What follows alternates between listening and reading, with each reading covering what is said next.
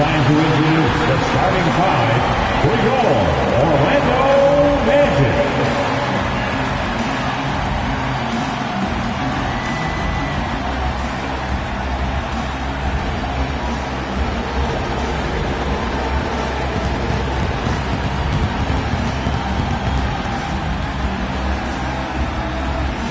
Standing at center, 6 feet 10 inches, number 35, Goga Batase.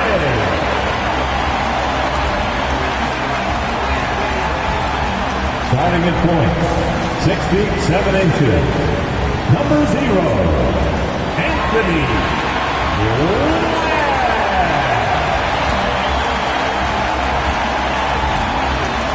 Starting at the other guard, standing 6'5", number 9, Desmond Bain.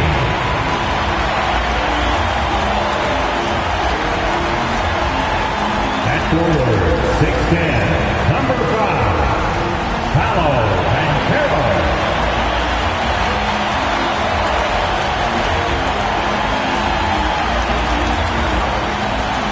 At forward, 6'10", number 22, Wagner.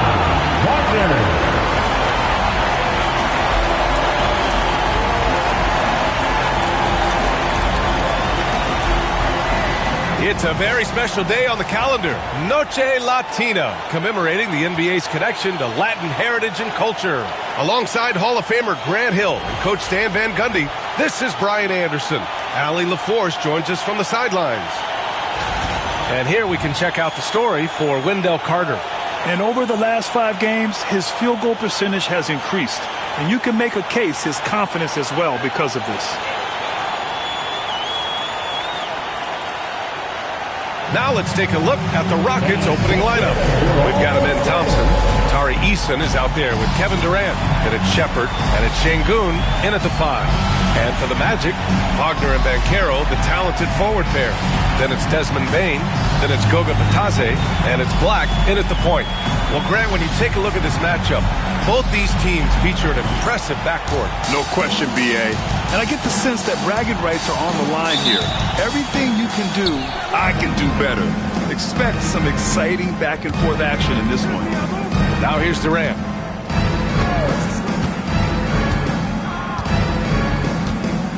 Lets it fly from 18. Connects. The jumper drops. And KD getting to his spot there. He thrives in the mid-range. Here's Black. Pass to Wagner.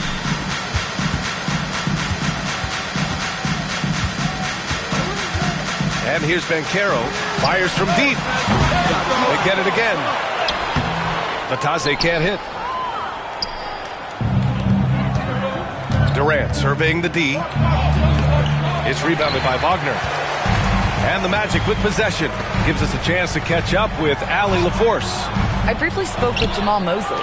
I asked him about the many difficulties that Kevin Durant presents to a defense, and Coach said with most guys you can force them left or right or send help. Kevin, he can always shoot over the top of you. Sometimes you feel helpless in that regard. Not a lot of solutions for a 7-foot sharpshooter, guys. Okay, good stuff. Thank you, Allie. Well, you gotta miss sometimes, but that one seemed like a gimme. Outside Durant. Outside Eason. Şengün, a screen on Banchero. Here's Eason. And he banks in the layup. Making a statement here early. Going right to the rack. I love it. Yeah, at this stage of the game, you want to be aggressive and get the other guys on their heels. Here's Black. 9 points in his last outing. Batase with a screen. And there's a whistle. He'll head to the line to shoot 2. It's going to be on Tari Eason. How about Paolo Banchero, Coach? What a special talent. The first overall pick back in 2022, and then the Rookie of the Year. Well, Brian, he's not just a scorer. He's a 6'10" playmaker, and getting that out of someone who plays on the front line and can also play as a small ball 5, Banchero's versatility makes him very valuable. First free throw is good. Well, after a decade of uncertainty, Magic fans now have a lot to cheer about. This is the most optimism they've had around the team since the Dwight Howard era. And it centers around their young star, Paolo Banchero. He is going to be a force for a very long time. So he hits 1 of 2 from the stripe. I'll say this, Banchero is a guy that opponents can't forget about for a second. And you see it in all the defensive attention he gets. Teams show him all kinds of different looks, and he draws a bunch of double teams in isolation. Now here's Wagner. 27 points his last game. Shoots over Shepard on the money from 12 feet away. Well, they missed their first 4 shots, but finally able to get one on the board. Sometimes you just need to see that first one go down. Bain against Thompson to the middle. Here's Shepard, and he was fouled while in the act of shooting, so he'll take 2 free throws. Grant, soft touch, but hard-nosed. That's Reed Shepard. Yeah, B.A. His shooting alone makes him a pro.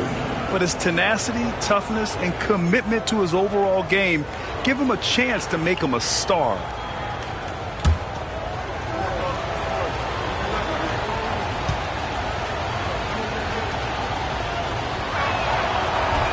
The first free throw is good. And Grant, you look at the Rockets' additions over the last year or two. There's an emphasis on toughness. Yeah, toughness, both physical and mental. Those are the kinds of veterans they've brought in. And that extends, of course, to the coaching staff, too.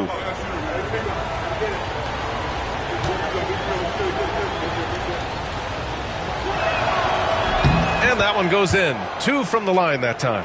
Yeah, when I watch Reed Shepard play, I'm sometimes reminded of John Stockton.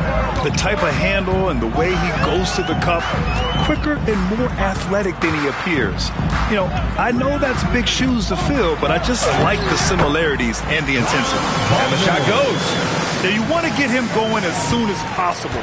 Great way for him to start this game. Yeah, and I'll tell you what, if he gets into a good rhythm early, watch out. And we've got a timeout called by Ime Udoka. I think right now he must be looking at some adjustments.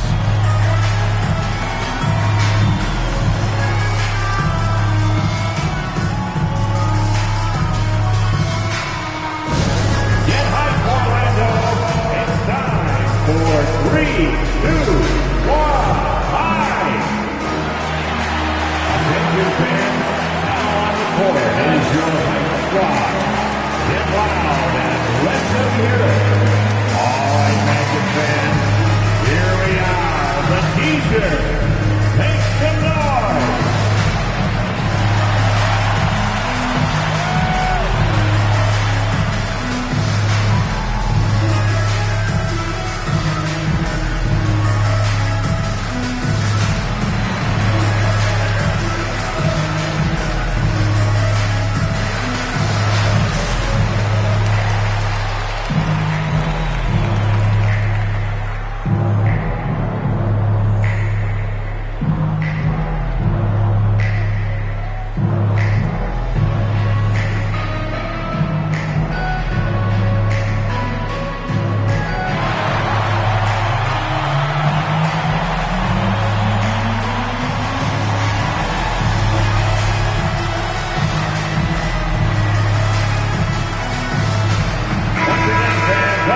Let's have a look at the leaderboard now and see the toughest defensive teams in the league these past 10 games. 5th best, the Magic. Well, their defense over the last 10 games has been exceptional. They're really getting after it and communicating well on that end of the floor.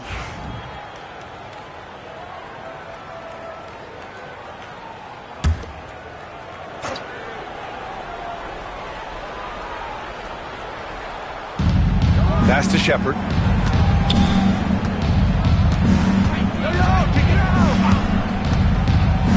Here's Thompson, guarded by Bain.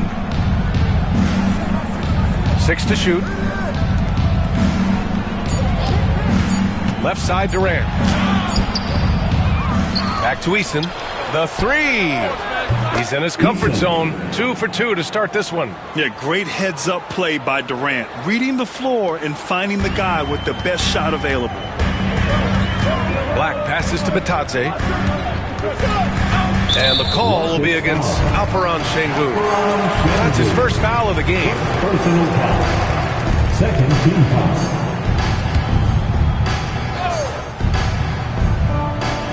Just under 3.5 minutes elapsed here in the first quarter. Banchero against Eason.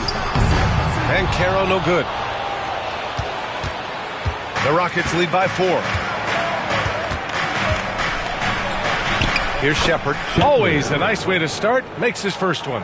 Oh, when we talk about the future of Shepard, scoring inside is very important to take his game to the next level.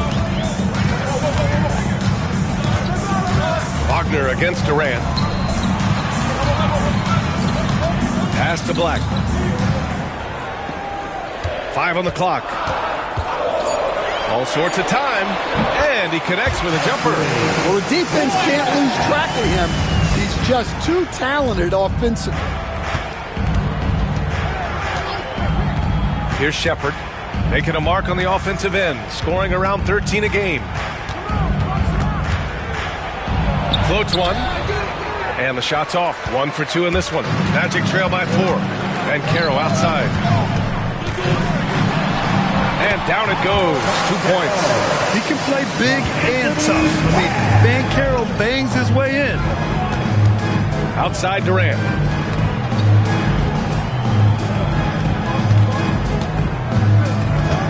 Pass to Eason. Şengün in the post. Working on Batase. It's rebounded by Batase. And we talk about the importance of protecting the rim. Right there, outstanding defense. Here's Black, a reliable offensive contributor, putting up almost 14 a game. Here's Wagner. No good. That would have tied it. Those are precisely the looks this team is trying to create. Yeah, quality offense will serve you well in the long run. You can't settle for bad shots. Here's Şengün. It's hauled in by the Magic. A tough loss coming against San Antonio in their last game. Yeah, they know they should have played better in that one. Not quite sure what happened. Yeah, look, that's not the kind of performance they would have liked. But the one good thing about this league, the next game's always right around the corner. Here's Black. To the inside. Batase.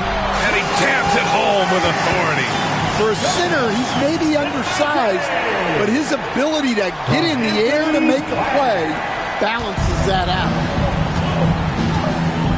And Ime Udoka has called timeout. He'll take the opportunity to regroup. We talk about how much of a grind the schedule can be, Stan, but here we are. It feels like this season has flown by.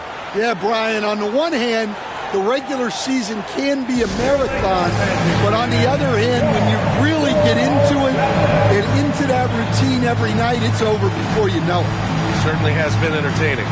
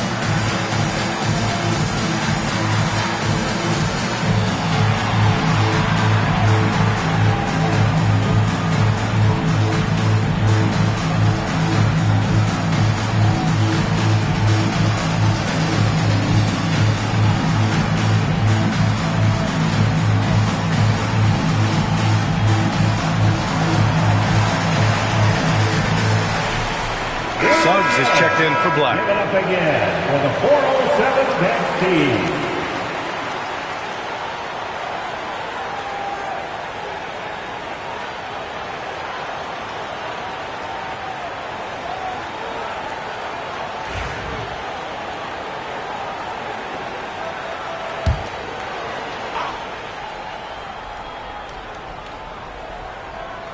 Here's Thompson.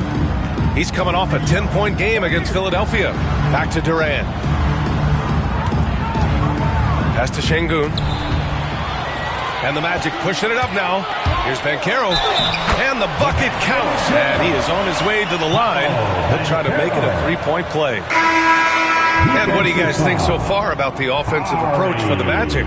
Well, their game plan has been very effective so far. They're working the ball inside, putting constant pressure on the defense. And I've also liked how they've attacked the opposition off of turnovers. I mean, just making them pay for every mistake out there. The free throw drops for Banchero. And the playmaking skills Banchero has already are outstanding. Just such a unique young player. Thompson outside. Pass to Shepard. Inside. Here's Durant. Ooh, good finish at the rack off the slick feed. Durant's gotten his second bucket. Pounding it inside early and often, setting a physical tone. Banchero outside. Back to Suggs. Yep, count it. And the Magic lead by 3. They're really working the paint now. The Rockets have gotten 5 of 11 shots to go. Here's Shepard. He's covered by Suggs. Durant, no good. Well, he certainly had trouble finding the mark this quarter. When you look at the career of Kevin Durant, he's had an amazing list of teammates, Grant. Yeah, that's true, B.A. And it started with Westbrook and Harden.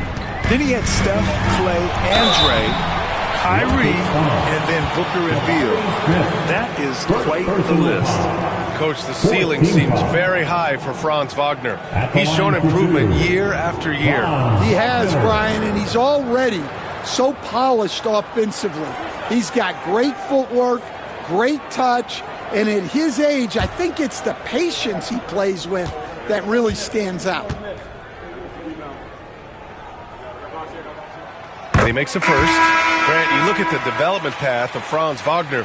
Not surprising he had an easier transition to the NBA. Well, think about this, B.A. I mean, he played against men very early in Germany, splitting time in Euroball, and at Michigan let him really develop in multiple ways. So he's seen it all and is still so young. Wendell Carter, he's checked in for Orlando. And both free throws good for Wagner. And the big fella with the skill level, showing a soft touch at the line. Smith with a screen on Bain. Smith outside. Lets the three fly. Connects from downtown. This is Smith's game. Set him up and he'll knock him down. Here's Orlando. They're on a 13-5 run. Wagner outside. Pass to Bain. The three is up. He's now 1 for 2 with that bucket. And both teams running long-range plays that are working. Well, you know it's become a three-point shooting league. Teams shooting a steady diet from outside. Now here's Smith. He had 10 points in the win against Philadelphia. Şengün, a screen on Bain. 6 on the shot clock. And so he draws the foul, headed to the line to shoot a pair. It's on Desmond Bain. Yeah, Shepard's so creative with the ball. He confuses the defenders. Houston shooting their third and fourth free throw shots of the night. Taking 2 shots.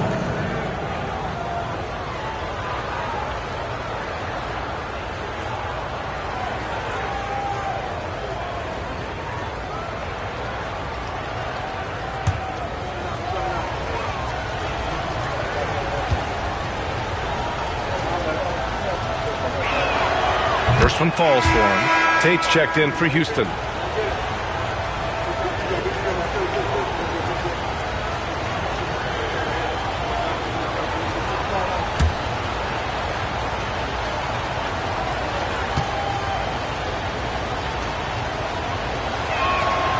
And so he hits both.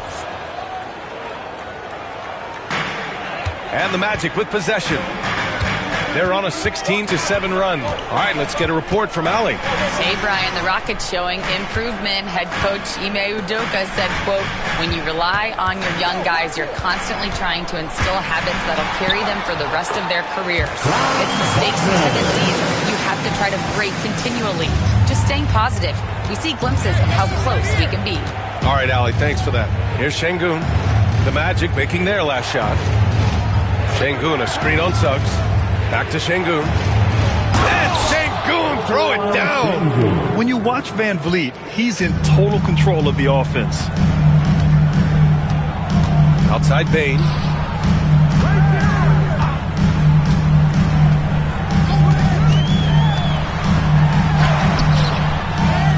Right side Carter.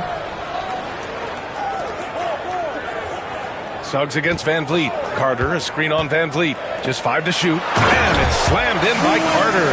Nice use of the pick. Suggs knew where he wanted to go with the ball and got it there. Pass to Shepard. Back to Van Vliet. Over Suggs. He hits the back iron and sinks it. Keeping the game simple. Van Vliet just working the defense and taking what he sees there. Suggs, the pass to Bain. Carter against Smith. Outside Carter. Pass to Bain. Shoots over Shepard. Bain, no good. Well, that's a miss you can live with. I expect they'll go to it again, especially if the defense continues to concede it. Stolen by Carter. Wagner with it. Tate picks him up defensively.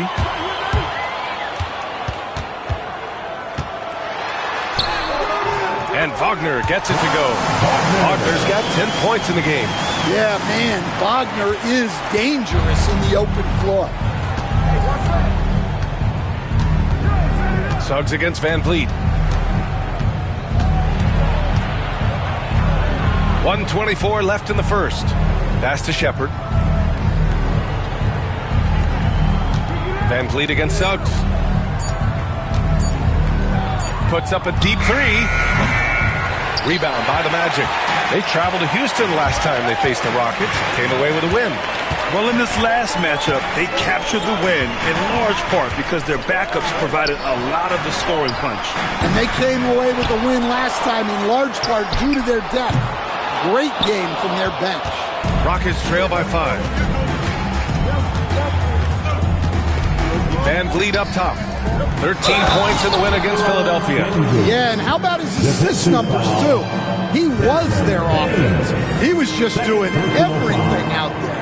Since being selected in the 21 draft, Alperen Sengun has really improved. Yeah, from 9 points per game as a rookie to over 20 in his third year. Sengun has averaged about 5 assists per game over a season. A huge number for a 6'11 post guy. He is so skilled. Durant, he's checked in for Houston. Okogie comes in for Shepard.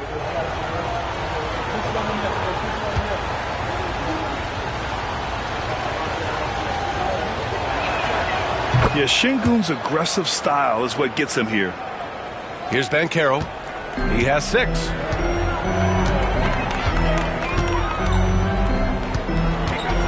He takes it in. Misses from short range. Yeah, not his best night in terms of shot selection. Lucky for him, his teammates have picked up the slack. That ties it up. Durant's got his 3rd bucket of the night.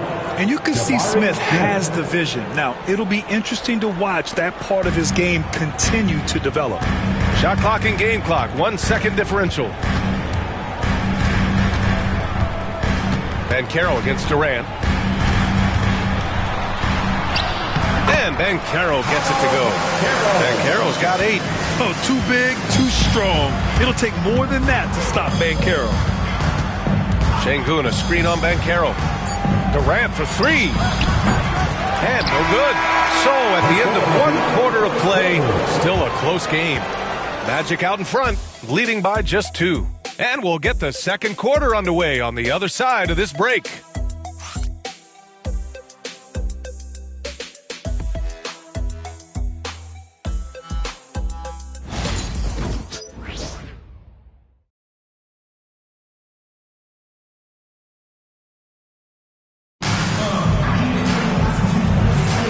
And it's been a pretty even game here after 1 quarter of play. And for Orlando, what jumps out to you guys, stat-wise? Well, there's no reason to take risky shots when you can collect points at the rim. Yeah, they've made a point to get inside on this defense, and it's been working like a charm early on. And Suggs has got the ball here for Orlando. It's off to Washington after this one, where they will face the Wizards. And that'll be their only game on the road before heading back home. So the Rockets 5 now. Josh Okogie is out there with Fred VanVleet. Then it's Jabari Smith. Then there's Kevin Durant. And it's Capella in at the 5 spot. Now here's VanVleet. It's rebounded by Banchero. Orlando leading. Pass to Suggs. Down low. Ooh, stolen by Smith. Right side Durant. Here's Okogie, guarded by Banchero. Here's VanVleet. Shot is good, off the back rim and in. Well, VanVleet likes to work up close and personal at the basket, always ready to take it inside. Banchero surveys. Three-pointer. Smith with the rebound. And the defense got away with one there. I mean, that's a shot he typically makes. Pass to VanVleet.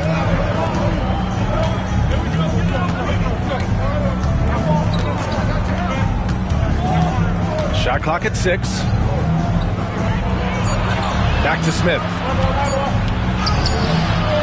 And he misses the go-ahead basket. Well, the Magic shooting at a 48% clip from the floor. Connaughton, right side. Outside Carter. Fires for 3. Sinks it from distance.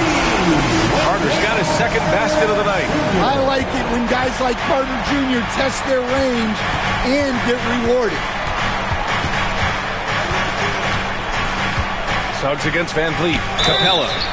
Oh, and there's the whistle on the shot. So 2 free throws for him coming up. For close to a decade now, Stan, Clint Capella has been a double-double machine. Brian, I think the key to Capella is he knows who he is. He's a great rebounder, rim runner, and shot blocker, and then he doesn't force things offensively, and that's why he's had one of the highest shooting percentages in NBA history. KYG, know your game.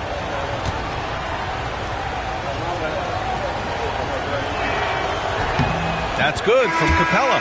You were there, Stan, in Miami at the inception of Heat culture. Give us a taste of it. Well, it's a little bit overblown in one way, in that everyone basically wants people who work hard and get in shape and compete. The difference maybe with the Heat is they just have a lower tolerance for players who don't meet their standards. Well, Capella's shot his fair share of free throws. Not his expertise at this point. Now VanVleet. He's averaging more than 12 a game. A consistent threat on offense. Pass to Okogie.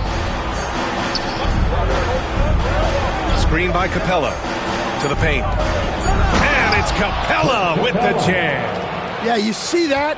Capella sets the screen, then gets to a spot where his man can get him the ball for the score. Here's Isaac. That one goes. Now he's 1 for 2. Plays like that make a coach's life easy. Love the work rate he shows on the glass to get the score. And we've got a timeout called by Ime Udoka. He wants a few moments to regroup with his players. It's your 407.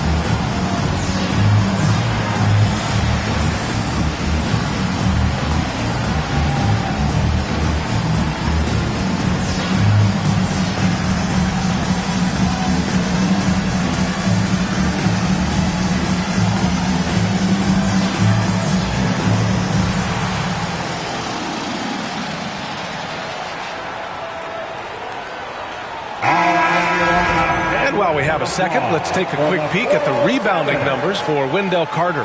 It's not a great trend for him. Not rebounding nearly as effectively anymore. Maybe it's his effort, or who knows, but that's something that needs to change. Here in quarter two, we played a little over 2.5 minutes now. Van Vliet with a screen on Banchero.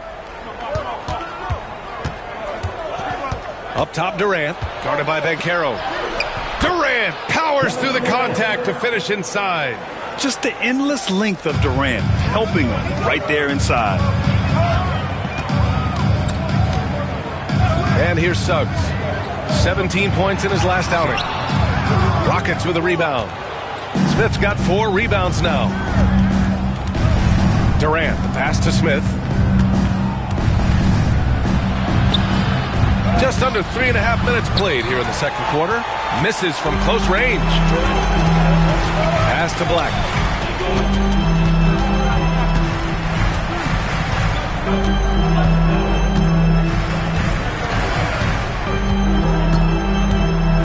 Suggs outside. Just 5 on the clock. Fires from the line. Kevin Durant pulls it in. Rockets trail by 3. To the middle. Here's Smith. Shoots over Isaac. Oh, great D that time from Isaac. Orlando has gotten 3 of their 7 threes to find the net in this matchup. Pass to Banchero. From the stripe. Banchero uses his size down there. Yeah, this is a part of Banchero's game they'd like to develop here in the league. And so Durant will bring it up for the Rockets, coming off that win against the Sixers. Yeah, they were really able to keep their intensity high throughout the game. Never really saw them back off.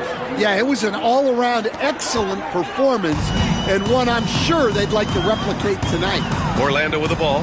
After the basket by Houston. Here's Banchero. And Orlando again with the bucket. I mean, it's incredible. Banchero can be so dominant. A young player with such a promising future. Pass to Capella. Back to Van Vliet. From 7 feet. And it's Orlando with a rebound. Banchero passes to Black. Back to Banchero.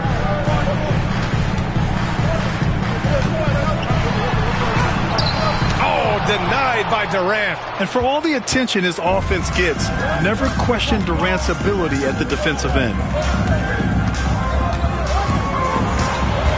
Shoots from 12. The rebound by Carter. Magic leading by 5.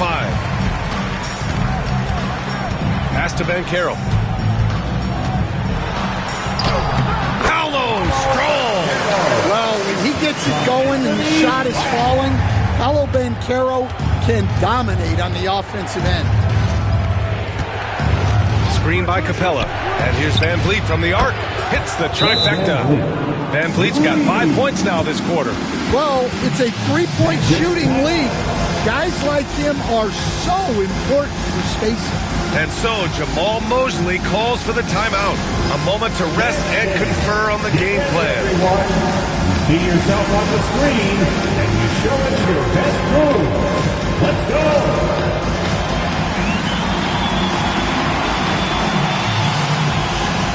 You need dance lessons.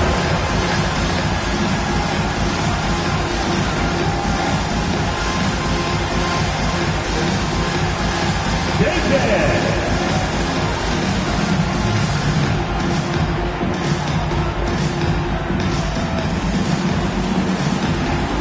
Bring those moves!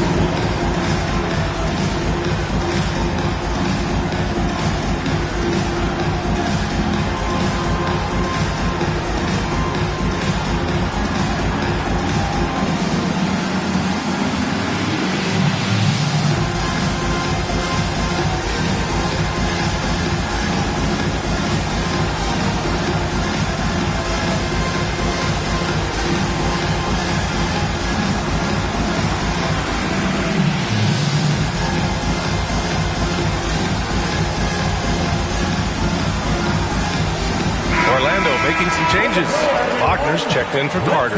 Franz Wagner comes in for Isaac. And it's Desmond Bain in for Suggs. And a new group getting ready for the Rockets. Şengün checked in for Clint Capella. Eason comes in for Smith. Thompson, he's checked in for Okogie. And it's Shepard in for Fred VanVleet. Magic leading by 4.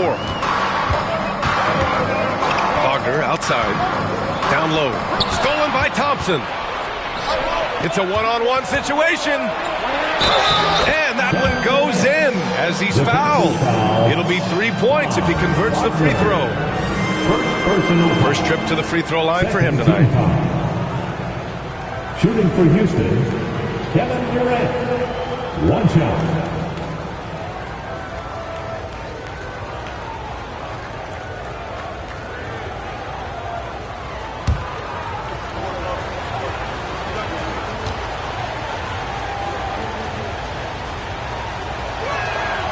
Well, when you look at the forwards in this league, there are a lot more Grant Hill types out there these days, partner. Well, thank you for the nice words, B.A.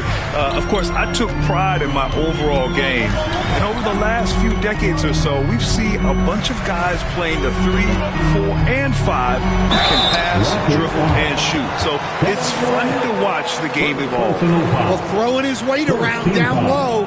Wagner getting to the line. And he'll take his 3rd and 4th free throws of the night. 2 shots.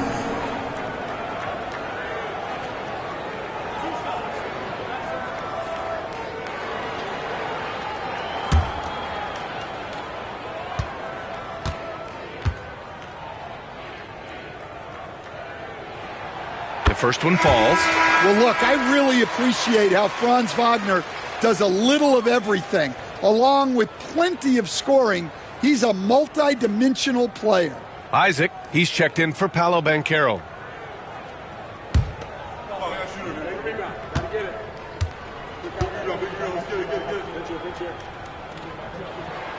And both free throws good for Wagner. Well, he's been very good at the line, and we all know free throws can make or break you in the end. Şengün, the screen. Here's Shepard. Pass to Eason. It's hauled in by Black. This has been a close game in a lot of ways, but they do have an edge on the boards. Rockets foul. Shepard.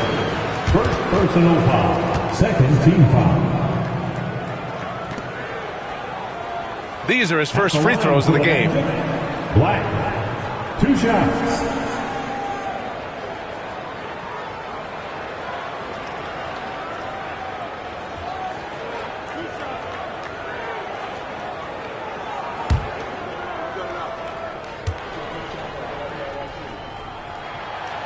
And he drops the first. Yeah, just knocking down every free throw. I mean, I love to see this kind of efficiency.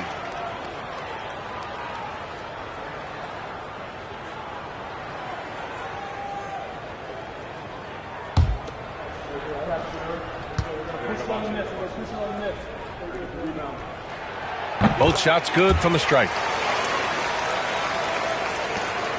Rockets trail by 5. Outside Eason.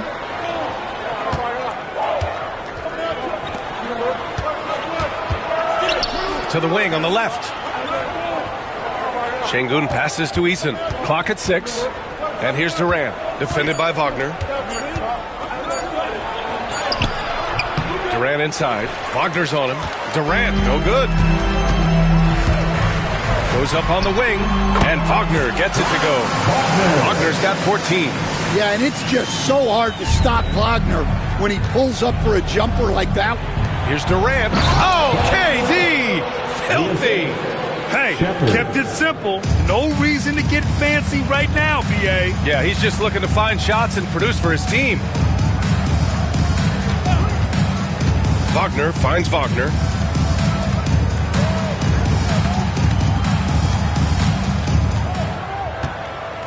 Here's Black. The Magic need to put one up here. Jacks up a 3. And it's Wagner missing. And he almost made them regret defending him so loosely. And let's send it over to Ali LaForce. Well, similarities in the games of Alperen Şengün and Nikola Jokic a couple years back. Jokic suggested that Houston run their offensive more through him, and they have. Jokic said that's going to benefit the whole organization. He wants to pass and play for the team. They'll move when the ball is in his hands. Brian? Well, Jokic would know. Thanks, Allie. Orlando making a switch here. Suggs is checked in. And a change for the Rockets. Van Vliet's checked in. Wagner outside. 4-3. And the rebound goes to the Rockets. Şengün's got his 5th rebound in this one. Outside Eason.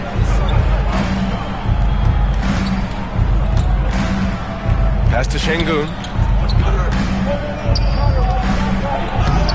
Nice D from Wagner. Orlando leading by 5. Here's Black. Wagner on the wing. Lets it go from deep. Good. And that makes him 6 for 9. A quality game for him so far. It's been a dominant night for him, staying productive throughout. Here's Shepard. Now Şengün. Pass to Van Vliet. Here's Eason. Tried to answer back, but that 3 is off the mark. Orlando has gone 3 of 6 from outside in the second quarter. Well, if you went into the lab and created the perfect wing, it might be Desmond Bane, coach. Well, Brian, this guy's so strong. He can guard bigger guys, and his three-point numbers are crazy. Desmond Bane well over a 40% three-point shooter for his career. Now here's Van Vliet. He's got 7. Şengün, he's open. Gets an open look and hits it. Şengün's got 7. We love to see Şengün's confidence continue to grow. Just fantastic work off the catch. Fast break. Here come the Rockets. Here's Van Vliet. And that bucket makes him 4 for 7 today. Good production. And off the jump, they were effective from deep. I don't know why they haven't continued to fire from out there. Pass to Suggs. Wagner with a screen. To the inside. And the powerful one-handed slam. Well, look, you can't let Wagner get this deep. You deserve to get dunked on when you give him this position. And stolen by Suggs. It's 2-on-1. Moving it up. He pulls it. And another basket for Orlando. Now, he led him with the pass there, almost like a quarterback timing a route. That was impressive. Here's Şengün.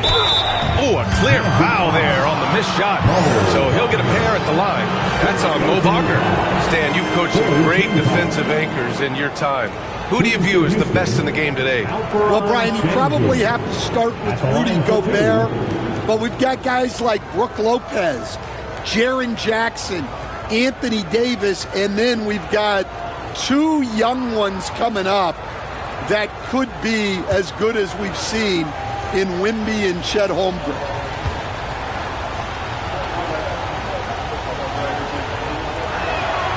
And he knocks down the first one.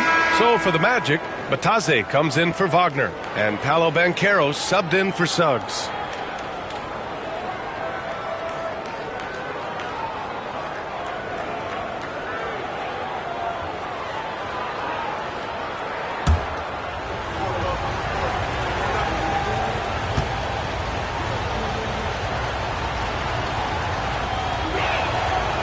That one misses. And they're doing strong work on the glass. A +5 advantage for them. Payne, the pass to Batadze. Now Wagner, defended by Thompson. And Carroll with a screen on Thompson. Inside. And Banchero with a bucket on the assist by Wagner. Banchero's got 8 here in this quarter. Yeah, with this bigger build, Banchero sets a solid pick, and then he quickly rolls into open position. Eason, a screen on Wagner. Wagner against Thompson. Shot clock at 6. And Şengün, throw it down. Yeah, textbook work by Şengün, setting a solid screen and then getting open. Black passes to Banchero. Wagner against Thompson. To the inside. Here's Batadze. And he takes the fantastic lead pass up strong for the slam. Oh, not the defensive effort they need to cut into the lead. Boy, good call. You have to at least try to protect the rim. Yeah, I'd consider calling timeout right away after that one. The defense has to be better there. Now here's Şengün.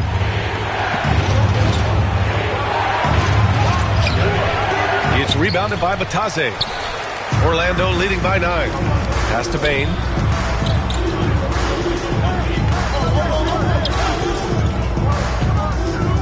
And the call will be against Fred VanVleet. That's his first foul. Tough break for the defense. I mean, he took the hit, but he didn't get the call. Number 10, Jabari Smith.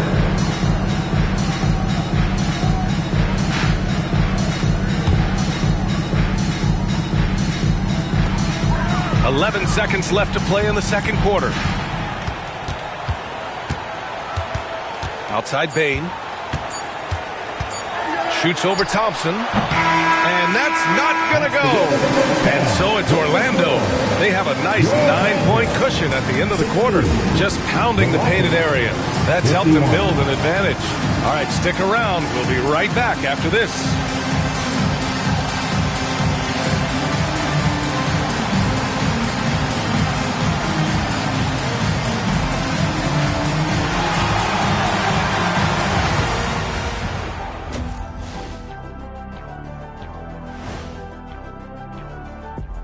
Happy you could join us. First up, let's talk about the players of the week. The Eastern Conference winner, Trae Young. Young's offensive output has been off the chart. He's always a high usage guy, but lately, almost every play seems to run through him, moving the ball with exceptional skill and having no trouble finding shots for himself or his teammates. And looking back on the first half of our game, it hasn't gone according to plan for the Rockets. They're within striking distance. They've done a few good things out there, but rebounding is not one of them, Shaq. Probably the difference in the game, which I'm sure Coach is reminding them of. Thanks, as always, for watching. Let's head back to Brian Anderson and crew for the start of the second half.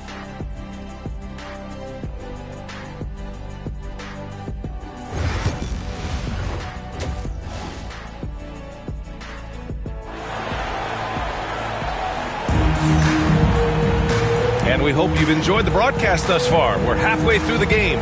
When you look at Franz Wagner, what a contribution. Yeah, he's showing off how skilled he is at attacking the defense and converting at the line. Well, he's also a pretty good actor. He sells fouls really well.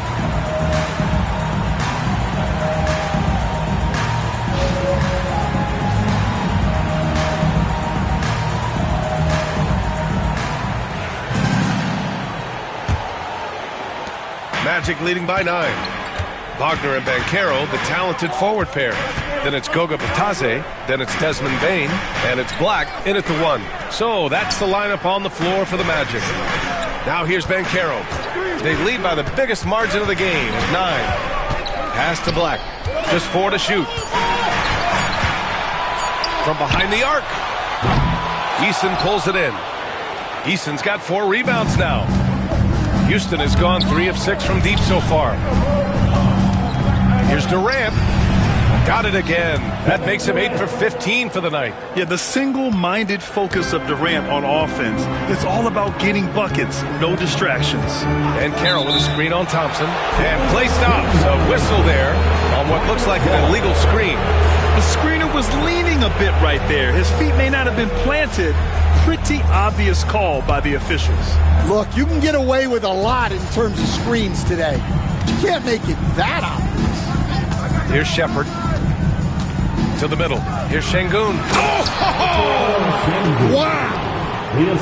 Yeah, great finish by Şengün. I love when he goes up with power. And that replay courtesy of the AT&T 5G Slam Cam. Orlando leading by 5. Pass to Banchero. Down low. And he says right back at you with a big dunk of his own. Oh, excellent way to pad the lead. Yeah, especially when it's your one throwing it down like that. It shows you're able to attack the rim from any position. Now here's Şengün. He's got 12. Durant. And it's slammed in by Durant. Yeah, one of the most skilled players we've ever seen. Durant just continues to dominate offensively. Banchero outside. To the paint. Kicks it out to Wagner. Vitesse with a screen from deep. And Wagner is good for three. Wagner's got 20. Well, it's a luxury that Wagner is so versatile in the two-man game. Pass to Şengün. Inside. Here's Eason. It's Eason with the jam. Yeah, his athleticism more than makes up for his lack of size. Allows him to compete even against bigger guys. Now here's Wagner. Give him 20. And there's the rejection. Durant with it. Wagner picks him up. Here's Shepard.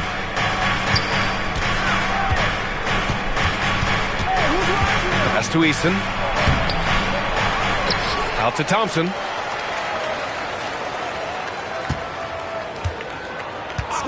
Six to shoot.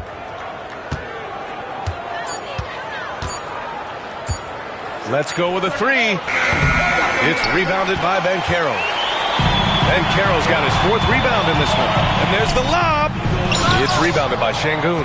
That could have been an easy pass and finish. Not really sure what went wrong. Yeah, that just comes down to the timing being off between those two guys. And a peek at the rookie leaderboard. Looking at the best assist makers over the second half of the season. Second, Reed Shepard. You see the progress as the season's going on. His command of the offense just continues to grow.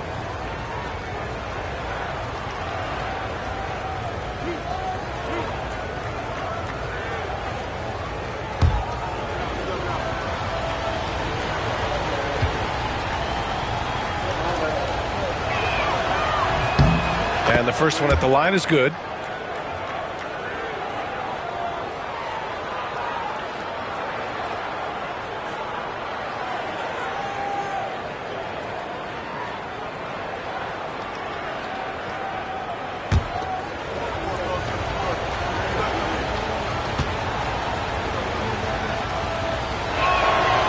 And good on the second, so he makes them both.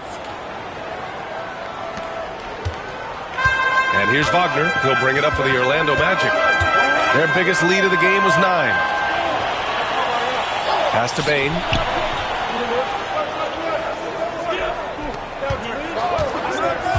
To the inside.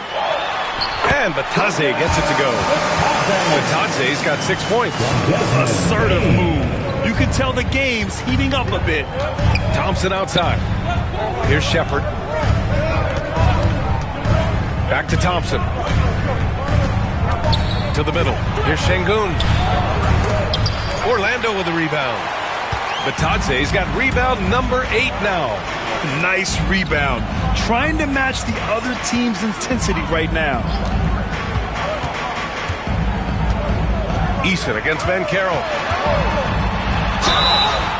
So it'll be 2 free throws. He was fouled in the act of shooting. It's going to be on Tari Eason.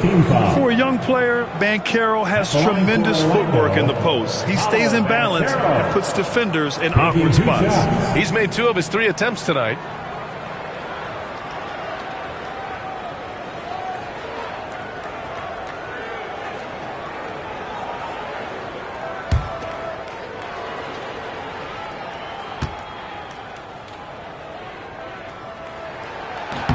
First one falls for him. Well, you know, he's already an all-star level talent.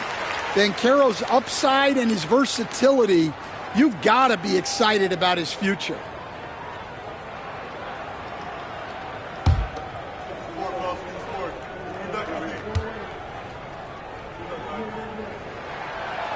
And Banchero drops them both. He gets to the line a lot. Banchero knows that and works on those shots at practice. And we've got a timeout called by Ime Udoka. He's going to gather the troops and talk it over.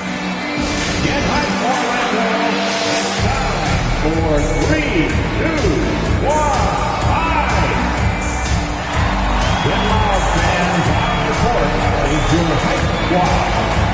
3 T-shirts are headed your way. Stand and let us know if you want one.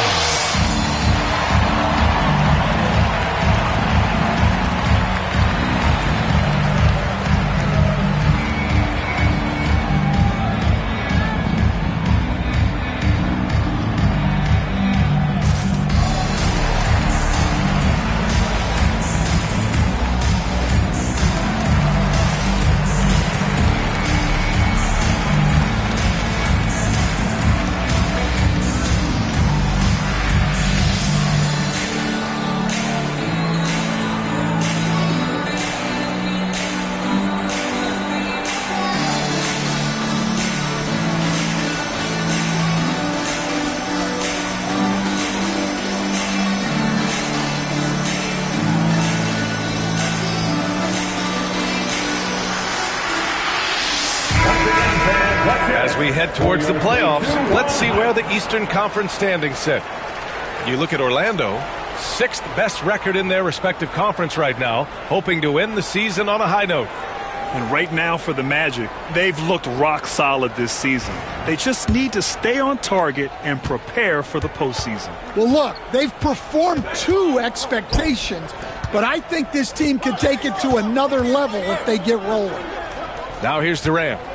19 points in the game. And that one's good. Durant's got 6 points in the quarter. He's really finding his rhythm here. I mean, smart move to keep feeding him the ball. Yeah, when you have a guy playing like he has been recently, he's got to be the first option on every possession. Payne against Thompson. Thompson with the block. Decent reach and solid instincts, allowing Thompson to get a hand on it. Pass to Shepard. Back to Thompson for 3. It's hauled in by Black. Black's got his 4th rebound in this one.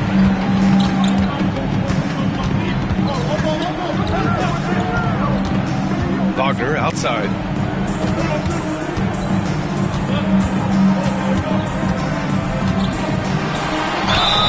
And you can count it. He'll go to the line with a chance at a 3-point play.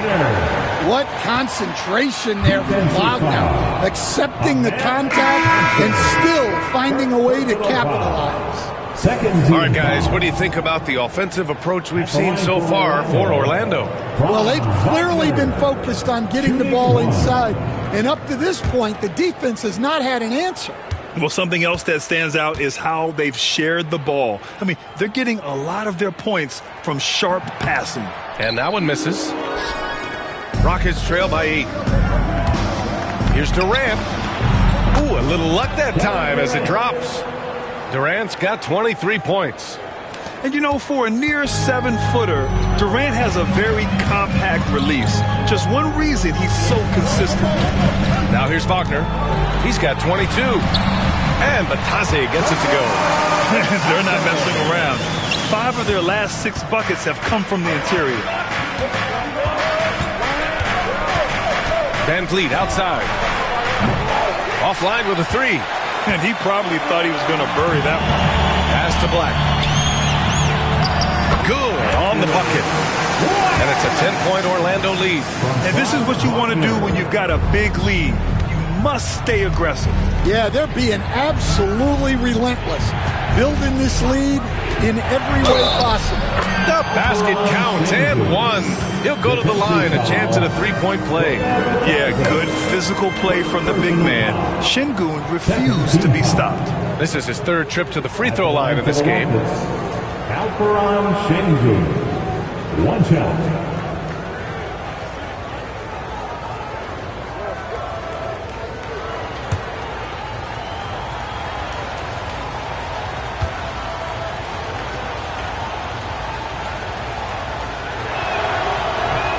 Şengün, no good on the free throw. I'll tell you what, they've been aggressive and they've been physical. Pass to Banchero. Wagner against Durant. Wagner inside, goes back up. Here's Batase. And at last, they get one to fall. Batase's got 6 in the quarter. Yeah, that's a great decision by Wagner. Quickly getting it to the open man. Van Vliet, the pass to Şengün.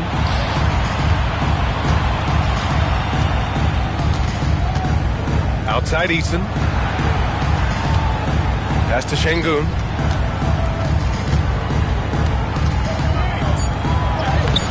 Orlando with a rebound. Batase's got double-digit rebounds now in the game. And Carroll passes to Batase. And give him another one. He's 6 of 8 and looking solid. And force feeding the ball inside. I mean, no reason to go away from what's working. Pass to Shepard. Şengün with it.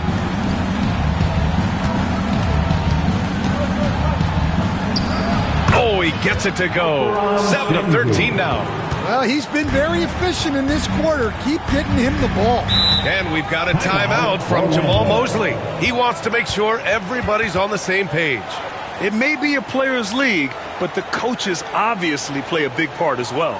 And this is when a coach earns his paycheck. Analyze the situation and give your players the information they need to succeed.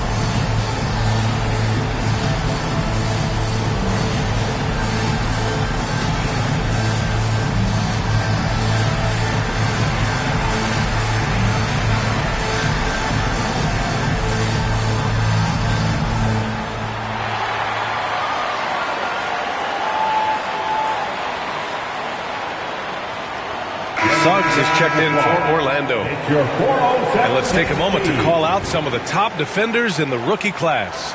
Reed Sheppard, fourth. You just love the effort he puts in on defense.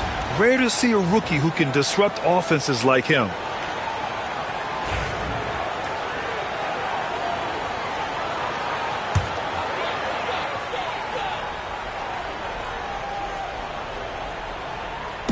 Rockets on D. And Carroll passes to Suggs. Now Bain. Natase with a screen. Bain, no good. Well, this is certainly not the game he was hoping for offensively, but they've been able to find points as a team even without his contributions. Now here's Van Vliet. He's got 9. And that one goes. He's shooting 5 of 9 in this one. Well, all of us coaches, we love when you can create looks in close. You know, Grant and Van Vliet, they've got a guy who's been through everything in this league. Yeah, B.A. Van Vliet's seen it all. He's won a championship. He's been in the All-Star game. He's been on a last-place team. But no wonder nothing seems to faze him. Coach, you look at someone like Jalen Suggs. Man, has he improved his shot. Yeah, Brian, I think you've always loved the effort that he brings at the defensive end of the floor. But now he's a much more efficient shooter, much more decisive, and really understands his role.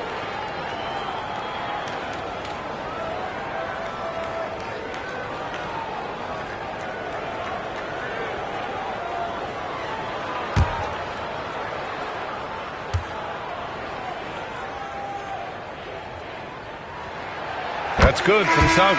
And a vital mission for the NBA, mental health. Commissioner Silver has said it's the most important issue for the league. And I applaud Adam for those comments he's made about it. I mean, the season is so difficult. It can really take a toll on your mind. So it's great the league is trying to help players out through this. Smith, he's checked in for Houston. Tate comes in for Durant. And that's good as he hits both shots. Well, one thing you like about Jalen Suggs is this guy's a hard worker. You see that on the court, and you see it off in the way he's continued to work on his game. Şengün. Orlando with a rebound. And right now, they're +8 in the rebounding category. That's helping them run away with this. Outside Bain. Suggs surveys the D. Pass to Ben Carroll. Another miss by Orlando. Rockets trail by 10. Here's Sheppard. Give him 8. Şengün, the screen.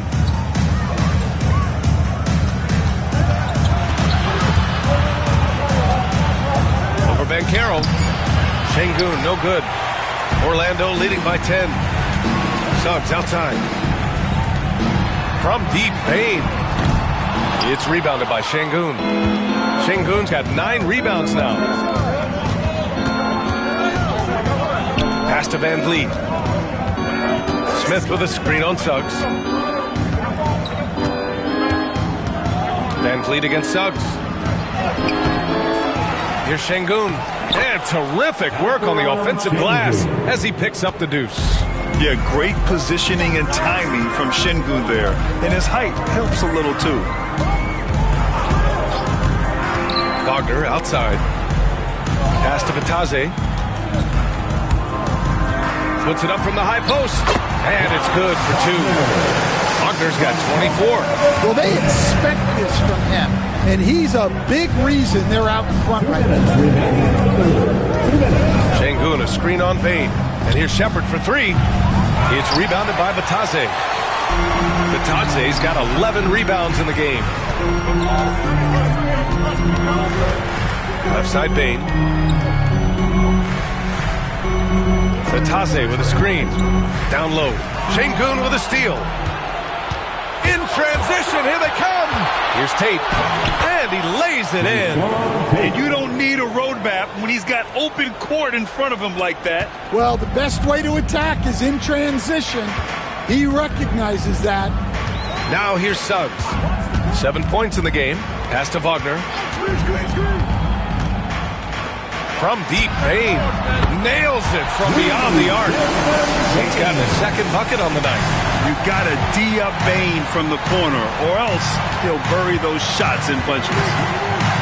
Şengün, a screen on Suggs. Wing shot on the way. It's rebounded by Wagner.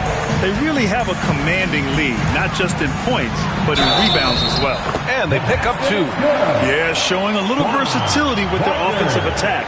In the first half, it was about the 3-ball. In the second half, they've emphasized interior scoring. And this is his 4th trip to the free throw line tonight.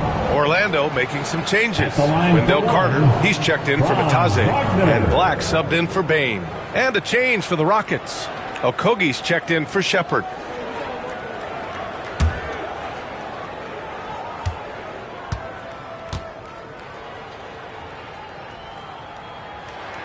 Free throw good. Wagner. 52 seconds left to play in the 3rd quarter. Pass to Şengün.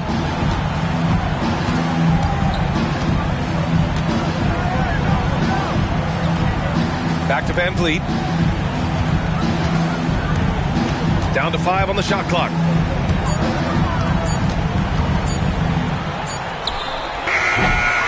Oh, he used the shot fake to create the angle, but he couldn't get it to fall.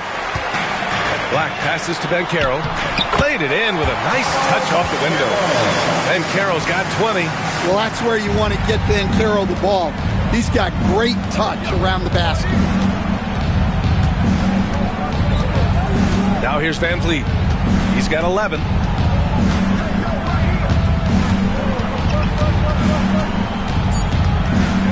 To halt the run. Here's Şengün. Well, through 3 quarters of play, down double digits. It may be difficult to overcome. It's the Magic, up by 16. And we're coming right back after this break to get the 4th quarter started.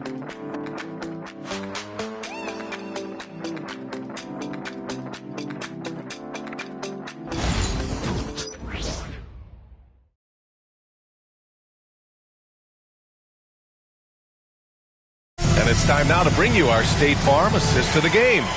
Now, I know he's a big man, but he's got some point guard in him if he's making passes like this.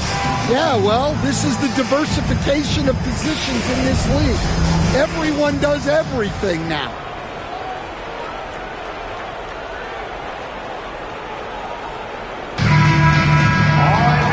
And with the 4th quarter upon us, time is running out for this game to become competitive.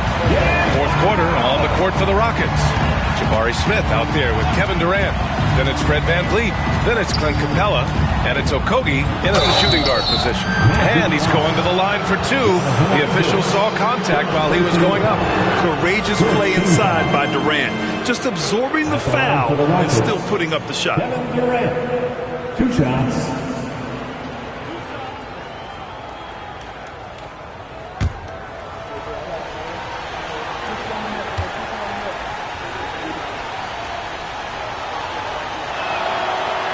good on the free throw. Yeah, the most impressive thing about Durant's career is his efficiency as a scorer. Given the amount of defensive attention he draws, it's quite impressive.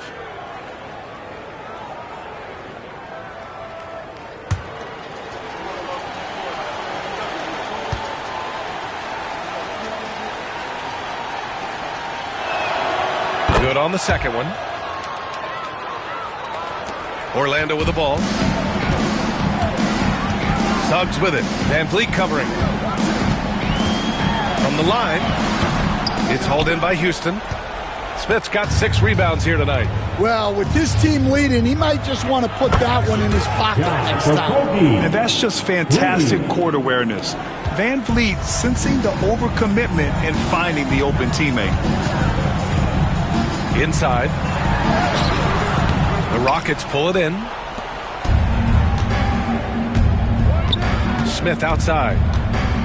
Pass to Okogie.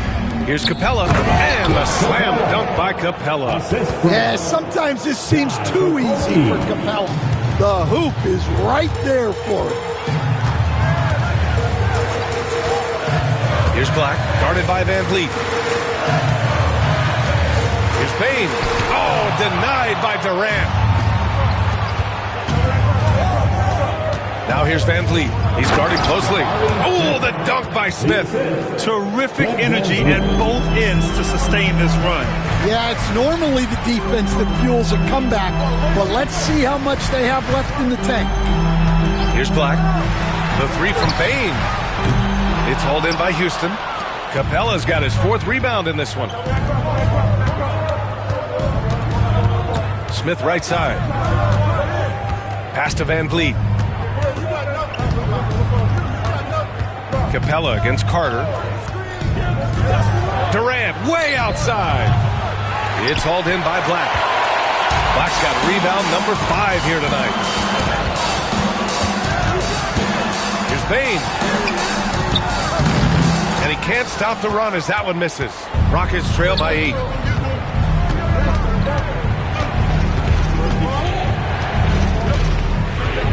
Smith passes to Van Vliet. Durant with it. Back to Capella. Stolen by Carter. In transition, the Magic on the run. It's good. And he drew contact on the shot, so he will go to the line. A 3-point play opportunity. And Houston making a change here. Shepard's checked in. Personal foul. First team foul.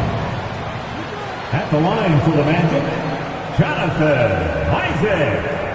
1 shot.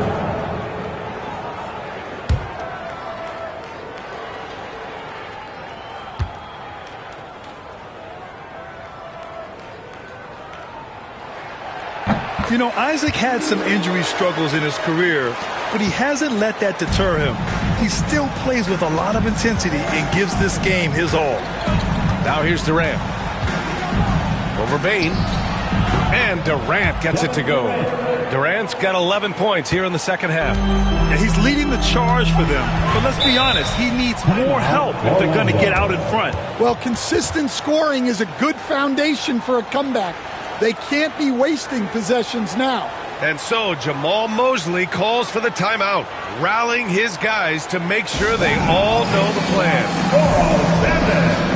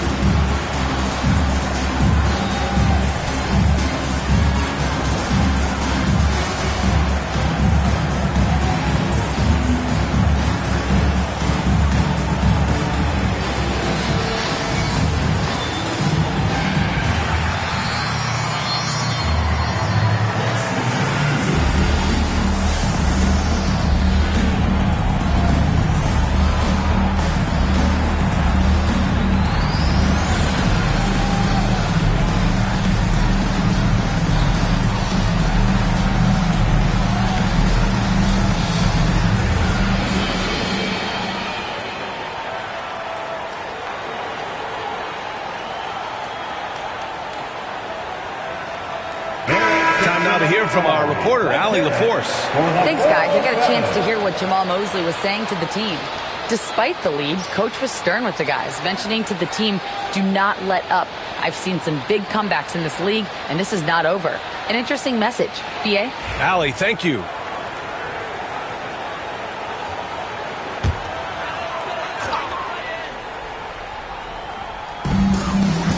Bain, the pass to Suggs. Capella with a block. Offensively, you have to be aware of Capella. He is a block master. 6 on the shot clock. Kicks it out to Isaac. There's the 3. Rebound by Van Vliet. Well, that's what the defense has to do. Make that shot as uncomfortable for him as possible. Pass to Capella. Now here's Durant, guarded by Bain. Capella, screen on Bain. Releases. Misses off the left iron. Orlando leading by 9. We played just over 3.5 minutes now in the fourth quarter. And it's Kevin Durant with the foul. That's foul number 2 for him. Orlando making a switch here. Batase's checked in. Number 35, Goga Batase.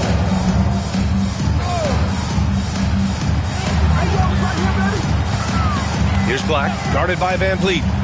Here's Bain. Orlando again missing. He is really scuffling this quarter offensively. Perhaps a little frustration setting in. Here's Smith. Capella, the pass to Smith. Back to Capella. 5 to shoot. And here's Shepard for 3. And Clint Capella picks up the foul. That's his first foul. Paolo Banchero, he's checked in for Orlando. Wagner comes in for Desmond Bain. Magic leading by 9. Suggs outside.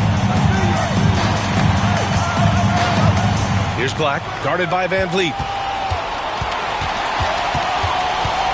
Wagner inside. Durant's there. Oh, he hangs in there and cashes in on the second chance points. And the Magic lead by 11. They just look so overwhelmed inside. Yeah, that's why they continue to get attacked. Outside Durant. Takes a 3. It's rebounded by Banchero. Banchero's got rebound number 7 tonight. And you have to think that they're leading this game because of how they've controlled the boards tonight. They're winning the battle down low by imposing their will. And so Durant will bring it up for the Rockets. They've allowed just 7 points here in the fourth. Smith with a screen on Wagner. For 3, Durant. And it's Orlando with a rebound. Black's got rebound number 7 tonight. Pass to Suggs. Banchero against Capella. Puts it up from 12. Banchero no good. Rockets trail by 13. Here's Durant. Good. And Van Vliet gets the assist. Durant's got 13 points here in the second half alone. Orlando has gone 0 for 2 from outside here in the fourth quarter. Van Vliet against Suggs. Pass to Banchero. From downtown, the big man, Banchero, showing the range. Draining his first 3 of the game. No doubt, hoping to build up a little momentum from outside. Picked by Smith. Beyond the arc. Drains the triple. Smith's got 5 points now this quarter. And he likes to be the answer guy. Smith with a huge response 3. Durant against Wagner. Here's Black. And off the front iron, and it goes. And the Magic lead by 13. And they're just taking what the defense gives them. And right now, that's the interior. Capella in the high post. Working on Batase. Outside Durant. Shot clock at 5. Kevin Kevin Durant, unfazed by the D. You got to push Durant farther away than this, or he will make you pay. Black passes to Suggs. Now here's Banchero.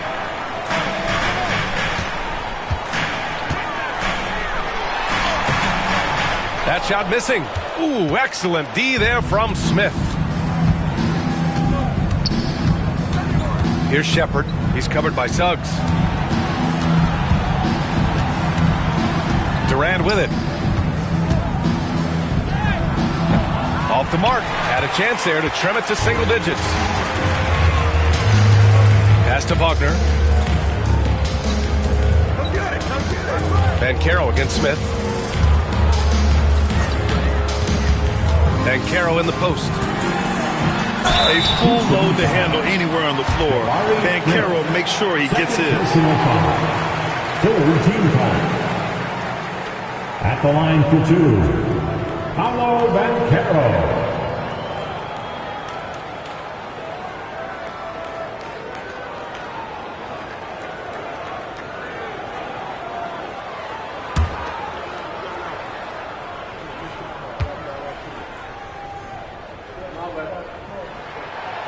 That free throw misses. Desmond Bane, he's checked in for Suggs.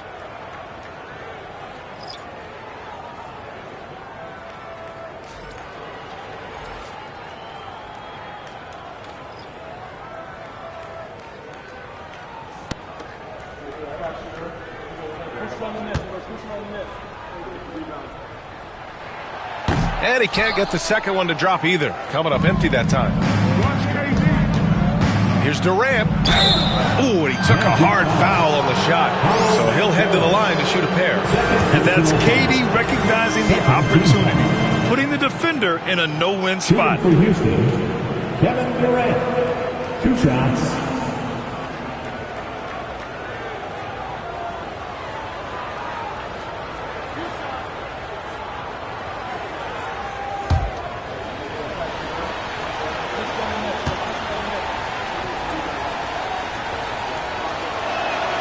The first free throw is good.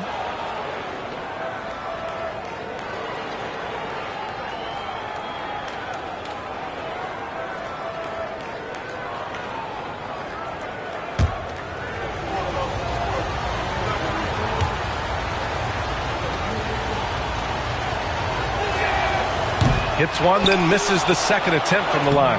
And Şengün gets it to go. You gotta love how Şengün attacks on the interior. Magic leading by 8. Black passes to Batadze. Payne surveying the D. Pass to Black. And here's Wagner. To the paint. And Banchero with a bucket on the assist by Wagner. Wagner's got 9 assists now tonight. Rockets trail by 10. Thompson outside. Here's Shepard. Outside Eason. Pass to Şengün. Clock at 6. Thompson in the post. Guarded by Bane. Thompson's shot is off. Orlando has gone 1 for 3 in the fourth quarter from range. Here's Black. And the dunk to finish it off. A beauty. Oh, excellent way to pad the lead. Yeah, especially when it's your one throwing it down like that. It shows you're able to attack the rim from any position. Now here's Durant. It's rebounded by Banchero. Banchero's got 8 rebounds in the game. Wagner, the pass to Banchero. Off target from 3-point range. Rockets trail by 12. Pass to Shepard. The 3 is up. The basket's good. Off the assist from Thompson. Well, this is Shepard's shot. The defense can't afford to give him this much separation. Shepard's gone 1 of 3 from distance. Now Bane. And we've got a timeout from Jamal Mosley. He is not messing around. Calling them into the huddle.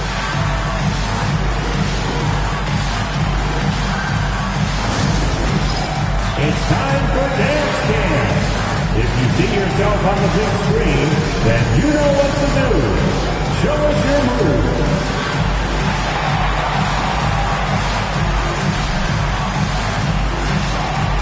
Oh, sit down.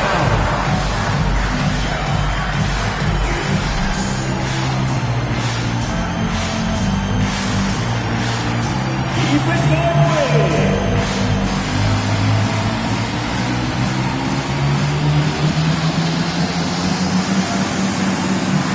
You have the camera on you.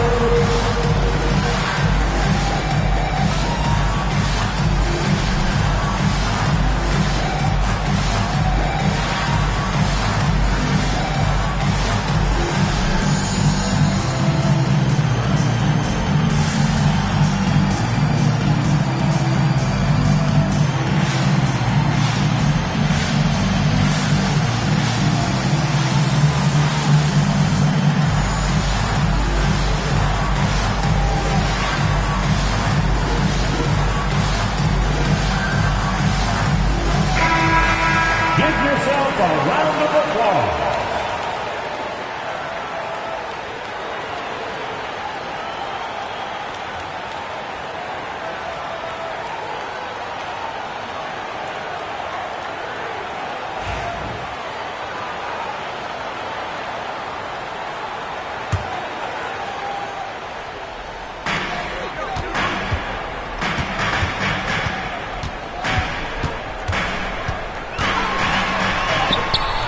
It's hauled in by Houston. Something's off about him this quarter. Yeah, and sometimes guys just start pressing. The best thing for him is to just slow it down and concentrate on solid shot selection. Here's Black. Wagner outside. Pass to Ben Carroll.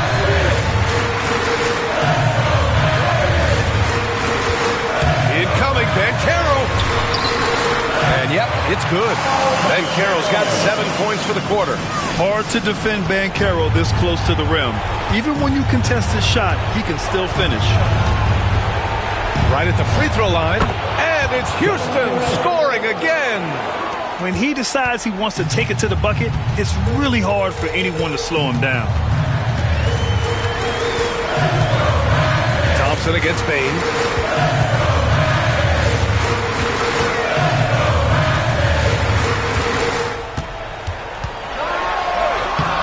It's not going to go for him. Nice D from Thompson. Rockets trail by 6. And here's Shepard for 3. And Houston another 3. My goodness, the rookie, Shepard, has some ice in his veins. Bain against Thompson. Atase with a screen. From 15 feet away. And he can't bank that one in.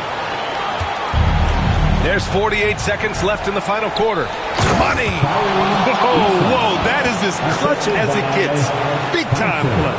Yeah, don't you just love to see a player embrace that kind of pressure? Now here's Bain. Knock loose. Fast break. Here come the Rockets. Count it, and the foul. It's on Desmond Bain. And attacking with reckless abandon, somehow Thompson able to get through. At the line for the Rockets, Thompson, shooting one.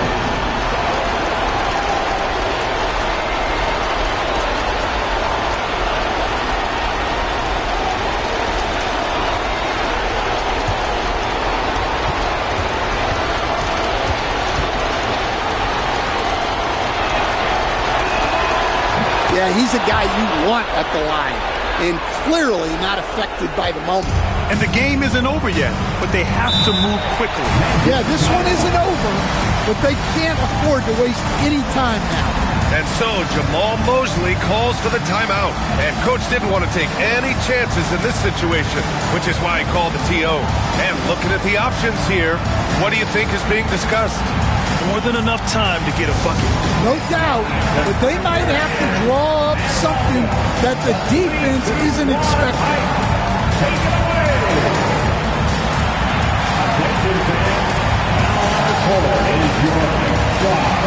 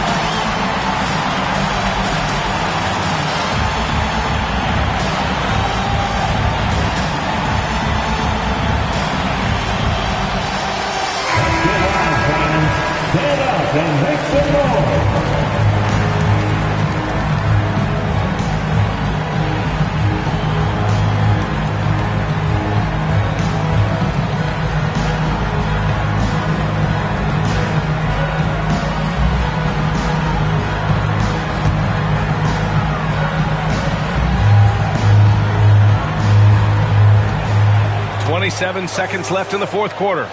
Pass to Bain.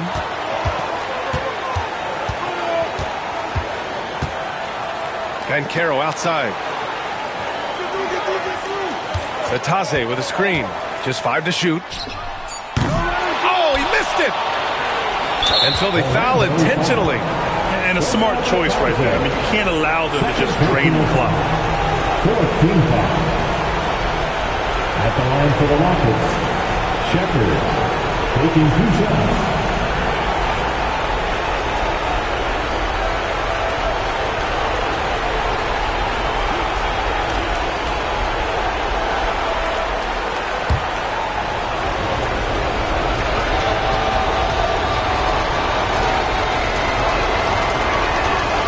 He hits the first one, and that makes it a 3-point lead.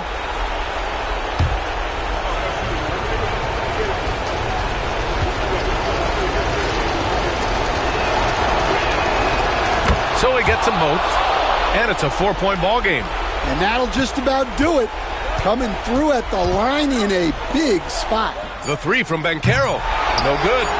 He's been tremendous at corralling misses all night long. No doubt how much those boards impact the overall outcome. You can't give them extra chances. And so the big win by Houston in a tight game. Just a gutsy performance on the road. It really was. When this one was up in the air late, they showed how tough-minded they are as a team. All right, let's send it down to Allie LaForce, who's with our player of the game. Katie, you were able to clamp down defensively as the game wore on. What was the key there? Well, we stayed patient. We contested shots. They hit some tough ones early on. And I think in the pick and roll, we made a solid adjustment, and we turned that around. Coach made a great adjustment, and we was able to get rebounds and go. The patience was so important. It paid off. Thanks, Katie. All right, Allie, good stuff there. Thanks for that. And that about wraps it up. Alongside Stan Van Gundy, Grant Hill, and Allie LaForce, this is Brian Anderson saying thanks for tuning in to the NBA on 2K Sports. And as we leave you, here's a look at our player of the game, Kevin Durant.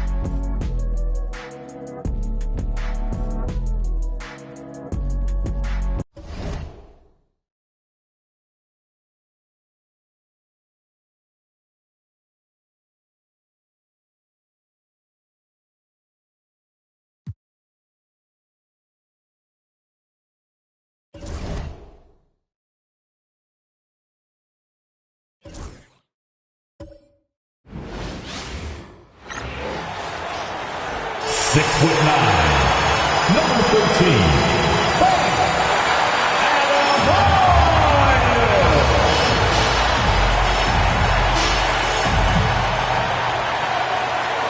Welcome, everyone, to Noche NBA. A Latin theme is the backdrop to tonight's festivities. This is Kevin Harlan with Greg Anthony and Brent Barry. From the sideline, we'll have David Aldridge. We'll be hearing from him in just a moment. Just a quick look now at how the point totals have looked over the last several months for Andrew Wiggins. Look, sometimes you go up, sometimes down, and the trend has been on the downward side in terms of his average points per game. And a variety of factors can be the culprits. And a lot of times you focus on the efficiency more than just pure point output. And now the opening lineup for Detroit. Inside for him, it's Harris and Durham. Cunningham is out there with LeVert, and it's Thompson in at the 3 spot. And for Miami, Mitchell is out there with Hero. Then it's Bam Adebayo. Then it's Andrew Wiggins, and it's Ware in at the pivot spot, manning the middle. We can expect more of a methodical pace, Brent, I think, in this one. What do you think? Yeah, you're right, Kevin. Both of these teams love to run their offense in the half court. They'll slow things down. They'll love the setups. They'll try to manipulate a couple of the plays to get matchups they want.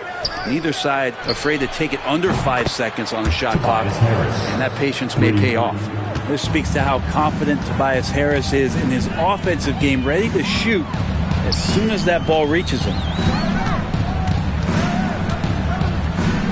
LeVert against Hero. Off to a good start as he hits his first shot attempt. Just setting the tone with an aggressive move to the rack. And where's the help defensively? Yeah, APB sent out to try to find out where the defense is. Inexcusable. Now, here's Cunningham. drops in the layup for 2. Young players with these kind of moves are showing you that they're getting more patient on the inside, and Cade showed that time. Mitchell passes to Adebayo. A three-pointer, Wiggins. Rebound, Detroit. Defeated by the Pelicans in their last game. They'll try to put that one behind them. And it seemed inevitable that they were going to lose that game with how they struggled, but in the end, they had an opportunity to win it. Yeah, really the only thing close, though, about that game was the score. And just about every other aspect, they were totally outplayed. Hero with it. He's picked up by LeVert. Out of bounds. Detroit takes possession. Getting the latest now from our sideline reporter, David Aldridge. David, it's all yours. Take it away. Well, I was able to catch up with Eric Spoelstra a few minutes ago. We talked about how dialed in he is on Cade Cunningham in this matchup. Coach told me the key is not to let him get into a rhythm early on. That might mean we have to throw different defenders at him. Maybe send them double teams, too. Everything is on the table tonight. We'll see what they come up with for Cade. Guys? Thank you, David. And Tyler's got to love that when he has a chance to rise up. Last game for the Heat, they picked up the win against the Knicks in New York. Remarkable consistency from deep. You can't count on that every game, especially on the road. Yeah, the interesting part was they kept firing away in that game, but the defense didn't make much of an adjustment. Now here's Thompson. He's a good contributor to his team, averaging about 10.5 points a game. If you're just tuning in, we played about 2.5 minutes here in the first. Adebayo kicks to Wiggins. Hero against Thompson. Back to Wiggins. Shot clock at 2. Shoots over LeVert. And it's Wiggins missing. And so it's Harris who will bring it up for the Pistons. Cunningham left side. And he gets the bucket. Cunningham's got his second basket of the game. And Cunningham looking confident down low, just understanding if he takes his time, he can get the job done.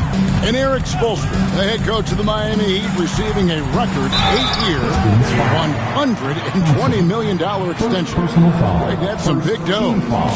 Is it ever? And remains coaching for the only NBA franchise he's ever worked for. Already one of the most tenured head coaches in the association, and that figures to continue for a while.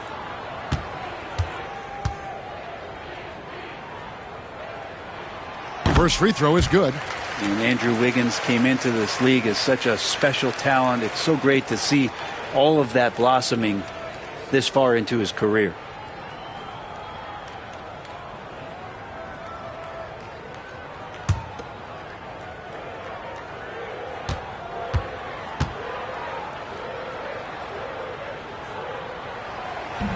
He hits one and misses one, each at the line. And the winner's mentality Wiggins has is commendable. A hard worker who wants to keep improving. Now, there are only a few players who can hit a teammate like that in stride. Beautiful assist. And timeout is called by Eric Spoelstra. He wants to make some adjustments to the game plan, clearly.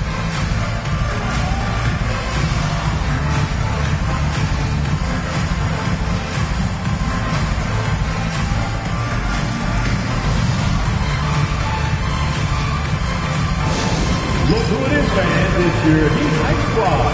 Make some noise. Get loud, fans. On the court is your High Squad.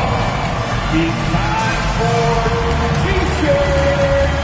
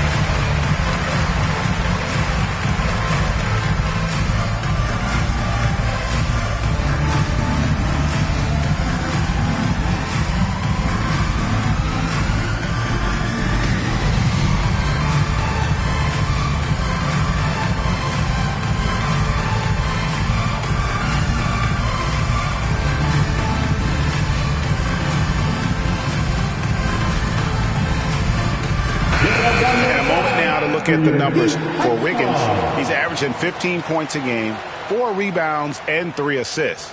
And so much of what they do on offense depends on how he plays. Well, he attracts serious attention from the defense, and that really does open up the backside for a lot of his teammates to take full advantage.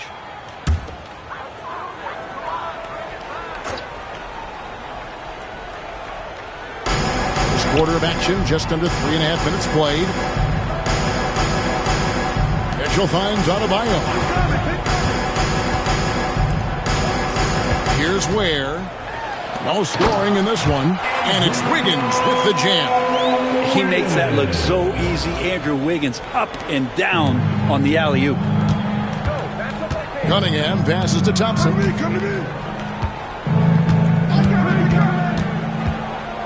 Pass to Duran. Over in the corner, Cunningham. Clock at 6. Now, here's Duran.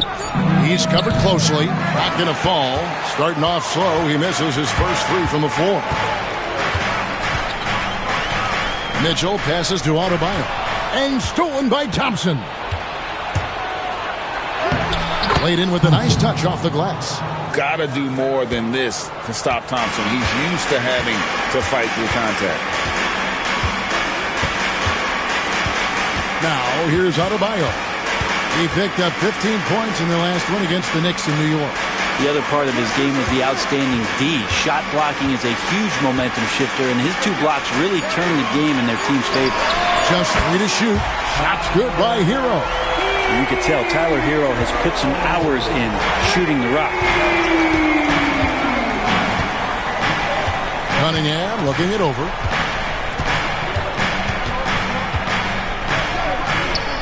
Again, the Pistons score. He's knocking down most everything, guys. 3 of 4 here. The Heat trail by 3. Brent, we talk about guys on the brink of stardom. Cade Cunningham is right there. Yeah, the 2 areas you'd love to see Cade improve on is just taking better shots and making plays for others. He has that instinctually, Kevin, as a point guard at his size. But as his team grows, the appreciation for what Cade Cunningham can do on the floor, that will grow too. Now here is Harris, following the miss by Bam Adebayo. On the wing, Harris. 12 points his last outing. Here we are, Brent, the season entering its final stages now. It really is a marathon, isn't it? Man, Kevin, town to town, games piling up, dealing with weather, flight delays, people wanting tickets. I mean, all the things that add up to a season. And on and off the court, it is a grind. And you know the players at this point in the year are always feeling it.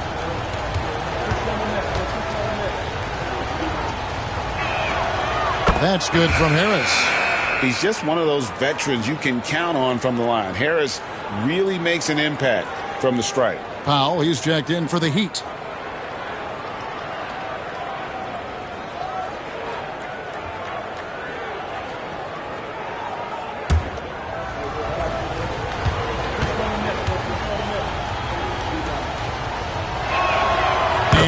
Drops them both.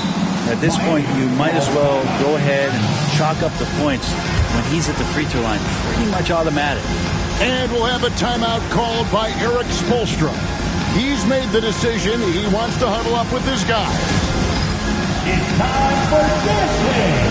If you see yourself on the big screen, then you know what to do. Show us your move.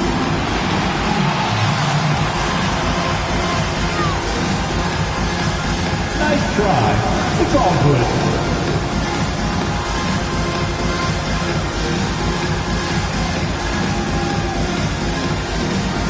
Shake it.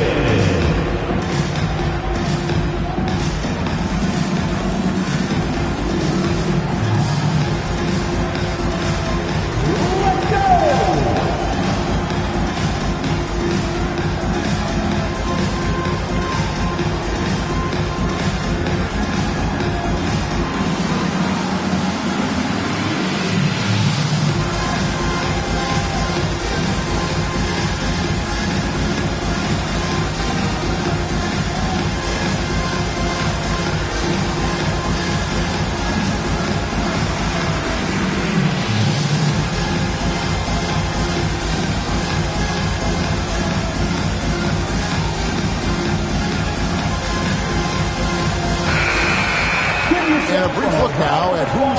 the league in the rebound department. Fourth, Jalen Duren.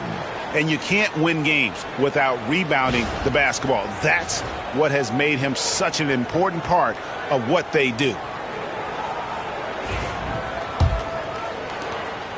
The Heat trail by 5.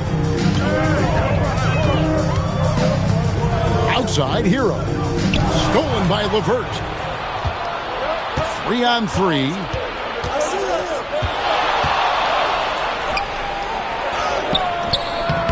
No good on that one. Great D that time from Adebayo. Powell with it. What a tremendous game he played against New York. And Adebayo gets it to go on the assist by Powell. Bam knowing what to do. He's owning the paint right now. Thompson, high post. He's against Wiggins. And here's Harris from the arc. Powell pulls it in. And so Powell will bring it up for the Miami Heat. It's a 3-point game. Their last meeting was in Detroit, where they were unable to fight off the Pistons. Well, I mean, they lost their last matchup with this team, and foul trouble really plagued them throughout the game. Yeah, they had a few important guys sitting there on the bench at a time when they really could have used them on the floor. They have to play much more in control here tonight. Powell, and he's checked in for the Pistons. Here's Powell. The shot goes in. First shot, first basket. Norman Powell has a lot of strength, and that time he played to it. Detroit's gone 1-2 from long range in the first quarter. There's the lob to Duren. Hammers the alley-oop through. Well, long arms but very sure hands make Duren a great lob partner. With a short break in the action, gives us a chance now to send it over to David Aldridge. Kevin, thanks. Obviously, the Pistons in the midst of a long rebuild. 2 seasons in a row at the bottom of the league standings. Last season, they had the worst record in this once-proud franchise's history. That counts the record-setting 28-game losing streak that they had. It's pretty clear that this could be a long road back to redemption. Kevin? Yeah, could is the operative word. This could be indeed. David, thank you. Here's Harris after Tyler Hero's bucket. Here's Cunningham. Rebound by the Heat. Yeah, can't see why he missed that one there. The D's close, but like plenty of room. Time for some consideration in the passing category, maybe, Kevin. The shot is just not on. Get somebody else going. So they take the lead. Heroes got 11 points. And they're beginning to just flat out fall apart defensively right now, especially on the interior. And timeout called by J.B. Bickerstaff. He's ready to talk things through with the team.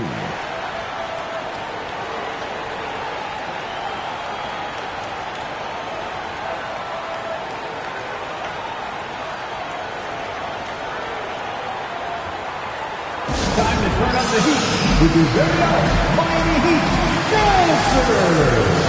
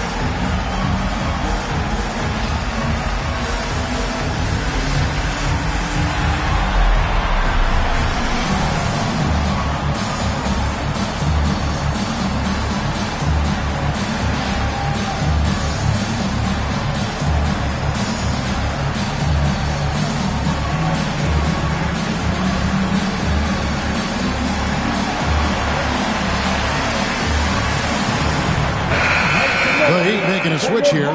Rozier's checked in. Then for the Pistons, Reedy's checked in for Tobias Harris. Robinson comes in for Karis LeVert. And Marcus Sasser subbed in for Cade Cunningham.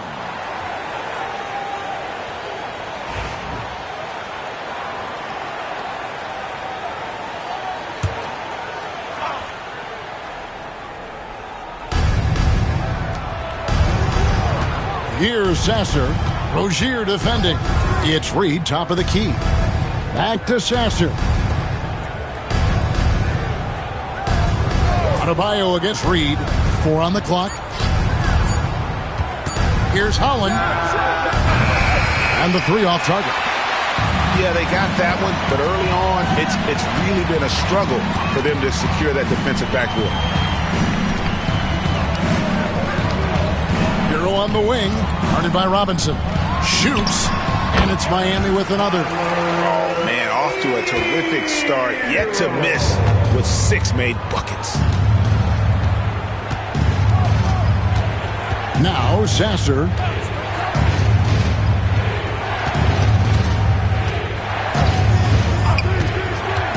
Pass to Robinson. Here's Sasser. Rozier defending.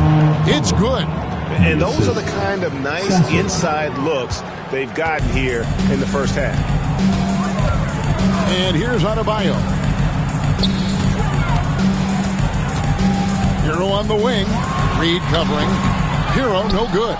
You're not going to see that very often. Plenty of space, but he just, let's face it, he whiffs on that. Robinson for 3. Gets the 3-pointer to fall. And the Pistons lead by 2. And Robinson's role is out there to stretch the floor, which is why his guys encourage him to keep firing. And when it comes to Jalen Duren, Brent, is it fair to say some teams regretted not drafting him? Well, maybe a handful, Kevin. I mean, there's a particular way that you want to play or use that position with how you get out there offensively. Jalen is a proven big. This guy is physical and strong and can rebound and gives you a different presence on the inside. Now Robinson, after Tyler Hero's 3-pointer that didn't go. To the left wing. Here's Holland, guarded by Powell. Pass to Sasser. With the floater. And Ware pulls it down. And right from the start, Kevin, they've been pounding the glass. Most of those 50-50 balls also going their way. That one drops for him. Powell with a little teardrop action that time. 1:19 left to play in the first quarter. Now here is Robinson.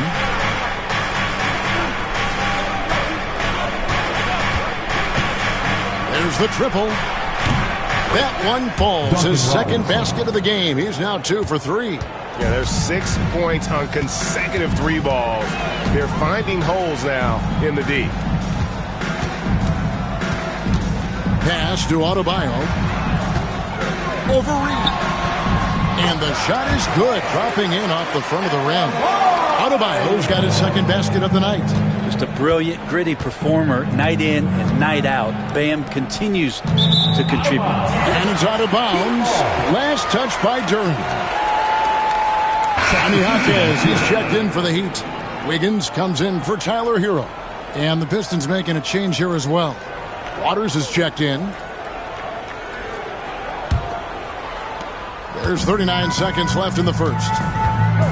Powell kicks to Adebayo. Good ball movement here by Miami. The shot by Powell, no good. Detroit's gone 3 of 6, 50% from deep so far tonight. Down low, outside for Robinson. Duren against Adebayo. Pass to Waters. Shot clock at 6. Robinson for 3. Miami grabs the miss. Adebayo's got his 4th rebound in this one. Here's Wiggins. No good on the last second attempt there. At the end of one, a closely contested game so far. It's Detroit leading by just 1.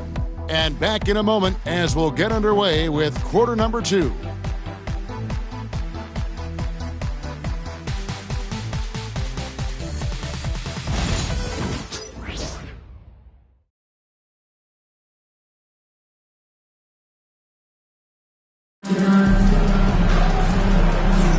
And as we return, it's Noche Latina, celebrating the NBA's connection to the Latin American community. Guys, what do you think so far from what we've seen from the Pistons? Yeah, in that first period, they looked to push in transition at every opportunity. It felt like they knew that there were openings in transition and just wanted to keep trying to feed that, get out quick. Miami trailing. Here are the 5 Detroit has to start the second quarter. They've got Holland, Isaiah Stewart out there with Paul Reed. Then it's Cade Cunningham, and it's Robinson in at the 2 spot. Norman Powell is big and strong and stocky, so he gets in that gap. He's like a bowling ball. He can take a hit. Cunningham passes to Robinson. To Cunningham. Lets it go with the 3. And it's Miami with the rebound. Here's Rozier. And that one's off. He misses his first shot of the game. And Robinson wide open. He shoots. That's in, coming off the assist from Cunningham. Robinson's got 9. Such a gifted shooter. When Duncan Robinson rises up with that kind of confidence, man, he's a threat. Here's Powell. Buries it down low. Powell's got 4 points in the quarter. Yeah, here's a list of things I don't want to do, and right at the top is guard that guy. Cunningham against Rozier. And the foul on Andrew Wiggins. That's his first foul. First personal foul. First team foul. A different look for Miami. Highsmith is checked in. And Davion Mitchell subbed in for Rozier. Davion Mitchell. So it's the Pistons now. Stewart with the screen on Wiggins. Shot clock at 5. Let's go. With nobody on him, he buries the jumper. Holland's got his second basket of the night. That's a high percentage look when the D doesn't fight over the screen. Yeah, the coach over there just asking for one simple thing, and that's some effort. Got burned on that one. Now here's Powell. 8 points for him. They set the pick. There's the drive. Can't connect from 13 feet out. He's got so many ways to score in the post. Just nifty, uses fakes. You have to have a body on him every time he's down there. Cunningham finds Stewart.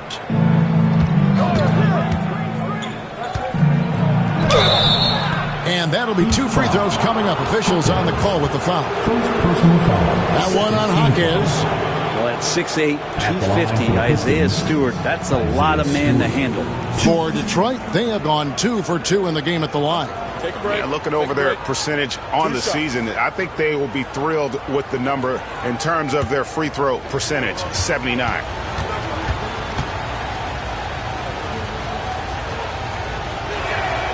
Free throw good, Stewart. Every year, Greg, we get a new batch of rookies into the NBA, and sometimes we're all guilty of judging them too early. Oh, absolutely.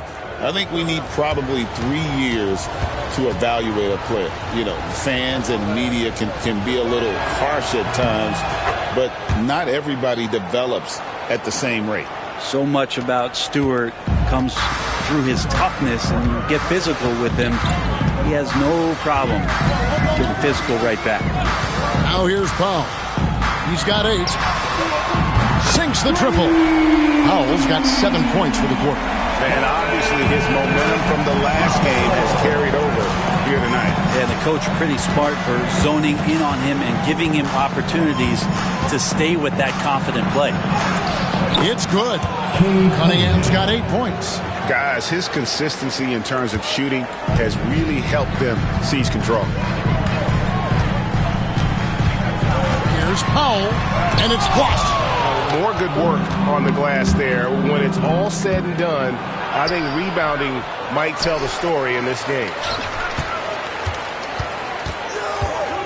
Here's Holland, covered by Wiggins, from the arc. You got it. Come on. Outside for Robinson, from downtown. Pass to Reed. Nice ball movement by Detroit. And another shot. And Cunningham with the basket on the assist from Reed. Cunningham's got the lead up to 5 now for the Pistons. Now Jaquez. Powell with it, guarded by Robinson. Back to Jaquez. Goes back up. That one, no good. Some solid defense from Reed. Robinson against Jaquez. Whoops, they pick off the pass.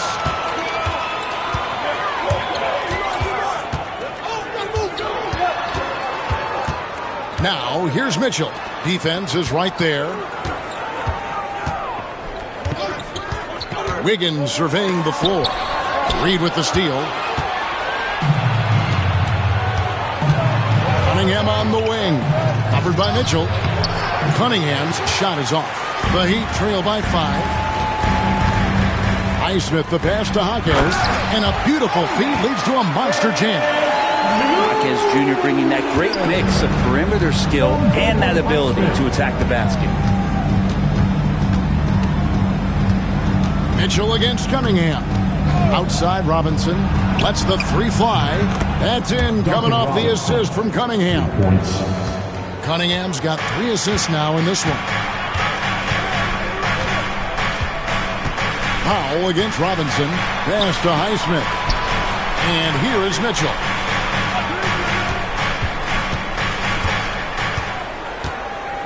Six to shoot. He's looking for Wiggins and finds him. Throws down the alley-oop slam.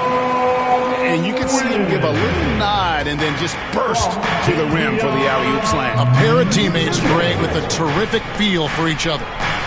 Now, here's Cunningham. He had a 39-point outing in their last game against New Orleans.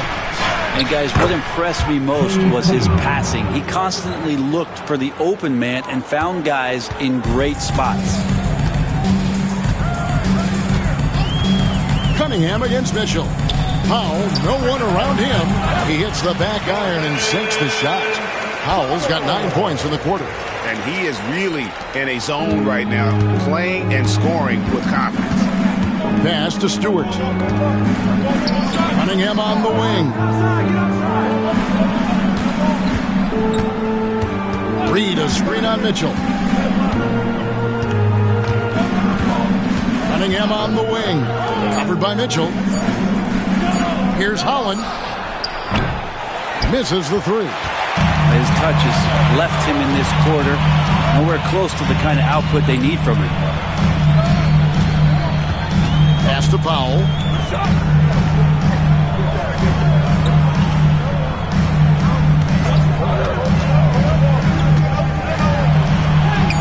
That's good again. His 7th basket. 7 for 10 from the floor. Well, he plays a secondary role on a team, but right now, front and center is Norman Powell. Stewart with the screen on Mitchell. Cunningham against Mitchell. Reed a screen. Cunningham for 3. And the 3 ball is good. Cunningham's got 15. Solid in the first. Fantastic here in the second. He was just waiting for the moment. And what strikes me about Cade Cunningham is he's still growing. He's still capable of doing more on the floor. And he has the work ethic and attitude to make those improvements and become a real factor on the floor. That ability to shoot is going to give Norman Powell some driving lanes with which he can exploit. And let's get your take, guys, on the scoring breakdown for the Pistons. Absolutely dialed in from beyond the arc so far in this one. The defense is surrendering the long-range shot here early on. Well, whether the defense is inviting these shots or not, they've been great in the mid-range. And so producing from there, that bodes well. He's off on the first. Now, Norman Powell settling in and understanding more and more of who he is at the professional level. He's a scorer, and he can shoot the 3 at a high clip. Adebayo is checked in for Miami.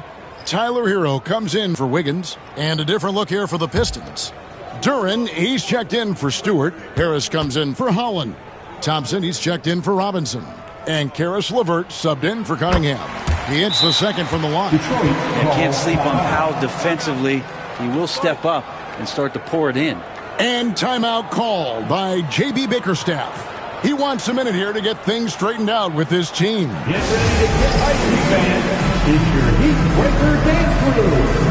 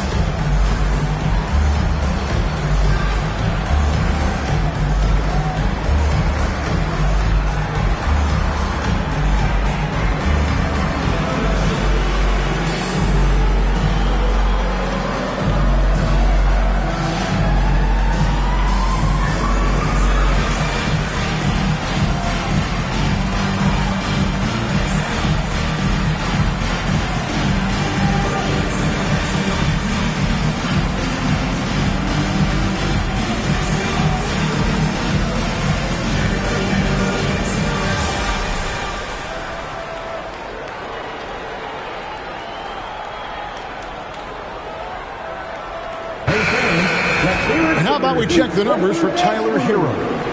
And when it comes to his scoring, he's enjoying a fantastic run. He's brought his points per game average up thanks to the work he's done in the past 10, and maybe he's got another big one in store tonight.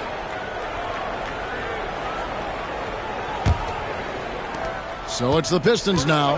They lead by 4. They can look forward to the American Airlines Center after this game. They'll match up against Dallas. That'll be the third game of this 3-game road trip. Here's Harris. That's good. And it's LeVert with the assist. And that's now 9 points for Tobias Harris. And so it's Mitchell who brings up the ball for the Miami Heat. Back to Powell. Pass to Hero. Puts up a 3. Jaquez with the bucket. Jaquez has got his second bucket of the night. The concentration from Jaquez at the arc, putting everything he's got into that one. Here's Harris. Duren with the screen on Powell. Harris looking it over. Pass to Duren. Reed dishes to Harris. Nice ball movement by Detroit. Thompson inside the line. Jaquez with the rebound. The Heat trail by 3. Now, here's Mitchell. LeVert defending. Draws contact on the shot, and now a 3-point play chance as he'll head to the line. This will be his third free throw shot of the game. Foul, Jalen Duren. First personal foul. Second team foul. Now at the line, Norman Powell. If a player is fouled on a made basket as he goes to the free throw line. That one drops. He ties it up. And just a much better job of attacking and getting to the line here in the second quarter. Didn't have a single attempt in the first. Now here's LeVert. Still without a basket. Thompson passes to LeVert. Harris outside. Offline with his 3. Miami's gotten both of their 3-point attempts to go down here in the second quarter. Pass to Powell. Adebayo down low. Duren's on him. Out of bounds. Detroit takes possession. As we get a break in the action now, let's take a look at the East and how the teams are stacking up. You take a look at the Pistons. Their season nearly over unless a form of miracle happens. And checking out Miami, 2 spots down. And you know, for the Heat, they've pressed all the wrong buttons this season. It's been a series of one failed move after another, on and off the court. Well, sometimes you earn your spot in the standings, and they've done that this year. There looked to be so much promise, so much talent on this team coming into the year. It's just baffling that all of those things went south for them. Now Thompson, following Tobias Harris's 3-point attempt. Clever move by the young guy. Thompson sticks with the shot and gets fouled. For Detroit, they have been solid at the line so far. 4 for 4. Line for the Pistons, Thompson. 2.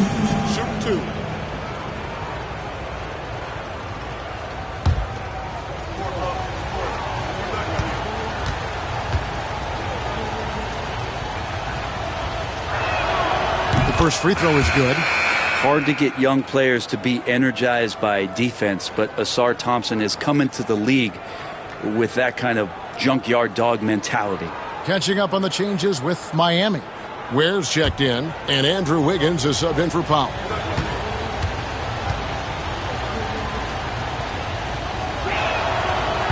No good on the second free throw. Well, G.A. Adebayo came from very humble beginnings. Yeah, raised by his mother. And Kevin, Bam's main motivation in life was to get her out of that trailer. He worked extremely hard and now arguably a top 25 player. And there's the whistle on the shot. Took the foul, shot misses. He'll be shooting 2.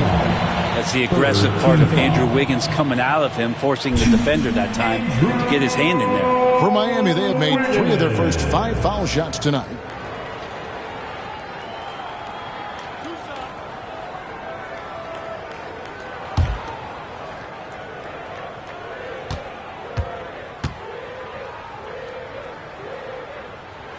Ties it up, and this next one could give them the lead.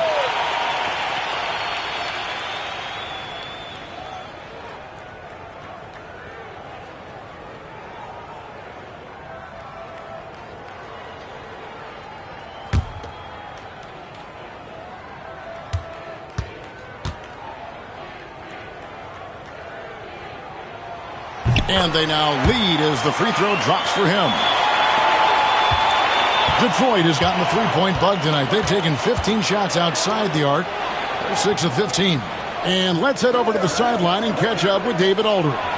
Kevin, thank you. Tobias Harris, over the course of his career, has played a lot at both forward positions. He says, I'm comfortable playing both of them. I'm not big on the position thing. I'm versatile. Kevin, he's just a basketball player and a very, very good. I would agree, David. I know you like him. We like him as well. A very skilled one at that. Thank you very much. Take a break. Take a break. 2 shots.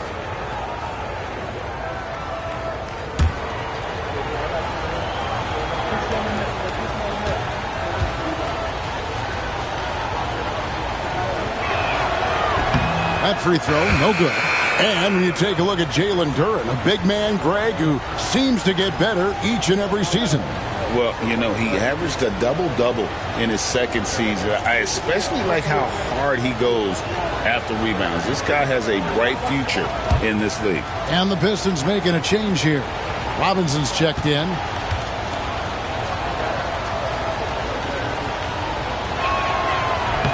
And he sinks the second. Well, Jalen Duren has a nice game. He plays a lot in the box where he's going to rebound. He's going to be an interior scorer, and his instincts are there as well. Now, Hero. A 38-point game for him in the win against New York.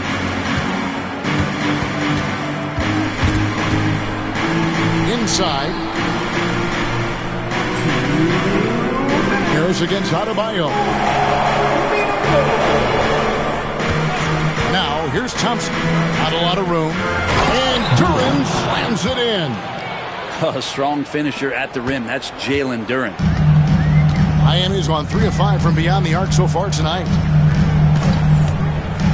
Mitchell finds Wiggins. Adebayo with the ball. And here's Wiggins. He had a 12-point outing in their last game against the Knicks in New York. The shot by Adebayo, no good. Here's Thompson. And good. Got the English that time as it falls. Now it's a 4-point Piston lead. Outside, Hero.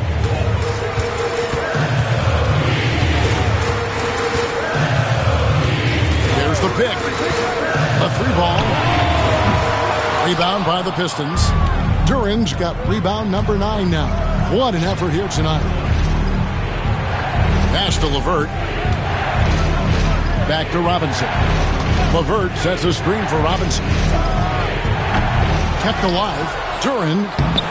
And he tries off the glass, but it's no good.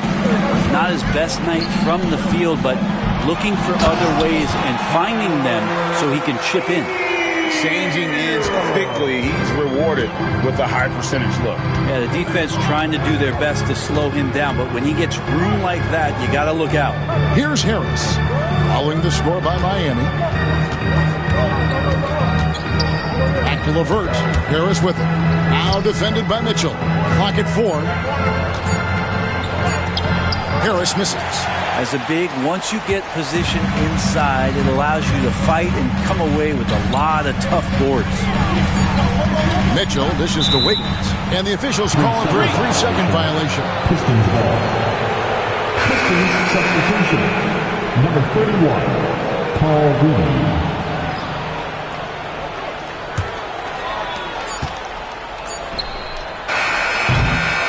And that'll do it for the first half. A competitive game so far. Pistons lead by 2. And now let's catch up with David Aldridge, who's standing by from the sideline. All right, Dave. Thanks, Kevin. Andrew, they shot the lights out in the first half. What has to change? Get back. You know, focus on getting back, guarding your man, and not taking these real. It starts with a man-on-man challenge. Thank you. Back to you, Kevin. Thank you, David, for that interview, and we'll see you back here after the break for third quarter basketball.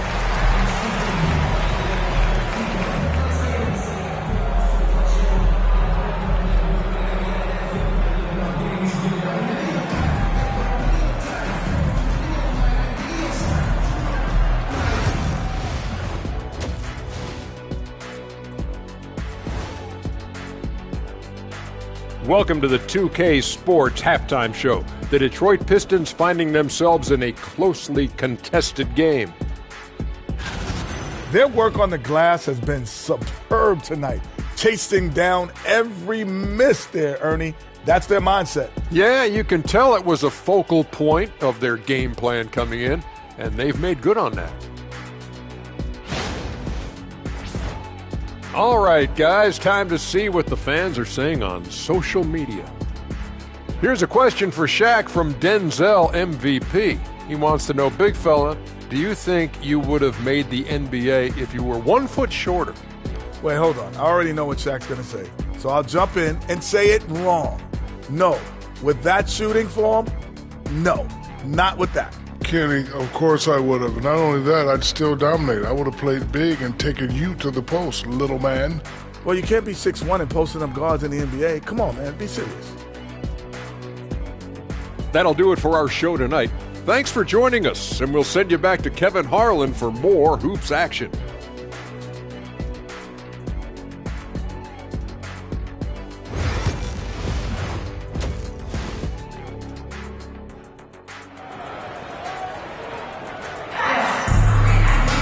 Second half of basketball upon us. We may be in for an exciting finish based on how close of a game it's been so far.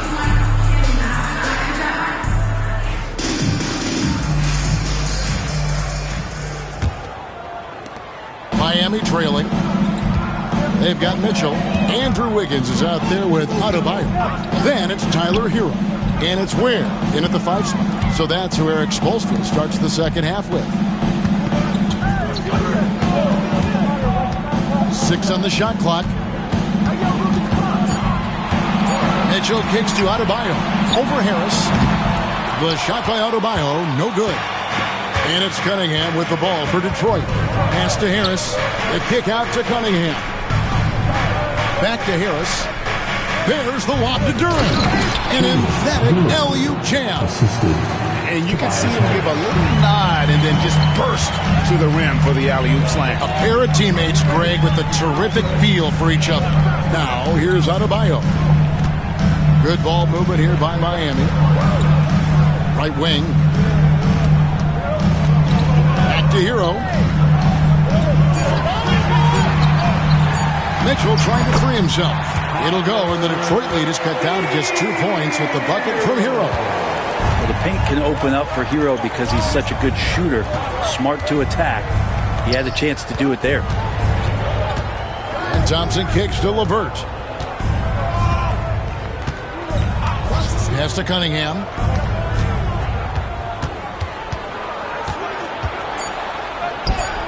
And that one, good. Cunningham's got 17. And Cade Cunningham has it going. He's playing with tremendous confidence. LeVert against Hero. And that one drops.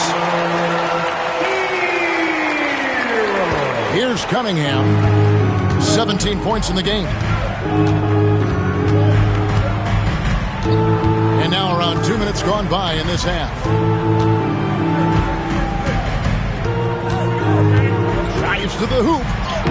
Down it drops through the net for his 9th bucket. He is 9 for 13 so far. Well, the talk at halftime must have been a good one. Right now, 3 straight buckets to start the quarter.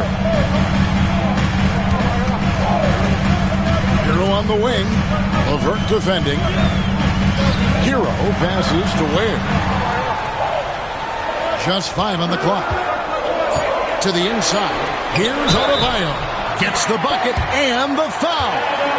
That one on Harris. Okay, good game plan. Start the second half. 3 of 4 so far from the field. You know, Brent, when you wonder why GMs take a risk on project big men, Bam Adebayo is an example of why they do just that. Yeah, Kevin, it's not always about the project working out. It's about teams that have a plan for the project, and certainly Miami was able to do that. You have to credit Bam. He put the work in. The guy has been solid. He's an all-star. He's continuing to improve, and he gives you everything on both ends of the floor every night. And Adebayo, no good on that one. Adebayo is by no means an ordinary big in this league. He's just one of the few players in the NBA who can legitimately guard 1 through 5. A true defensive anchor. Now here's Thompson. He has 5. Pass to Duran. And a lot of contact on that one, so he'll shoot 2 here. And now a look at the teams leading the NBA in steals since the All-Star break. The Heat in 5th. You know, the defense has been frenetic, and it seems like they're gaining momentum as the season wears on. I mean, they're forcing a lot of turnovers.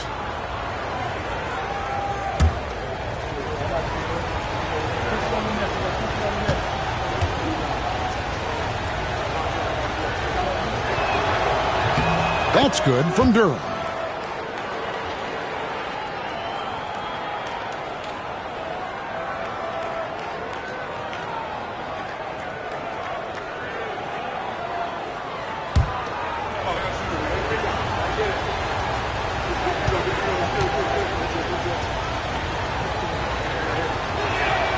And both free throws good for Duran.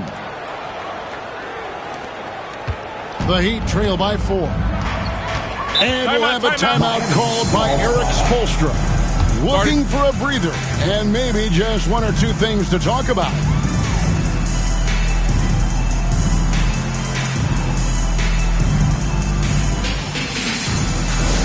Look who it is, fans. It's your Heat Light Squad. Make some noise! Attention fans, now on the court is your Heat Squad. Get loud and let them hear it. All right, crowd, it's time to get out of your seats. That's right, it's T-shirt time!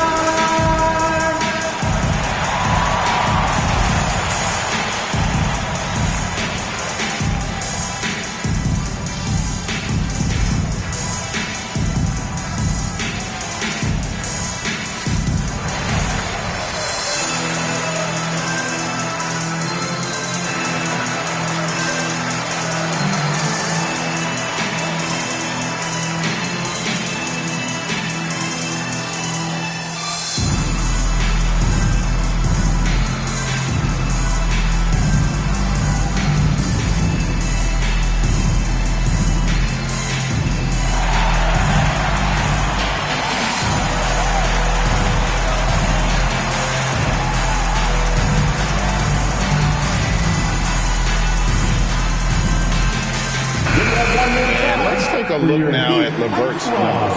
His last 10 games, he's averaging 8 points, 3 assists, and 2 rebounds. And it's been a bit of a struggle for him. I mean, he can get down on himself at times. He's just got to keep working, and I think things will turn around. This is where your character can be tested, his will to fight through this kind of adversity, but I think he's got a good chance. Clock keeps going. 3 minutes into the second half now. And the call will be against Karis LeVert. That'll be his second foul of the game. Second team foul.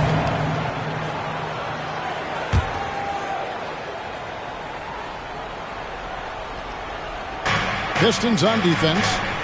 4-point game.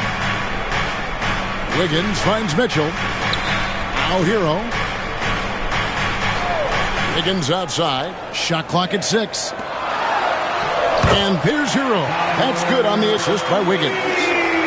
Wiggins has got 3 assists in the game. Here's Cunningham. And then Cunningham with the dunk. And this is where Cade Cunningham showing his ability to get above the rim as a point guard. This makes him special. Outside Hero. Second half here. We're just over 3.5 minutes into it. Launches a 3. And the rebound goes to the Pistons. Well, if he wants to make the defense work, he's got to start knocking down the threes. Only one so far in this game for him, and none since halftime. Now here is Harris. He's got 9. Here's Durham. Whistle blows. Basket is good. So a chance here for a 3-point play. Wow, 5 straight buckets coming out of half. They are rolling. The Pistons have shot 8 of 10 from the line. That's an even 80% free throw shooting here.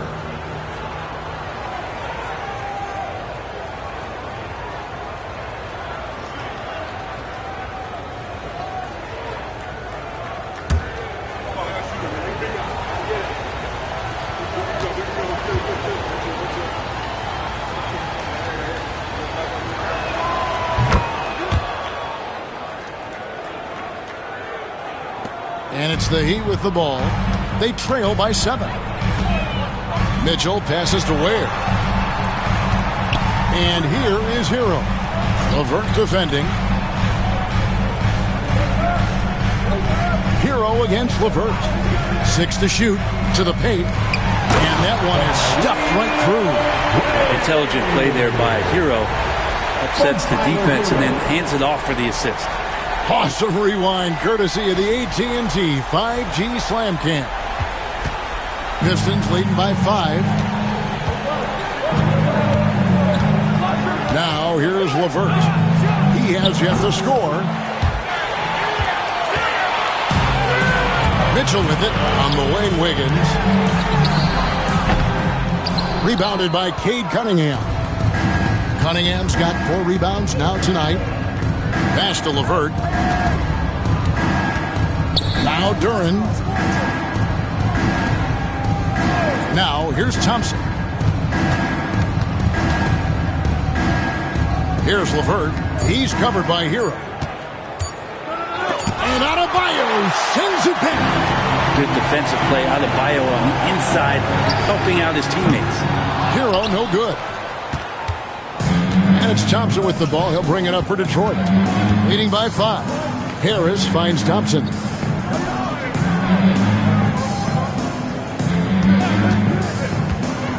Duren high post. Nice ball movement by Detroit. Count that one. Cunningham's got the lead up to 7 now for Detroit. Well, not known for his passing, but Harris is pretty prudent there with the ball. Not a lot of careless turnovers from him. And we'll have a timeout called by Eric Spoelstra. Wants to talk some things over. Might be seeing some things to adjust.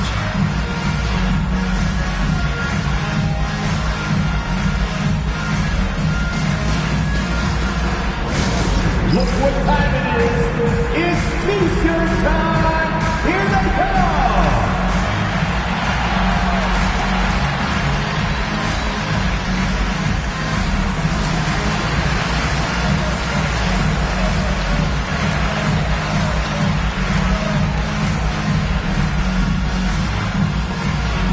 It's time to get on your feet. The loudest section gets free T-shirts. Who wants one?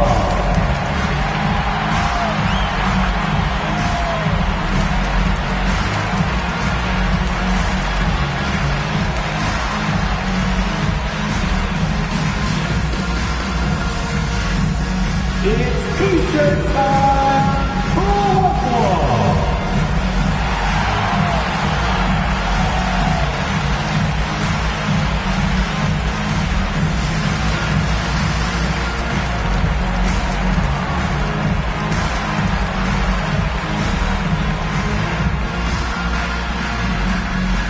It's T-shirt time!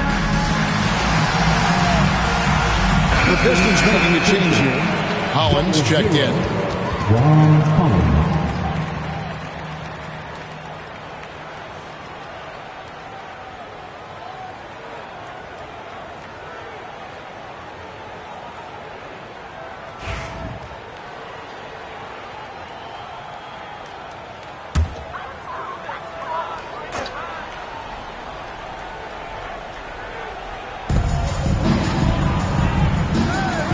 Adebayo against Harris.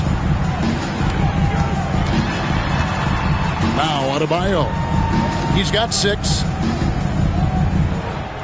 Lock at 6. Mitchell passes to Ware. And foul on the shot, so he'll get a chance at the line. Second personal foul. And a closer look here at the scoring breakdown for Detroit. They're still slashing and attacking the rim, and the defense yet to make the adjustment and keep the ball in front. Well, if we add another thing to it, it's about the urgency they've played with. I mean, you look at the eyes of these guys. They're focused, wanting to get up tempo, and that's helped them score on the fast break. First one falls for him.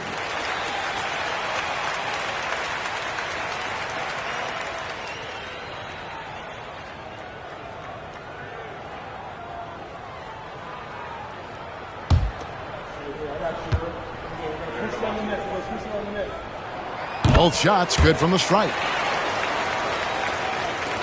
And so it's Detroit with the ball. It's a 5-point game. LeVert the pass to Cunningham. LeVert is screen on Mitchell. Cunningham for 3. Good on the triple. Cunningham's got 11 here in this quarter alone.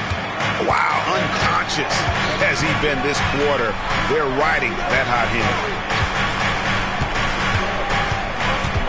Adebayo against Harris. Outside, Hero.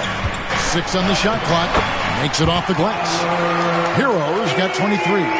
Fighting the inside defender, Hero really works to get to the bucket. Well, Brent, since entering the NBA, Tyler Hero has been a constant scoring threat.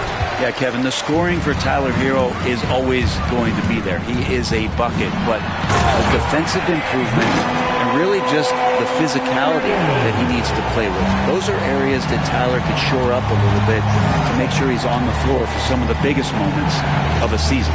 And so it's Detroit with the ball. Following the score by Miami. LeVert against Adebayo.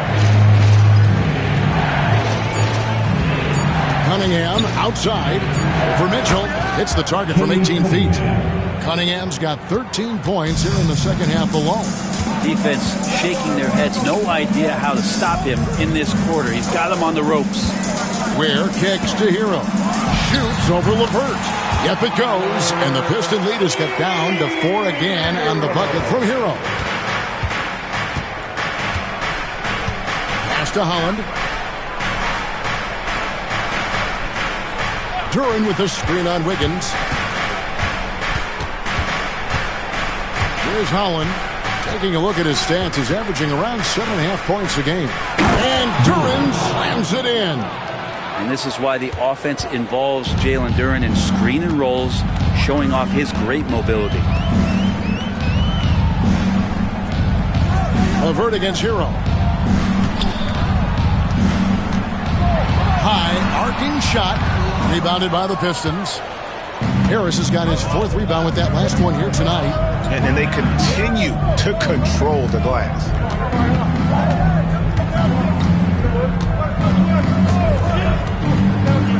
Driving inside. Can't hit from in close. The Heat trail by 6. And here is Hero. He's got 25. Here's Adebayo. And he gets the whistle. 2 free throws coming up. That one on Harris. And the defense just all over Bam, but he hangs tough. And he's just had 1 attempt at the line early. And so far this season, shooting at a 75% clip from the line. Shooting 2.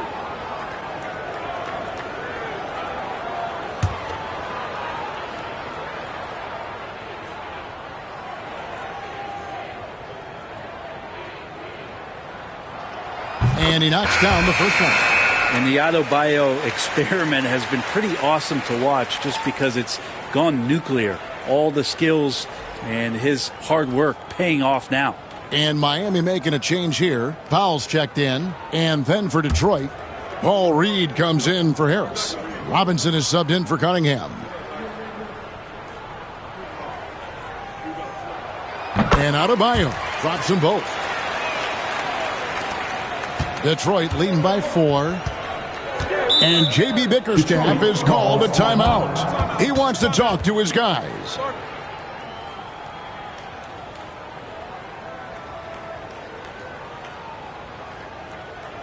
Fans, please give a big round of applause for your Heat Youth Dance Team.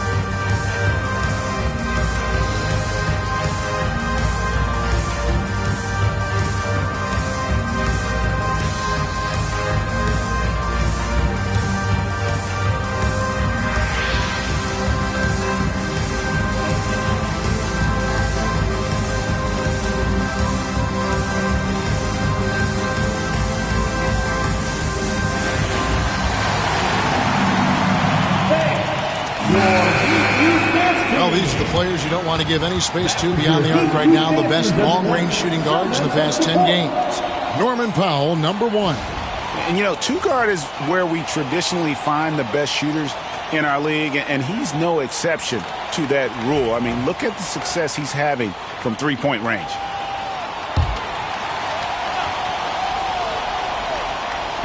Pass to LeVert. Here's the 3. It's Adebayo with the rebound. Adebayo's got 9 rebounds in the game, getting it done. Hero against Robinson. Adebayo with the screen on Robinson. It's Hero with the drive. 2 points. That one goes. Hero's got 27. This is a one-man show right now. He's on a mission to get him out of this hole. And the dunk by Reed. And how about the recognition there from LeVert? The coaching staff will appreciate that kind of ball movement. LeVert against Hero. Adebayo with the screen on LeVert. Hero from long range. Drains it from beyond the arc. Hero's got 15 points in just the second half. LeVert against Hero. Robinson for 3. That's good. And it's LeVert with the assist. LeVert's got 3 assists tonight. And with their hot shooting here in the second half, their field goal percentage over 50% now. Now here's Adebayo. He's got 8 to the middle. And contact on the shot, so he'll be shooting free throws here. And Norman Powell, as a point getter, understands the value of the free throw. He's been over 80% for his career at the line. 3 trips to the line so far for him in this one. And high-quality numbers for him all season long. How about 81 from the line?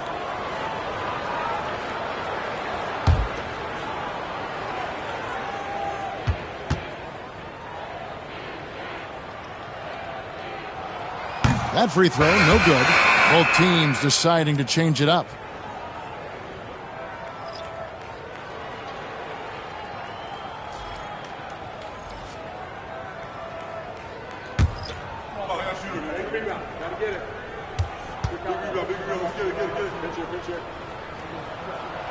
And he's good on the second. 1:53 left in the third quarter. Now here's Herter. Outside Robinson. Reed, a screen on Rozier. To the inside. Here's Duran. He scores his 6th bucket from the floor with that one. He's shot the ball 11 times. He's been a different guy here in the second half. His shooting percentage far better than it was before the break. Here's Rozier. And blocked. That one goes careening off the glass. Always good to see that kind of activity from Duran on defense. Pass to Herter. Rozier against Robinson. 6 to shoot. Back to Herter. Here's Reed. Another 3 for Detroit. Well, Herter is a shooter, but right now dropping some nice dimes. Here's Rozier. Scoreless thus far.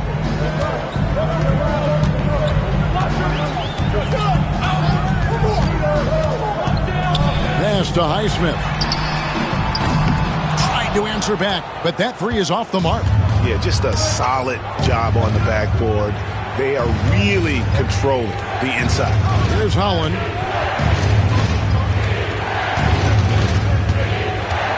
Back to Robinson. Nice ball movement by Detroit. Shot clock at 6. Here's Duran.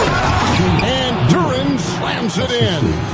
Yeah, but I mean, maybe could have tried for a more memorable dunk than that one. And we know he's capable of those memorable ones. Here's Rozier. Got a hand on it. Pass to Herter. Here's Holland. Covered by Wiggins. And it's out of bounds. The Heat will take it the other way. Substitution on the court.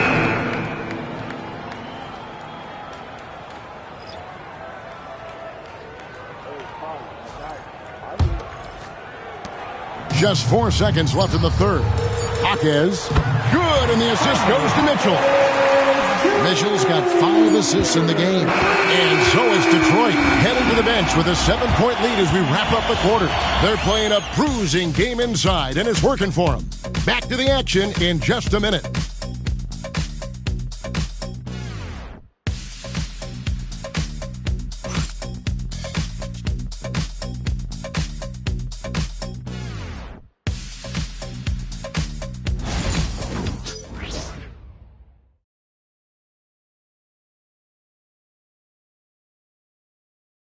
While we have the chance now, folks, let's go to our State Farm assist of the game.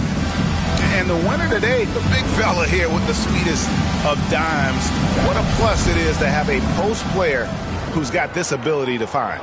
You know, anytime a guy's in the post and the teammates know he's unselfish, great player movement can create an opportunity just like that. The fourth quarter has arrived. So good to have you with us. And on the floor for Detroit here in the fourth. Duncan Robinson out there with Cade Cunningham. Then there's Paul Reed. Then there's Isaiah Stewart. And it's Howland in at the 3, the small forward. Down to 5 on the shot clock. Here's Cunningham. The shot missing. The Heat trail by 7.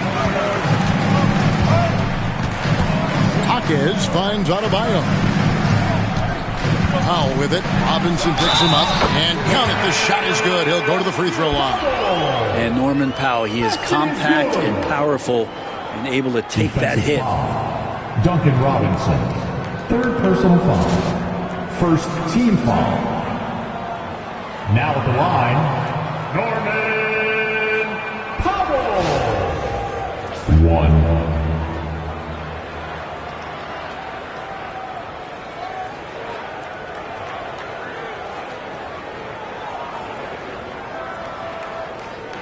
One shot.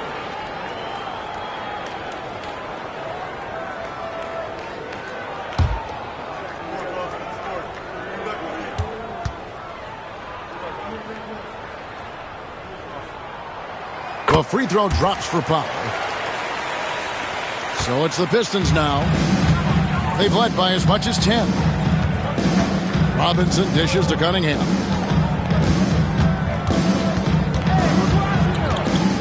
To Holland. Robinson against Rozier. Robinson misses. And he didn't punish them for the weak coverage there, but they can't count on him to continue missing. Powell the pass to Rozier.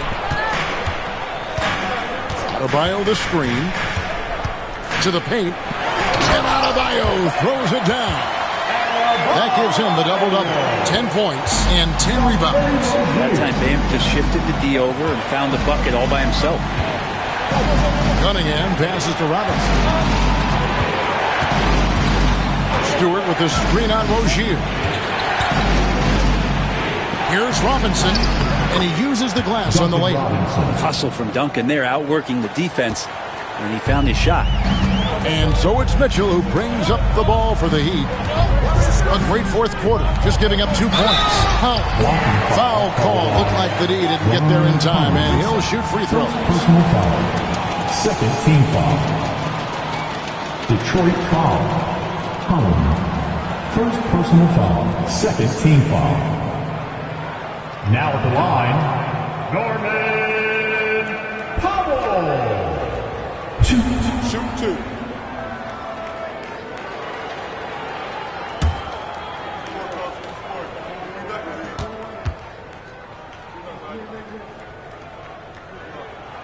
The free throw drops for Powell.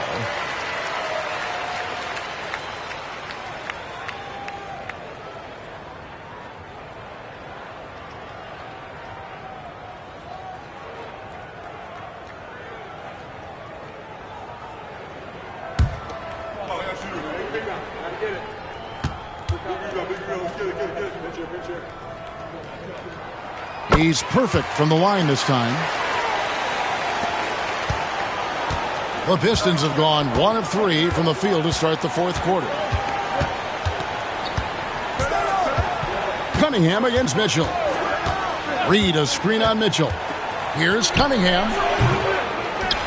Powell pulls it in. Miami's gone to the three-pointer 11 times tonight and nailed 5 of them. Jaquez finds Mitchell. Powell with it. Rozier up top, guarded by Robinson. Adebayo with a screen on Robinson. Jaquez outside, 2 on the clock to take the lead. Miami no good on that time either. And that was almost a block. Still did enough to alter the shot. Yeah, altering the shot just as long as there's a miss, that kind of energy not wasted. Robinson passes to Cunningham. Down low, here's Reed. That's in, coming off the assist from Cunningham. And how about the grit and determination in the post? I mean, essential qualities to have late in a close game. Now here's Powell. He's tightly guarded. Chalk up 2 there. Adebayo's got 4 points in the quarter. Could we say he was playing possum a bit there in the first half? Because he seems to be a different guy out there, way more assertive. And J.B. Bickerstaff is called a timeout. Clearly, he's got something his players need to hear, and immediately. All right, fans, it's dance cam time. Get ready to dance like everyone's watching.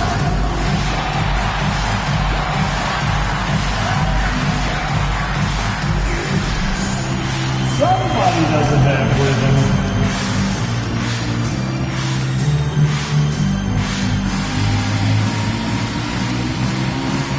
Everybody get down.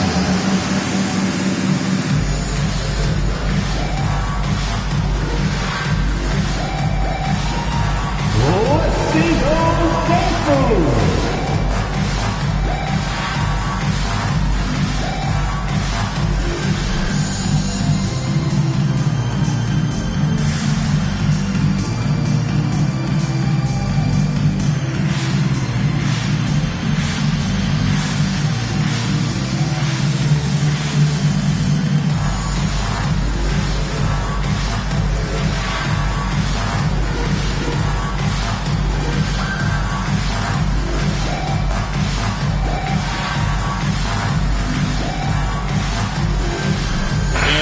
Making a change here.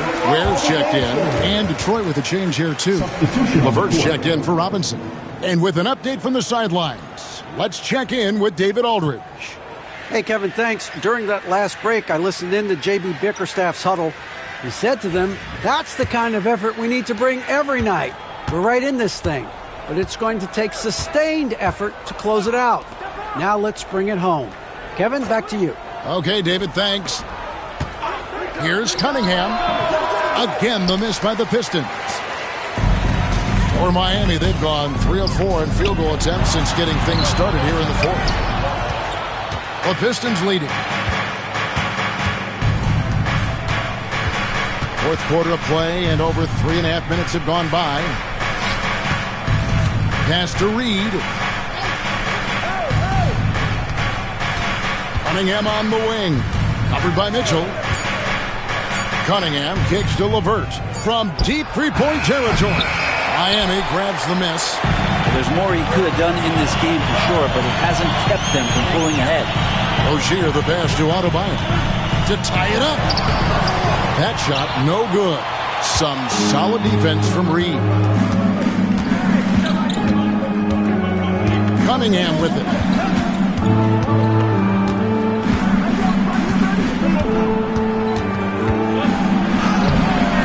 It's hauled in by the Heat.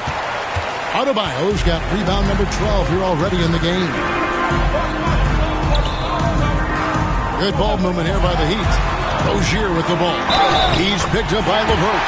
And he gets the basket. Officials blowing the whistle, so a chance at the line for one more. And you watch Terry Rozier. His playmaking, Brent, has really ascended over the years. Yeah, Terry has had a really good career and has been a little bit quiet and muted because of where he has played his career. But his opportunity as a secondary role guy to come in and score the basketball and put pressure on the defense, he is a go-to guy for stretches for any team. He goes to the free throw line. My call would sound like this. Now at the line, Jaylen Brown. 1.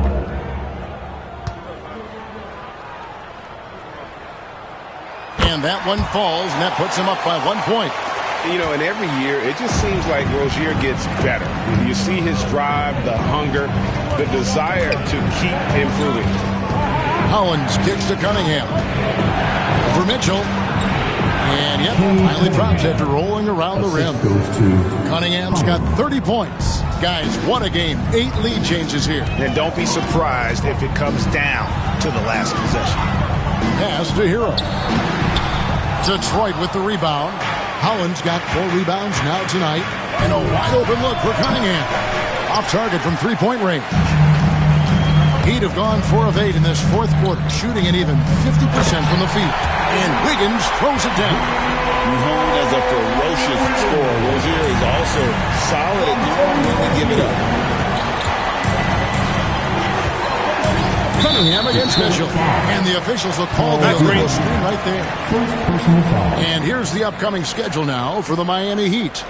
On Friday, they'll be taking on Clint Capella and the Houston Rockets. Then on Sunday, they'll be matching up against Mike Conley and the Charlotte Hornets. And for that game against the Hawks, you know they want to come out and make a big statement in that one. It won't be easy, but anything can happen.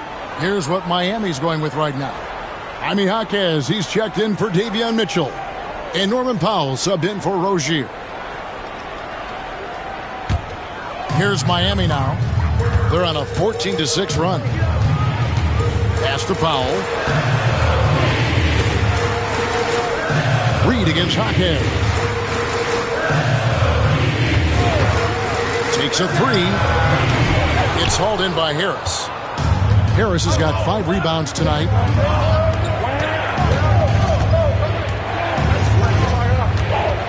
Harris draws the double.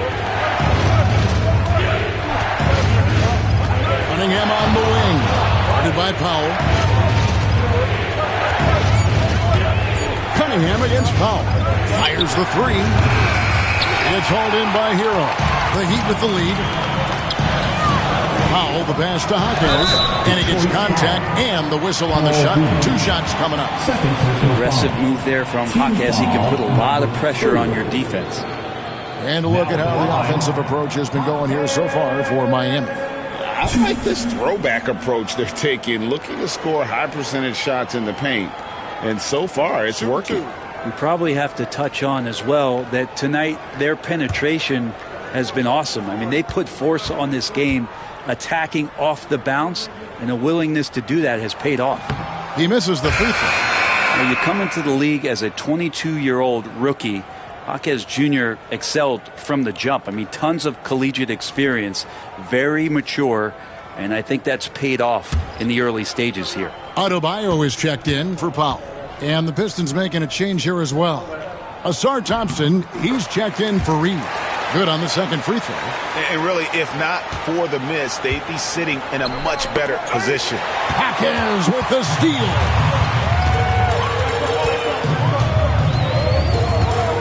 Pass to Ware. Kicks it out to Hero. Drills the three-pointer. Hero's got the lead up to 5 now for Miami. And he has just been in a flow offensively. Terrific game.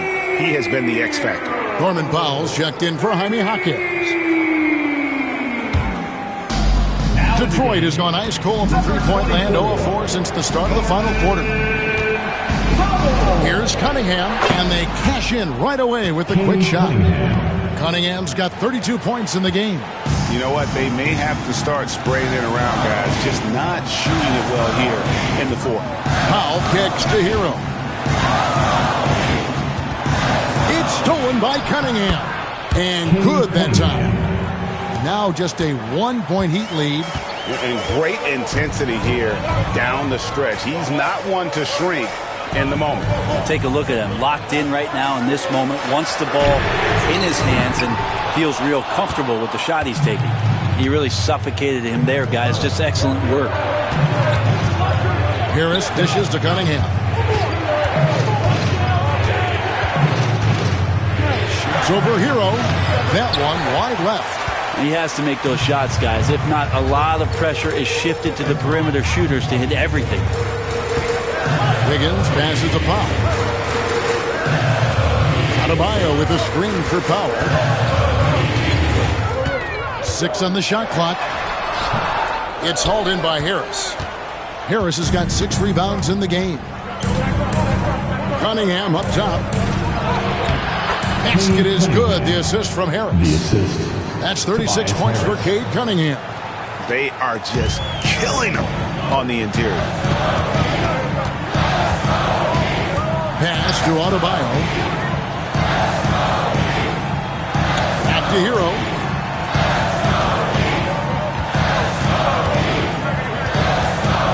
Over Cunningham. Hero no good. The Pistons leading. Now Harris. And here's Cunningham. Driving to the basket. And it's blocked. And they hit it back. See the raw talent that Cade Cunningham has. And hard work and the proper focus. This guy is capable of big things. For the Pistons, Cade Cunningham. 2.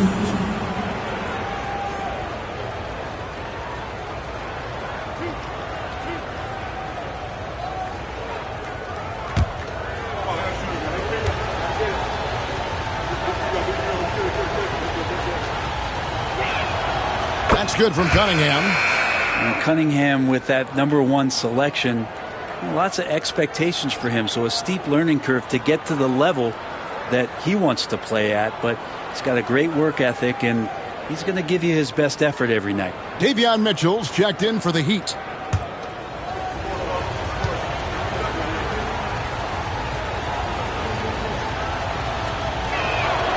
And so Cunningham nails both of them. The #1 pick in the 2021 NBA draft. Cunningham is a tall PG with an incredible skill set. Back to Hero to stop the drought. Rebound by the Pistons. They've led by as much as 10. And they've had the advantage tonight on the glass, and that's another big one. Here's Durant. Off target, his 6th miss and 13 attempts from the floor. The Heat trail by 3. Pass to Wiggins. Over Thompson. And Wiggins gets it to go on the assist by Mitchell. Mitchell's got his 6th assist on the night. Now he's put on a shooting display here in the second half. He really seems to be in a great groove right now. Back to Cunningham. Duran sets the screen for Cunningham. Detroit, no good that time either. Miami's gotten just 1 of 4 3-pointers to go down for them here in the 4th. And Adebayo throws it down. Bam stepping up and making a huge play for his team that time. Detroit's gone ice cold from 3-point land, 0 of 4 since the start of the final quarter. Harris passes to Duran. Hero against LeVert. Here's Duran. High percentage score. Duran knows how to deliver when it's do or die time. And it's Mitchell with the ball for the Miami Heat. They trail by 1.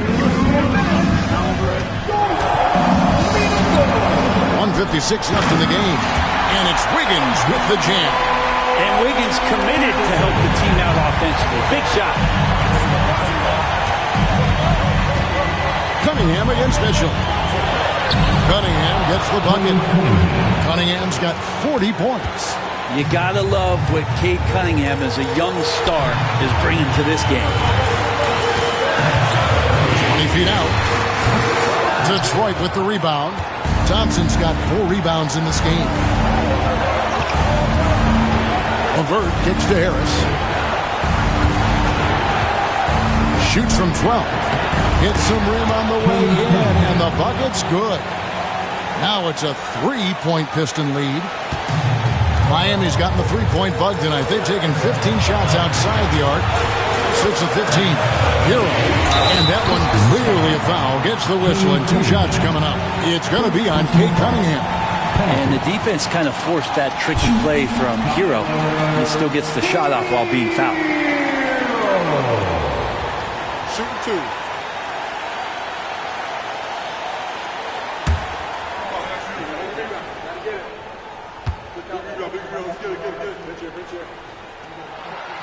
He hits the first one, and that brings them within 2 here. And Hero, one of those guys you just rely on coming in and giving you that offensive pop. He does a lot of things for his team on that end of the floor.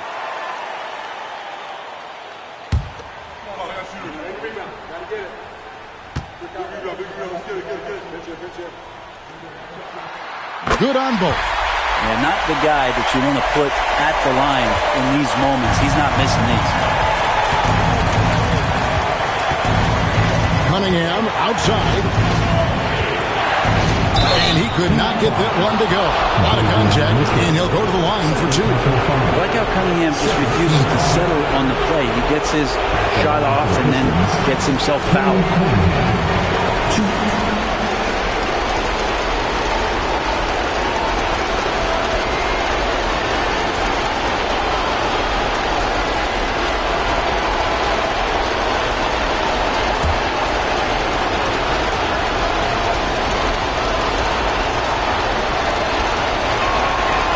It's the first, and that will put them up by 2.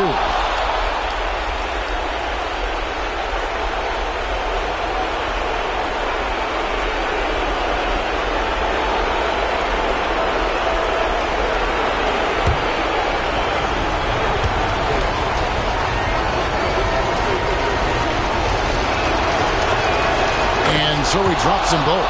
It's a 3-point game. Well, crucial moment there at the free throw line, and he never flinched. Against LeVert. 13 feet away. Here's Ware. It's good.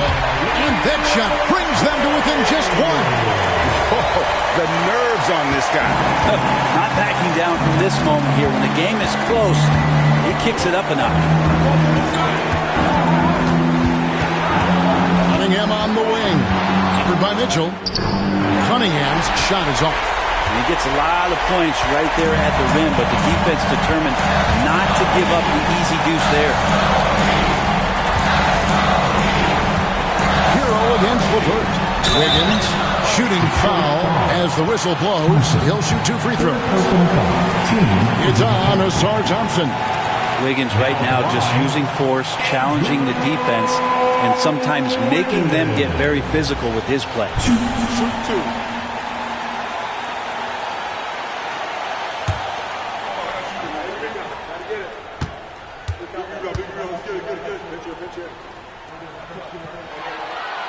He knocks down the clutch free throw.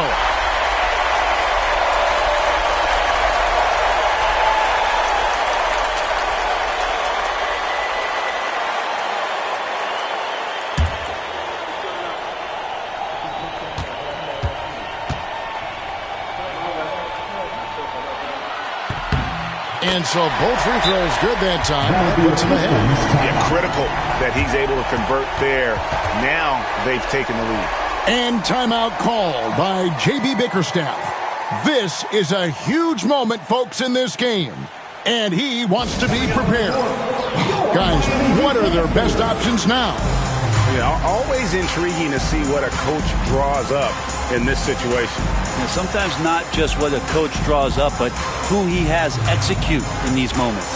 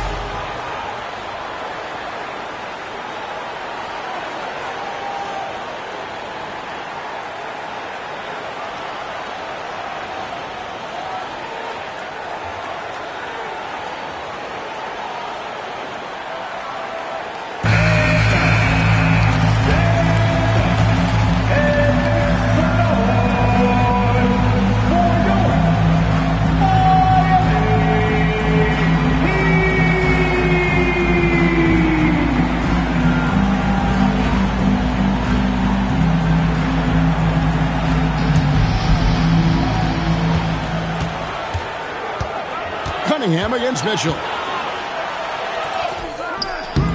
It's on. Always impressive when a smaller player has a nose for the ball and rises up amongst the taller ones to grab rebounds. Yeah, you can't let them hold the ball and just milk those last seconds away.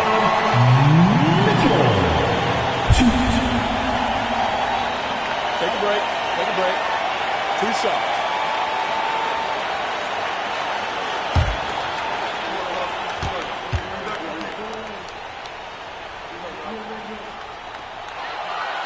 He doesn't hit the first, and that was the one they really wanted. He's got one more, though.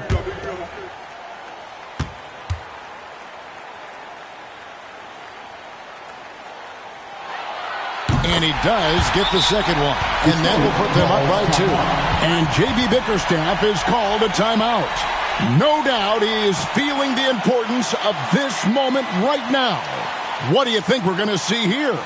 Big chance here to tie it with a bucket. Well, they just need a solid play right now, and Coach going through his index cards to find one to get something going.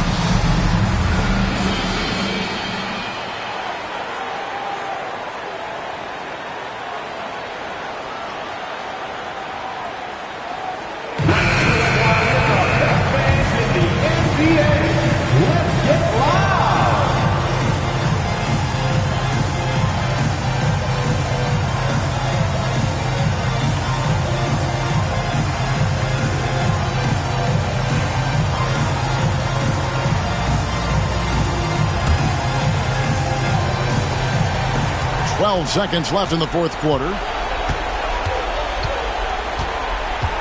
Cunningham outside. Oh, wow! A huge basket to tie the game. And the definition of teamwork right there on that alley-oop. And Greg, what about the finish? Bringing it down with some thunder. Yeah. And timeout is called by Eric Spoelstra. And he knows there's no room for mistakes and wants everyone on the same page.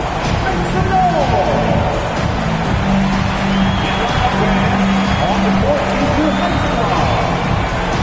The you get loud. Here are the teachers.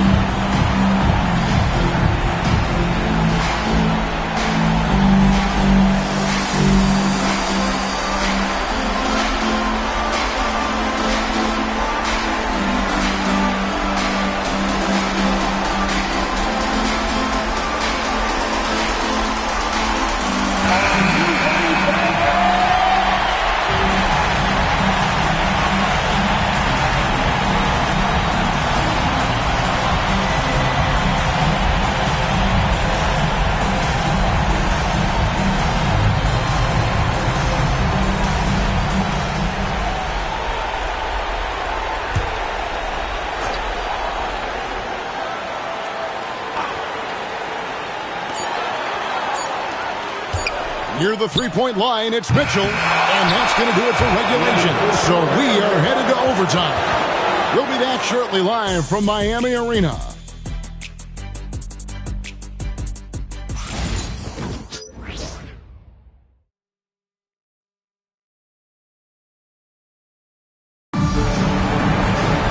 These teams have battled tooth and nail for 4 quarters, and now we head to overtime. Should be a blast.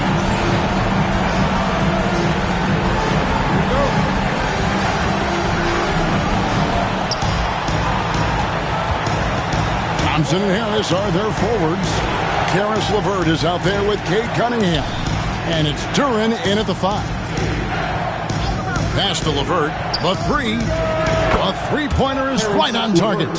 LeVert's got the first points here in the overtime period for Detroit. Here's Adebayo. Now Mitchell. Covered by Cunningham. Mitchell looking it over. Just 5 to shoot. No good that time. Cunningham with some nice D. LeVert up top. Covered by Mitchell. Here's Cunningham. And he banks in the lane. Cunningham's got 46 points. Strong move from Cade that time. Just putting some power behind that play. Hero passes to Mitchell. Back to Hero. Thompson with the rebound. Detroit leading by 5. Greg, everything they're doing is working right now. Good run they have going right now. The momentum is huge. Cunningham close to 6'8". Such a tough cover for bigger guys with how mobile he is. Love him attacking in this mindset.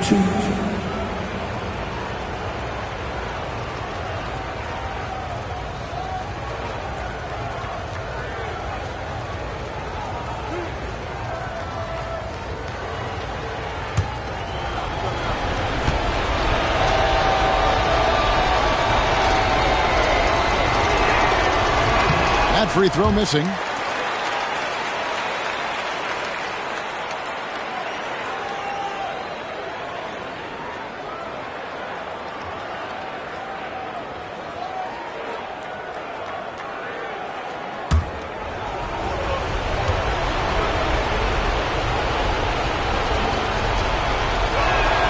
And the second free throw, good.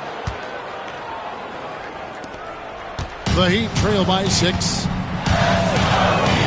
Mitchell left side. It's stolen by Cunningham. Here's LeVert. That's in, coming off the assist from Cunningham. And this is right around the time when one team might start to pull away. Yeah, this team is looking to add to the lead, trying to put the other team away, and threatening here. And there's a little lack of fight at the defensive end. Absolutely. At least on that slam, you're right. That's one way to let a team back in the game. You have to credit the aggressiveness offensively because that's when you make a play when you really need it. Here's Cunningham, and Ware pulls it down. Ware's got 10 rebounds here tonight. So active. They get that one, but guys, on the night, that's been the problem, securing the ball.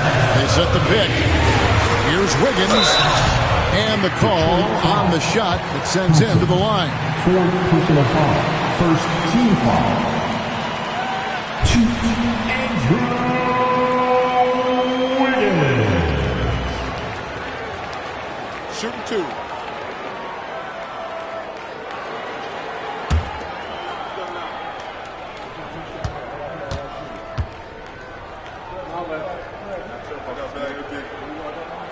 And the first one at the line is good.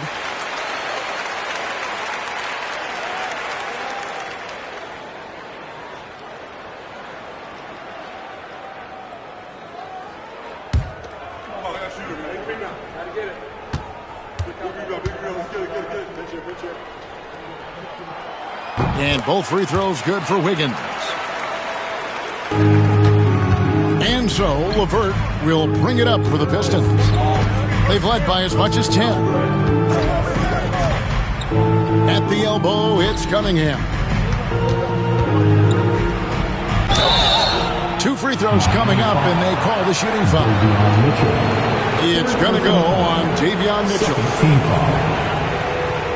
Shooting for Detroit, Cade Cunningham. 2.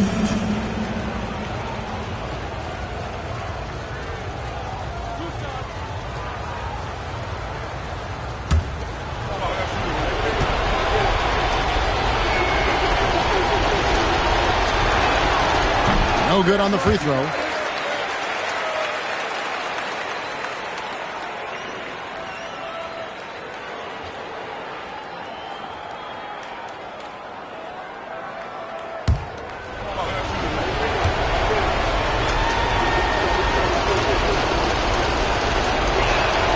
And he sinks the second.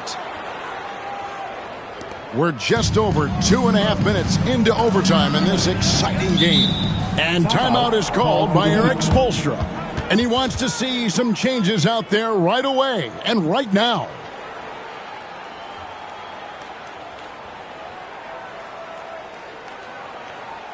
Fans, please give a big round of applause for your Heat Youth Dance Team.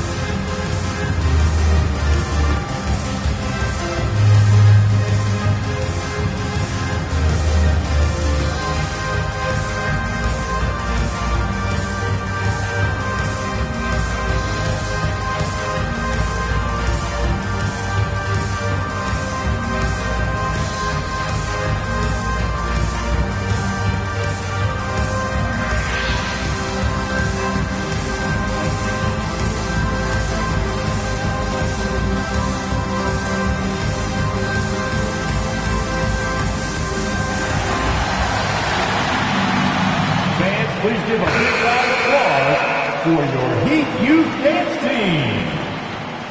That was your Heat Youth Dancers, everyone. Show them some support.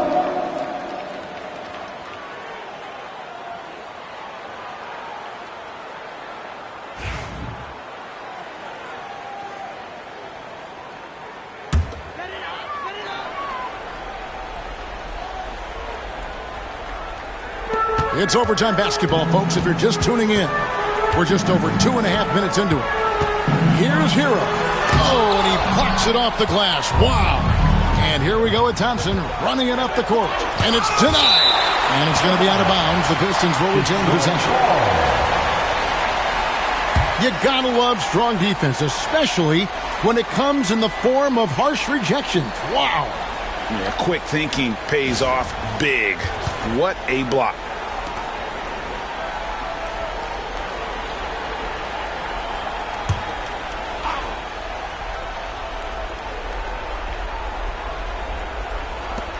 During the pass to Cunningham.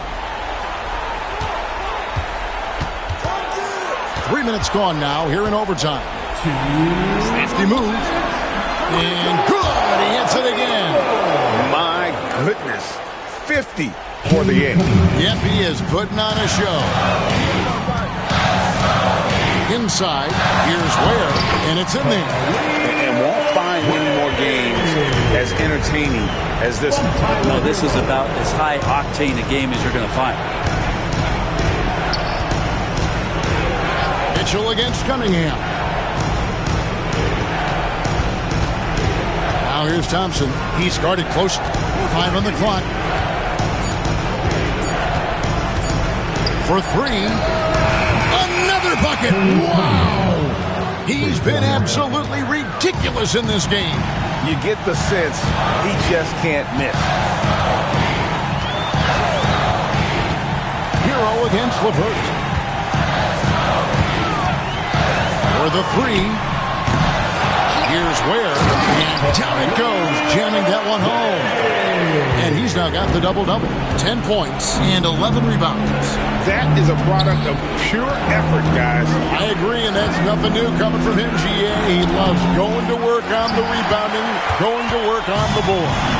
Stick with fundamentals there. Shot goes up, box out, or he'll destroy you. Detroit foul. Good. Third personal foul. Second team foul. Way.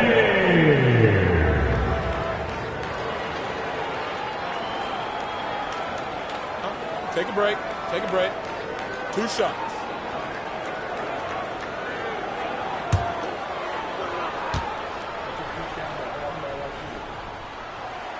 And no good as the first free throw, missing for him. We'll see if he can nail the second.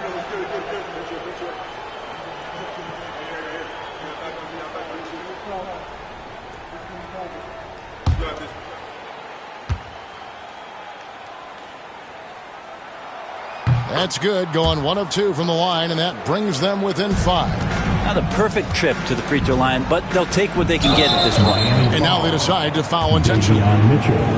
4th personal foul. 3rd team foul.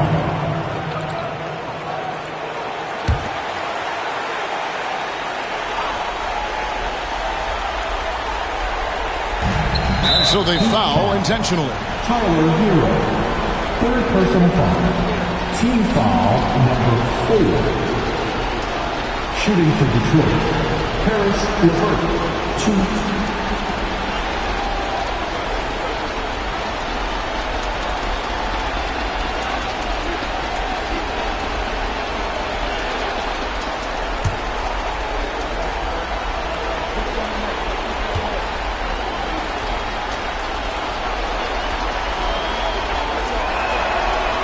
First free throw is good, and that increases their lead to 6.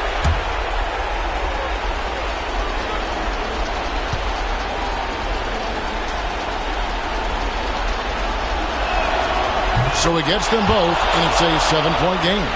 Some padding here on the free throw line, some good work. And here's Hero. He'll bring it up for the Heat. Good! Oh, and that cuts the lead to just 5. And Tyler Hero not shy that time. And that's an intentional foul. Davion Mitchell. 5th personal foul. Penalty. Shooting for Detroit. Paris Levert. 2.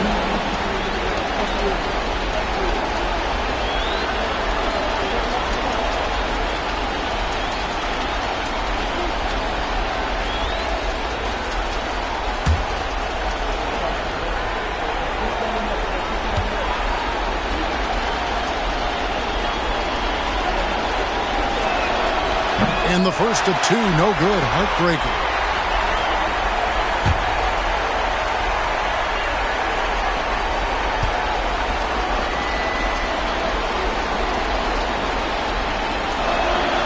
And he ends up making the second, and that increases their lead to 6.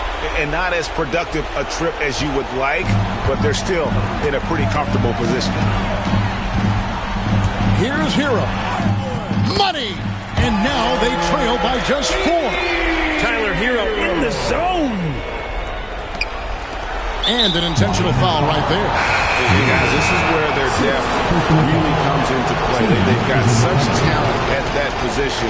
They'd love to have him out there, but they won't suffer much of a drop-off.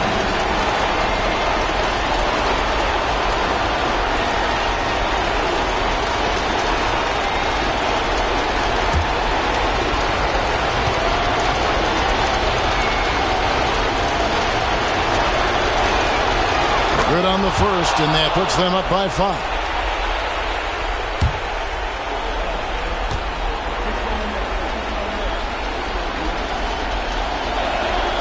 Second one is good, and both at the line. It's a 6-point ball game. And timeout is called by Eric Spoelstra. And that timeout by Coach was carefully measured, wanting to make sure that everybody is on the same page here.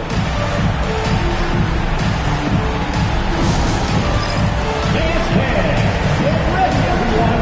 You see yourself on the screen, and you show us your best move.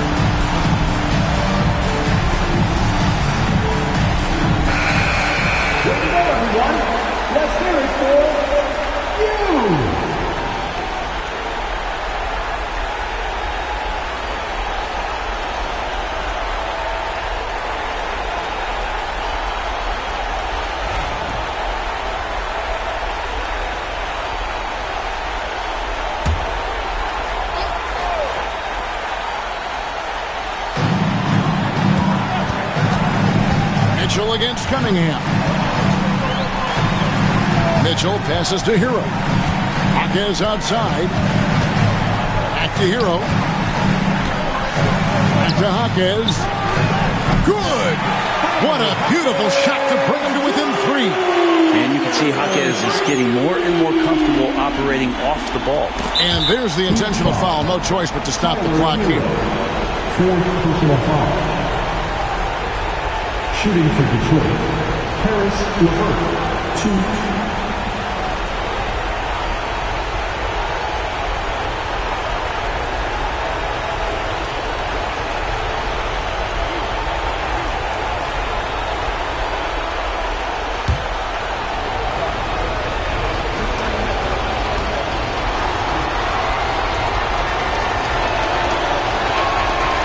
Drops the first one, and that gives them a 4-point cushion.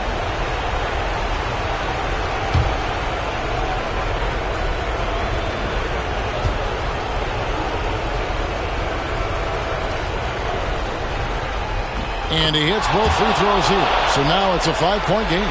Breathe easy now. The biggest free throws in the game, and he's coming through. Jacks up a 3. Jaquez can't hit. And so the Pistons take the win. They had to scrape and claw to push it to overtime, but they really came on in the extra period. What a ride. I mean, I thought it might end in regulation, but you know what? They came big and did exactly what was necessary once we got into OT. Well, folks, that's going to do it for now. For Brett Berry, Greg Anthony, and David Aldridge, this is Kevin Harlan along with our 2K Sports crew. And now, our player of the game, Cade Cunningham.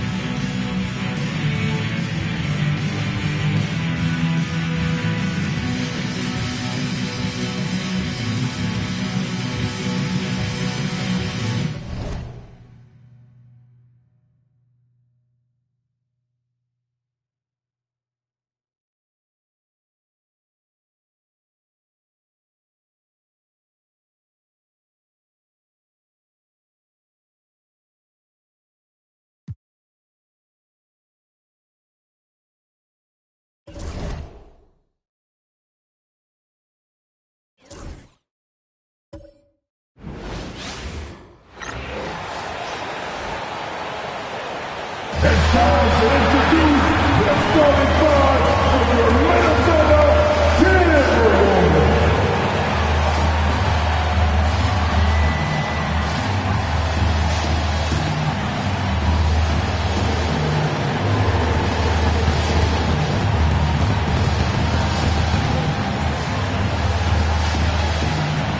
Starting at point guard, standing 6'4", number 0.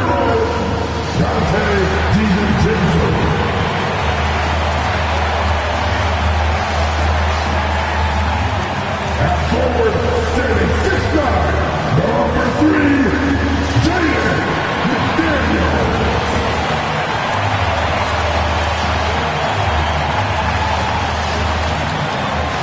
Starting at center, standing 7 feet 1, number 27,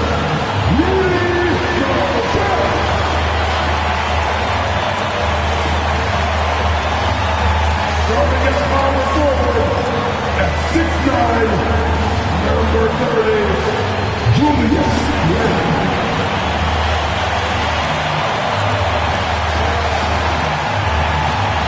Starting at the other side, standing 6'5", number 5, Anthony Edwards.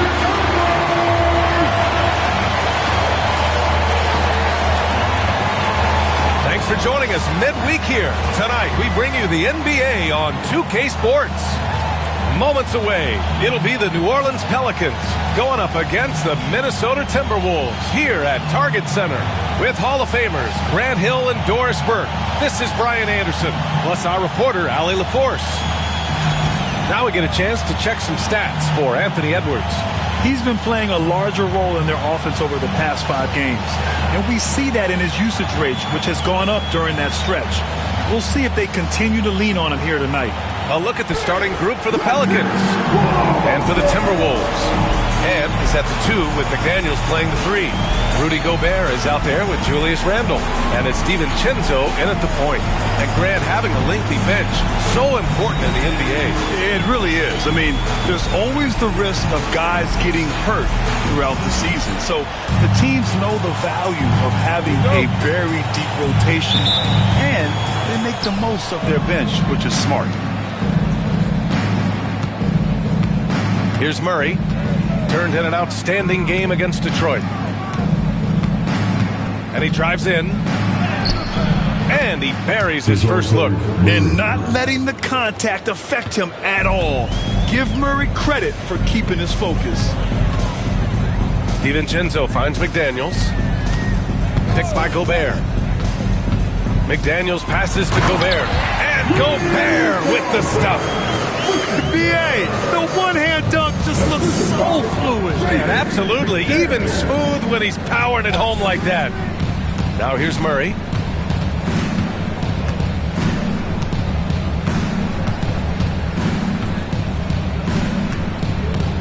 Five on the clock. From the right block, the shot is good. Murray's got his second bucket of the night. And Murray is a taller guard, meaning he's capable of doing some damage on the inside. Edwards against Jones. Edwards, the pass to Randle. DiVincenzo on the wing. Outside McDaniels. Up top, Edwards. Defended by Jones. It can be tough to find space in the mid-range area. Probably should have passed that one up. And he got the whistle on the way up. So he'll be headed to the line for a pair. Hey, if you can't block it, sending him to the line can be the next best thing. New Orleans shooting their initial free throws of the game here.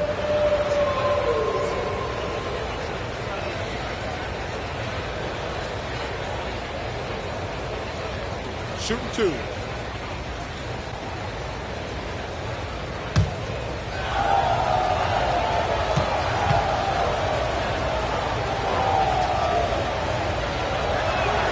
And he drops the first. And it really feels like the chemistry of this Timberwolves team has taken a step forward. And B.A., you know this. Winning always enhances that energy and chemistry.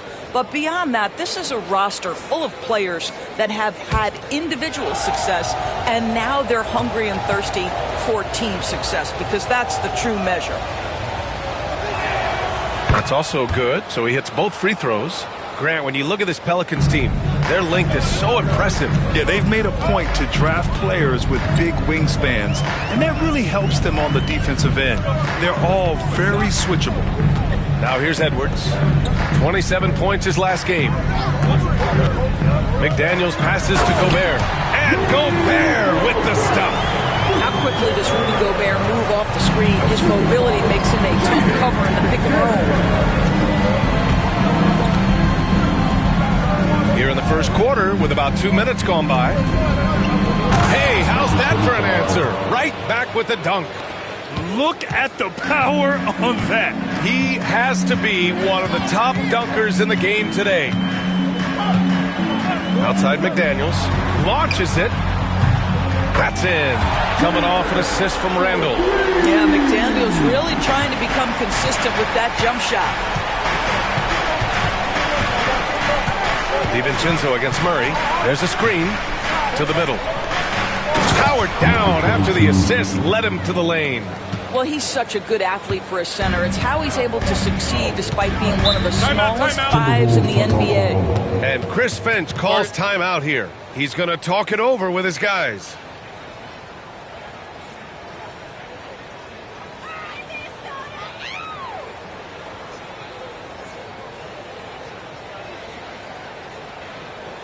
All right, look who's coming onto the court. Come on, get loud for your Timberwolves.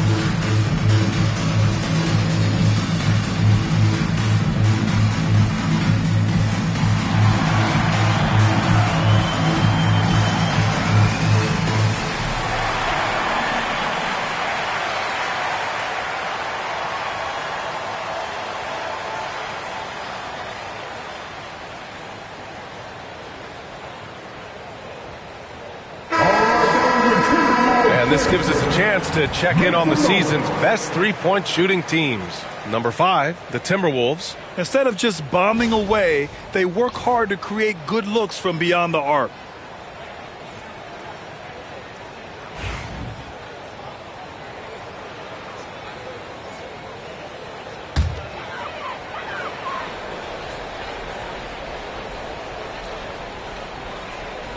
And a little over 2.5 minutes gone here in the first. DiVincenzo against Murray. Now here's Edwards. Defense is right there. Puts up the 8-footer. Offensive rebound. The wide open shot is on the money. Boy, what a good looking stroke. Ready on the catch, Anthony Edwards. That jumper is nice. And keeping us updated from the sideline, Allie LaForce. I briefly spoke with Chris Finch. I asked Coach how they plan to limit DeJounte Murray tonight, and he told me we have to match his energy on both ends of the court. DeJounte is a player who can create something out of nothing with the intensity that he plays with. We can expect to see a lot of hustle on the court tonight, B.A. And Allie, thanks. McDaniels, that's good. You see the work Anthony Edwards has put in on his decision making. That's a pretty setup. On the wing, Murray. DiVincenzo covering. Murray, no good. Boy, 9 times out of 10, that's going in. I'm sure he surprised himself with the miss. Right side, McDaniels. Back to Edwards.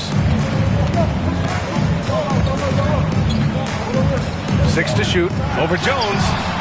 Edwards, no good. This has not been a good period for this guy. Out of sync, not letting the game come to him. He's got to settle down and make shots. And that's what we've come to expect from Zion. Exactly. And how about our AT&T 5G Slam Cam? Couldn't have captured that play any better. The Timberwolves trail. And Grant, DeJounte Murray, a bit of a throwback player. He's comfortable attacking at all 3 levels. Yeah, B.A. I mean, he does a lot of work in the mid-range for a guard. He's very comfortable with any shot on the floor. Not shy about putting up a ton of attempts if that's what's needed. Now here's DiVincenzo. He had 9 points in his last time out. Edwards can't hit. It's been an ugly quarter for him. Trying to shoot his way out of it. Might be time to work on the playmaking skills. Murray against DiVincenzo. Murray inside. Good work defensively by DiVincenzo. Here's Edwards. Rebounded by New Orleans. This has not been his best quarter. And you know what? They keep calling his number, and they're simply trying to get him out of this funk. Now here's Murray. And he's been a big part of their offense, averaging more than 18 points a game.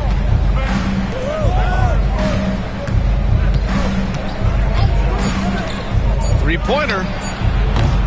Randall pulls down the board.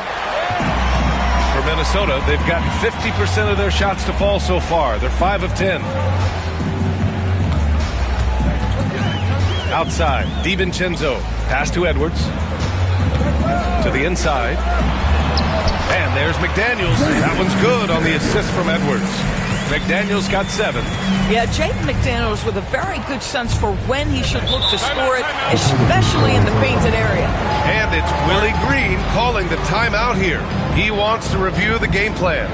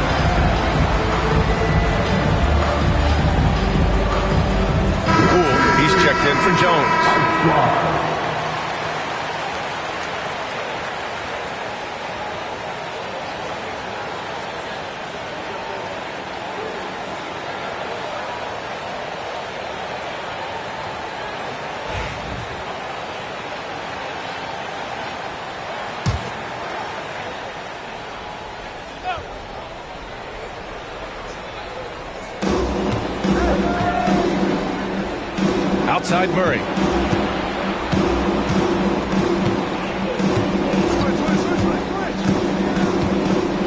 Shot clock at 6. Poole from long range. And it's Gobert with a rebound. And that's exactly how tightly you have to guard him every time he steps to the arc. He's just that good.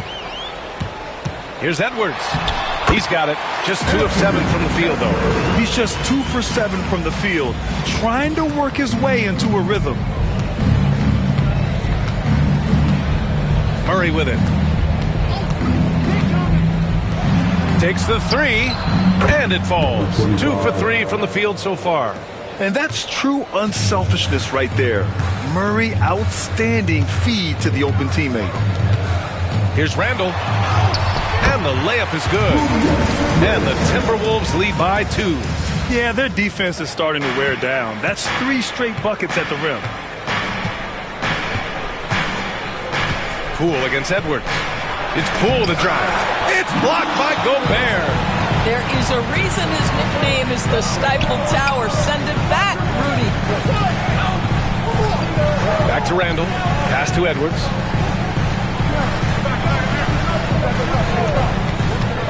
This one for 3. Pelicans cleared away. Well, it hasn't been the most efficient game for this guy, but their team is fortunate to still be out in front. And Grant, the success of teams like the Timberwolves showing that size still matters. Yeah, in this pace and space era, that may have come into question just a bit, but size and skill combined has always been your best bet at winning. So this is the first of 2 consecutive games between these two horses. You expect much of a feeling out period? Yeah, I don't know, Brian, but what I think is you always stay true to your habits immediately. You guys understand who we are and how we win. Are we a defensive-first oriented team? If that's the case, you come out and set that tone right from the outset. Game 2, then you worry about adjustments. First free throw is good. And Minnesota with some changes. Reed's checked in for Rudy Gobert. And it's Dosunmu in for Edwards. And the Pelicans also making a change. Alvarado's checked in for DeJounte Murray.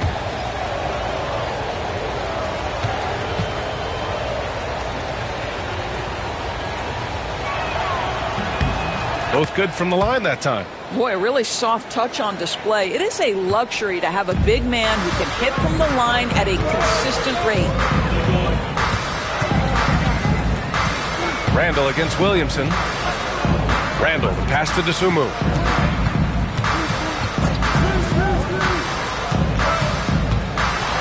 And that one is stuffed right through.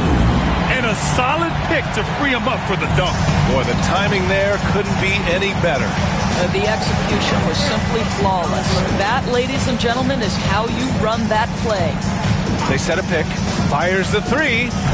Gets rebounded by Minnesota. Randall's got 4 rebounds now. Pass to Reed. Back to Randall. And there's the foul. It'll go on Julius Randall. That's his first foul. A great job to establish position and square up. Some changes for Minnesota. Clark comes in for McDaniels. And Milton subbed in for DiVincenzo. And we've got a timeout called by Willie Green. We might see him looking to make some tweaks to the strategy here.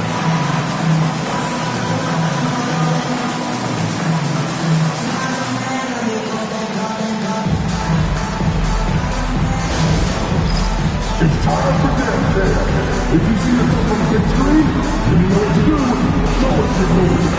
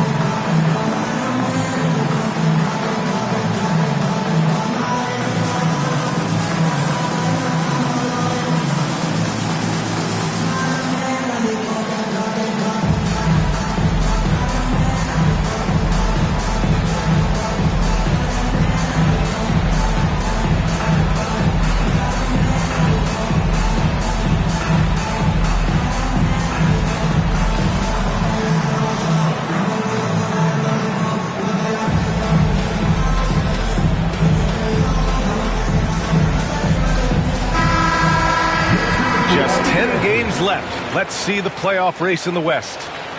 Taking a look at the Timberwolves, they're hoping to make some moves from the number 5 spot before the start of the playoffs. And checking out New Orleans, 2 spots below. Seeing where the Timberwolves are, you have to acknowledge that they've really hung tough this season, avoiding a lot of the bumps in the road that other contenders have gone through. Resiliency has been crucial for this team. Anytime it looks like they may start to drag a little bit, they've picked it back up and stayed in the hunt. Yeah, and Williamson is an explosive athlete, remarkable at finishing off alley-oops.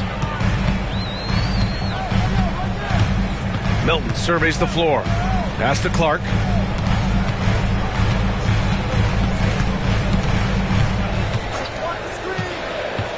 Left side read. Pelicans cleared away.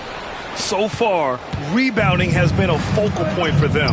Here's Williamson, and he makes it on the layup. Williamson's got 6.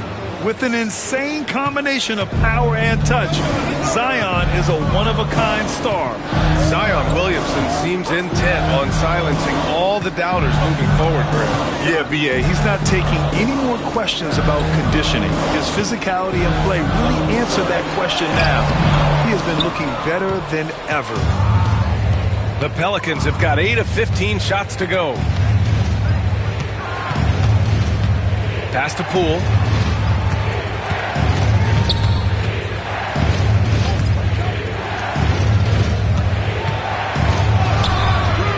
Good D by Clark. Minnesota has gone 1 for 3 from beyond the arc. For 3, Randall. The shot misses. New Orleans in the lead. Here's Alvarado. 1:52 left to play in the first quarter. Here's Williamson. Misses the layup. Well, the Timberwolves shooting a solid 50% in the opening quarter. Oh, wasted no time on that one. Randall's got his second basket on the night. Credit Julius Randle. Off-season preparation trying to build the three-point range. Poole for 3. Pure from three-point range. That's how you up the ante. Come right back at him. And you would expect nothing less from these two, taking pride and making plays. A chance here to catch up with Allie from the sideline. Well, the Pelicans are still developing their on-court chemistry. Coach Willie Green said, this group is still pretty young in terms of being on the floor together. We're starting to figure it out. We just have to stay committed and continue to be elite on both ends of the floor, and it starts with our defense. B.A.?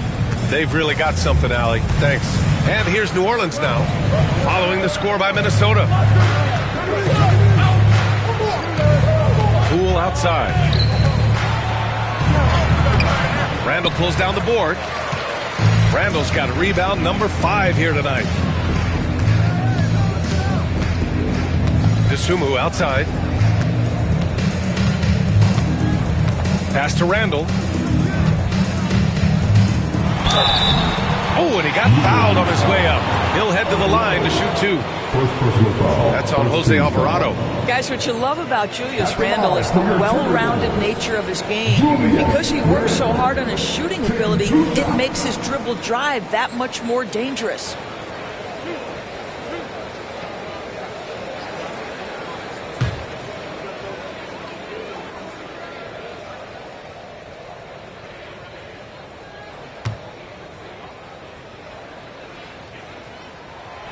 Free throw drops for Randall. Anthony Edwards has checked in for Milton. And a new group getting ready for the Pelicans.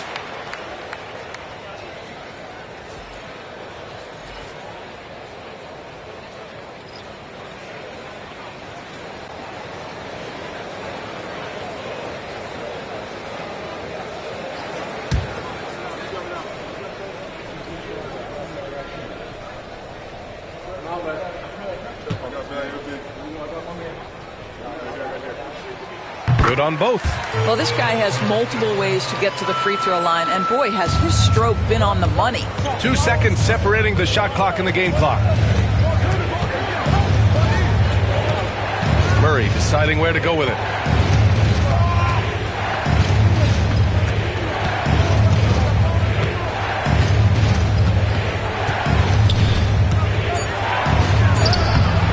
Off with the layup.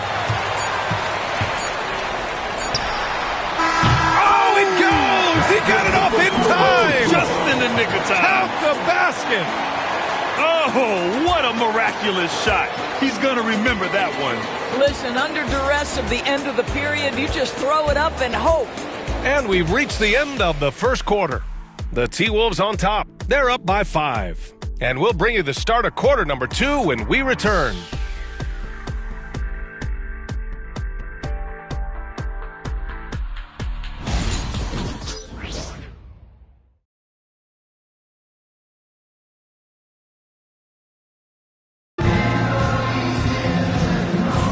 And thanks again for tuning in. If you're just joining us, we've played through 1 quarter of action so far. And before we move on, what do you guys think about what we've seen from the Timberwolves? Oh, what I love was that first quarter was all about leaking out and capitalizing in transition. And why wouldn't they? You see their effectiveness in the open floor. Very difficult to slow down. And so it's Edwards who brings up the ball for the Timberwolves. 5-point lead, biggest of the game. Their last encounter was in New Orleans, where they were able to handle the Pelicans. Yeah, last time out, they barely captured a win against this team, and it came down to some key turnovers. JaVale McGee out there with Naz Reid. Then there's Anthony Edwards. Then there's Dosunmu, and it's Clark in at the small forward position. So that's the lineup from Minnesota. And Grant, you look at the players the Pelicans have gone after recently. They have a clear plan. Well, they do, B.A. They want to surround Zion with shooters, which of course makes sense. It's sort of the same kind of blueprint the Bucks laid out with Giannis. If you can shoot, the Pelicans have a spot for you. Here's Misi, still without a bucket. Back to Murray. Ooh, the lead pass was in the perfect spot to set up the layup. They're punishing those late defensive rotations, getting good looks inside throughout the half. Edwards against Murray. 11 feet out. The rebound by Murray. Most nights this shot would have been his, but the defender gave him just enough trouble.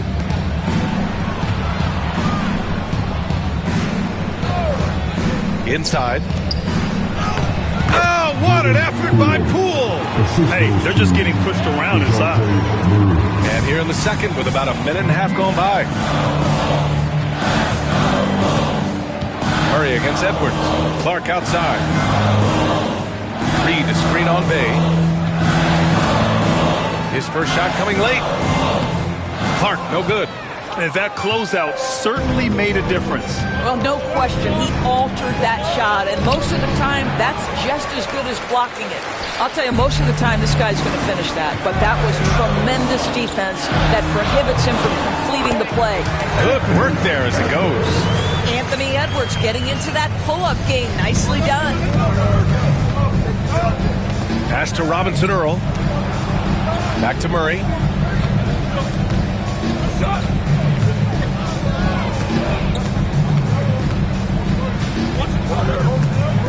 Down to 5 on the shot clock. Shot from the top of the key. Reid with the rebound.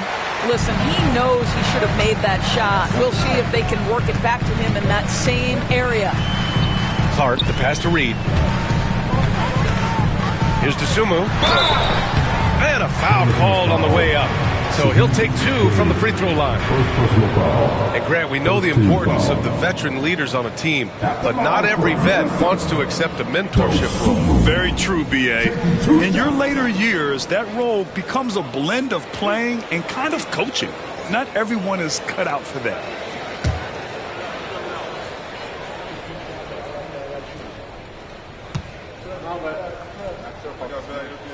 And he knocks down the first one. Jones, he's checked in for New Orleans.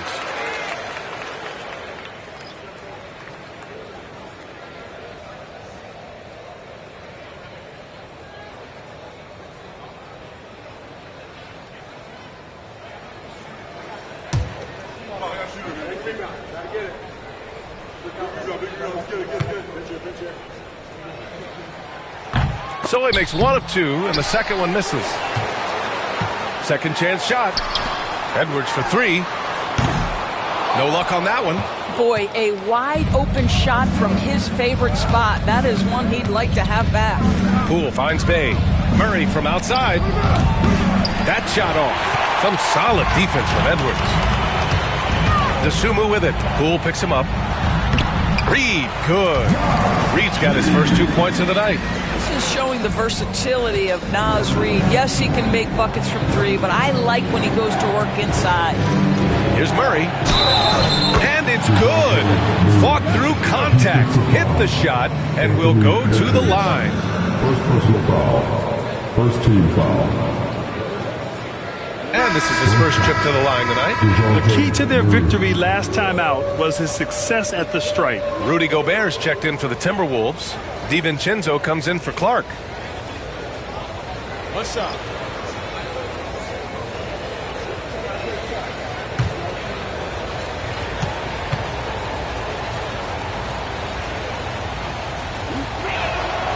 The free throw drops from Murray. And DeJounte Murray is truly the complete package.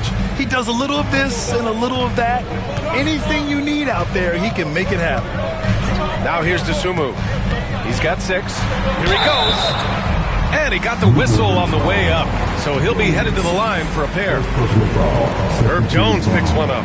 Well, that was clearly a foul. Minnesota is shooting their 5th and 6th free throws of the game.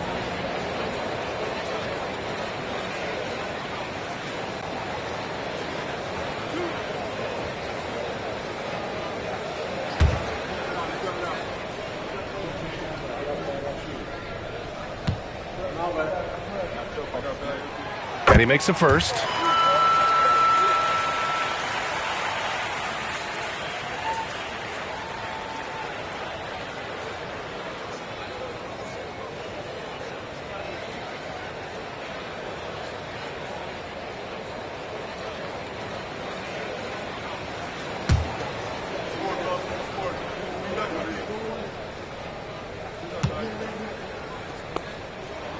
That one falls, so he hits both of them. I love it. In attack mode, drawing foul calls this quarter and getting to the free throw line. And we've got a timeout called by Willie Green. And we might see some changes. Coach potentially looking to adjust.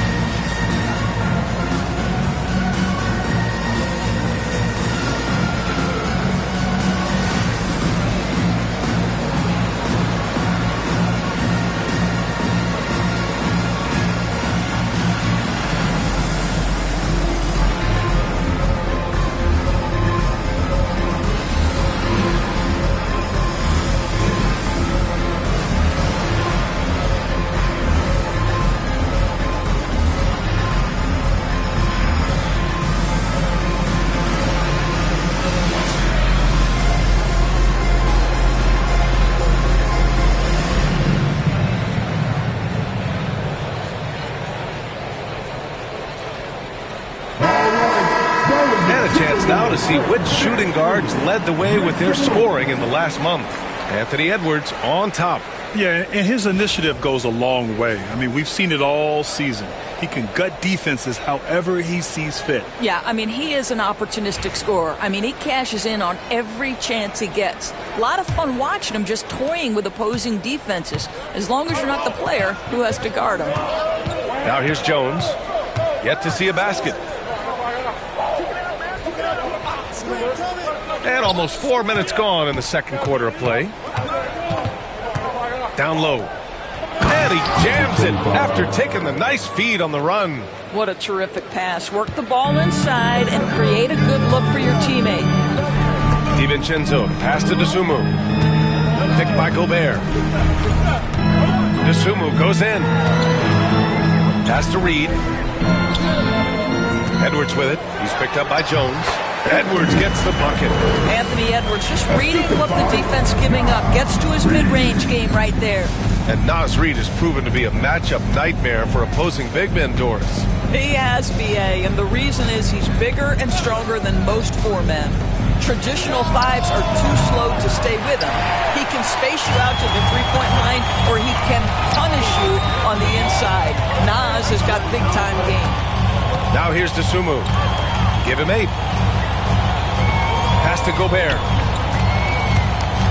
The kick out to Edwards. The triple hits for Edwards. This guy is putting his fingerprints all over the game in this quarter. He has flat out dominated the offensive end. Here's Misi. Now here's Murray. DiVincenzo covering. Murray against DiVincenzo. Jones sets a screen from outside the arc. It's rebounded by Minnesota. Gobert's got 6 rebounds now in the game. Oh, love the intensity in which they're hitting the boards. Outside Reed with the drive. Out to DiVincenzo. And the Timberwolves hit again from deep. Nas Reed, what a nice find. This guy always has his eyes up and ready to look for options. Pelicans trail by 12. Outside Jones. Pass to Bay. Murray against DiVincenzo. Outside Murray. Looking to win the run. Knocks down the triple. Murray's got 10 points now, just in this quarter. Can't blame the deficit on him. He's been scoring at will this period. Outside, DiVincenzo. Off target with the 3. The Pelicans have gone 6 of 11 here in the second quarter. DiVincenzo against Murray.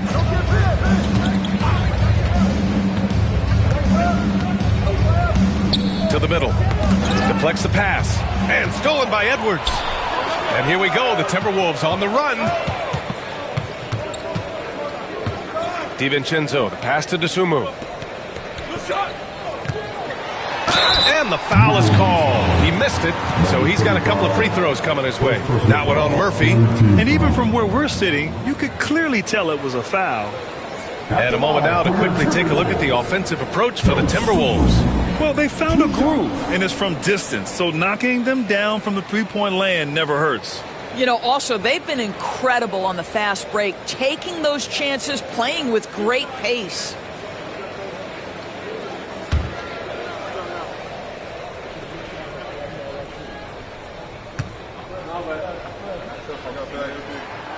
First one falls, and the Timberwolves making a change here.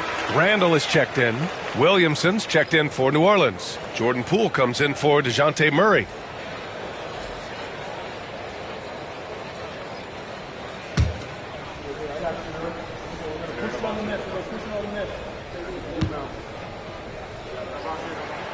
It's both from the stripe. Now Poole. He had 19 points in the win against Detroit. Pass to Misi. Lays it up and banks it in.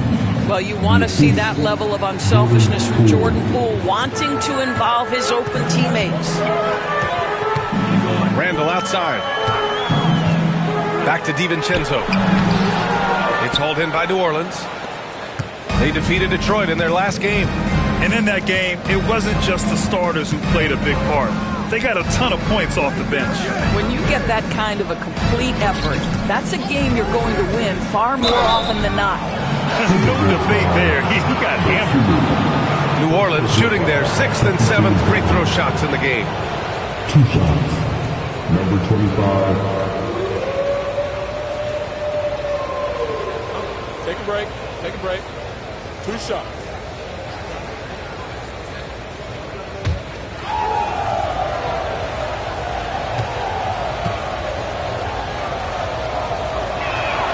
And he makes a first. McDaniels is checked in for the Timberwolves. And the Pelicans also making a change. Bay's checked in.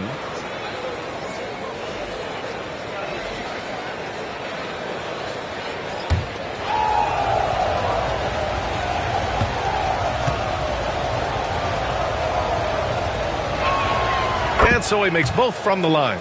They've been flawless at the line this quarter. They need to stay aggressive and keep drawing fouls. That'll help them chip away at the lead.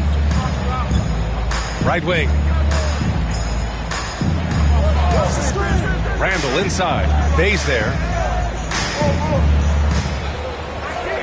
Randall right side. 5 to shoot. You know, part of what makes Julius Randle so effective is that spin move, Doris. He does like to use that on the interior against taller players to get enough separation. But the number of finishing moves that guy has off the spin, it is really an effective tool.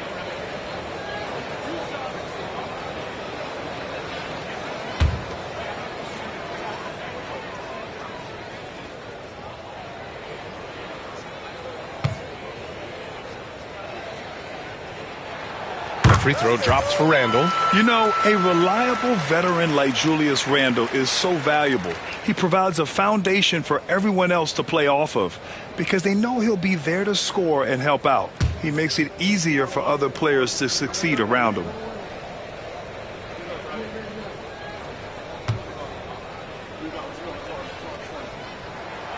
And Randall drops them both. And it's Poole with the ball for the New Orleans Pelicans. 9-point game. Williamson outside. Count it. He's 4 for 8 now. Looks like we're starting to see a pattern here. Not afraid to get in the paint and get wet.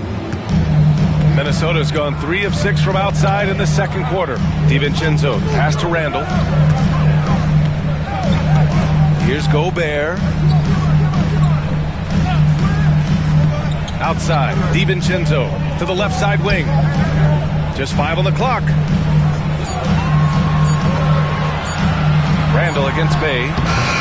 Randall can't hit. Pelicans trail by 7. Poole outside. To the paint. There's the triple.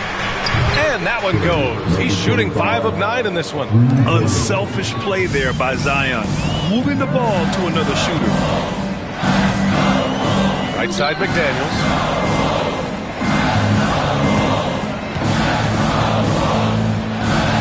Outside for Randall.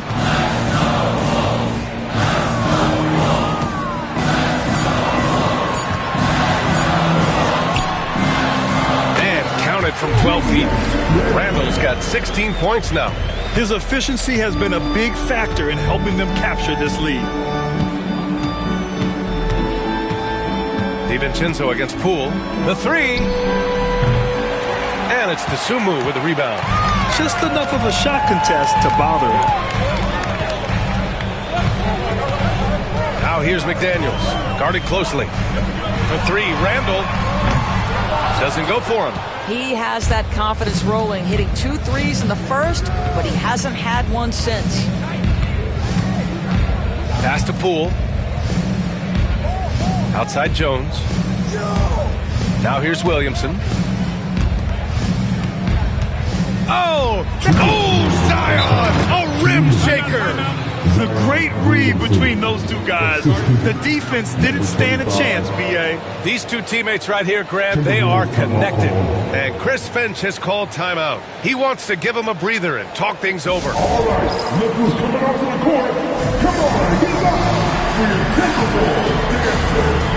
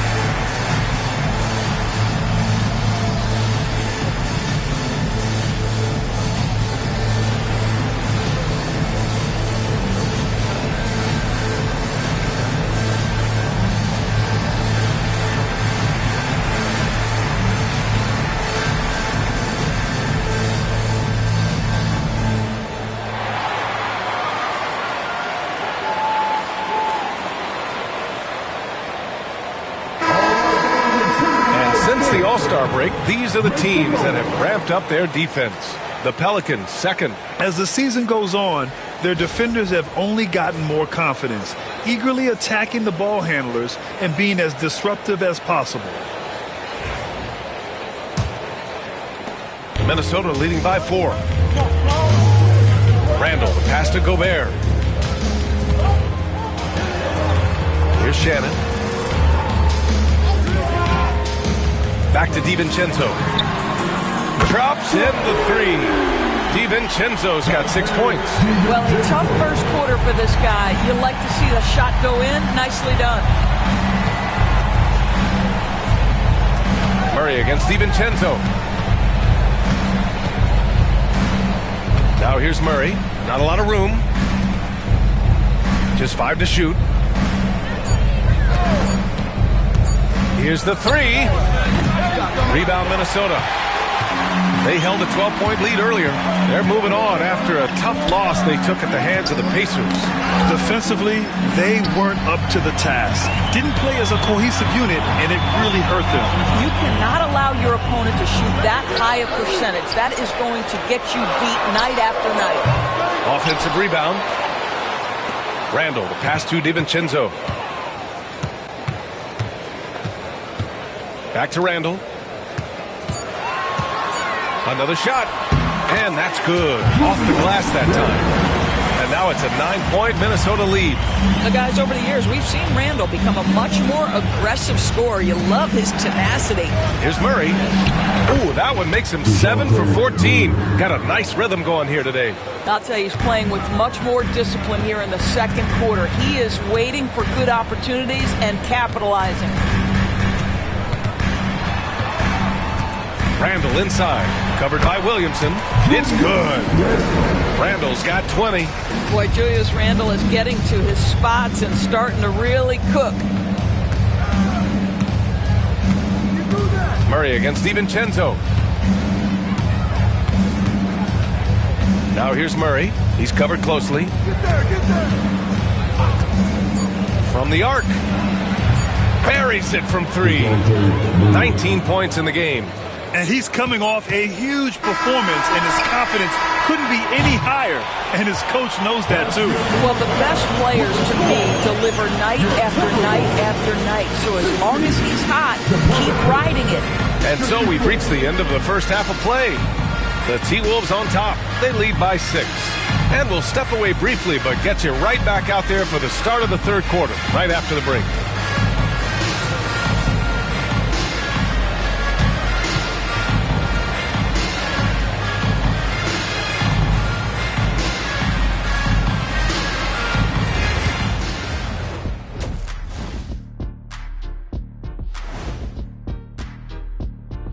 Welcome, everybody. And as we start to work our way through the season, a sneak peek at the Rookie of the Year race.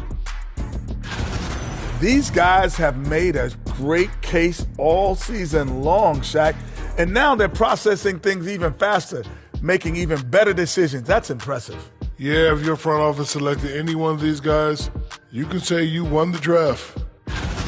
Moving on now to the first half of play. And how about Julius Randle's contribution? Randle's rise has been impressive, from role player to budding star. And tonight he's putting on this entire arsenal that he's displayed is impressive.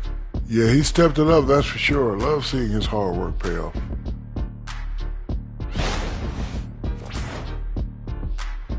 Thanks for tuning in. Now it's time to head back over to Brian Anderson for the start of the third quarter.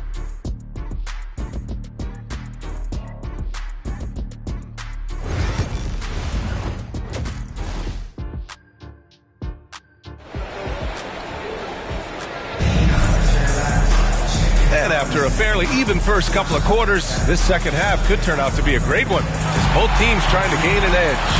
Julius Randle has been sensational. You just love his patience offensively in the first half. Waited until he got the looks he wanted.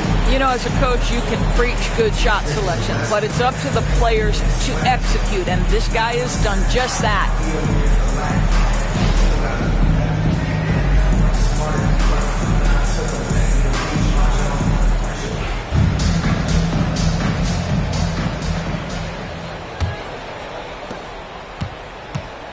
So for the Pelicans right now.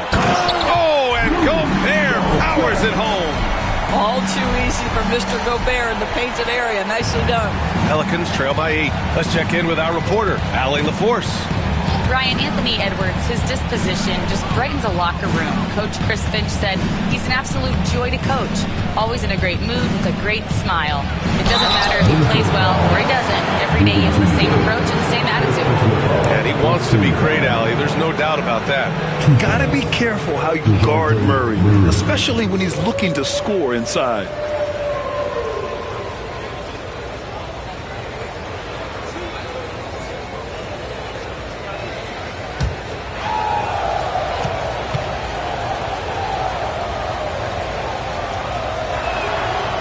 And he can't get the first one.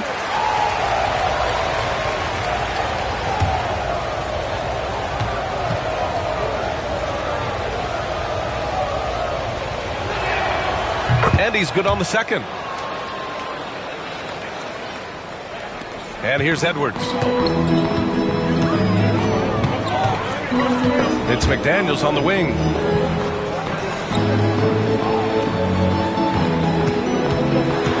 The kick out to Edwards.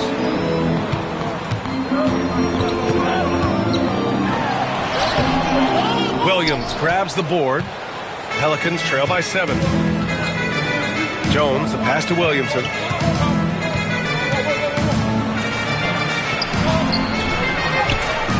And it's Gobert with a rebound. Gobert's got rebound number 8 here already in the game. Randall, the pass to DiVincenzo. Now McDaniels puts up a 3. Rebounded by New Orleans. Williamson's got 4 rebounds now. Doris, you look at the tools McDaniels has on defense. He can be special. He can. There's incredible length, the reach, the strength. McDaniels very much able to be a shutdown defender against the best offensive players in the game. Well, there's tremendous length when it comes to Jaden McDaniels. And off the dribble drive at the cup, he's tough. Murray from outside. And the Pelicans miss again. Well, an 0 for 3 start to the half, you need to pick it up and start to put some pressure on your opponent. DiVincenzo finds McDaniels. Picked by Gobert. Shoots from the elbow. Gobert showing his skill inside. Listen, at just over 7 feet, we know Gobert is going to be terrific on the glass. Now here's Murray. Give him 20.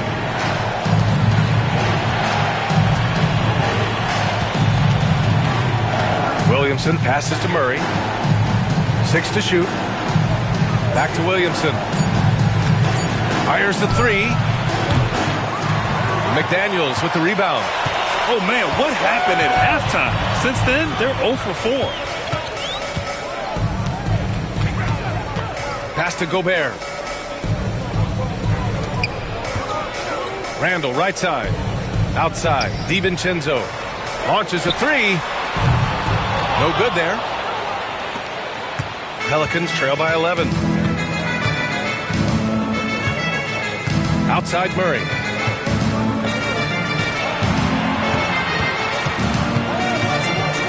Williamson outside. Left side Murray. The 3 ball. Gets rebounded by Minnesota. Randall's got rebound number 8 here already in the game. Things have been a little bumpy coming into the second half. 5 straight misses. Edwards finds Randall. Gobert with it. Defended by Jones. Outside Edwards. There's the triple. He drops it from range. Edwards has got 14 points. Well, the work that Anthony Edwards is putting in as a shooter is there. That range shot so important. Nice three-point look right there. And it's Willie Green calling the timeout here. Coach wants to speak to his guys, maybe alter some of the game plan.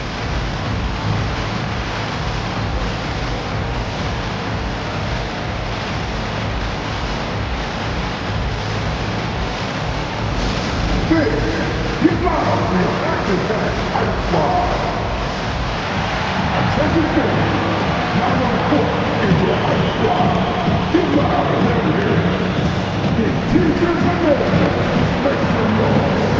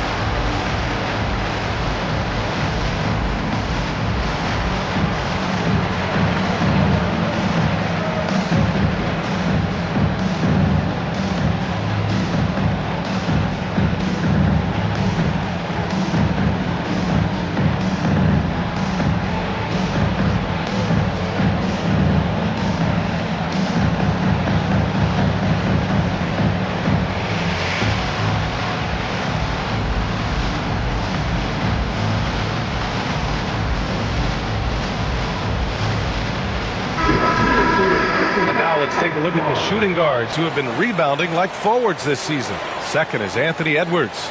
And think about it. These guards are willing to put on their hard hats and get physical on the glass. I mean, this kind of effort doesn't go unnoticed by teammates. Oh, no doubt about it. Their contributions on the glass provide their team with a huge bonus. As hard as they work on the glass, it makes things a lot easier for their teammates in the post. Lessens the load a little bit on those interior guys. Williamson against Randall. Back to Jones. They kick it out to Murray. Jones with a screen on McDaniels to win the cold spell. Edwards pulls it in. You have to credit their effort. I mean, they've done an amazing job on the glass. McDaniels passes to DiVincenzo. Pass to Randall for three. It's hauled in by New Orleans. Ooh, McDaniels with a steal. Down low. Here's Gobert. And Gobert with the stuff. Great game for him. Double-double now.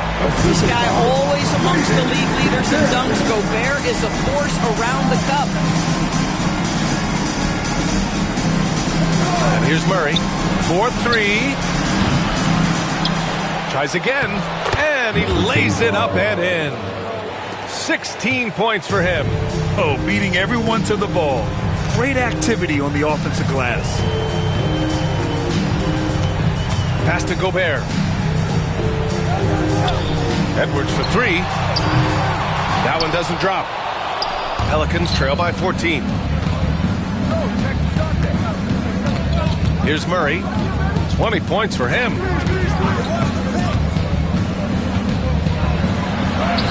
Oh, the teardrop falls in. Murray's got 22. And using the pick and roll to perfection. I love how crafty Murray is in these situations.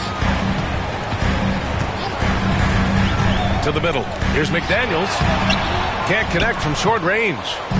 And here's Williamson. He'll bring it up for the Pelicans. Here's Jones. It's blocked by Gobert. Boy, whenever Gobert is out there, he will make you think about shooting near the rim. This guy's such a good shot blocker. Williamson against Randall. Outside McDaniels. Down to 5 on the shot clock. Booking. And it's Randall with the assist. Randall's got 3 assists tonight. Well, after netting one in the first half, that's the second deep ball to go down for this guy. Pelicans trail by 15.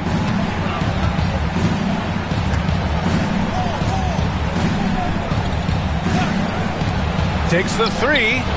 Counted. That's his 7th basket of the game in 14 tries. His first 3 of the half. That gives him 9 total points from beyond the arc so far. It's Edwards on the wing.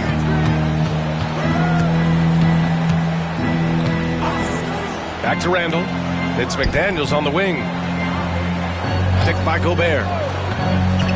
Shot from 12. McDaniels can't hit. New Orleans has gone just 1 of 5 from three-point range here in the third quarter.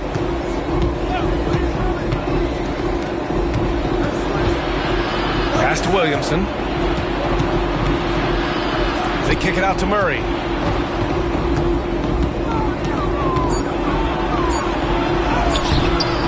He can't hit that time. Good work defensively by DiVincenzo. Here's Edwards. It's good. Only a few seconds into the shot clock. Edwards has got 5 points in the quarter. Well, the calling card of the #1 selection in his draft class, Anthony Edwards can flat score the basketball. Pass to Murray.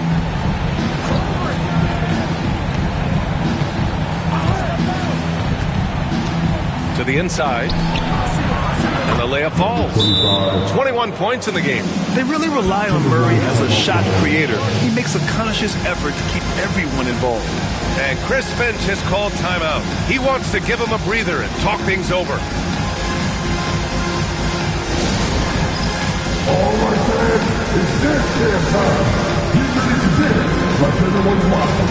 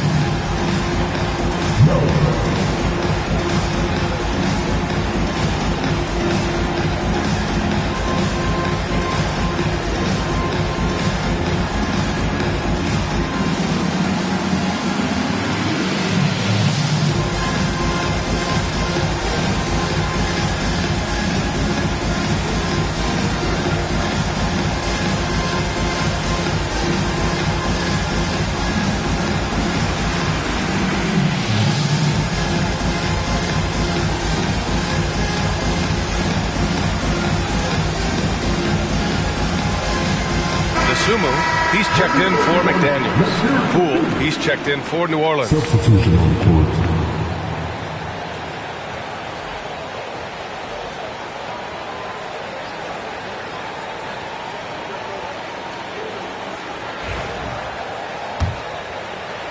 The Timberwolves lead by 12. Edwards with it. He's got 16. Fires in the triple.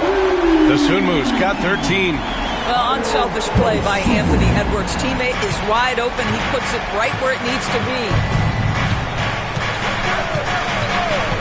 Murray against DiVincenzo.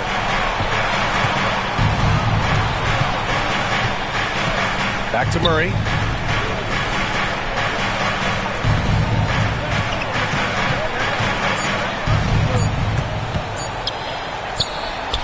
He hits it just before the shot clock expires.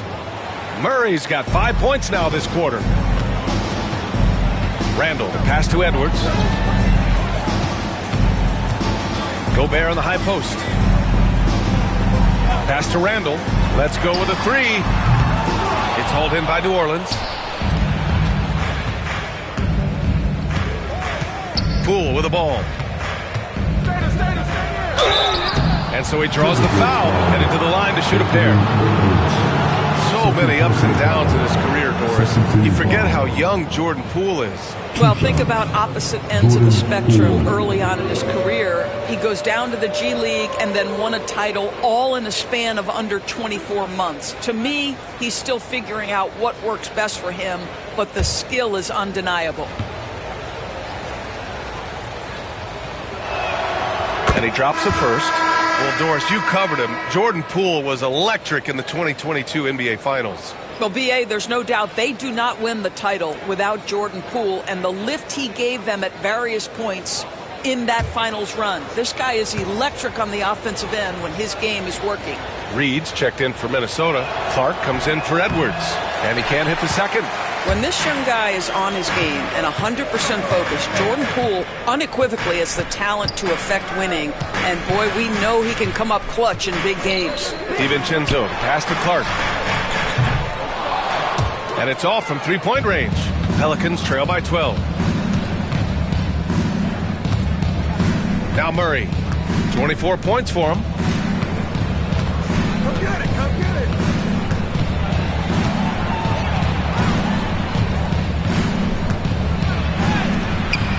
Doesn't go that time. Good work defensively by DiVincenzo. Inside. Dosunmu on the wing.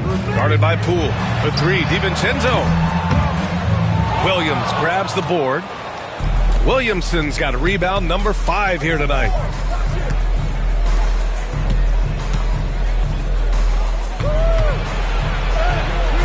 Nice D from Reed. I'll tell you what, they've rebounded the ball tremendously well. Now here's Dosunmu, guarded by Poole. Outside for Randall. Reed, a screen on Williamson. The three, and that's good. Randall for three. Randall's got 23. They've been pretty lax with their perimeter defense, giving up a lot of three-pointers.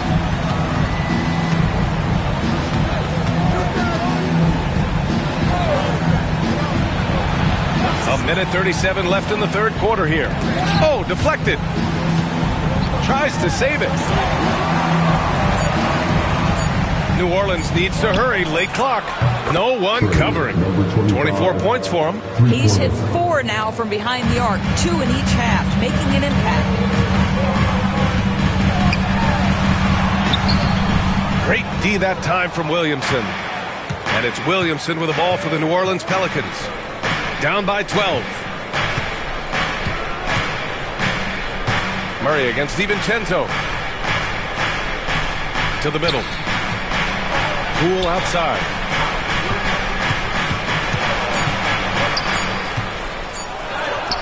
And Poole fighting through contact.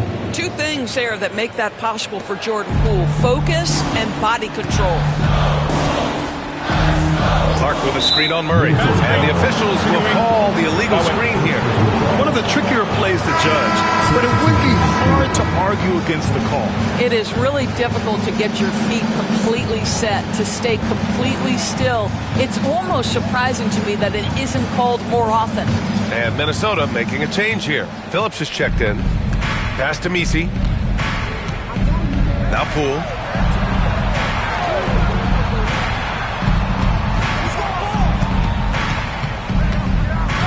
29 seconds left in the third quarter. And a miss there with a chance to cut the lead to single digits. And they're +5 on the boards after that rebound. Randall outside. 12 seconds left to play in the third.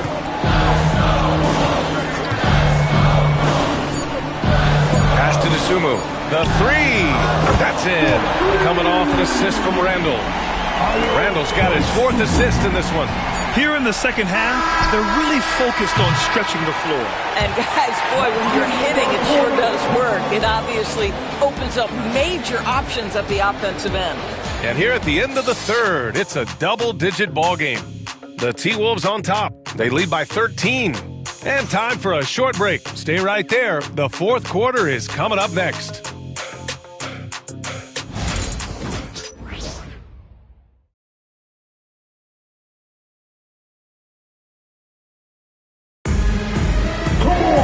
And there have been two very different performances from these teams today as we get going in quarter number 4.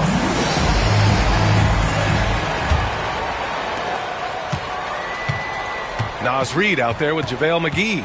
Then there's Ayo Dosunmu. Then there's Edwards. And it's Clark in at the 3. So that's the Timberwolves 5.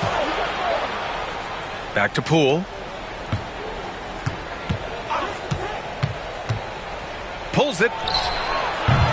And it falls all over the rim and in.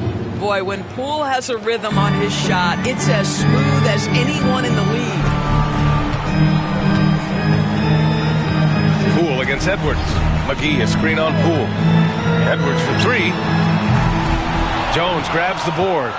And this is exactly who you want taking that shot. He just missed it.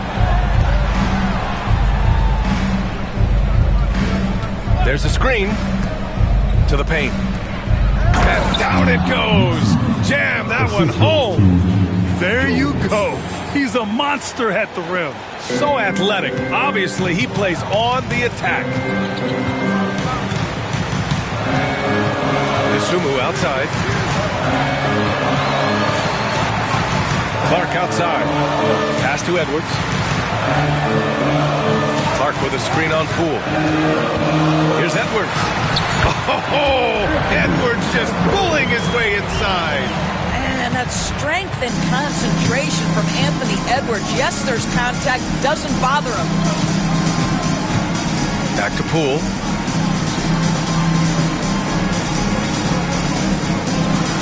And there's the screen. Pass to Misi. Right side Jones. It's intercepted.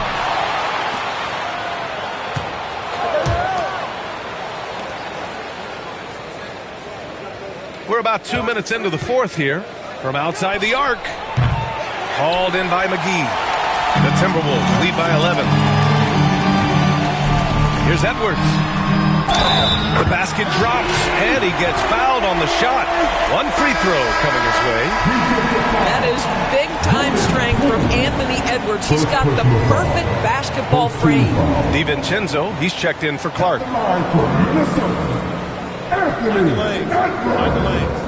One shot.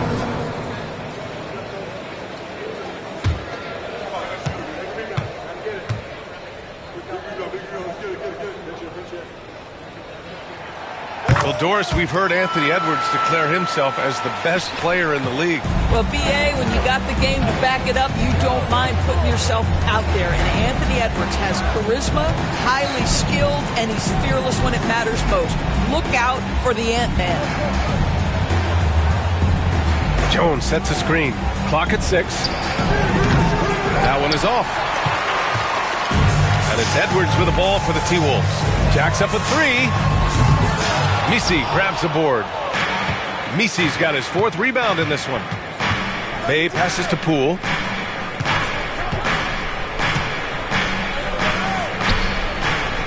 Pass to Misi. Now here's Bay. Poole outside. Oh, a great 1-2 punch. Beautiful pass and a nasty jam. Well, as usual, this guy cooking on the offensive end. But right now, the other guys on his team have got to step forward. Outside Reed. Here's Edwards. Back to Reed. Edwards finds Reed. Outside, DiVincenzo. McGee a screen. Launches it. Kept alive. Banked it in off the glass. McGee's gotten his first bucket of the night. And when you're the ones trying to fight your way back into the game, you simply cannot allow second chances. Well, how about the effort on the glass? Even with this lead, I love that they're still going after it. Here's Misi. No good on the shot. Great D that time from McGee. DiVincenzo against Poole. Outside Edwards. Reed a screen on Jones. Edwards fires from way outside. The long distance 3 is buried. Edwards got 13 in the second half. Bay outside.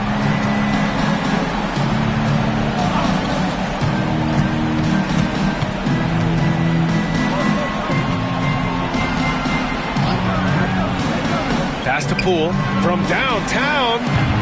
It's rebounded by Minnesota. McGee's got 5 rebounds tonight.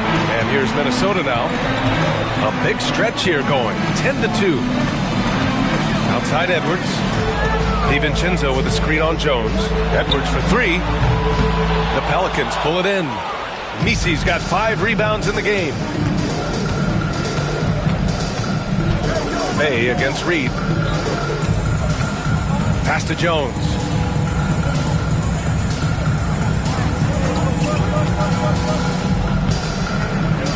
Back to Bay. Outside Jones. From behind the arc. He buries it from 3. Jones has got his first 3 points of the game. He's a go-to guy for them because he's that consistent. Time and time again, he delivers. DeSumo on the wing. Out to DiVincenzo. McGee a screen on Poole. DiVincenzo against Poole. From outside, off the mark. Pelicans trail by 14. And there's the foul. It's on Ayo DeSumo. That'll be a second foul of the game. And Minnesota making a change here. Clark's checked in. And the Pelicans making a change here.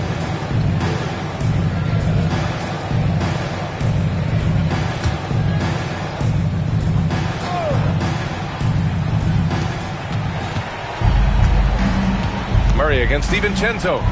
Bay from long range. And again, no good by New Orleans. The Timberwolves lead by 14.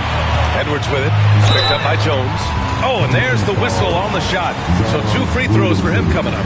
And Doris, you watch Anthony Edwards year to year. He just keeps reaching a new level. He wants greatness badly. He's putting in the time, BA, to get there. Anthony Edwards, the shooting, the confidence, the leadership, everything's growing. He's now producing like an MVP. Look out, everybody. Here he comes.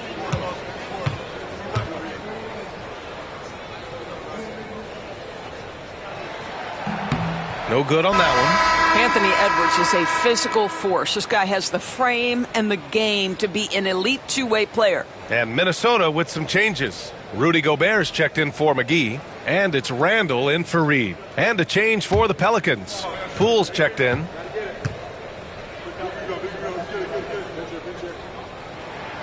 And the second free throw is good. Well, we know Edwards has an impressive skill set, but what really separates him is the competitive edge that he plays with. And here's Murray. Bay outside.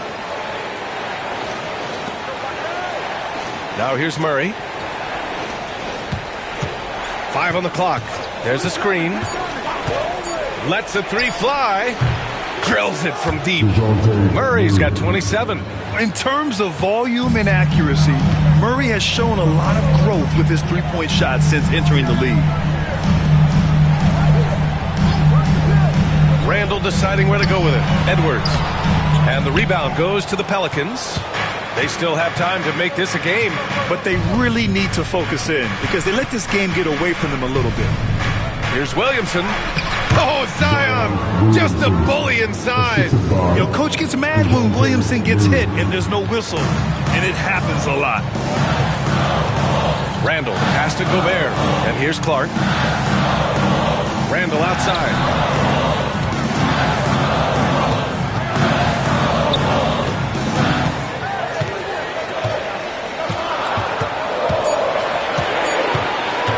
Goes up at the elbow. And a big bounce off the rim, but it sinks right in. 25 points in the game. Well, the effectiveness of Julius Randle, wherever he is on the floor, the mid-range, one of those tools in the toolbox. Poole against Edwards. They kick it out to Murray.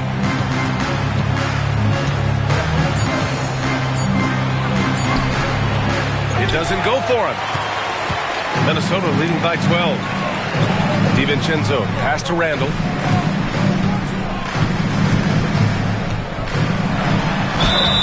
So it'll be 2 free throws. He was fouled in the act of shooting.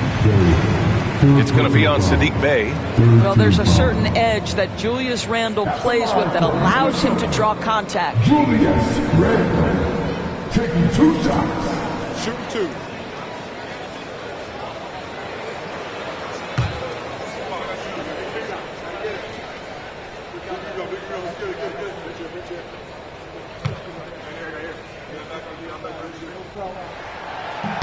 The first free throw is good. McDaniels is checked in for the Timberwolves.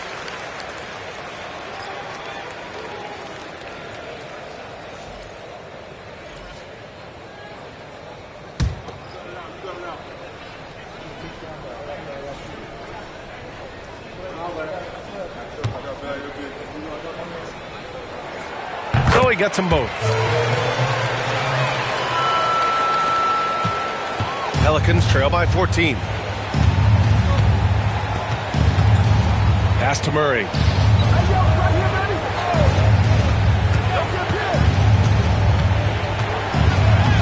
Soft touch off the glass. Murray's got 5 points in the quarter. They keep calling his number. Murray is still hot. Now here's McDaniels. Picked by Gobert. This one for 3. McDaniels, that's good. Building confidence in that deep ball. 1 from distance in the first, 2 in the second. Murray against DiVincenzo. Here's Murray.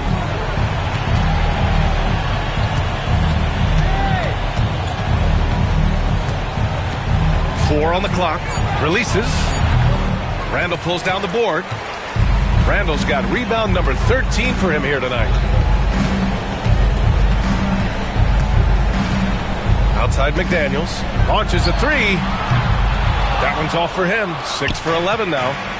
And so it's Murray who brings up the ball for New Orleans. 15-point game.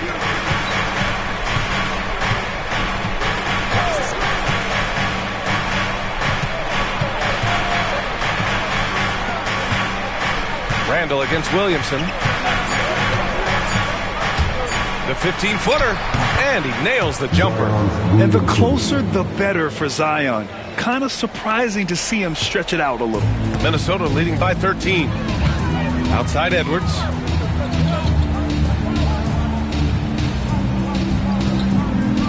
McDaniels, a screen on Jones. Edwards finds McDaniels. Count that one. McDaniels got 10 points here in the second half. Well, Anthony Edwards showing you that I've got some playmaking in my toolbox. Nice pass. Murray against DiVincenzo. 2 minutes remaining in the game. 2 minutes. Back to Murray.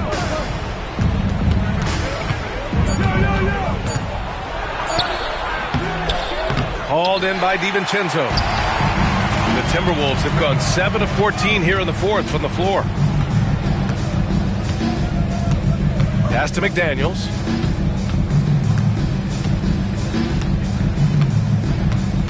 Picked by Gobert. Fires the three. McDaniels, that's good. McDaniels got 20. Looking to close things out. That might have been the nail in the coffin. Well, at this point, they're so far up, it would take a real collapse to give this game away at this point. And the NBA has made a significant investment in the G League over the years. Grant, you can really see the impact it's had. Yeah, BA, and it's grown into a real minor league for the NBA. The NBA needed something like that for a long time, and it's helped the product. And this one hasn't been in doubt for a bit now. They came out on a mission, and you can bag up this win for the Timberwolves. They made the most of the extra rebounds tonight. Helped them out a lot. Yeah, when you look at these teams, they're both great rebounding clubs. And any night, either one could have the advantage on the boards. After coming away with this W, this will give them 42 wins on the year. And they have to feel pretty good about themselves, taking the first 2 games of the season between these teams. And we've come to expect these kinds of strong games for Julius Randle. Boy, I think he made his presence felt in the paint more than anywhere else. This guy's rebounding numbers were outstanding. He controlled the glass. To the inside. Back to Edwards. Pass to Gobert. DiVincenzo against Williamson. Looking to get back on track. Williams grabs the board.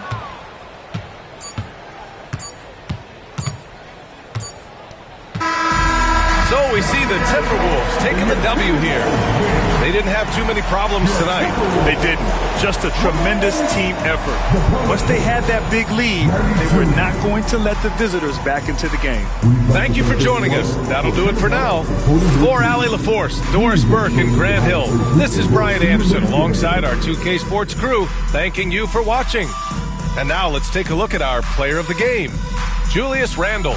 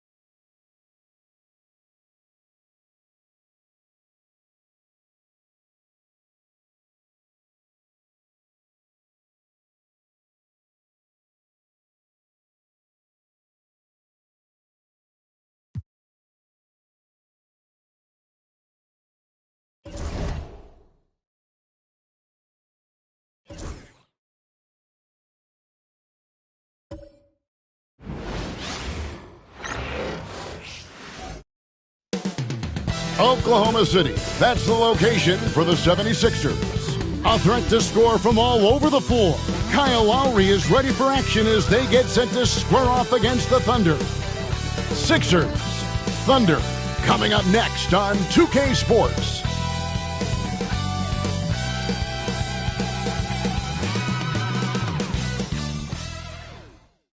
Hello, everyone. Proud to bring you Wednesday night coverage of the NBA on 2K Sports. I'm Kevin Harlan. With me tonight, Greg Anthony and Richard Jefferson. And reporting from the sidelines all game long, we've got David Aldridge. And here's a look at some numbers for Shai Gilgeous-Alexander. And guys, in the past 10 games, he's stepped up his role in the offense in a big way. His usage rate has increased. He's finishing off a lot of possessions, and that's just how this team wants it. Look at the 76ers starting group. Joel Embiid out there with Kelly Oubre. Then there's Tyrese Maxey. Then it's George. And it's Grimes in at the 2-guard. And for the Thunder, Gilgeous-Alexander runs things with Dort to his side. Williams is out there with Williams. And it's Holmgren in at center. And on paper, Greg, this might seem like a potential blowout, but anything can happen in this NBA.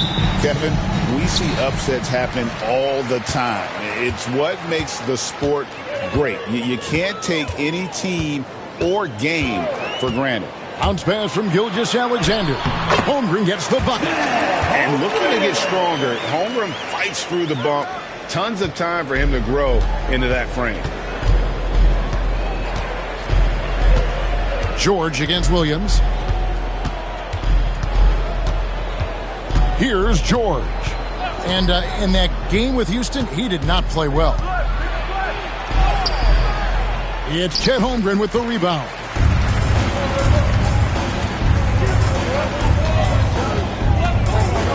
Pass to Gilgeous-Alexander. And that's a foul called on Kelly Oubre.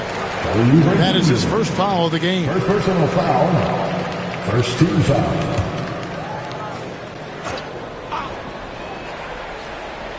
Here's Gilgeous-Alexander coming off a stellar performance against Milwaukee. Over Maxey. The shot's good from Gilgeous-Alexander. And he had a good look, and Gilgeous-Alexander made it pay off. Pass to Grimes. And now just over a minute played here in the first. Nice defense from Dort. Holmgren in the post. Guarded by Embiid. Williams has a screen for Dort. Back to Williams. The shot, no good. Great D that time from Oubre. Down low. And out of bounds as the Thunder gain possession.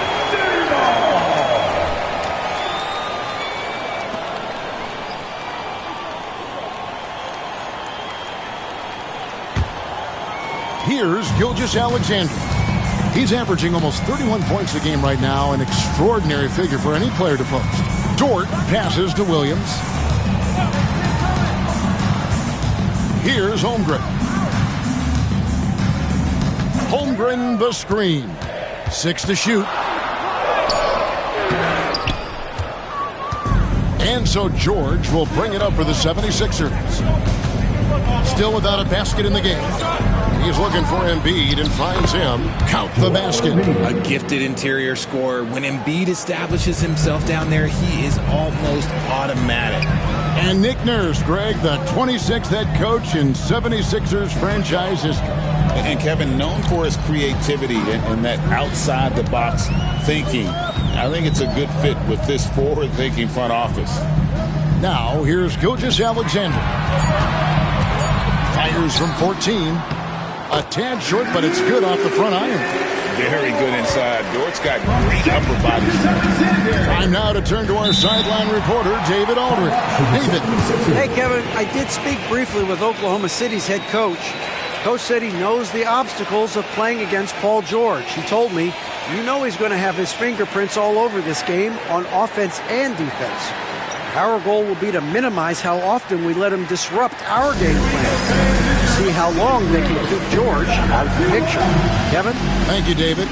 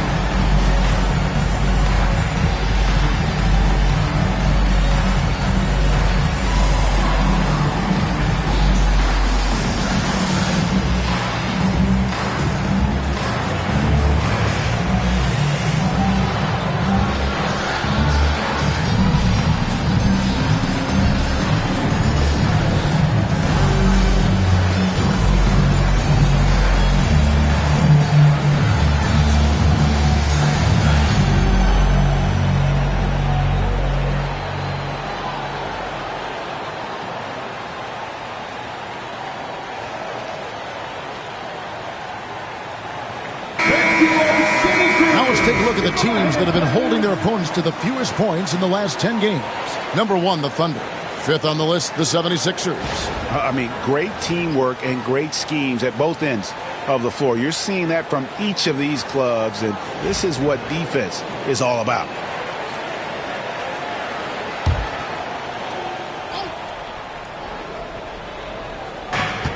Pass to Maxey.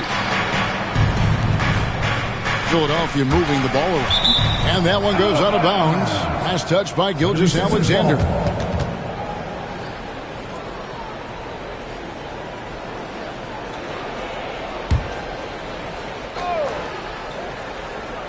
First quarter of play. We're about 3 minutes in. Embiid the screen. 5 to shoot. Here's Grimes. That one's in. His first bucket of the game. He's 1 for 2. And once he got to the 10, I think he was surprised to find himself that wide open. Easy possessions like that literally are just a gift. You just dream of them. He'll gladly take those. Now, here's Gilgeous-Alexander. Here's Holmgren. And the dunk by Holmgren. And given that Holmgren is 7 feet tall, he's a threat to throw it down at any time. Pass to Embiid. Here's Grimes.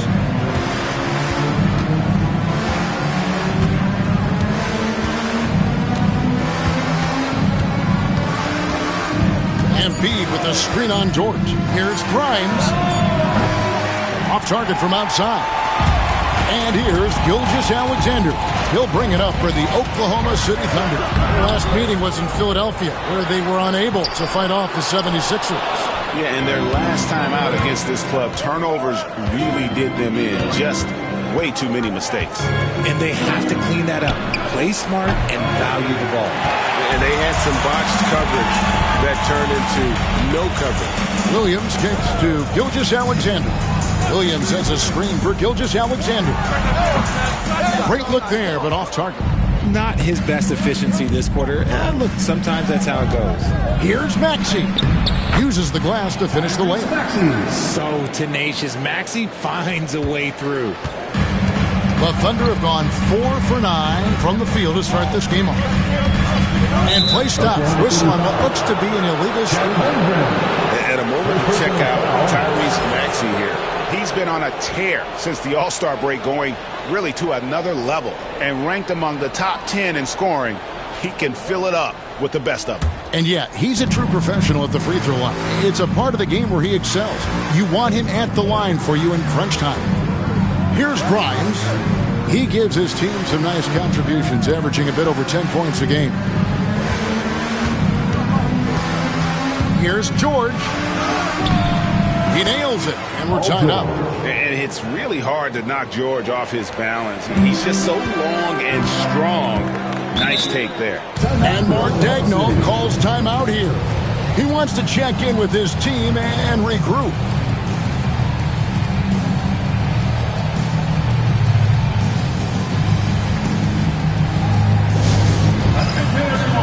Coming onto the board right now are your storm chasers. Let them hear it. Attention fans, now on the court is their hot spot. Get loud and let them hear it. It's picture time, everyone. Get loud.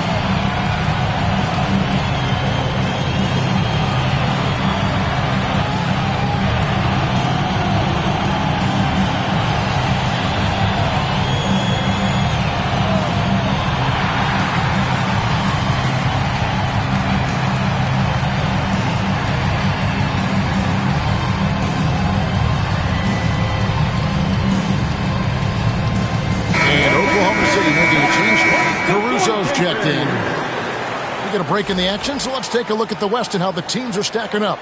Taking a look at Oklahoma City. They are the favorite right now to lock up the #1 seed come playoff time. Sitting in first place right now and not looking like they, are going to be slowing down at all.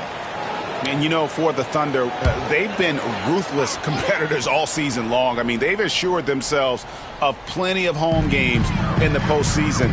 Let's see if they can take advantage. Now here's Williams. He picked up 24 points in their last one against the Bucks in Milwaukee. Gilgeous-Alexander can't get it to go. Some people could say he's struggling on offense this period. I like to think of more of drowning. He just can't seem to find his confidence.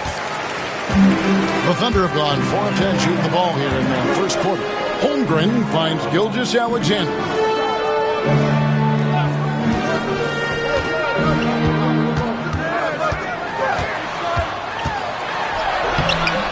That one misses. Great D that time from Oubre.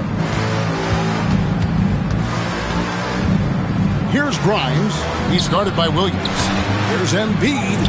From down in the low post, it goes. Embiid's got his second bucket tonight. A list of guys as strong as Joel Embiid in this league is very short.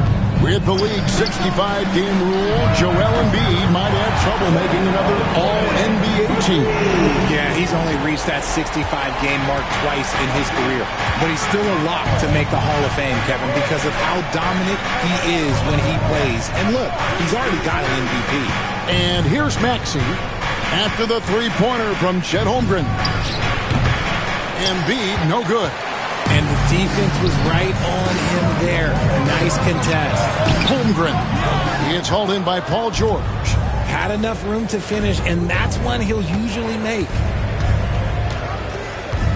Pass to Oubre.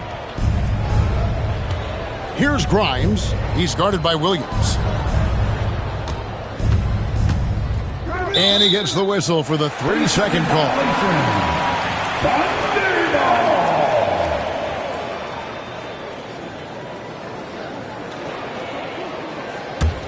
The Thunder with the lead. Gilgeous-Alexander finds Caruso. Back to Gilgeous-Alexander.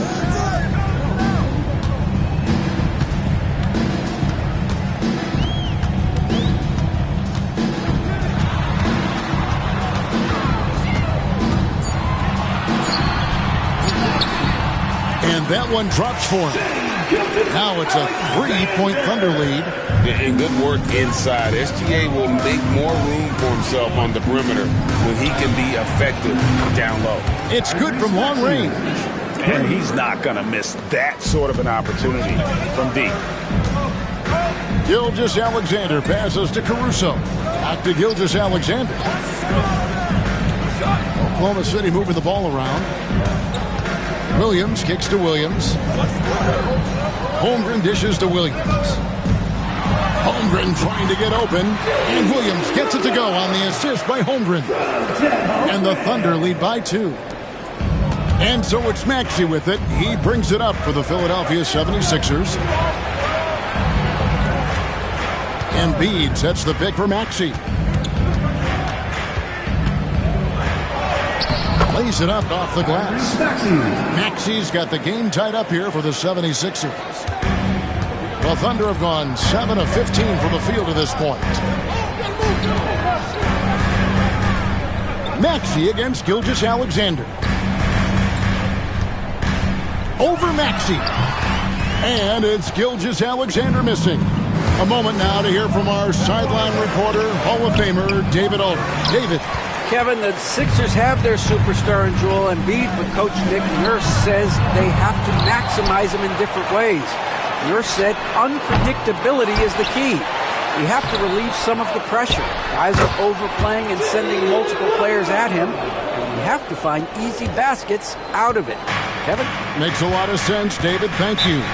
And we will have a timeout called by Nick Nurse. He wants to regroup and go over the strategy.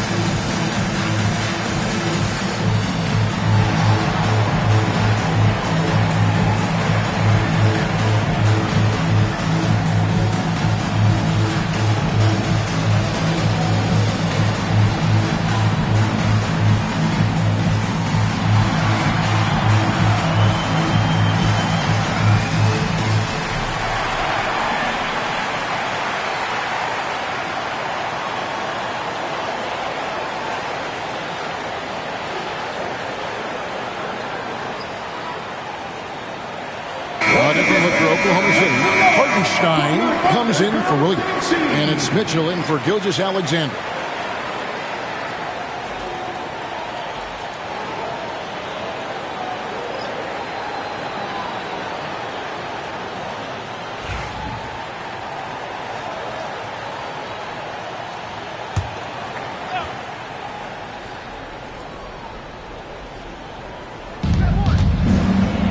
To the inside, and he makes it look easy, dunking it hard with one hand. And the one-hand slam just looks so pretty when it's in his hand and he's the one doing the slam. Agreed. He is smooth as silk, even on a power finish. Now here's Williams. Some stats for him. He averages over 21 points a game. He just makes it look so easy on offense. Like, who takes pleasure in torturing defenses? He does. Maxey, and off the front iron, and in it goes. Maxey's got 9 points. What a finish from Maxey, getting it done right over the defense. Williams against Maxey. Williams passes to Caruso. Holmgren kicks to Mitchell. Hartenstein with a screen on Lowry. Down to 5 on the shot clock. Good on the three-point shot. And the lack of effort to fight over the screen there makes that an easy shot. Yeah, as soon as these guys feel contact, they are just disappearing like they're not even there. You got to show some fire and keep defending. And the rejection by Holmgren. Already set the Summer League record for blocks in his first game. Holmgren, one of the best young shot blockers in the league. Here's Hartenstein. Still scoreless. And the dunk by Hartenstein. And one step ahead of the defense with that solid screen. And then Greg, the monster dunk to finish it off. Well, great chemistry on display. He understood where to put the screen in order to free up his teammate. Outside for Lowry. Maxey against Williams. Launches it. Maxey, no good. And already they've staked out a noticeable advantage in terms of aggression and controlling the backcourt. The 76ers trail by 5. Pass to Lowry. Now Maxey. Covered by Mitchell. Caruso against Maxey. Off on the layup. Oklahoma City has gone 2 of 4 from beyond the arc to start the game.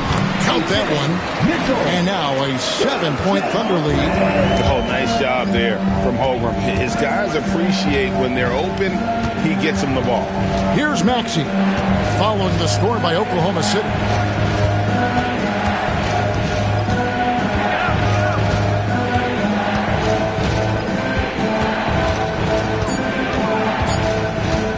Stop the run. Buries it from three-point range. Maxey's got 12 in the game. Coming off a big game, his confidence couldn't be higher, and Coach knows it. When it ain't close, he leaves it alone until someone stops him. Just let him roll. And so the first quarter is in the books. Thunder lead by 4.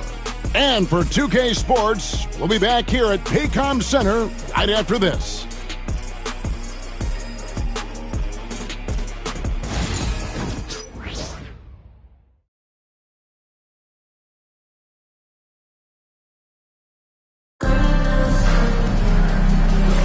And for those of you just tuning in, the second quarter of action is where we're at right now. And what do you guys think so far about the offensive approach for the Thunder? The ball movement has been outstanding so far. They've come out of the gate looking for that extra pass. And something else that I liked is how they attack the paint, finding ways to get inside and capitalize time and time again. RJ, so often with rookies, we want to judge them after half a season. We're not very patient with them. How long should we give players to prove themselves in the NBA? Well, there's a different type of prove yourself. If you're talking about a rookie, I was taught after about game 60, you're no longer a rookie because you've played every team, you understand the defensive concepts. You might be a little fatigued, but after that, you're no longer a rookie. But to judge them, if they can play in this league, it can take a couple of years. The 4 and the 5, the lengthy pair of Holmgren and Hartenstein. Wiggins is out there with Mitchell. And it's Caruso in at the 3. That's the group for Oklahoma City getting going here in the second. The drive by Mitchell. And it's Philadelphia with the rebound.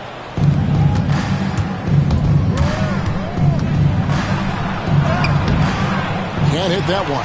Wiggins with some nice D. The Thunder leading by 4. And Piers Holmgren, that's good on the assist by Wiggins. And that's now 9 points for Chet Holmgren. The 76ers shooting 43% from the floor. Lowry deciding where to go with it here. Embiid sets the pick for Lowry to the paint. Embiid throws it down. The perfect roller. Joel Embiid can pop out and shoot, cut, make the extra passes. Really anything in that set. Mitchell against Lowry. Holmgren sets the screen for Mitchell. Down it goes. His third basket. He's now 3 for 4. And it's Lowry with the ball. Brings it up for the Philadelphia 76ers. They trail by 6. Pass to Embiid.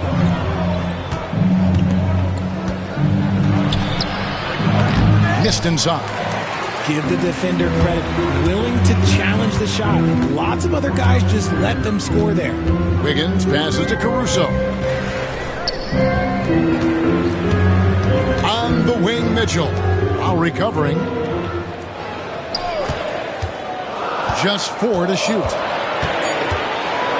Launches from deep. And it's Wiggins missing. The 76ers trail by 6.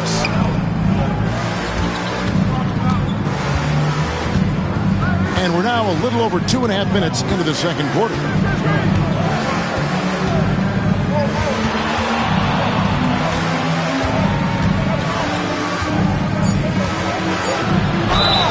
And foul on the shot. He'll shoot 2 at the free throw line. Really the right play defensively. If you can't block, force them to the line. Philadelphia shooting their first free throws tonight. The first trip to the stripe in this one. And when you got a team percentage of about 81%, you're going to be one of the elites in this league.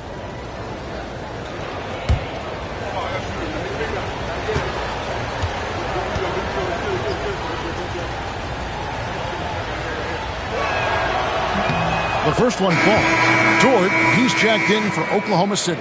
And Philadelphia also making a switch. Council's checked in.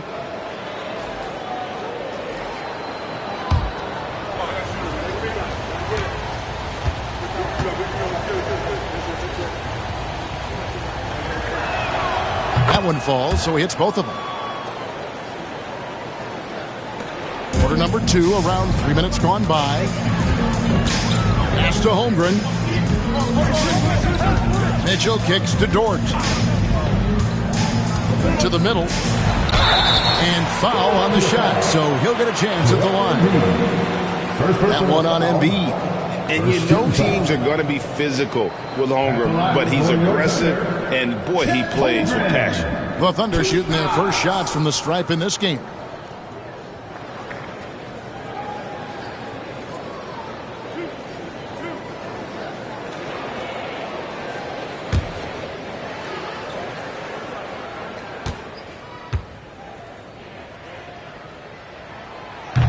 And he makes the first. And Holmgren possesses sky-high potential. His length and versatility making him such an intriguing prospect. Jalen Williams is checked in for Oklahoma City.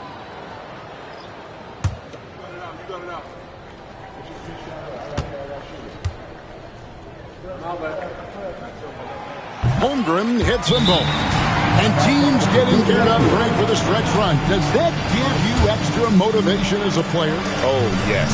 Seeing that finish line can really help you out down the stretch. As a player, ending the year strong is key, whether you're in the playoff race or in the locker room. And we will have a timeout called by Nick Nurse. He's going to have a discussion here on the sideline.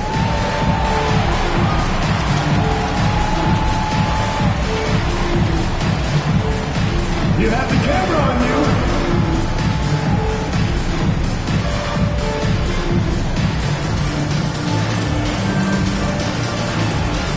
dance like everyone's watching.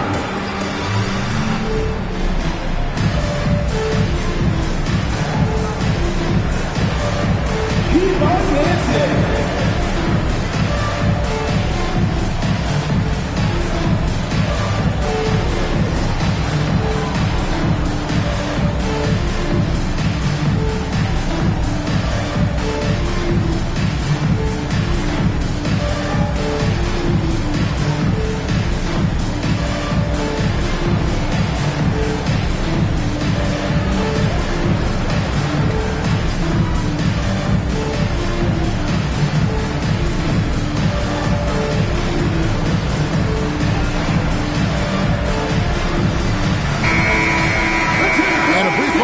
Who's atop the NBA in blocks? Second, Chet Holmgren. There aren't going to be many nights when you don't see him affect the game with his shot blocking ability.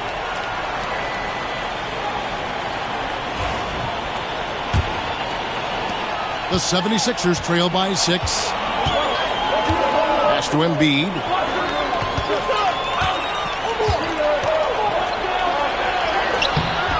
It's rebounded by Hartenstein. And they're controlling the boards, Kevin. That's +5 in that category. Dort with the ball. Now defended by Embiid. Inside.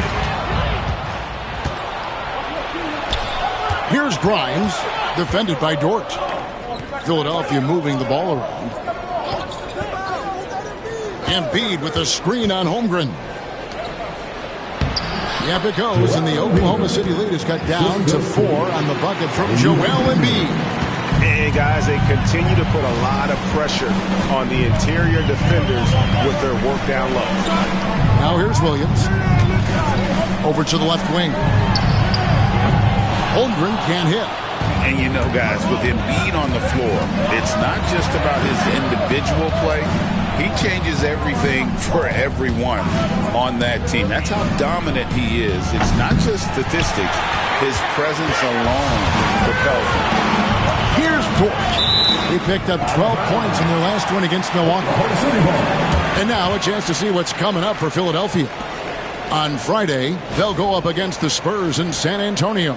Then on Sunday, they'll go up against C.J. McCollum and the Atlanta Hawks. And for that matchup with the Wizards, that's going to be one where it would take a lot of errors and maybe a cold shooting night for things to go wrong. They just have that much of an advantage over that team. Now here's Williams.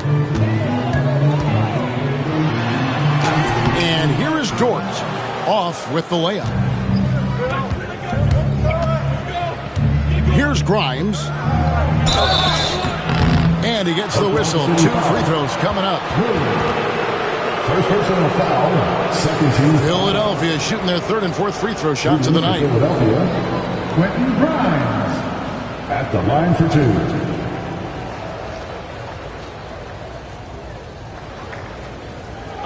Take a break. Take a break. 2 shots.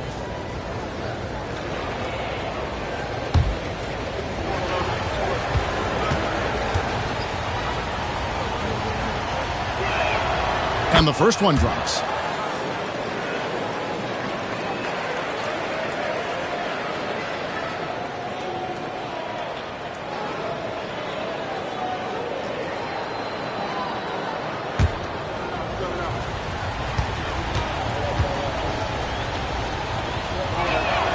And good on the second, so he makes them both.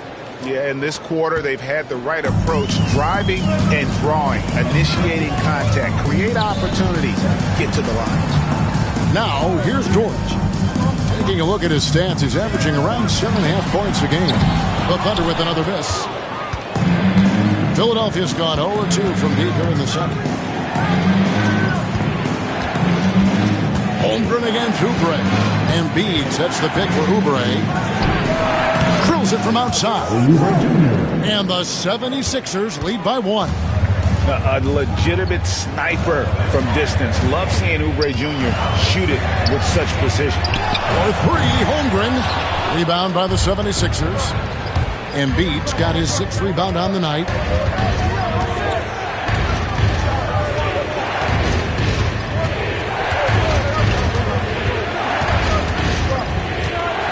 Embiid the screen.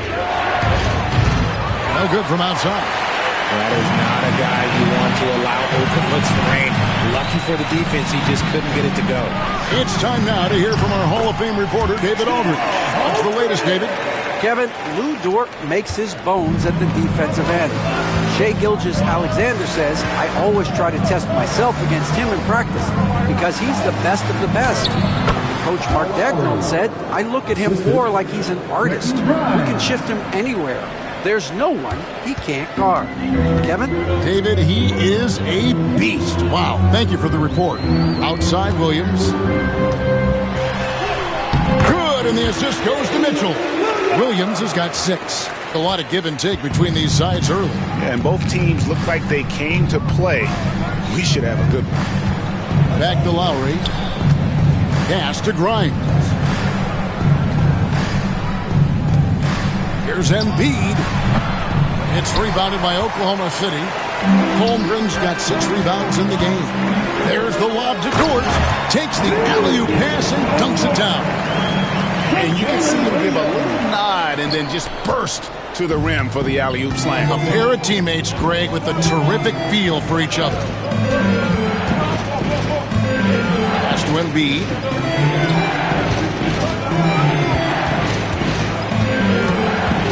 From 12 feet out. Lands soft on the front of the rim and drops. Embiid's got 6 here in this quarter. Well, you like guys who can work that in-between area. Really keeps the defense honest. And when we talk about the numbers, the analytics for great shooters like him, pretty much any shot is a good shot. And Mark Daigneault calls timeout. And coach has decided they need a moment to talk things over.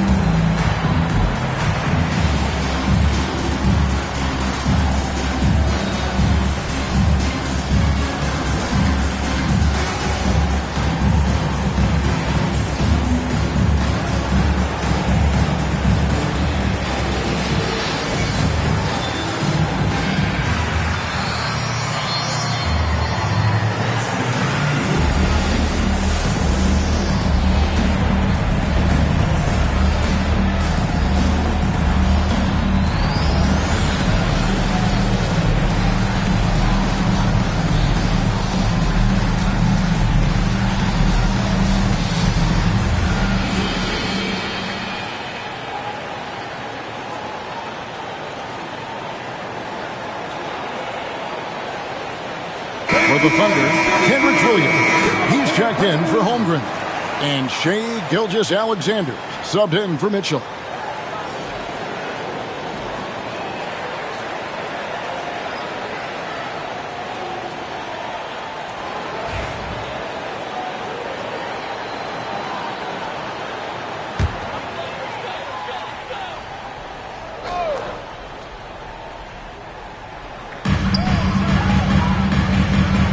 Now, here's Dort.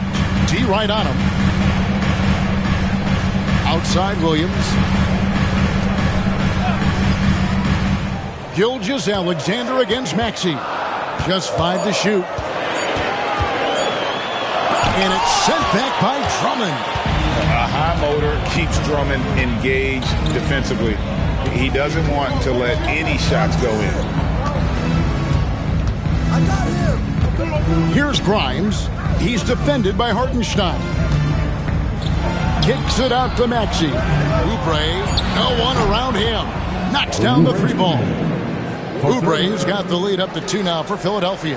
That's the second long-range bomb in the quarter after a slow first period. He is on a roll. Pass to Dort. Beyond the arc. And it's Philadelphia with the rebound. And even without that 3-ball dropping for him, the defense should have done more on that last play. Back to Maxey. That shot is off. Good D by Gilgeous-Alexander. And it's Grimes with the rebound. For Philadelphia, they've gone 6 of 14 shooting here in the seventh.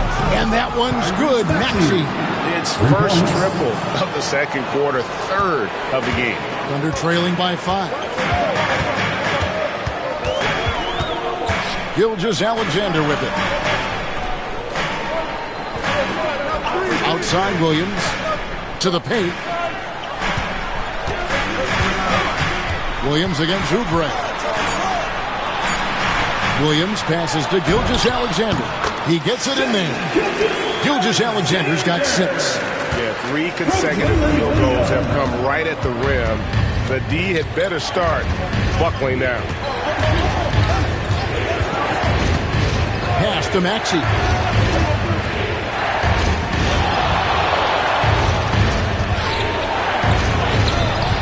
Good D by Gilgeous-Alexander. It's a neck-and-neck game here in Oklahoma City.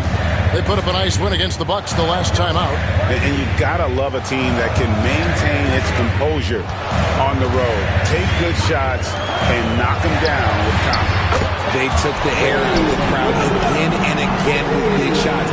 They never let the fans become a factor. And so it's Maxey who brings up the ball for the 76ers. Tough loss coming against the Rockets in the last game they played. Well, I felt like they were never on the same page defensively in that one. Gave up way too many easy shots.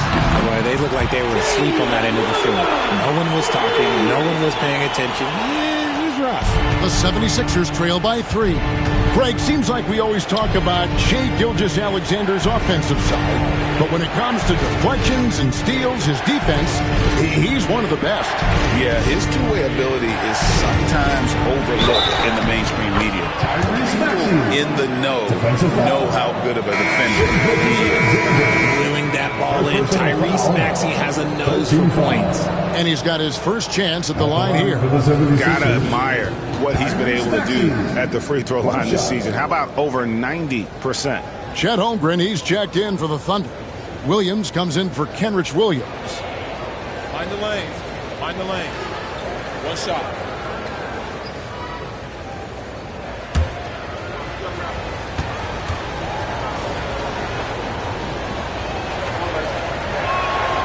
This team has handed a lot of responsibility to Tyrese Maxey, but Greg, he's lived up to it.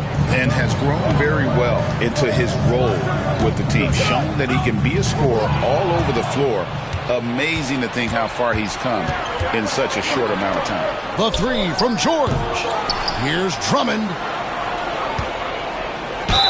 And 2 free throws coming up, unable to get that one to go with all the contact. All right, a chance to check out stats for Kelly Oubre. How's the last month of basketball been for him? He's averaging 11 points a game, 3 rebounds, and 3 assists. Yeah, he's been making the right decisions and letting the game come to him. Solid play all around. Yeah, not playing outside himself, but finding lots of chances to do his thing and affect the game.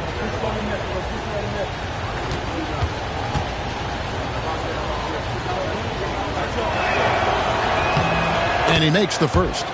I think of Andre Drummond as a big man's big man. He's a steadfast presence in the paint who really focuses on owning the backboard and attacking the rim.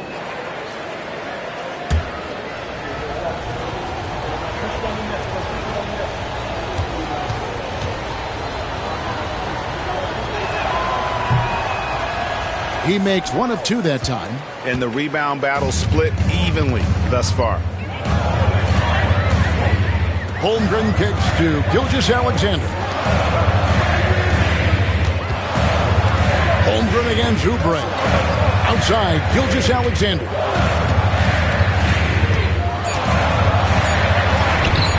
Good D by Drummond. The 76ers lead. Shoots the 3. And he's good on the 3-ball. Grimes has got 5 points now in the quarter. And that's on the defense there.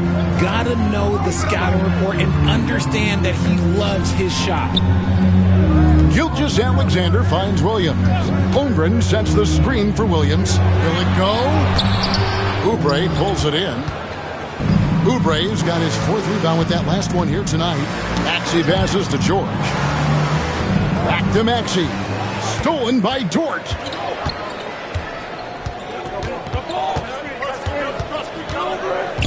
Pass to Williams. Down low.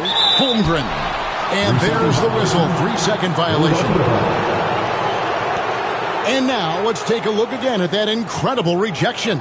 And that is a huge block. Given how close this game is, a stop like that was right on point.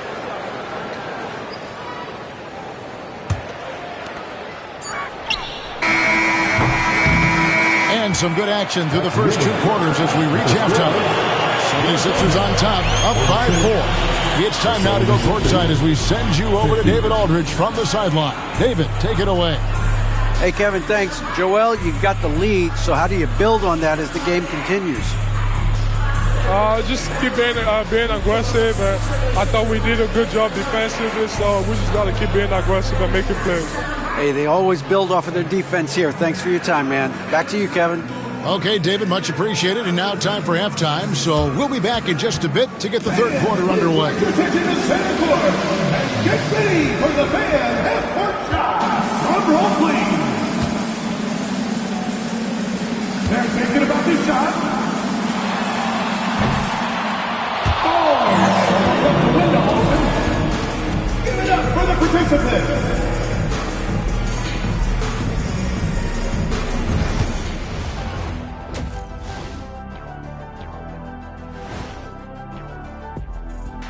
Welcome, everybody, and a good half underway in this one. The Thunder battling it out tonight. In a tight game like this, free throws could be the difference. It would help if they could get some freebies. Is that how you saw it when they would foul you? Freebies? Nah, it was usually and one. Free throws were just a bonus. Taking a peek now at the upcoming schedule. In that game against the Spurs, I know they're technically underdogs, but they don't think that.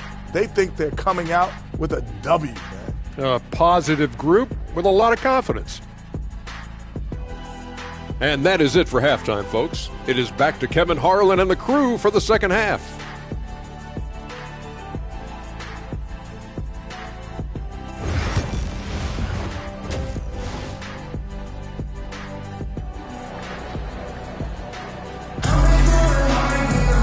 We've got second half action for you, and if the next couple quarters are similar to the first, this one could go down to the last possession. You look at Tyrese Maxey in this one, guys. He has been everywhere. No problems fighting his way to the rim in this one. A lot of points in close. And you love that mindset he has going at the rim. He hasn't settled for anything, and he's been the aggressor all game long.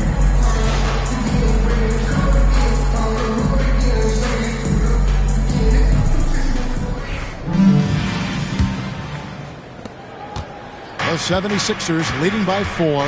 Taking a look at the 76ers. We've got George. Oubre out there with Joel Embiid. Then there's Tyrese Maxey. And it's Grimes in at the 2. And the rejection by Holmgren.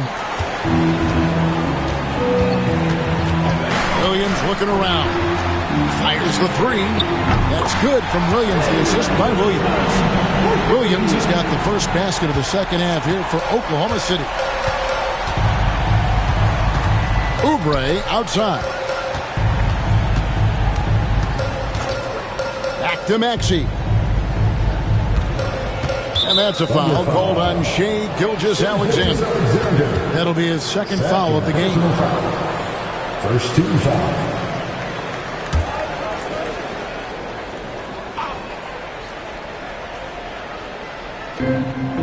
Embiid finds Oubre. Embiid with the screen on Williams. Oubre with it. Williams picks him up. Shot clock at 5. The 76ers need to get off a shot. And the rejection by Holmgren. And it's out of bounds. The 76ers able to retain possession here.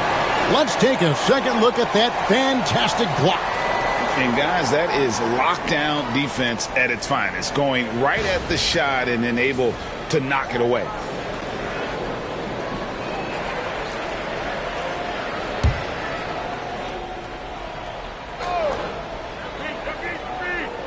And for those of you tuning in, we're about a minute into the second half. And they turn over the 24-second buzzer, signaling the shot clock violation.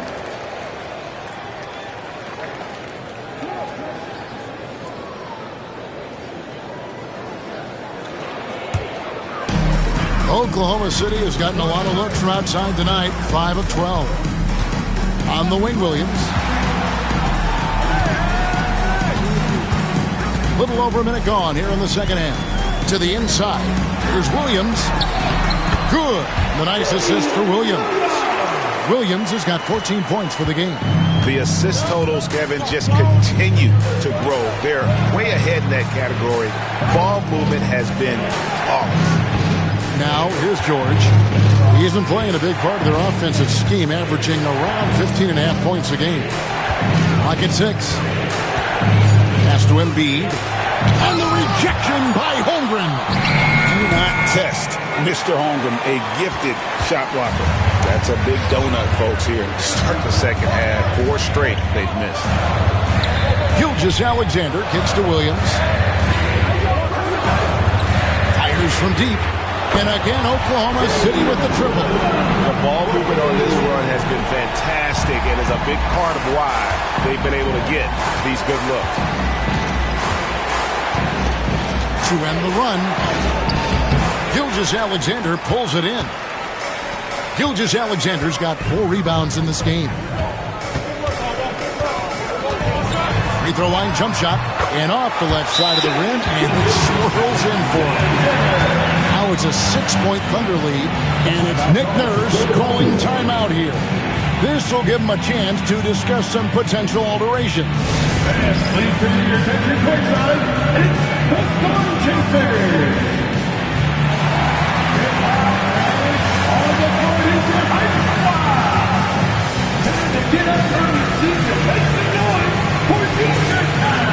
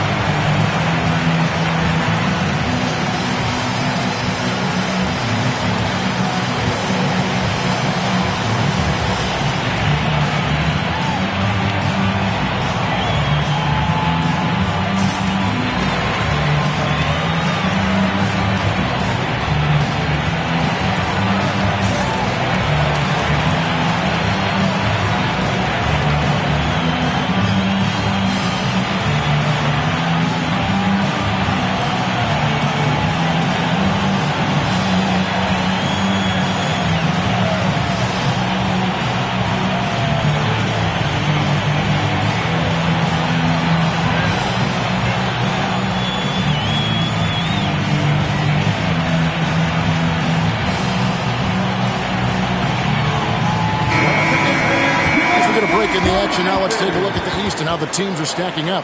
We'll take a look at the 76ers. Right now they're on the outside looking in at the playoff seeds. And seeing where the 76ers are, they've shown me some very good things this season. But that next step, those qualities that could make them true contenders, just haven't been there. And the clock is ticking for them to make that push. It's looking like they'll be fighting for a spot in the play-in. Now, here's Maxey. 18 points for him. To the middle. And the rejection by Holmgren. Right side, Dort. Outside, Williams. That 3 off the mark. But only the first miss of the second half. They've come out here with authority. The numbers Embiid has put up over his career speak for themselves. He'll go down as one of the all-time great big men. It's his first trip to the line. Shooting for Philadelphia, Joel Embiid. 2 shots.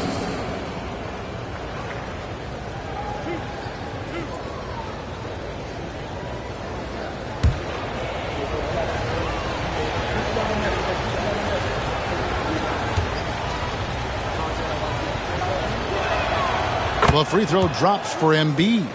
A scoring machine. There's just no shot Embiid's afraid to take.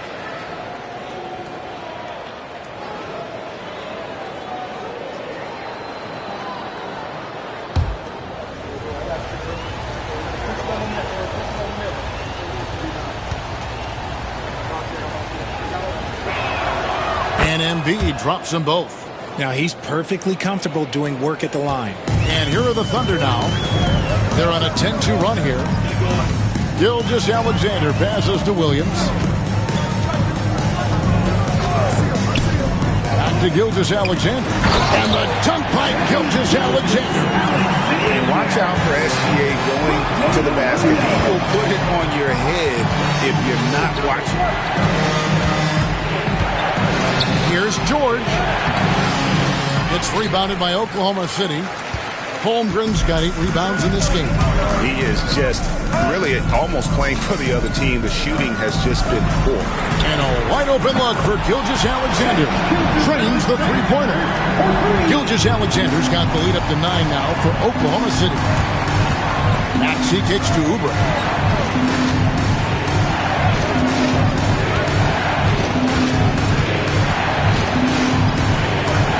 Back to Maxey.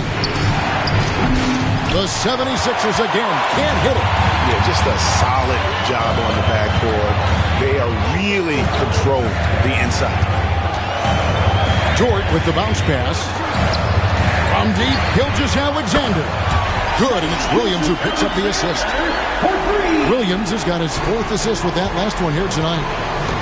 They need a bucket in a big way here to regain some confidence. George. And contact on the shot, so he'll be shooting free throws here. That one on Holmgren.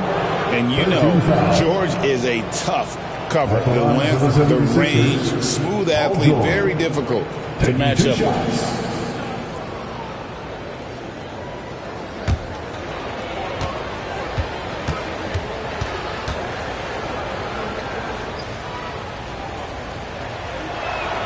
The first one falls. And what I love about Paul George, the production, year after year after year.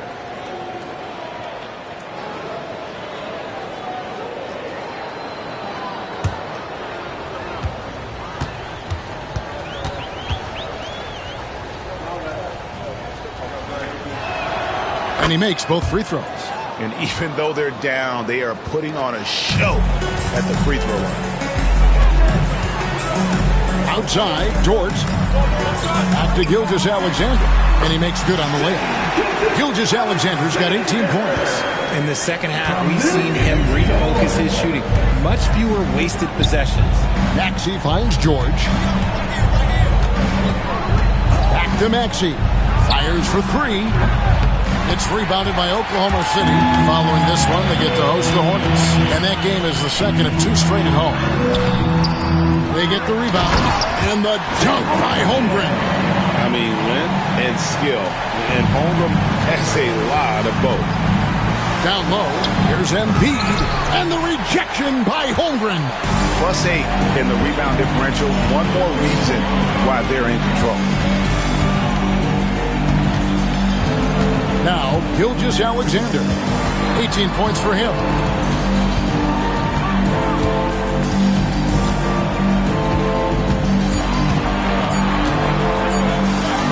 And it goes down 2 points.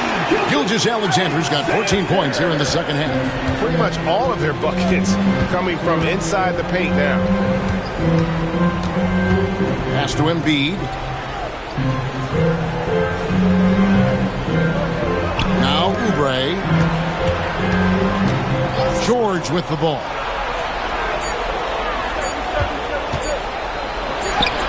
And it's good with time running down on the shot clock. George has got his second bucket of the night. I love seeing George be so assertive down low. Certainly doesn't lack confidence. An accomplished scorer. Now here's Williams. He's got 17. Pass to Holmgren. Gilgeous-Alexander against Maxey. Gilgeous-Alexander can't get it to go. And it's Maxey with the ball for Philadelphia. Hard to talk about a guy who can completely take over. Tyrese Maxey. Oh, I love his energy. I love his focus. I love his love for the game. He is relentless. What's amazing is that there's still so much upside there, Kevin. This is SGA's role. He's out here to score and score often. Outside, George. And the call on the shot that sends him to the line. RG, what have you noticed about the young players that enter the NBA today? Unfortunately, the NBA is now tasked with teaching players how to play basketball. The NBA wasn't a teaching league 20 years ago. Now it is. A lot of players are spending their first, second, and even third year learning how to play basketball. That was not always the case. They used to go to college and play for Hall of Fame coaches for 4 years. That one is off. Hartenstein, he's checked in for the Thunder. Alex Caruso comes in for George.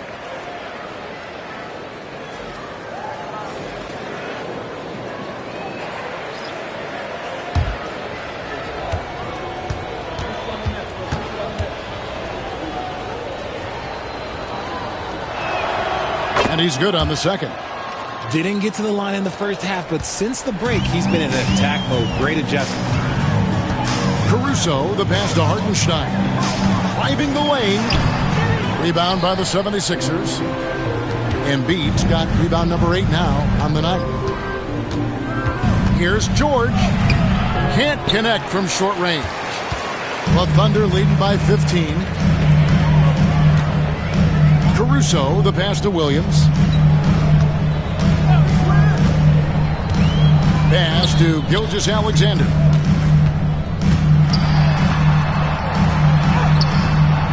The second effort. The putback. The 76ers trail by 15. Maxey in the corner. 76ers moving the ball around. The tray. Gilgeous-Alexander with the rebound. And I wouldn't put it past him, guys, to eventually start hitting those, given what he did in the first half. Hartenstein with the screen on Maxey. Now, taking a look at some stats for Paul George. Breaking down his play since the All-Star break. He's averaging 14 points a game, 3 rebounds, and 2 assists. And you look at his huge role in their offense, a major contributor as far as putting up points. He's just a natural scorer and someone this offense leans on to help shoulder the load and lead the charge. And free throw good from Hartenstein. Some changes for Philadelphia. Drummond's checked in for Embiid. Yabusele comes in for Oubre. And it's Quentin Grimes in for George.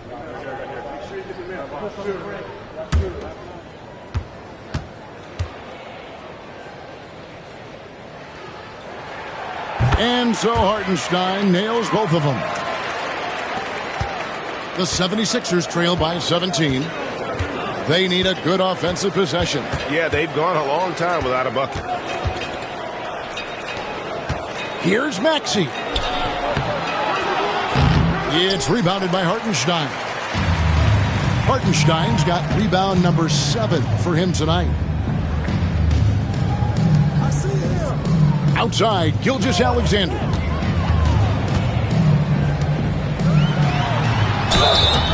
Two free throws coming up, and they call the shooting foul. Nearly automatic. Gilgeous-Alexander, no slouch from the line. All right, we'll take a look now at how the points have been generated so far. A scoring breakdown for the Thunder. Oh, they've been punishing the inside defense consistently in this one. Look, it's been a very productive area of the floor for them. And you can't ignore their passing. All game long, they've done a great job of just delivering the ball in rhythm right where it needs to be.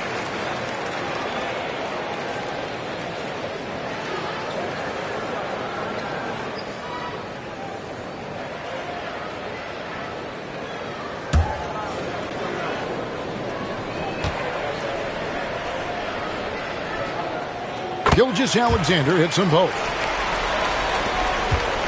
The 76ers trail by 19.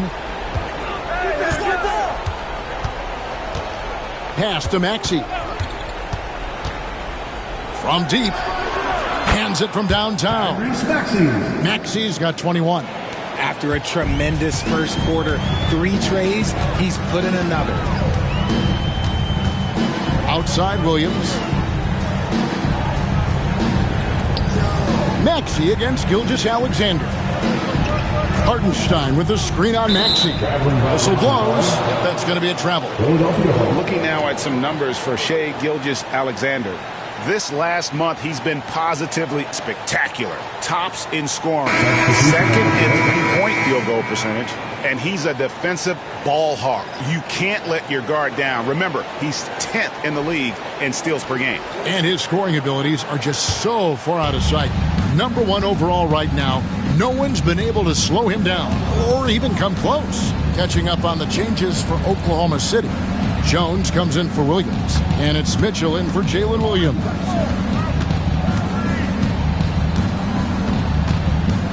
Six on the shot clock. He trains it as the shot clock ticks down. And so it's Mitchell who brings up the ball for the Oklahoma City Thunder. Earlier in the game, they had a 19-point lead. Now, here's Mitchell. 7 points in the game. Out to the right wing. Here's Hartenstein. And that'll be 2 free throws coming up. Officials on the call with the foul. Andre Drummond picks one up. The Thunder have made all of their free throws so far tonight, going 6 for 6. Isaiah Hartenstein. Take a break. Take a break. 2 shots.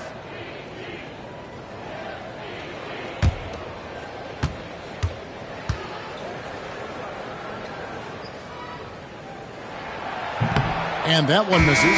Wiggins is checked in for Jones.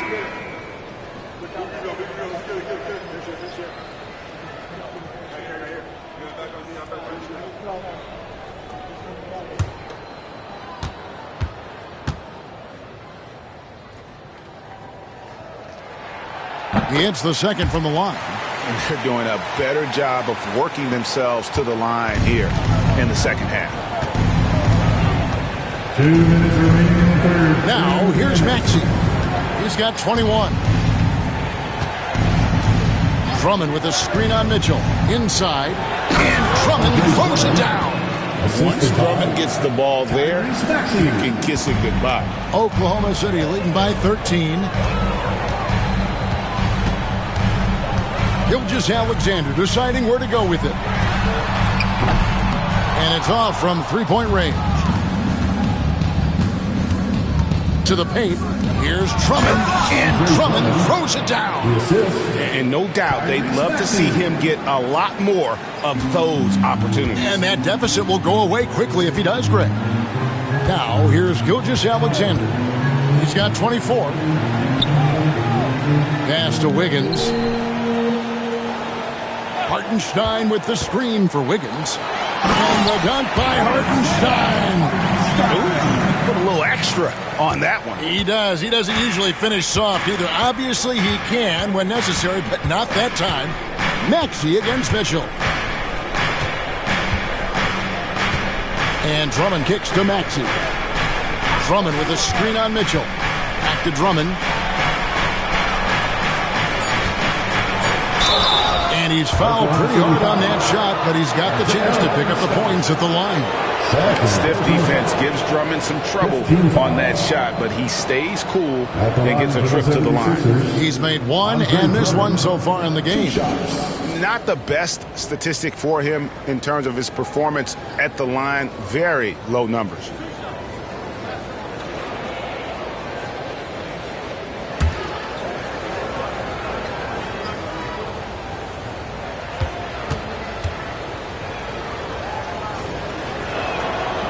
And he can't get the first one. For the Thunder, Jalen Williams comes in for Aaron Wiggins. And it's Dort in for Gilgeous-Alexander.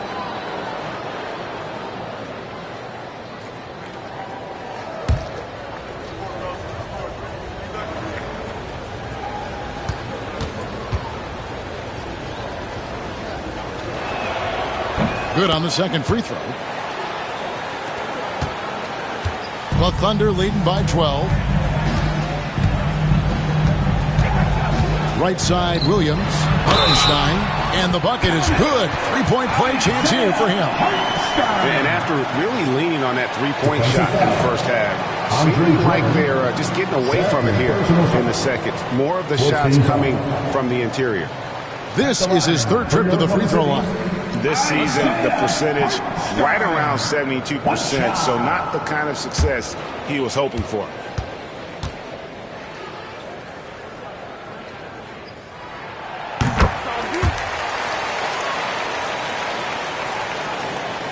The 76ers trail by 15.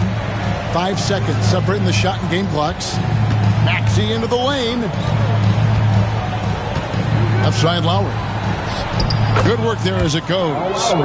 Lowry's got his second bucket of the game to go. This team wants Maxey to have the ball in his hands. He is a great decision maker that gets better every year. And here is Williams. Here's Hartenstein, and that one released in time, but no good.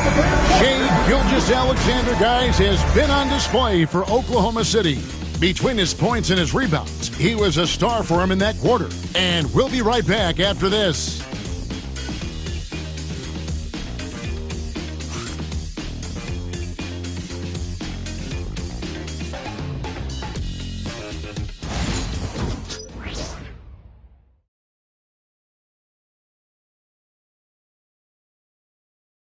And a moment now as we take a look at our State Farm assists of the game.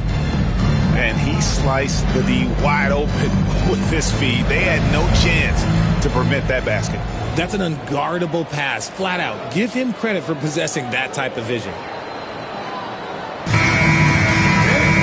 And 1 quarter to go in a game that to this point has not been an evenly fought contest. Jalen Williams is out there with Alex Caruso. Then there's Isaiah Hartenstein. Then it's Lou Dort. And it's Mitchell in at the point. That's the lineup out there for the Thunder. And this sort of awesome dunk is one of the reasons this team is in charge of this game. Well, there's a swagger out there. You can see it on the court that they possess and are not afraid to show it either. And it's the 76ers with the ball. The Thunder making the shot. Outside Gordon. Hits it from three-point range. Gordon's got his first bucket of the game, and he's on the board for 3. So many of Gordon's shots come from three-point range because he drains so many of them. When you've had his kind of success from beyond the arc, you're always going to have the green light. Dort misses. And here's Lowry. He'll bring it up for the Philadelphia 76ers. Pass to Embiid. Got a piece of it. It's stolen by Hartenstein. Down low. Stolen away. Fourth quarter still young. Just over a minute play. Lowry against Dort. Outside for Lowry. Off the mark. Had a chance to trim it to single digits. Oklahoma City leading by 12. Williams finds Mitchell. Oklahoma City moving it around. Good. Great play by Williams to set it up. Williams has got his 7th assist here tonight. Philadelphia's gone 1 of 2 from three-point range here in the 4th. Lowry passes to Yabusele. Out to the wing. Nice defense from Dort. And not allowing the shooter even an inch of breathing room on that one. I'm sure they'll think twice about shooting against him next time. Caruso against Gordon. Lowry passes to Embiid.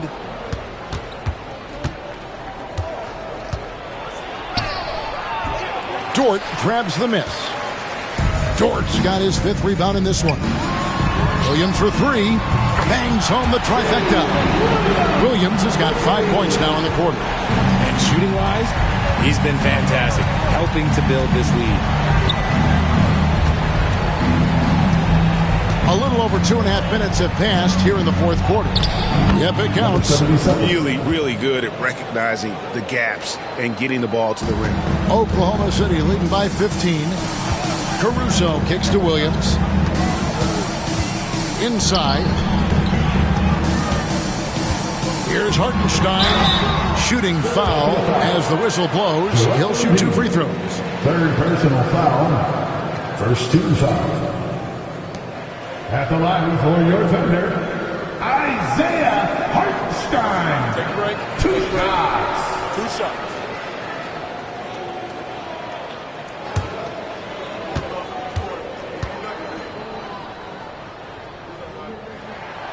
No good on that one. Quentin Grimes is checked in for Philadelphia.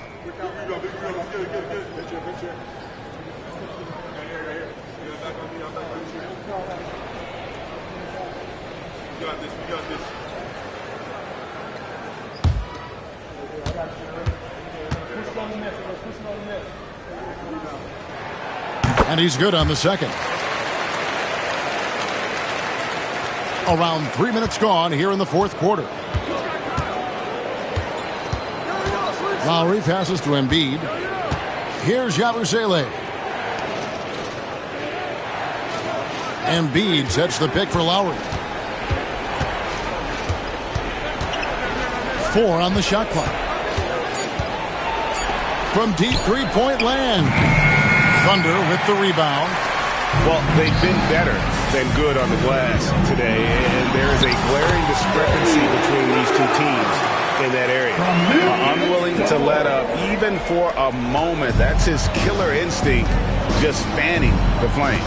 Always plays hard until the final whistle, no matter what the situation is. So it's Philadelphia now, following the score by Oklahoma City.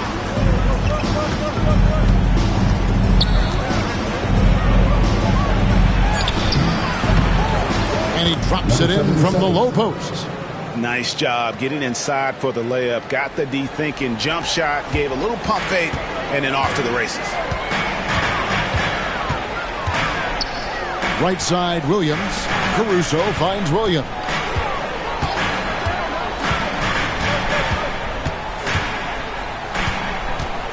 Jordan with a screen for Williams. And there's another one for the Thunder. He's just got it on automatic right now, shooting 100%, and that'll keep your confidence high.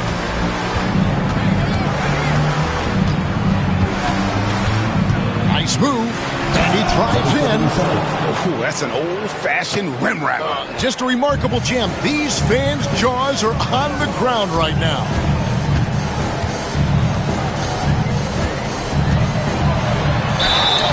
And contact on the shot, so he'll be shooting free throws here.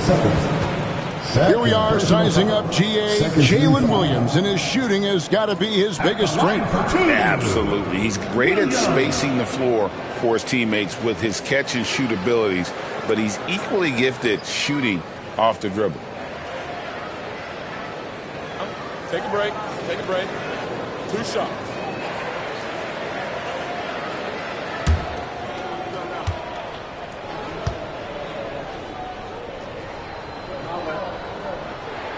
And the first one at the line is good for the Thunder. Holmgren, he's checked in for Hartenstein. Williams comes in for Alex Caruso. And Shai Gilgeous-Alexander subbed in for Mitchell. And Philadelphia also making a switch. Covington's checked in.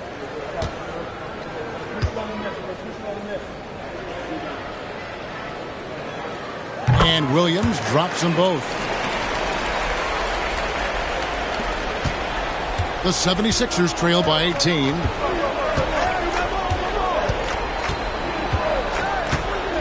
Embiid with a screen on Dort.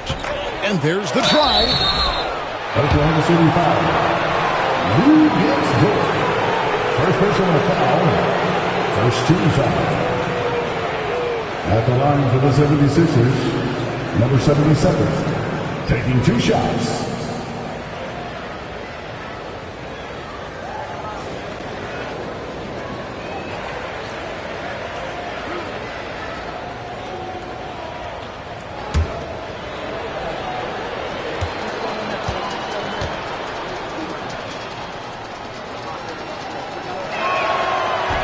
First free throw is good. And Oklahoma City making a change here. Caruso's checked in. Then for the 76ers, Kelly Oubre comes in for Robert Covington. And Maxey subbed in for Kyle Lowry.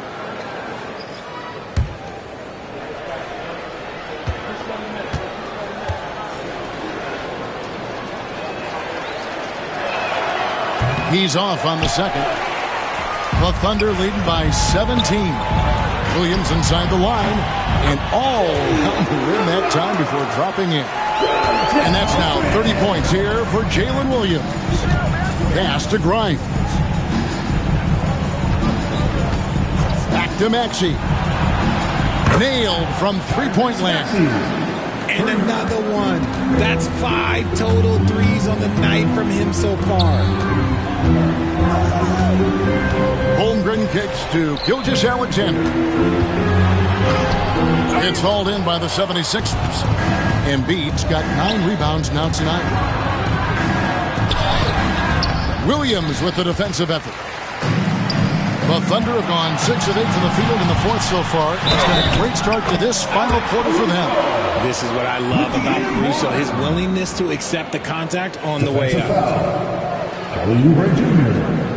Second personal foul. 13 foul. At the line for one, Alex Caruso. One shot.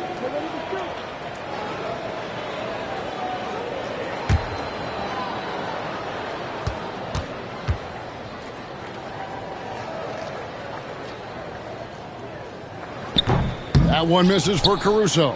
The 76ers trail by 18.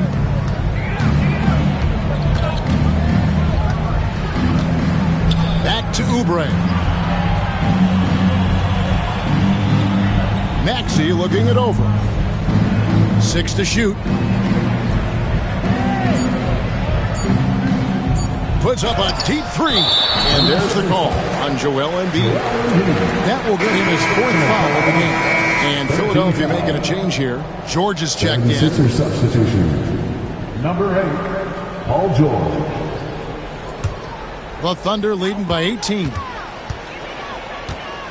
Gilgeous-Alexander finds Holmgren.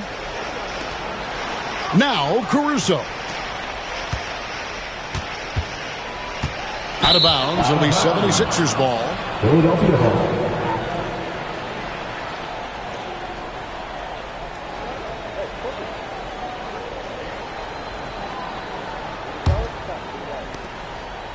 The 76ers trail by 18. Here's Grimes. Oubre outside. Embiid sets the pick for Oubre. Off the mark there with the three-point shot. Thunder have gone 7 of 9 from the field down the stretch here in the fourth quarter. Terrific shooting. Gets it to go from beyond the arc. Oh, this is big for Caruso's confidence. When he's hitting from deep, he looks to score even more. Now, here's Maxey. Embiid with it. Pass to George. Shot clock at 6. Embiid sets the pick for George. Again with the block. And swatting shots away with ferocity. GA, he is not messing around in this one. The kick out to Williams. Gilgeous-Alexander with it. Now defended by Embiid. He's tried to get it going, but the shots simply have not been there. Nothing seems to be falling. Another miss by Philadelphia. Not a whole lot going down for him at this point. He just can't buy a break. Back to Gilgeous-Alexander. Some nice passing by Oklahoma City here. When you compare, Richard, the NBA to the other major sports leagues, you have to be proud of the way things are run. The NBA is a global league that focuses on global expansion, more so than any other major sport in the United States. And when it comes to the players, there isn't a league that treats their players better. And Mark Daigneault calls timeout here. Wants to make sure everybody's coordinated and intent. Here come your Thunder Girls.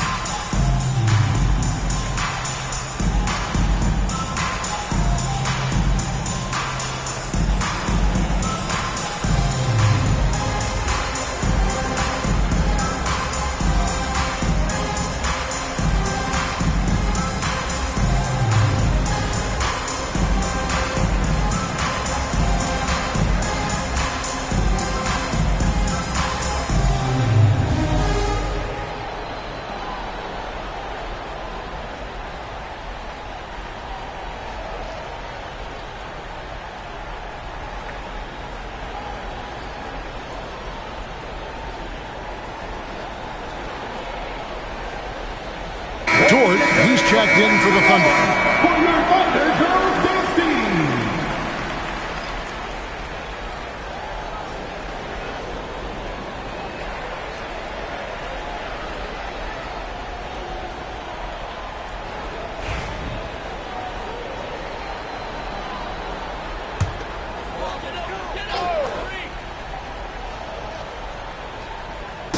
So it's the Thunder now. Back to Gilgeous-Alexander. To the inside. And stolen by Maxey. Out left to the wing. Here's Grimes. Hits the three-point bomb. Grimes has got 5 points now in the quarter. You can tell Maxey enjoys moving the ball. He likes setting up other guys. Hey, right here. Pass to Holmgren. Outside Williams. This one for three. Another shot. And it's out of bounds and last touch by Holmgren. 76ers ball. And right now, let's watch that terrific swat. And this is how you protect and grow a lead, by making a huge effort on that end of the floor.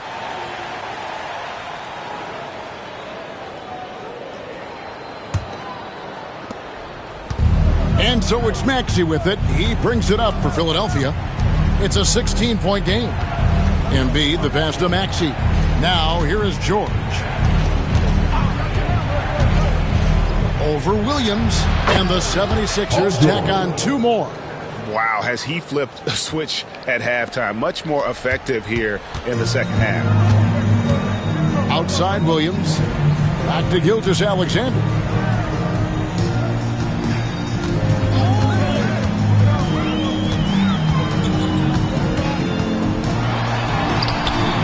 And he can't stop the run as he misses. The 76ers trail by 14. Oubre kicks to Maxey. On the wing, George. To the middle. Holmgren with the steal. Gilgeous-Alexander against Maxey. Outside Williams. Pass to Williams. 2 minutes remaining in the game. 2 minutes. Fouled in the act of shooting. Gets the bucket anyway, so a three-point play chance for him. Used the pick to perfection and got all the way to the rim.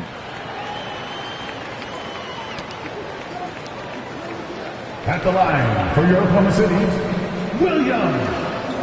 Shooting one.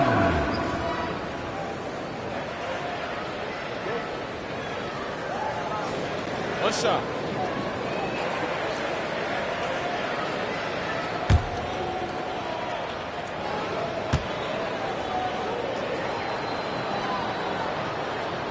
And that one falls for Williams. And the 76ers call time here.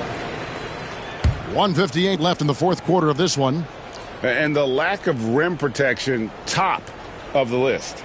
I'm sure Coach is going to give them an earful about that. He can't be happy with that soft interior D.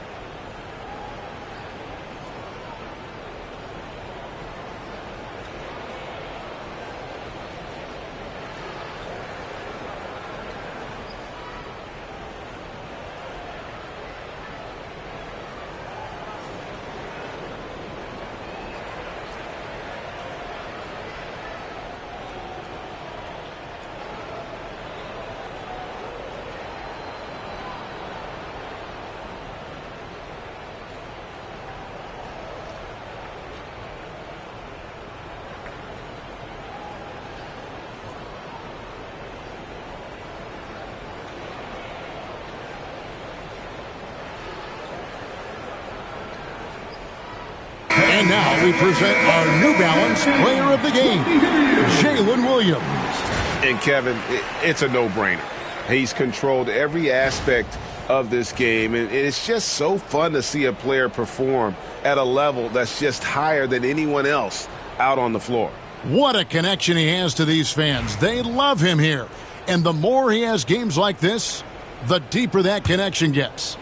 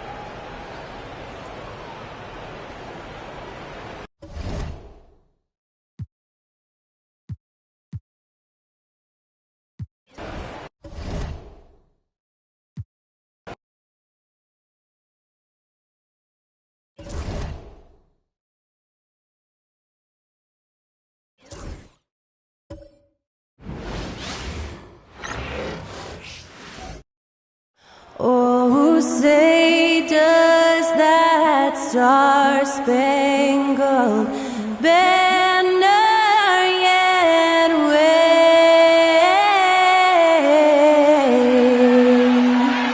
o'er the land of the free and the home of the brave?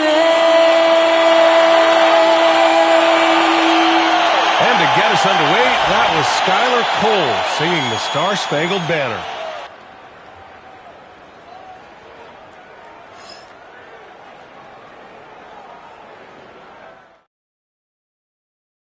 I'm just saying, I make this in 2 days. It is evident I do better when I feel like the world against me and think I should never win. Can't stop me pocket profit every hard to pussy me. He had to get it out the mud and rise up out the sediment. Catch me early like Sunday school.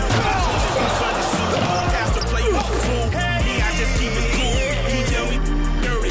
Ask for my dirty money. Talking wash away my sins like Jesus opened the laundry.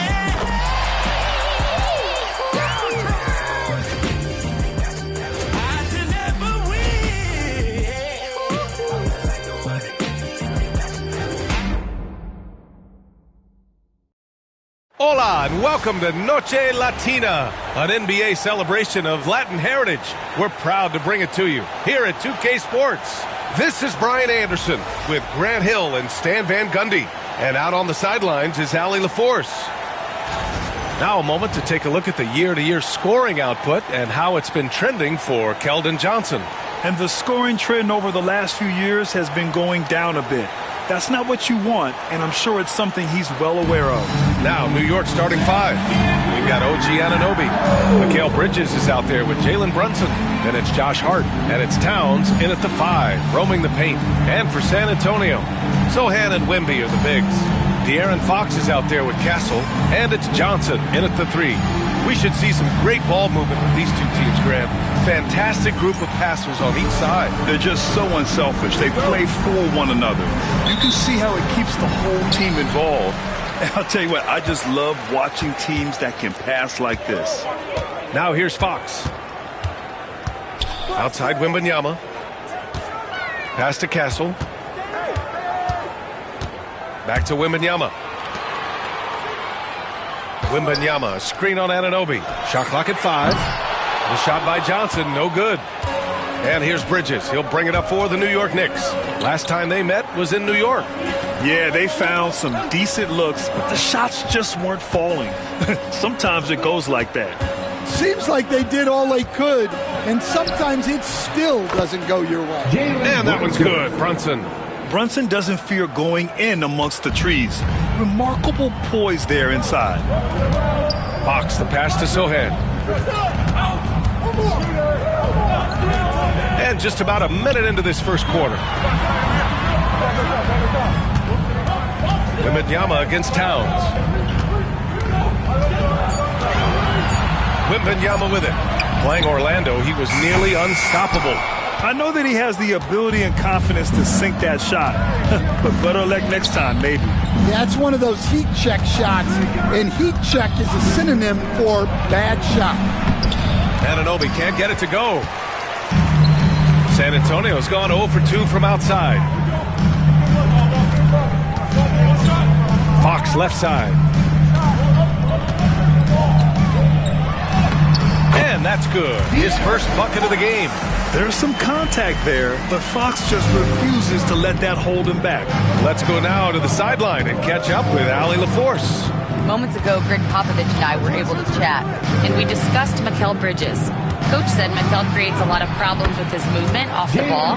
He keeps the defense on its toes. We can't allow him to get into a rhythm. And he also praised Bridges' on-ball defense. He'll be the focus of their game plan tonight. Brian?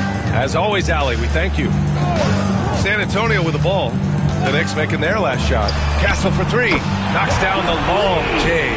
Well, when the 3 ball is falling for Castle, he is extremely difficult to defend. Stan, it feels like the hardest part of team building is getting a superstar. The Spurs have one. Well, they sure do, B.A.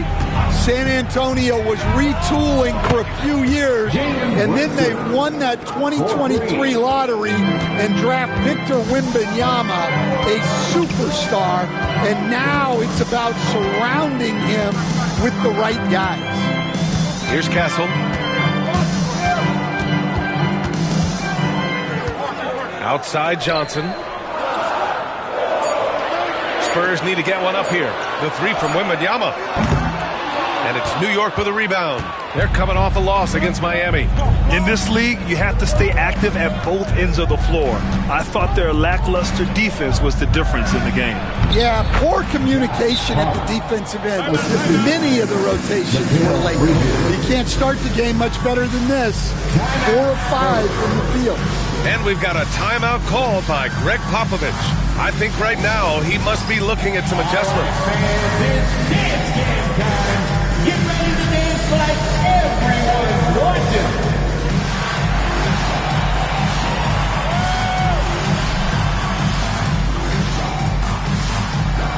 We have a dance here.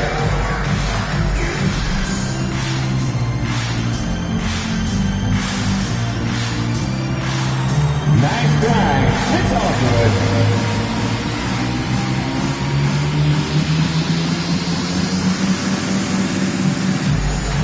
Show us those moves.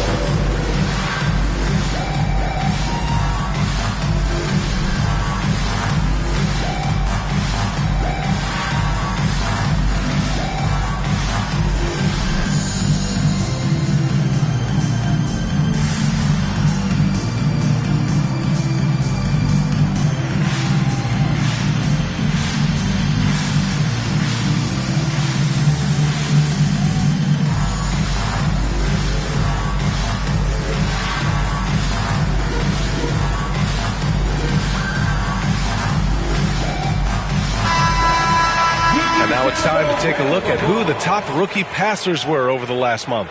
Stephon Castle, number 1. I really like how he sees the floor. A selfless distributor who enjoys hitting those guys in their spots.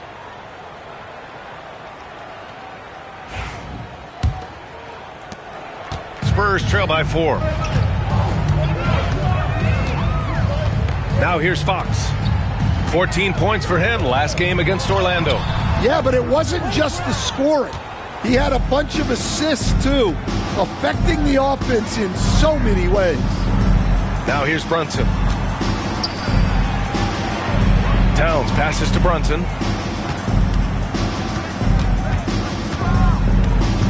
Five to shoot. With the floater. Rebounded by Fox.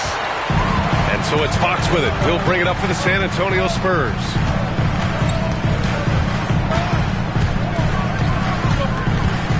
Pass to Castle. Wembanyama, screen on Bridges. Ooh, plenty of contact on that shot.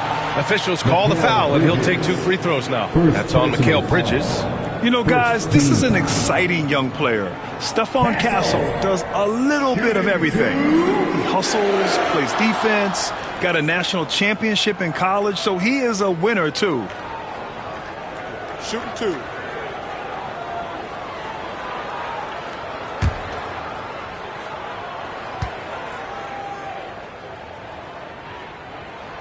First free throw is good. You know, Grant, you talk to scouts about Stephon Castle. They just feel like this guy's a winner. Well, certainly we saw that at Connecticut. Now, as a freshman, he was a key piece in their title run. He actually turned up his game in the tournament, and that's rare for any freshman.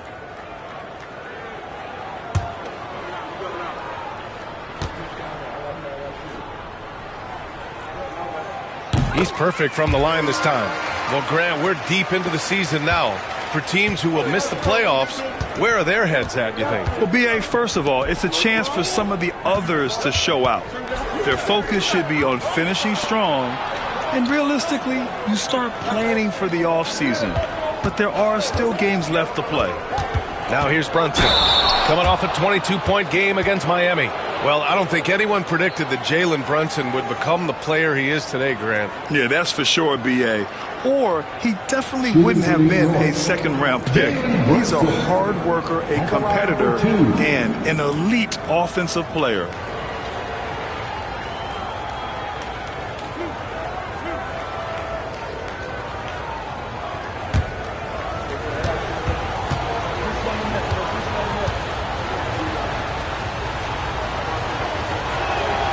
That free throw good from Brunson. And each year, Brunson seems to get better, and that's a testament to his impressive work ethic and drive.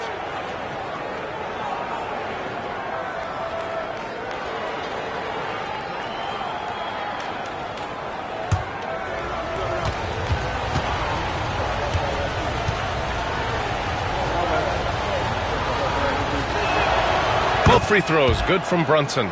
Making shots at the line. You need a good routine, and he certainly has one. Pass to Castle. Anunoby against Johnson. Here's Castle. And in that win against the Magic, he's another guy who really played well. And Jalen Brunson gets the whistle that time. That's his first foul.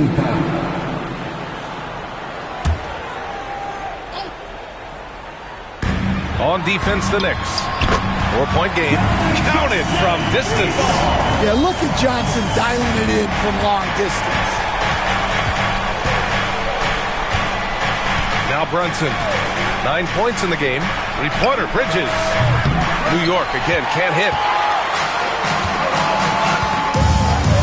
Now here's Sohan. He's covered by Hart. Fox, the pass to Johnson. Pass to Castle. 6 on the shot clock. Wembanyama, screen on Bridges. Here's Castle. And unable to get the go-ahead bucket there. New York has gone 1 of 2 from three-point land so far. Outside Anunoby. Towns on a screen.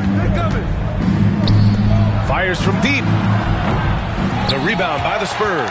Finding space on the perimeter, but he couldn't capitalize. Fox, the pass to Wembanyama. Johnson, a screen on Bridges. To the left wing. Fox for 3. The rebound by Bridges. Given his range, you'd expect him to capitalize on that opening. Pass to Anunoby. And he's going to the line for 2. The official saw contact while he was going up. Everyone in the building saw the obvious contact. This is his first trip to the free throw line tonight. OG Anunoby. 2 shots.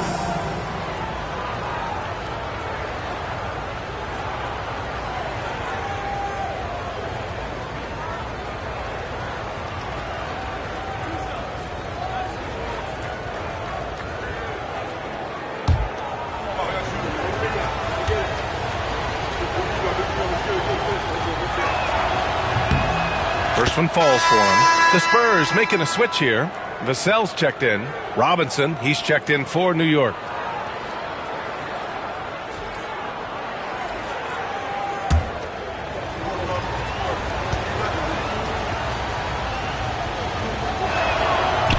That one's no good. Coach, when you watch Wemby, it's not the height that jumps out. It's the way he moves with that height. Brian, I've been around the NBA a long time, and you think you've seen it all. But when you see someone with Wembanyama's size and the things he can do, his ball handling, his shooting range, the way he moves, blocking shots, this guy is one of a kind. Feels like he's emerging as the face of the NBA soon. I think that's what we all expect. A moment to hear from Allie LaForce. Jalen Brunson's craft sets him apart. He said, quote, "I've always played with my instincts and tried to see the game a couple plays ahead. As I've gotten older, that part of my game has gotten wiser and better, but I'm still learning." Ryan, that's a scary thought for the rest of the league. He's already plenty dangerous, Allie. From T-shirts to the Rapid section. Get out!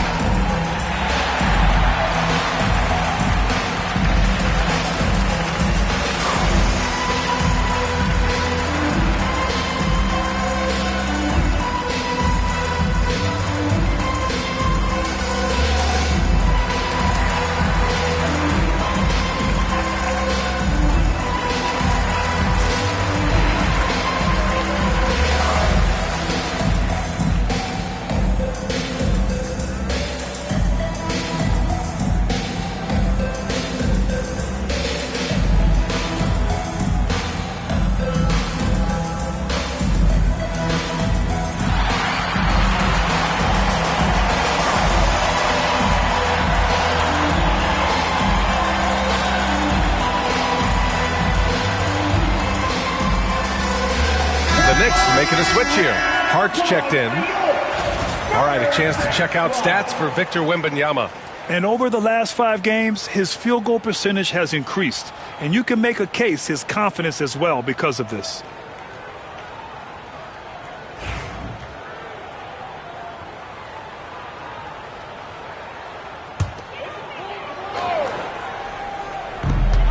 Vassell passes to Sohan. Fox outside. Wembanyama screen. Free throw line jumper.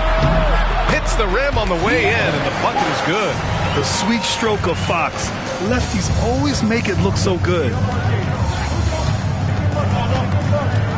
Brunson against Fox. Tries it from the block. Robinson passes to Towns. Clock at 6. Down low. And it's Bridges with the jam. All talent there from Bridges. Spurs trail by 4. Pass to Castle. Here's Wembanyama. Over Robinson. Wembanyama with a bucket. Yeah, when you make your mid-range shots, you force your opponents to adjust. Well, look, he's got the length to get that shot off regardless of how the defense plays. Now here's Bridges. 20 points for him last game against Miami. Fox against Brunson. Oh, nice finish from the low block. That one's good. Brunson's got 11. Love to see that kind of activity. He just makes things happen. Fox against Brunson. 3-pointer. And De'Aaron Fox with the 3. Fox has got his 3rd basket on the night right there. Well, he's been very efficient in this quarter. Keep getting him the ball. And he's going for the lob. And blocked. That one goes careening off the glass. A chance there to take the lead, but a miss. And here's Bridges. He'll bring it up for New York.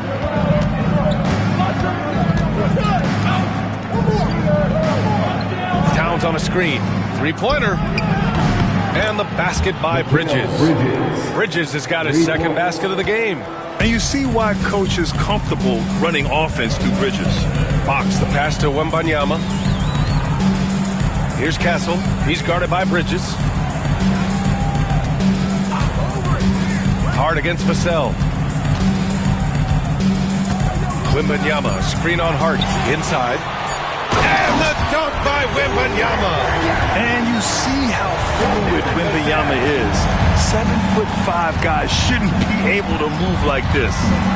Now here's Brunson. He's got 11. Robinson, a screen on Fox. Here's Brunson. Rebounded by the Spurs. Their last game, a win against the Magic. Looking to carry it into this one.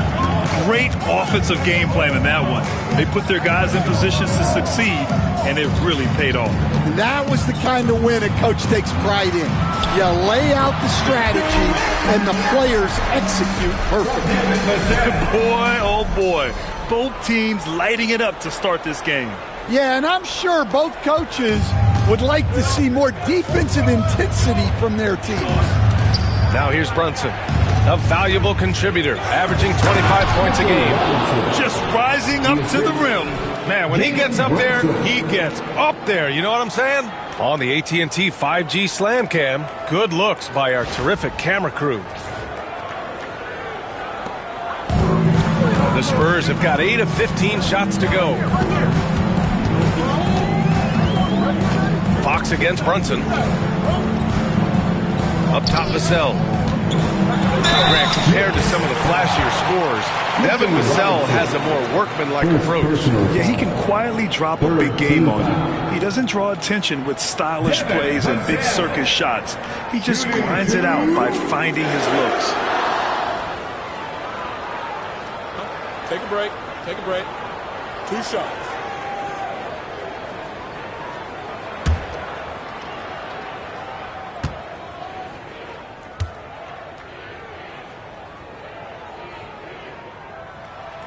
And he knocks down the first one. Coach, as you know, two-way wings like Devin Vassell are a hot commodity in the NBA these days. Yeah, Brian, he's got good defensive instincts. He's got great length. And offensively, a pretty good three-point shooter, but his main weapon is that mid-range jump shot.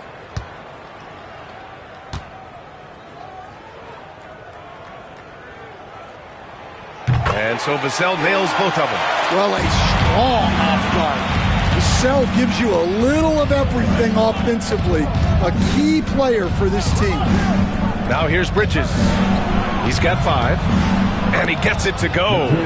Bridges has got 7. 1:27 left in the opening quarter. Here's Castle.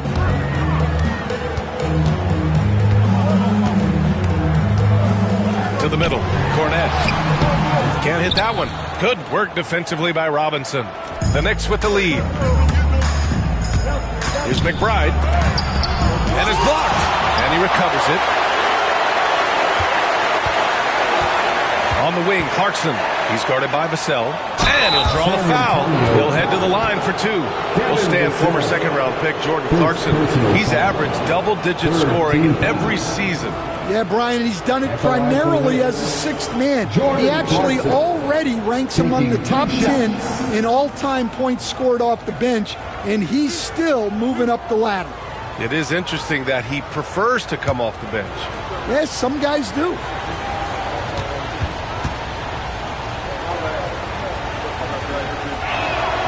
And that one falls for Clarkson. Well, look, Clarkson is a great guy to have in your lineup simply due to his versatility. Tucker's checked in for Bates Diop.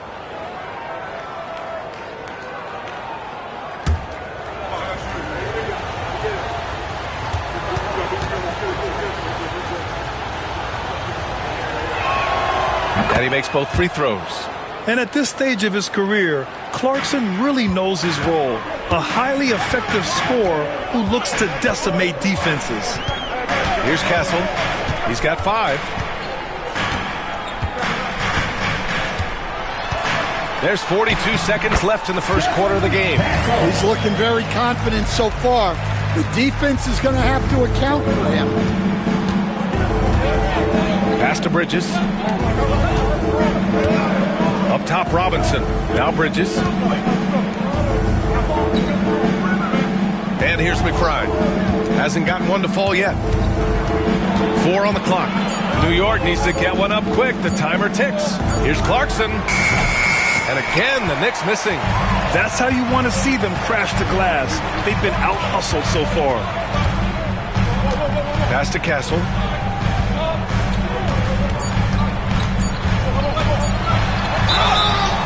And he was fouled while in the act of shooting, so he'll take 2 free throws. It's going to go on Mitchell Robinson. San Antonio shooting their 5th and 6th free throw attempts tonight. Shooting 2.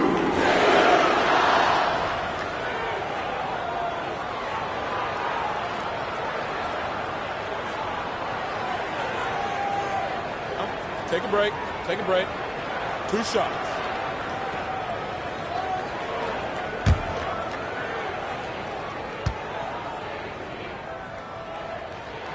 And the first one at the line is good.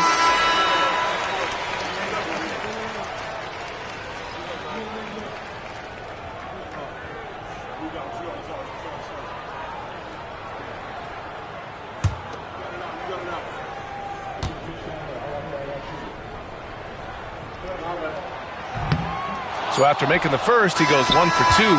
It's been all about Jalen Brunson for the Knicks. 11 points in the quarter. He's on fire. More 2K action in just a moment.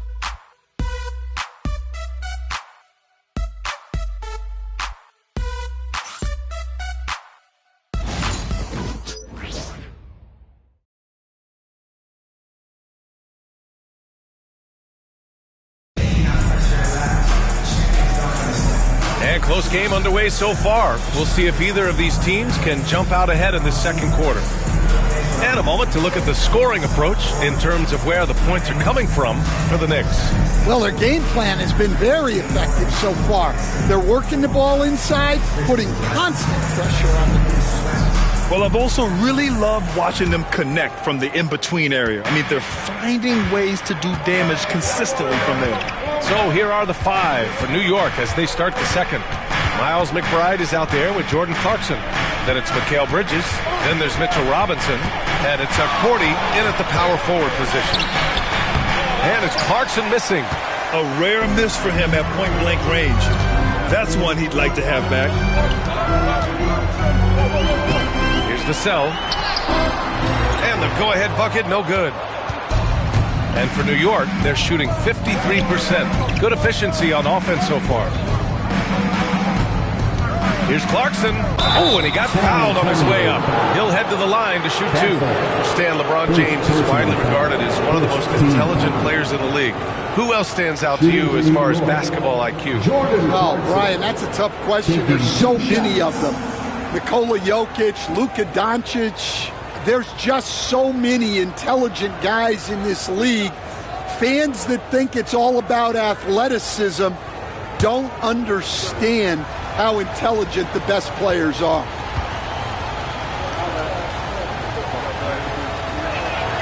First one falls for him. Bates Diop. He's checked in for New York.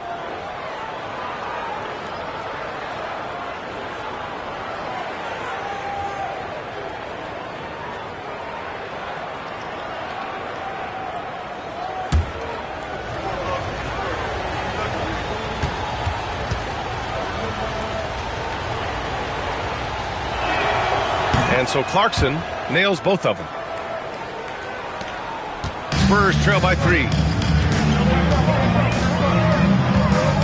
Here's Castle. Pass to Champagny. Vassell with it. Robinson with a steal. Vassell against Clarkson. The shot no good. Nice D from Vassell. And so it's Vassell who brings up the ball for the Spurs. Bates Diop with a rebound. Knicks leading by 3. To the inside. It's tipped. And the ball is tied up, so we'll have a jump ball. That's a jump ball.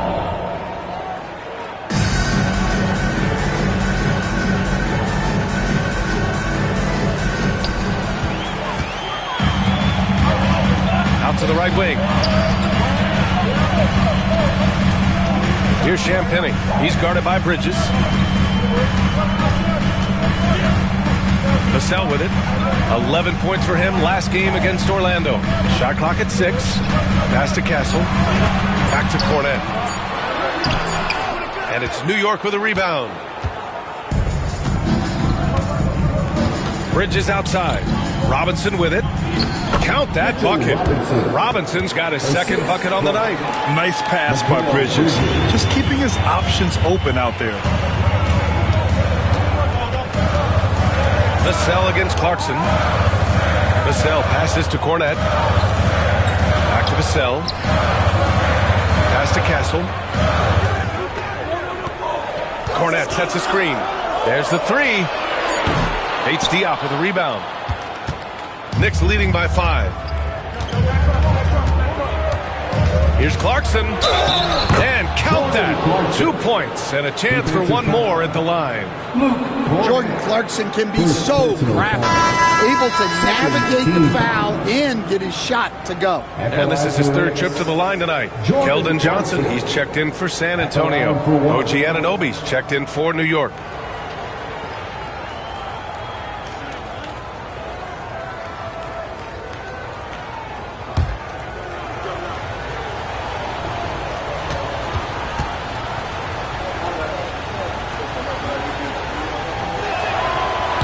Just knocking down every free throw. I mean, I love to see this kind of efficiency. Spurs trail by 8. And Greg Popovich has called timeout. A moment to rest and confer on the game plan. Coach definitely wants to talk about their interior defense, which has not been impressive. Yeah, it's basically a layup line. You're not going to win many games if you can't offer more resistance than that.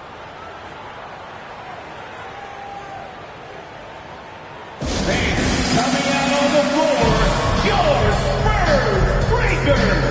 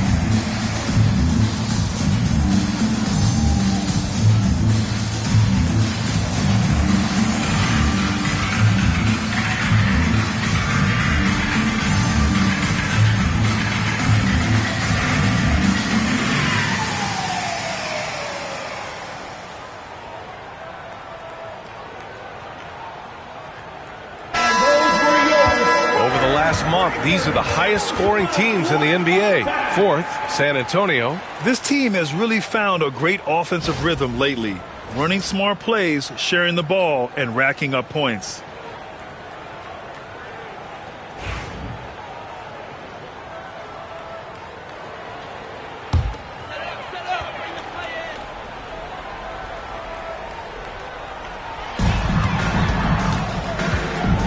Left side Barnes.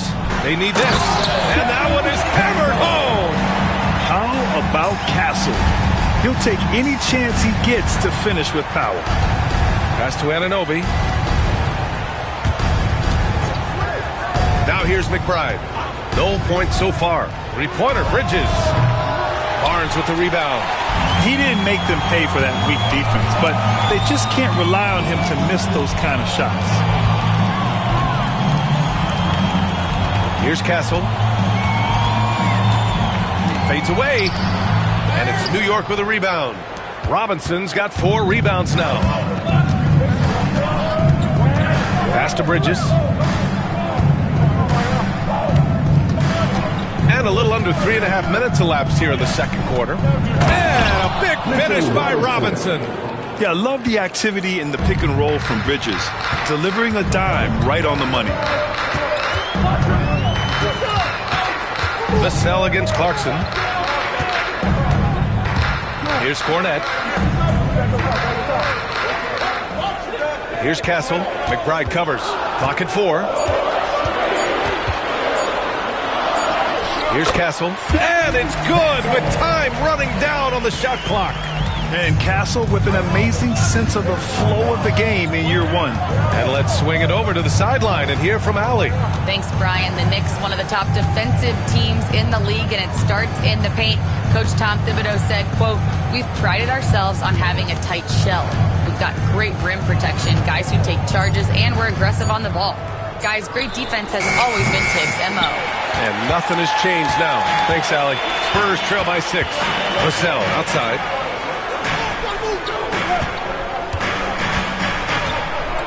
Pass to Castle. From the arc. And the rebound goes to the Knicks. And following this game, they hit the road to challenge the Hornets at Spectrum Center in Charlotte. That'll be the second of 2 games on the road. And so it's Barnes with it. He brings it up for the San Antonio Spurs. Here's Castle.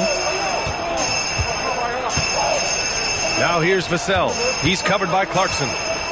Outside Barnes. Pass to Castle.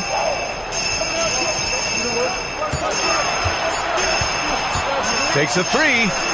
Hey, shooting the ball well. He's 5 for 9 in the game. The Castle has been outstanding here, giving the defense more than they can handle. Timeout is called by Tom Thibodeau. He's going to talk it over with his guys. Coach, when you look at the best defensive teams, what's the balance between IQ, the smarts for the game, versus effort? Well, Brian, it's both. You know, I mean, the effort is a given. You're not going to get anything done in the game without effort. But to be a good defensive team, you have to be smart. You have to understand your opponents, their tendencies, both as a team and as individuals. And if you do that, you can cover up for a lot in terms of just raw athleticism.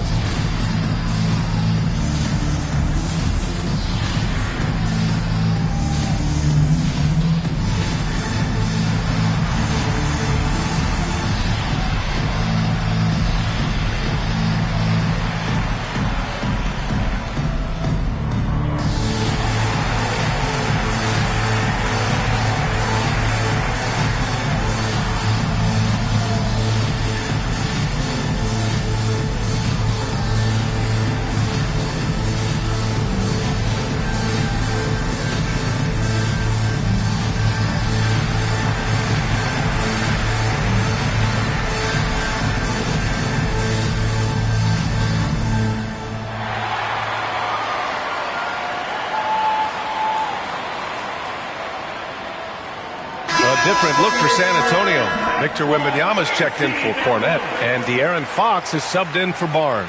Towns, he's checked in for New York. Brunson comes in for McBride.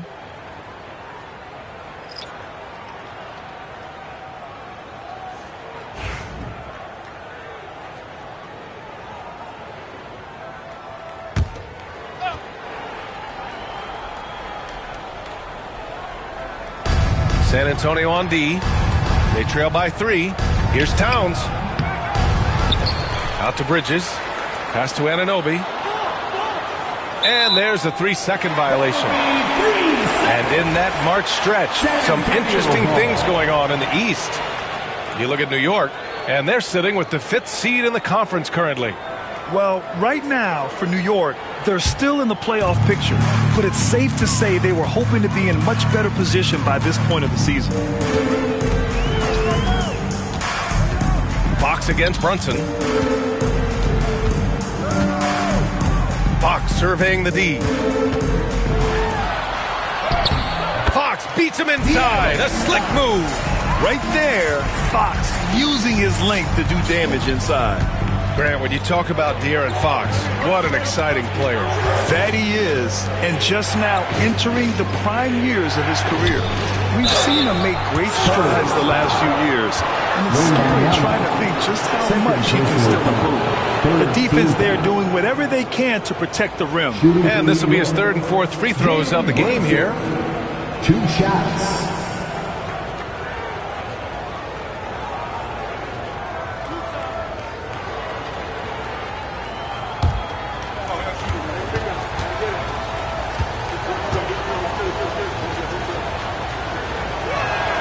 That free throw good from Brunson.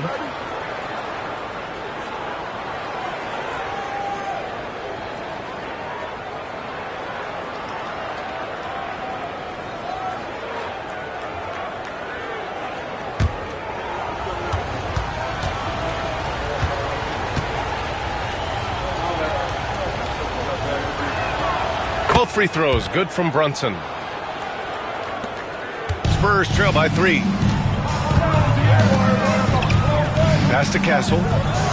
Wembanyama, screen on Bridges to the paint. Oh, got a piece of it. Fox gets it to go inside. They just look so overwhelmed inside. Yeah, that's why they continue to get attacked.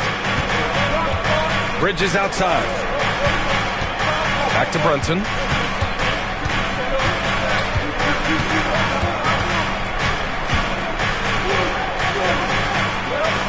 An aggressive pump fake move by Brunson, pulling the defender in close.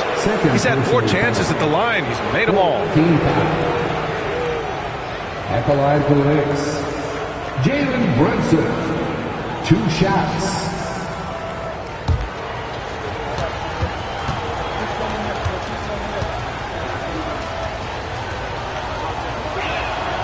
He makes the first. And the Spurs making a change here. Barnes is checked in. And the Knicks making a change here as well. Clarkson's checked in.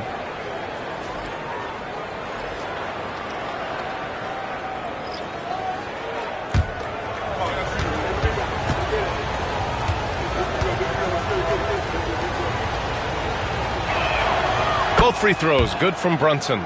Stan, you're the son of a coach. Your dad was a great coach at the collegiate level. What was the best advice you ever received from him? Well, Brian, the one that had... Oh, the man's an artist. What a throwdown by Victor. And when Victor dunks it, it sometimes looks like a toy hoop, doesn't it? Towns a screen on Fox. Brunson on the drive. And he drops in the layup off the glass. Brunson's got 6 points in the quarter. Well, credit the screen there, springing him loose for the finish. Fox outside. Clarkson grabs a miss. This has been a close game in a lot of ways, but they do have an edge on the boards. Pass to Towns. Here's the 3. Sinks the tray. And now a 6-point New York lead. Well, when it comes to big men, you're not going to find a better catch-and-shoot option than Cat. Outside Wembanyama. Back to Fox. And the rebound goes to the Knicks. Now Clarkson. 14 points for him last game against Miami. Yeah, just a little off his game this quarter. He's trying to work his way into a rhythm. Left side, Wembanyama. Nope, 4 for 7 now. New York leading by 6. Clarkson finds Brunson.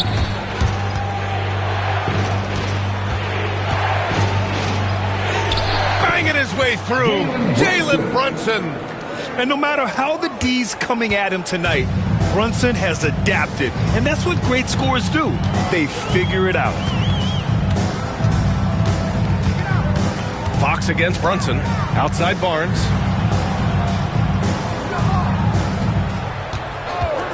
Down to 5 on the shot clock. Will it go? Robinson with the block. And here's Clarkson. He's got 7. Pass to Towns. Back to Brunson. And it's New York with another. He's been reliable from the floor, and that's reflected on the scoreboard. Fox, the pass to Barnes. Now Vassell. He's covered by Clarkson. Clarkson against Vassell. On the take. Drops in the layup for 2. You've got to love the way Vassell went right at the defense and finished through contact. And timeout is called by Tom Thibodeau. He's going to gather the troops and talk it over. Offensively, Karl Anthony Towns is one of the most well-rounded big men in the league, Grant. Yeah, maybe in league history, B.A. He's an elite three-point shooter, post scorer, and his passing is severely underrated. It's time to fire off some T-shirts. The loudest of Detroit. Who wants one?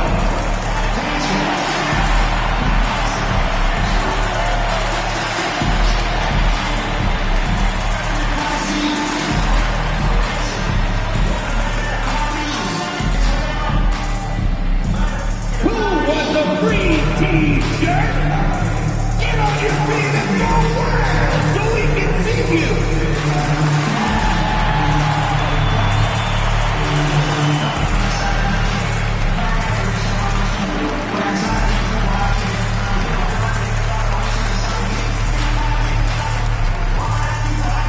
Who wants a T-shirt?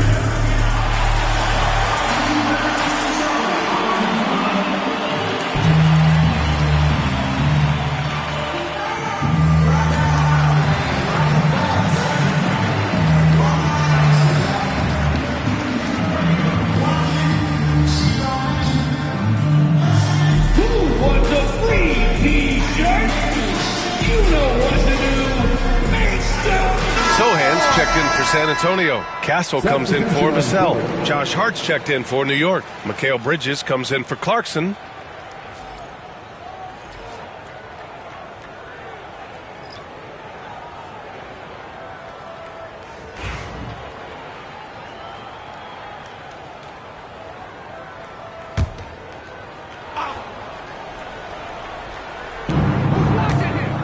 Bridges outside.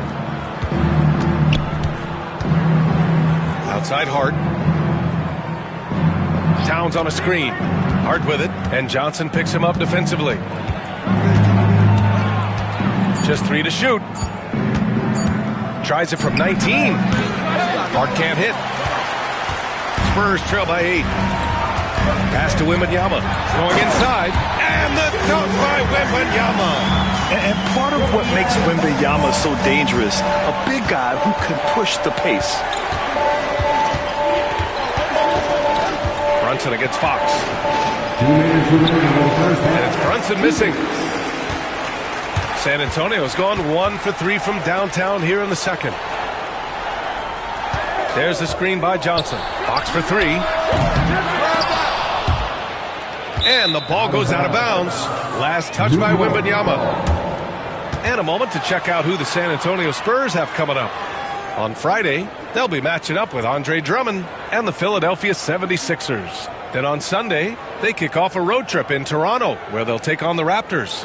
When you look ahead, there are a lot of winnable games, but you really can't think that as a player. You have to take every opponent seriously, because this is the NBA. No game is a freebie. Pass to Anunoby. Outside Brunson.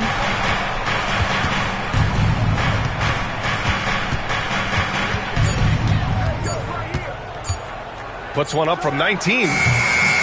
Rebounded by Castle. Well, and even though he couldn't get that one to fall, that's a shot they want him taking. And the shot counts. He's fouled, and it's a chance for a three-point play.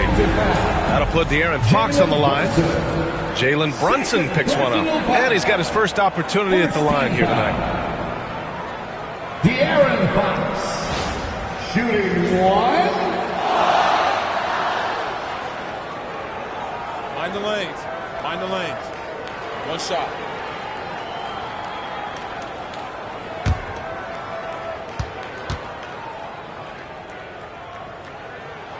Free throw's good for Fox. And looking at Fox, a microwave scorer and Tasmanian devil running up and down the floor. A fun player to watch. Outside Hart. Brunson against Fox. Outside Brunson. And the bucket is good. Brunson's got 23. Well, he's just dominating right now. If his teammates are smart, they'll keep getting him the ball. Pass to Castle.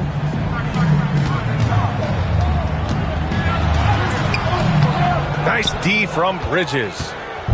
And here's Bridges. He'll bring it up for the New York Knicks. They've led by as much as 10. Here's Brunson.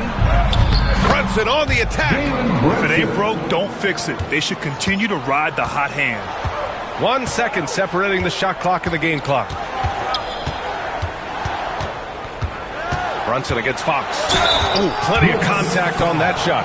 Officials call the foul, and he'll take 2 free throws now. It's going to be on Karl Anthony Towns. It's so hard to guard Fox without fouling him, especially when he's being the aggressor. Shooting 2. Shooting 2.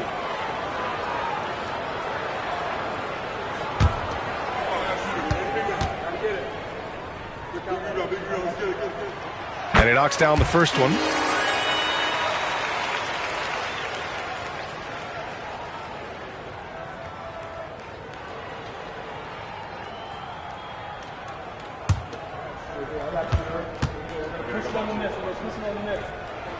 Both shots good from the strike. Showing more aggression here in the second quarter. He's seeking contact and working himself to the line. Bridges outside.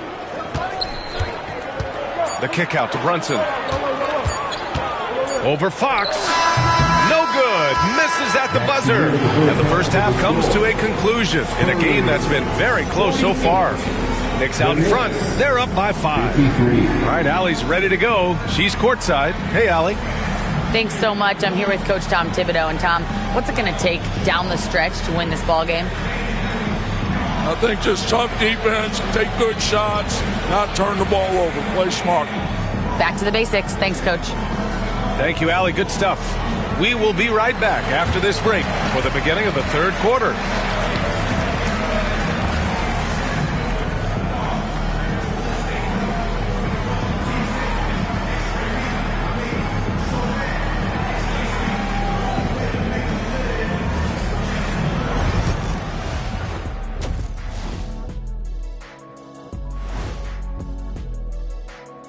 And thank you for joining us, as with 2 quarters in the books, it's looking good for the New York Knicks.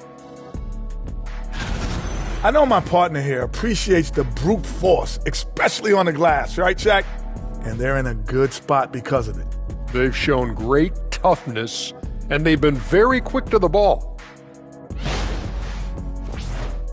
Now let's take a moment here for a look at the upcoming schedule. And for that matchup with the Hornets, they hold some advantages, but can't play sloppy or uninspired. Still have to come in focused and get the job done. That's just like us here in the studio. It's hard to bring it every day, but, you know, we try. And that'll do it for us. Thanks for stopping by. We'll head back down to Brian Anderson and crew for the start of the third quarter.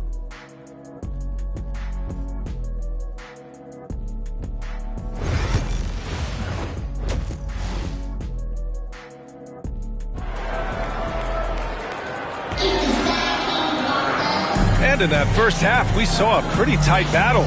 We'll soon find out what sort of adjustments were discussed during halftime. You look at Jalen Brunson in this game, he's been everywhere.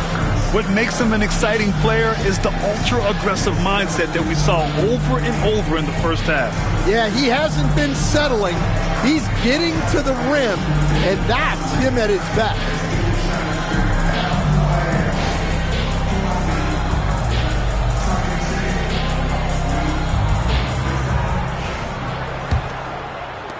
Knicks leading by 5. Sohan and Wemby are the bigs. De'Aaron Fox is out there with Castle, and it's Johnson in at the 3. So that's who Greg Popovich starts the second half with. Bridges, left side. 6 to shoot. Towns on a screen. Bridges with it. Now guarded by Wembanyama. And for San Antonio, they're shooting about 47%. A nice number. And Sohan gets it to go. They're using his size well and putting some muscle behind his play. That's how Sohan gets to his shot inside. Back to Brunson. And the call is going to be, yes, an illegal screen. With a short break, we look at some of the stingiest defenses in the NBA. Number 1, San Antonio. Well, they allow the fewest points per game in the league. Sometimes that can be a factor of pace. But safe to say, when you're number 1, your team is elite at the defensive end. Fox against Brunson. Fox right side. Over Brunson.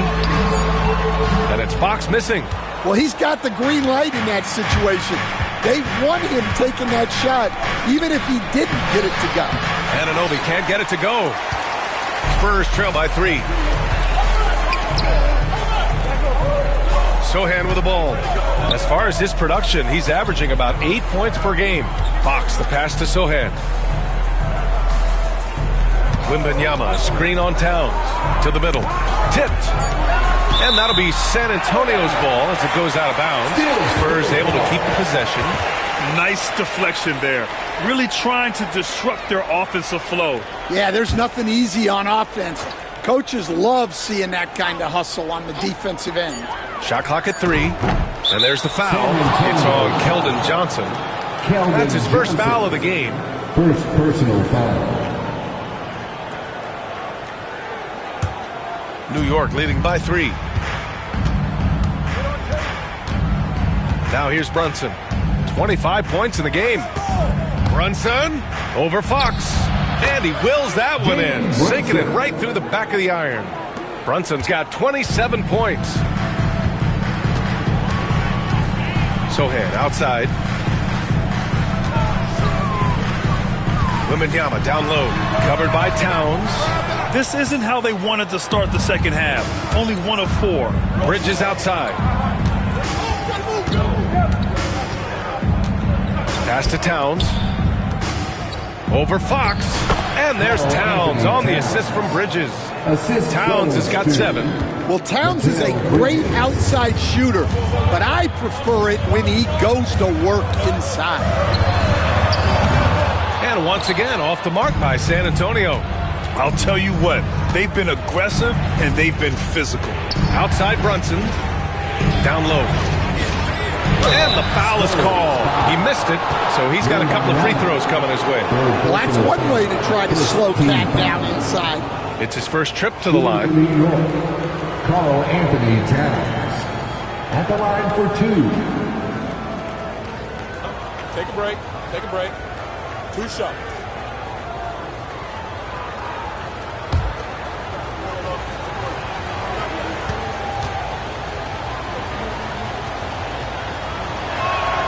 First free throw is good. The number 1 pick in the 2015 NBA draft, Towns continues to prove why he's a top big man in this league.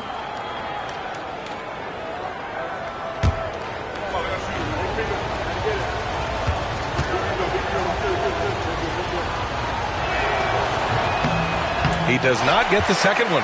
And no matter what the chatter is out there, all Big Cat does is produce on a nightly basis. Fox, the pass to Johnson. And here's Fox. Fires the 3. Fox That smooth lefty shot. That's inexcusable defense right there. You gotta contest the shot better than that. Brunson with it. Fox picks him up. And Brunson gets it to go. Brunson's got 4 points this quarter. Looks like we're starting to see a pattern here. Not afraid to get in the paint and get wet. Brunson against Fox. The kick out to Johnson.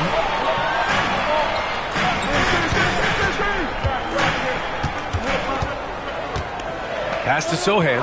Beyond the arc. It's rebounded by New York. Towns has got 4 rebounds now. Now here's Brunson.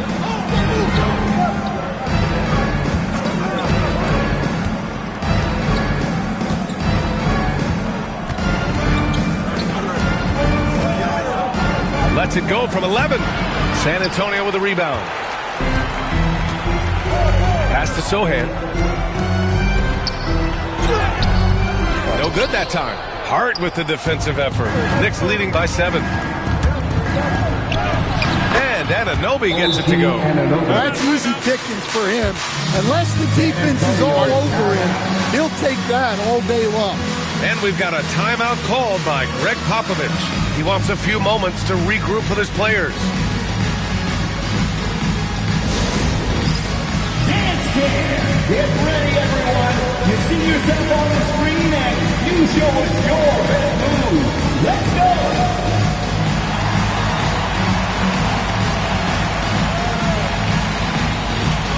Keep on dancing.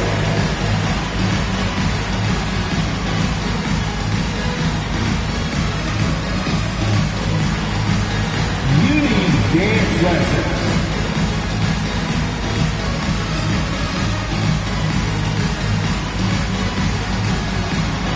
Bring those moves.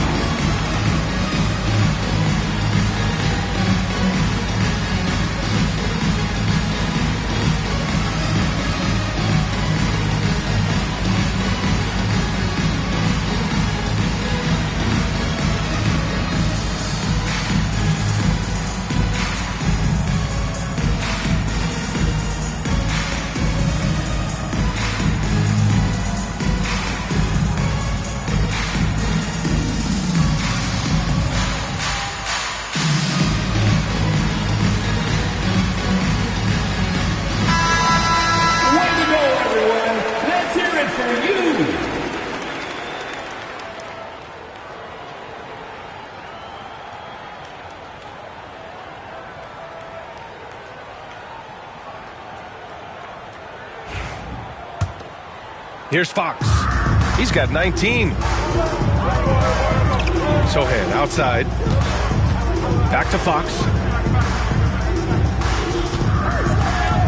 Wembanyama, screen on Brunson. Three-pointer, Fox on target from range. Fox has got 6 in the quarter. Such an unpredictable player. Fox enjoys toying with defenders and bullying them in pick and rolls. Towns on a screen. Three-pointer, Bridges sends it home from three-point land. And the Knicks lead by 9. And both teams running long-range plays that are working. Well, you know it's become a three-point shooting league. Teams shooting a steady diet from outside. And there's the whistle. Illegal screen is the call. Here in March, things are heating up. Let's check out the teams in the West. You look at the Spurs. Now in second, they look to be in terrific shape moving forward. Well, right now for the Spurs, their fans were expecting a lot from this team this year, and they haven't disappointed them. It's been a terrific season, and they're far from done yet heading into the playoffs. Cornette's checked in for San Antonio. Inside, Hart, and down it goes. Dumps it through off a beautiful setup. Oh, not the defensive effort they need to cut into the lead. Boy, good call. You have to at least try to protect the rim. Yeah, I'd consider calling timeout right away after that one.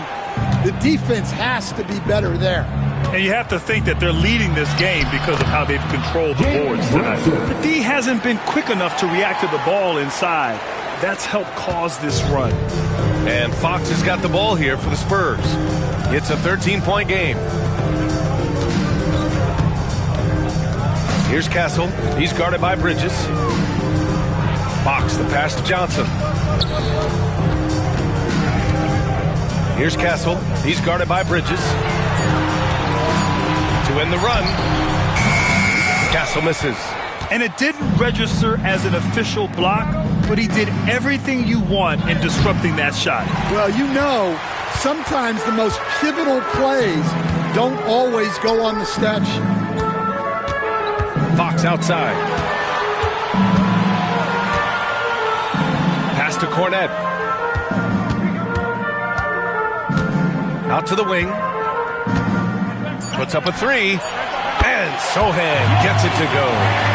Sohan's got 5 points. Well, we're seeing the progress on Sohan's jumper. Hard work in the offseason paying off. Bridges outside. And here's Brunson. He's covered by Fox. Brunson against Fox. Left side Brunson. Over Fox. Tried to bank it in, but it misses. Spurs trail by 10. To the inside. And he can't get that one. Hart with the defensive effort. New York has gone 4 of 9 so far from the perimeter. Here's Anunoby. Sinks that one from the post. Anunoby's gotten his second bucket of the game. And this is what you want to do when you've got a big lead. Must stay aggressive. Yeah, they're being absolutely relentless. Building this lead in every way possible. Offensive board. It's Brunson working inside. And right now they're +8 in the rebounding category. That's helping them run away with this. Here's Fox. He's got 22. San Antonio again can't hit. Well, you can tell he thinks he should have had that one. Even harder on him when he's got a good look like that and it doesn't go down. Here's Brunson. Oh, and makes it with the kiss. Brunson's got 10 points in just the second half. And it gets even worse for them. I mean, he just waltzes down the lane, extending their advantage. Not good. Well, it's not going to get any easier if they can't improve their defensive intensity. They got to show some fight. Here's Cornette. Oh, a big finish with a one-handed jam. Hey, if you want Sohan to play point forward for you, he can certainly do that. Brunson finds Towns. Outside Brunson. Now Bridges. Towns down low.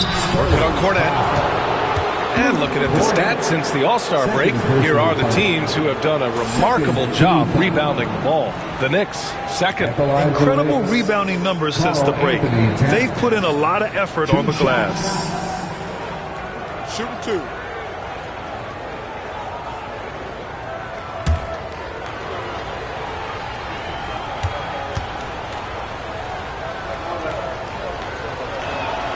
And that one falls for Towns. Devin Vassell, he's checked in for Johnson. And a switch here also for New York. Mitchell Robinson, he's checked in for Anunoby.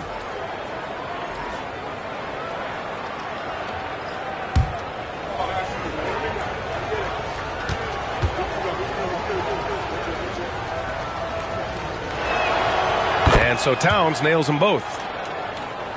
Here's Fox, taking command on offense when they need it, putting up 21 a game.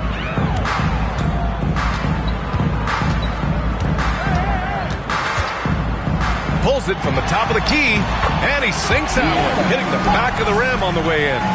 Fox has got 8 points here in the quarter. Knicks leading by 14. Pass to Towns.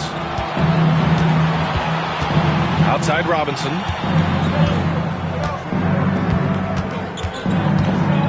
Outside Hart. Shot clock at 5. Three-pointer, Bridges. Rebounded by Fox. Fox has got rebound number 5 here tonight. Ooh, Robinson with a block. And now the Knicks on the break. Here's Brunson. Got it. Good job in the low post. Brunson's got 37. A flashy ball handler at times. Brunson knows how to carve up scoring opportunities for himself. And he's 6 for 12 after that one. Look at what he's doing here, and it's hard to imagine him playing much better. Bridges outside.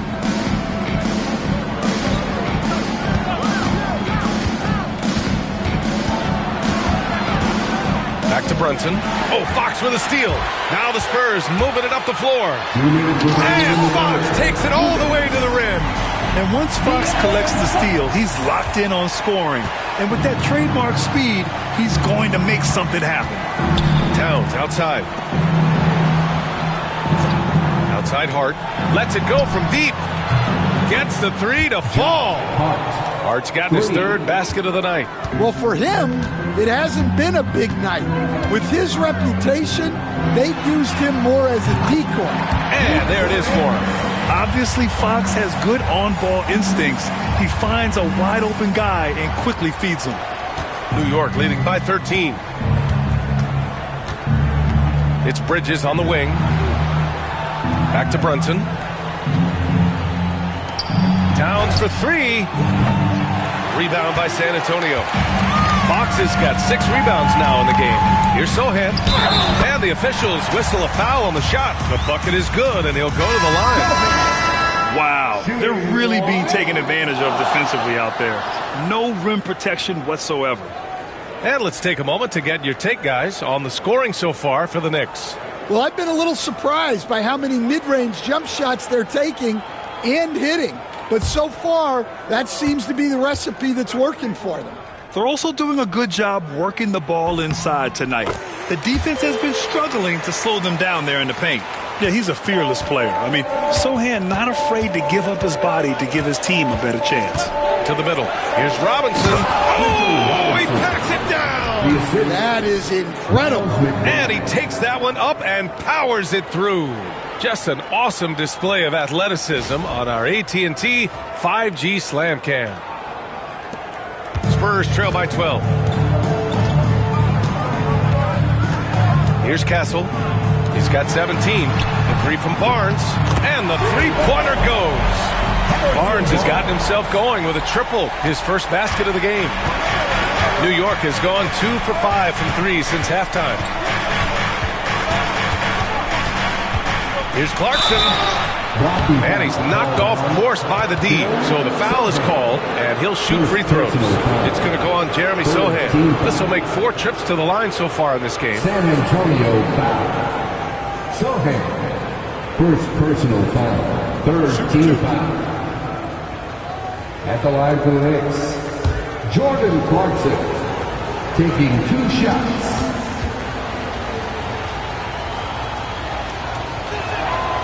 And that one falls for Clarkson. Johnson, he's checked in for San Antonio. Anunoby, he's checked in for New York.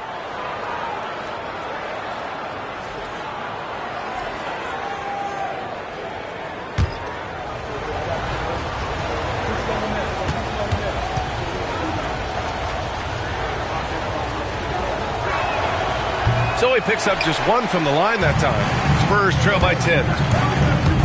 It's Johnson with a drive. Here's Vassell. Stolen by Bridges. 1 second separating the shot clock and the game clock. Clarkson outside.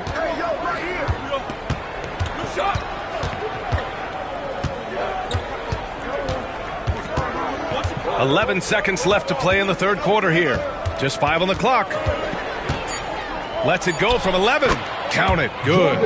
Clarkson's got 10.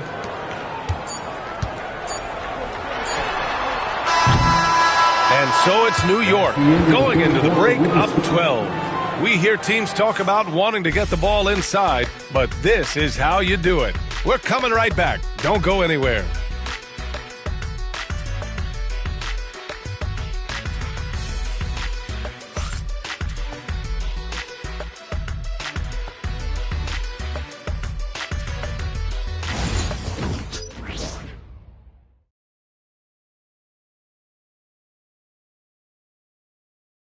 And it's time to bring up the State Farm assist to the game. This is the definition of team chemistry. I love to see this kind of communication and connection between teammates leading to the perfect pass. Well, it's one of the core parts of the game. Reading the defense and creating an easy bucket for your teammate. That is pretty. And as we head into the fourth, we'll see if there's a comeback in the works or if it's more of the same for the first three quarters. And on the floor for New York here in the fourth, Mitchell Robinson is out there with Karl Anthony Towns. Then it's Jordan Clarkson. Then it's OG Anunoby. And it's McBride in at the one spot. And we've seen Vassell gain more and more confidence as a scorer, which has resulted in him getting fouled more too.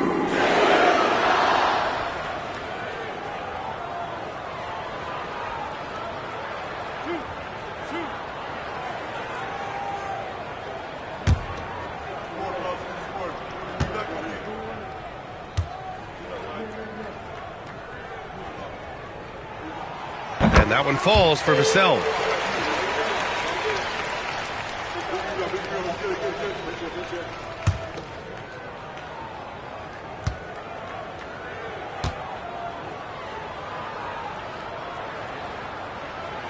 No good on the second free throw. New York leading by 11. And they get it back. And it's Clarkson missing. Cornette passes to Barnes. Gets it to go from 8 feet. New York has gone 5 of 12 from three-point range tonight. Towns outside. And a nice finish on the layup. Excellent work by Towns, refusing to let the contact throw him off balance. Fox outside. Pass to Cornette. Vassell against Clarkson. That one's good for 2. Fourth quarter still young, just over a minute played. The Knicks shooting 55% for the game so far. Outside Anunoby. Back to McBride.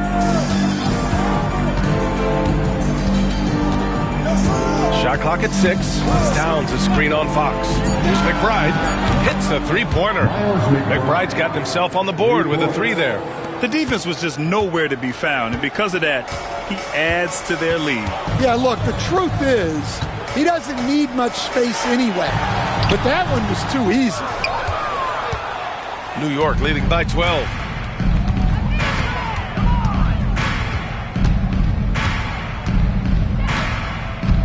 Pass to Anunoby. Towns a screen on Johnson. Anunoby on the take. And count the basket. He was fouled, and he's going to the line for one more. Third personal foul. First team foul. At the line for the Knicks, OG Anunoby. One shot.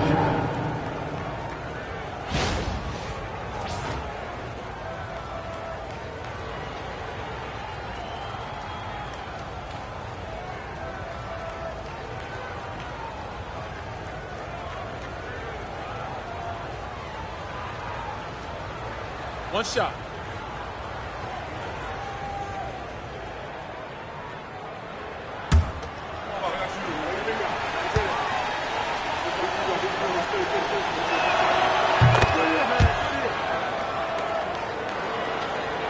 Last quarter of play, about 2 minutes in now. Clarkson against Vassell. Pass to Cornette. Fox with the ball. The 3 is up. And Anunoby pulls it down. They really have a commanding lead, not just in points, but in rebounds as well. Here's McBride. Towns a screen on Fox. Here's McBride. Rebound by San Antonio. Cornette's got 4 rebounds now. Sometimes it's just not your night. Fortunately, his teammates have picked up the slack. Johnson passes to Vassell.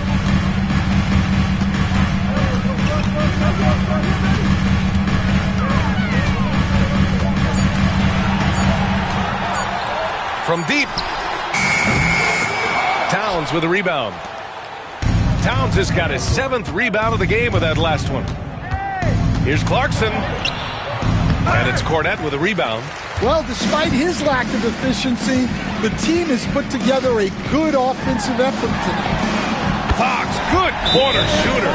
Well, he's making a concerted effort to use the three-point shot here in the second half. Only one in the first, 3 since the break. And we'll have a timeout called by Tom Thibodeau, looking to get everyone dialed in and engaged. Let's go, Spurs fans! Time to get loud right now for the Spurs Death Squad! American fans, now on the court is your squad. Get loud and let them hear it. It's T-shirt time, fans. Put your hands in the air and make some noise. One could be coming your way.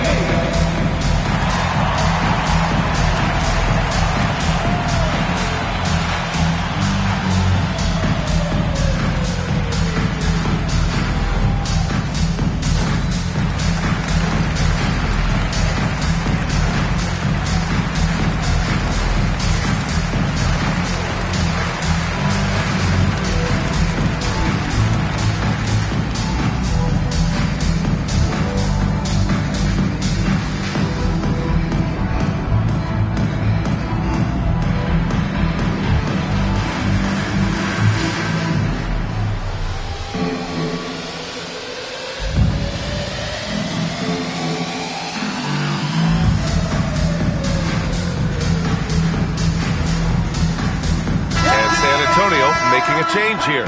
Sohan's checked in. And the Knicks making a change here as well. Hart's checked in. And from the sideline, let's catch up with Allie. Hey guys, over the last break, I listened to Tom Thibodeau address the team. He was clapping in the huddle, saying to his guys, loving the effort right now, keep the intensity on them. Leave no doubt in their mind that this game is ours. Guys, back to you. Thanks for that, Allie. Here in the fourth quarter, just under 2.5 gone by. To the paint. Lets it fly. And the Knicks miss again. And so it's Vassell who brings up the ball for San Antonio. Down by 12. Anunoby against Fox. Inside. Here's Cornette. Boom! He jams it straight down. Putting Fox into pick-and-roll action, always a good idea. McBride passes to Clarkson. It's Hart on the wing. Sohan covering. Anunoby for 3. Rebound by San Antonio. Sohan's got rebound number 5 here tonight. Here's Fox. Oh, and Towns with the block. And that's outstanding defense and timing by Towns. Good to see him making an impact on this end. McBride passes to Towns. Ooh, and he took a hard foul on the shot. So he'll head to the line to shoot a pair. Well, we're seeing a different version of him in this half, taking a more direct approach. He didn't have a single free throw in the first half. Towns taking 2 shots. Take a break. Take a break. 2 shots.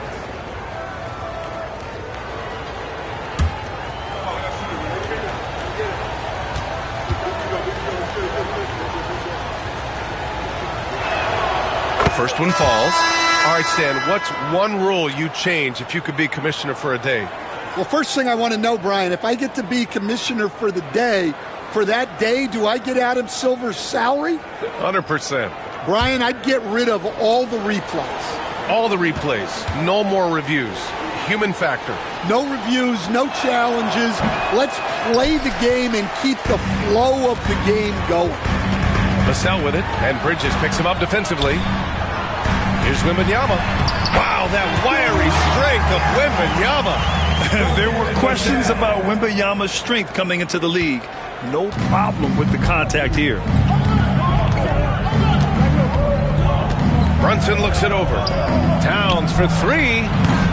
And the Knicks miss again. And I'm surprised that didn't go down. I mean, I'm sure he is too. Pass to Vassell. Wembanyama down low. Covered by Towns.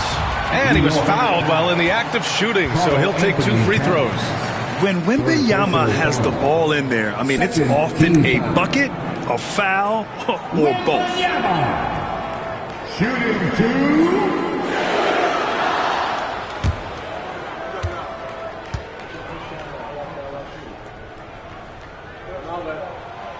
he drops it first.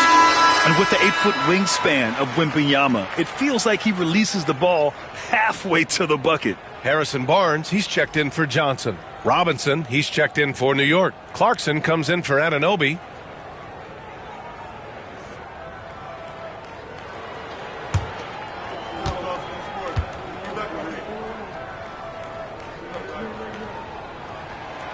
And he makes the first, but misses the second.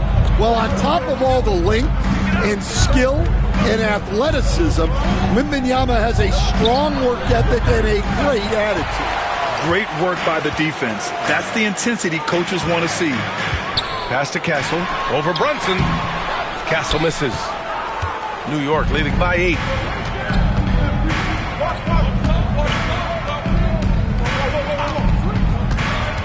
Robinson against Wembanyama. Robinson passes to Clarkson.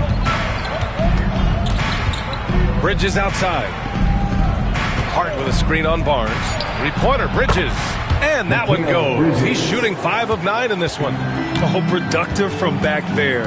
Bridges showing the range. Sohan outside.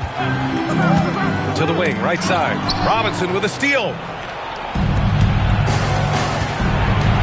Outside Hart. Outside Brunson.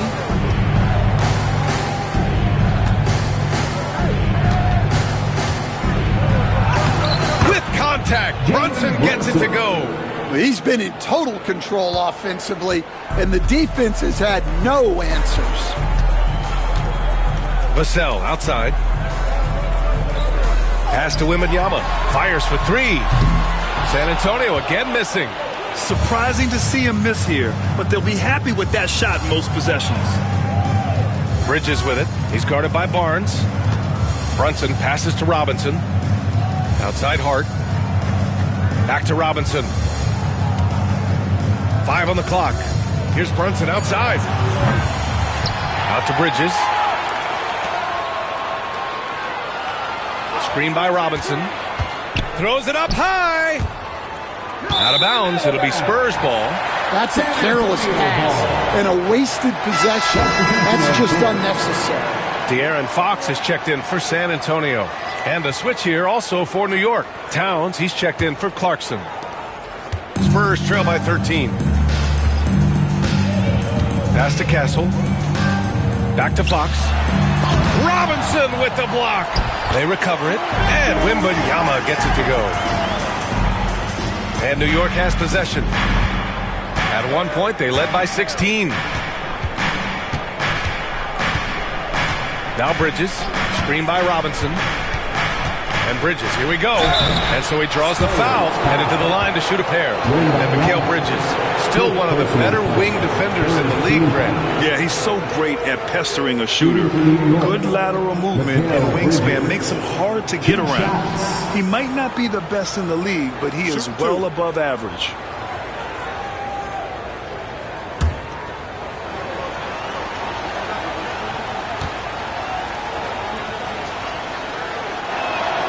That's good from Bridges.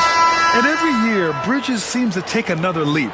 His work ethic and drive to improve is impressive. And San Antonio making a change here. Johnson's checked in. And a switch here also for New York. Anunoby's checked in.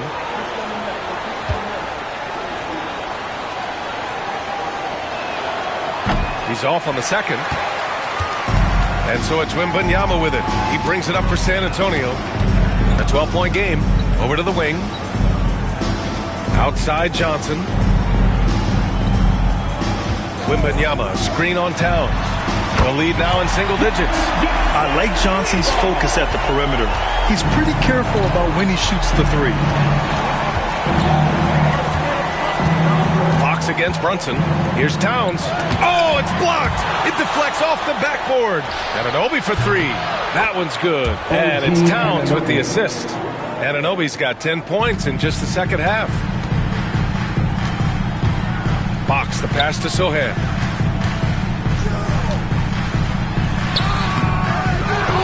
Pass to Wembanyama. And Wembanyama throws it down hard. Well, Victor doesn't have too far to go. I mean, he just pops up to the rim, makes it look so easy. Brunson passes to Hart.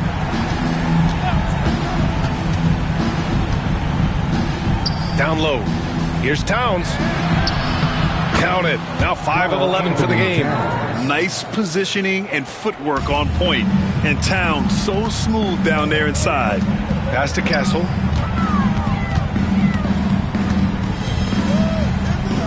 Fox, the pass to Wembanyama.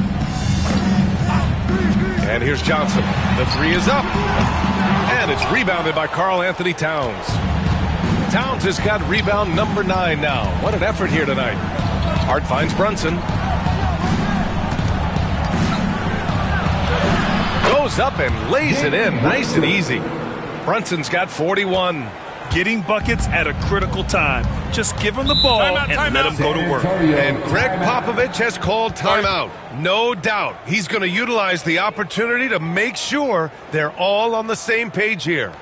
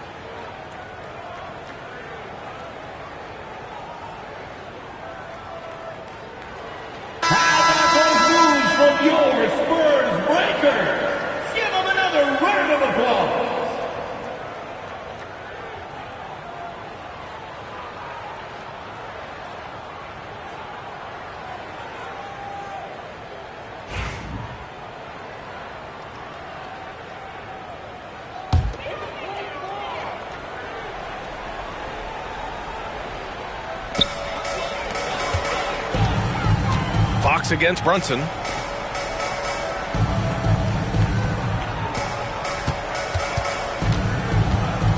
Brunson against Fox. Fox hits it right through the contact. Yeah, Fox is going off. I mean, he's gotten the ball on offense, and he's been relentless. New York leading by 12. Here's Brunson. So it'll be 2 free throws. He was fouled in the act of shooting. Fourth personal foul. 14 foul. At the line for the Knicks, Jalen Brunson. 2 shots.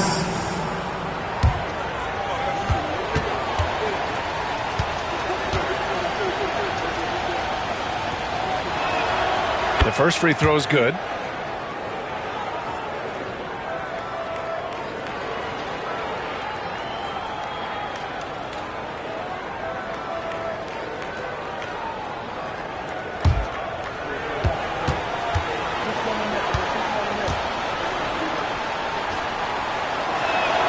Both free throws good from Brunson. Spurs trail by 14. Fox outside. 2 minutes remaining. Pass to Castle. 2 minutes. The shot off that time. Nice D from Bridges.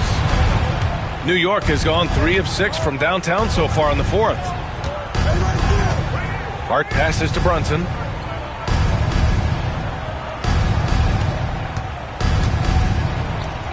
And the layup is good off the glass. Brunson's got 45 points. San Antonio's gone 2 of 6 so far in the fourth. Over to the left wing.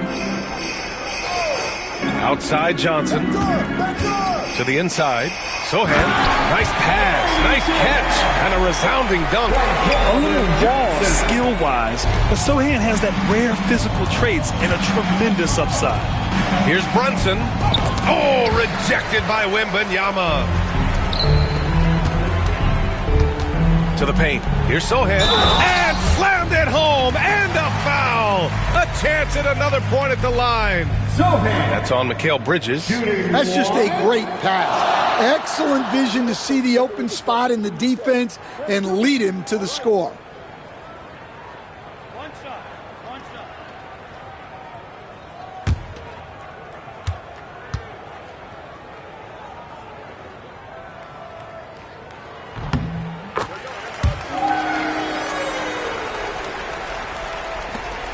A minute 9 left to play in the fourth quarter of this one.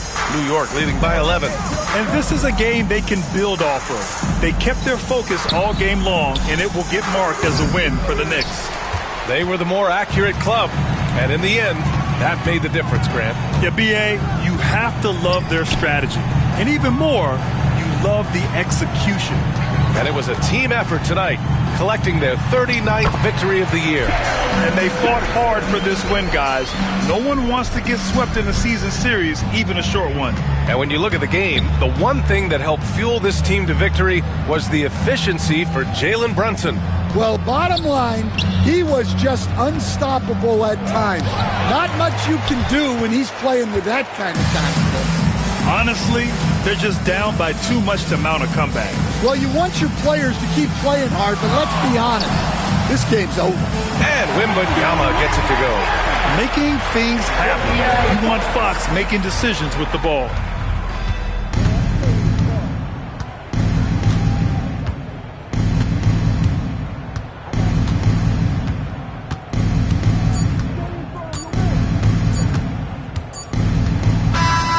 So New York wins it.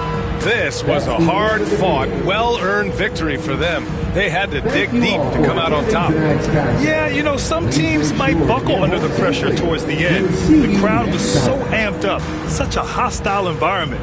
But they stood tall and got the win. Well, folks, that's going to do it for now.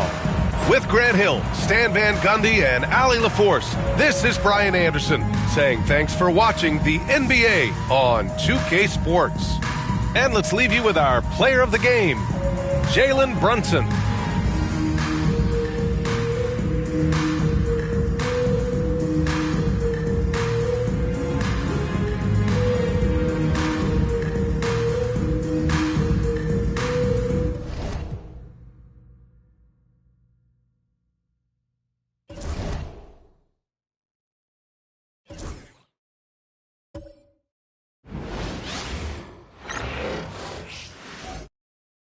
And the players getting themselves into game mode with the tip-off just moments away.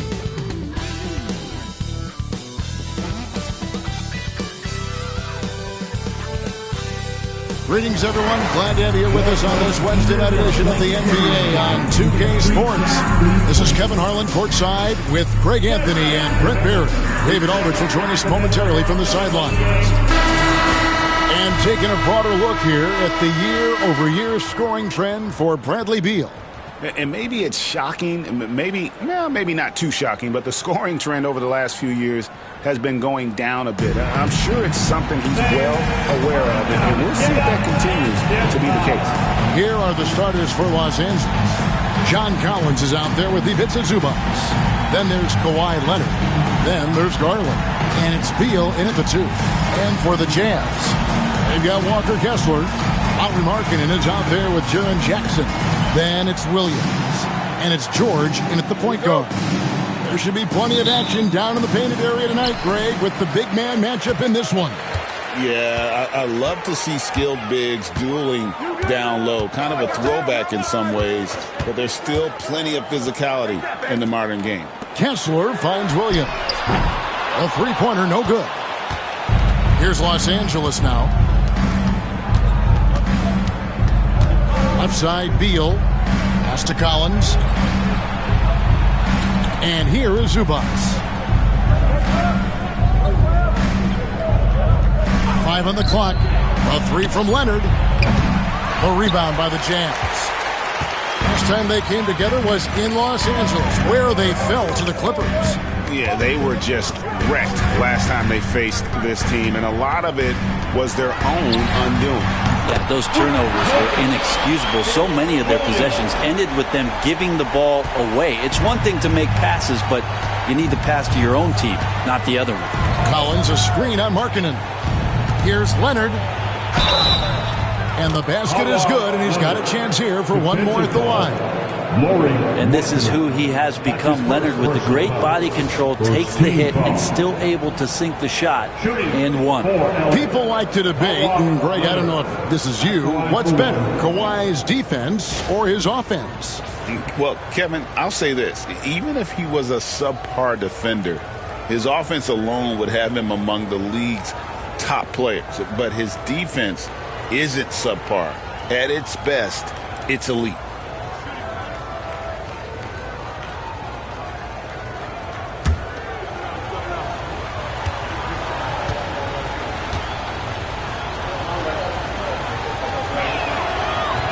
On the free throw, no good.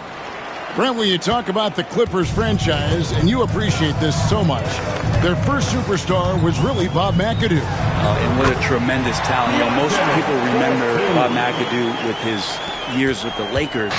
But, man, when he was with the Buffalo Braves, 3 straight scoring titles, was the league MVP in 1975. Sorry, Dad. Some people still consider him the club's best player ever. And here is Los Angeles now after the basket by Utah. Right now, let's send it over to the sidelines and get a report from David Aldridge. Thanks, Kevin. Caught up with Will Hardy a few minutes ago. Now, he feels like Darius Garland is the key to that offense. Coach said not many people can stay in front of Garland one-on-one. He's so shifty. So the rotations defensively have to be decisive and quick.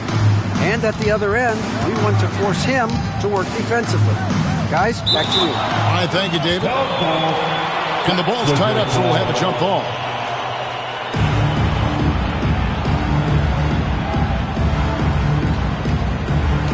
So it's Utah now. And now Utah, fast break. Here's Williams. Up and in on the way. Williams has got his second bucket tonight.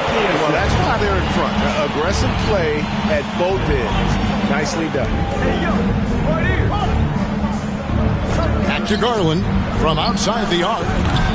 Markkanen pulls it in. That's another miss. Already they've missed 3 out of 4 to start. Pass to George. Score the basket, his second of 2 attempts. And nice touch inside. George can finish from all 3 levels. And the timeout called here by Tyronn Lue. He wants a minute here to get things straightened out with his team.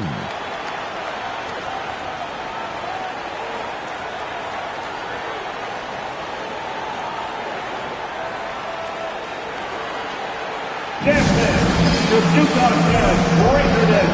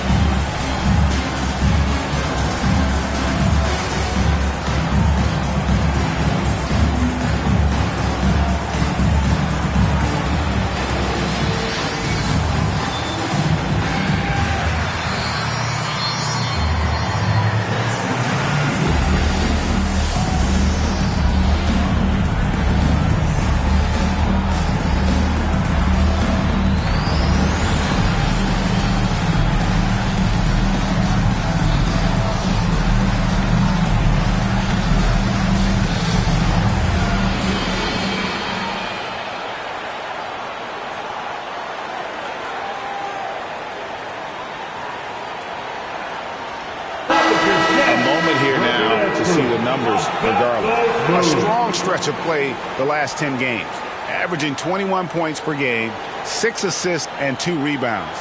And you look at the numbers he's been putting up, fantastic scoring production from him. Yeah, hard to ask for anything more at this point. He's really stepped up, and he's really delivered.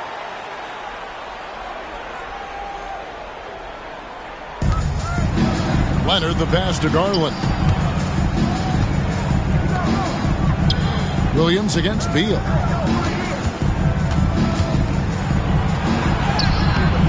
Kessler with the rebound. I don't think the defense does enough out there to bother him. I think that one's all on him. Just a flat-out miss. Pass to George. Markkanen a screen on Garland. The three from George. He's now 2 for 3 with that miss. And close to making the defense pay for the lax coverage that time. Garland with the bucket. Garland is so small that if there's a little bit of room, he's going to find a sliver. Williams against Beal. Pass to Kessler. Williams has a screen for Kessler. To the paint. Here's George. It's hauled in by Los Angeles. Coming into this having notched a win against Cleveland in their last game. Well, in that one, they just had everything working offensively. It's a lot of fun when you get into that kind of a groove. Yeah, I love watching that game, and in particular, their demeanor in their destruction in that game. Things are going south right now. This is not the type of shooting that his teammates expect from him. Markkanen inside the line. It's hauled in by Zubac. The D giving him that shot, and that's probably not a good idea, but I guess they knew what they were doing that time. On the wing, Williams. Pass to George. Shoots over Beal, and he buries that one, drilling the rim on the way down. George has got 6 points. Such a critical part of how their offense is going to flow. Things are only working when he seems to be on the floor. Back to Beal. Good ball movement here by the Clippers. 6 to shoot. Floats one up. He's off on that one. And there hasn't been anything easy for him in this period. No, I haven't seen him in comfortable spots, or at least spots we've seen in this offensive set that are allowing him to settle in. Kessler passes to Markkanen. And the wing jumper offline. He's going to be shaking his head on that one. Knows he missed an easy one. Yeah, you can't make them all, and you for sure you'll want him taking that kind of shot. And seeing Leonard hit the corner three, I'm reminded of his Game 7 dagger when Toronto beat Philly and went on to win it all. And he finishes nicely on the layup. He has 7. And that's how you do it. Impressive play, explosive finish. Yeah, sweet finishes like that, you see everybody get up. Look at the guys on the bench. They're fired up. Now, here's Markkanen. Turned in an outstanding game against Chicago. Kessler a screen on Collins. Jackson finds Kessler. And it's good for 2. And a nice job here early of establishing an inside presence. And the timeout called here by Tyronn Lue. He's going to have a discussion here on the sideline. It's time for dance day. If you see yourself on the big screen, then you know what to do. Show us your move.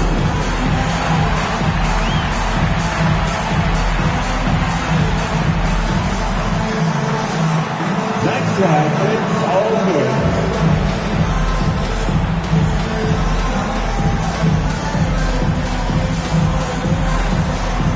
Let's see those moves.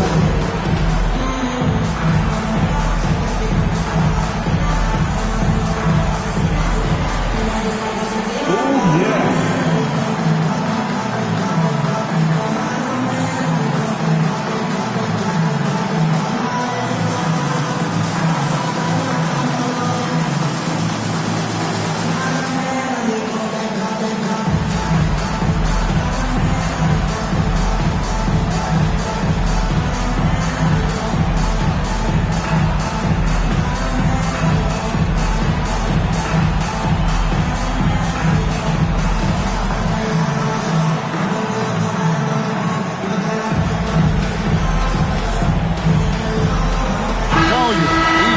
For Utah. And a switch here also for the Clippers. Bogdanovich, he's checked in for Bradley Beal.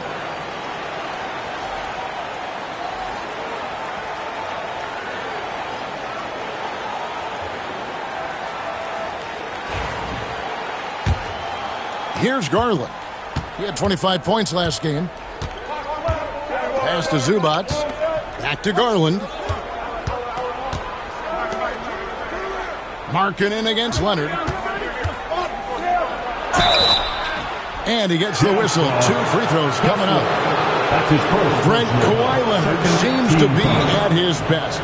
He is his most incredible when it matters the most. Yeah, I think we sometimes tend to forget about how dominant Kawhi was in the performances at the biggest moments during the NBA Finals with his MVP awards, and it's mostly due to the fact that injuries have taken him away from those moments. But it's all in there. He is capable of dominating a game on both sides of the floor, Kevin. And I hope that there's another opportunity for us as fans to see him have one more crack at that, if not a couple more, before his career is over.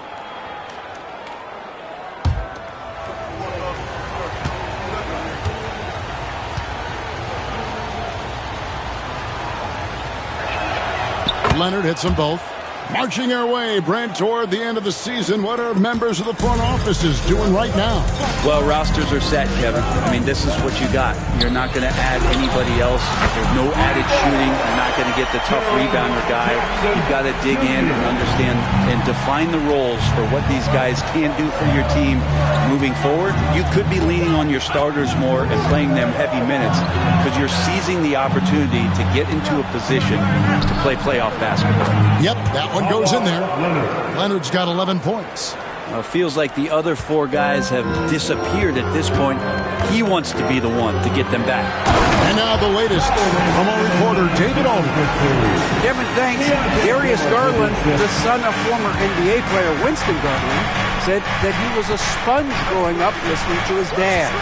He hung on every word about playing point guard. Darius says, I learned the little things much quicker. He taught me at a young age to change gears to keep defenders off balance. Kevin? He's doing it. I love the tricks of the trade you just talked about. Thank you so much. Goes up and lays it nice and easy. And now a 7-point Utah lead. D has been just completely helpless and turned around. He's so dangerous when he's in this kind of rhythm. Shoots from the elbow. Rebounded by the Jazz. Kessler's got 4 rebounds now tonight. And Markkanen throws it down. When you're a 7-footer like Markkanen, do you really have to jump to flush it? Just enough. There's Garland up and in, off to an efficient start. 2 for 3 from the field.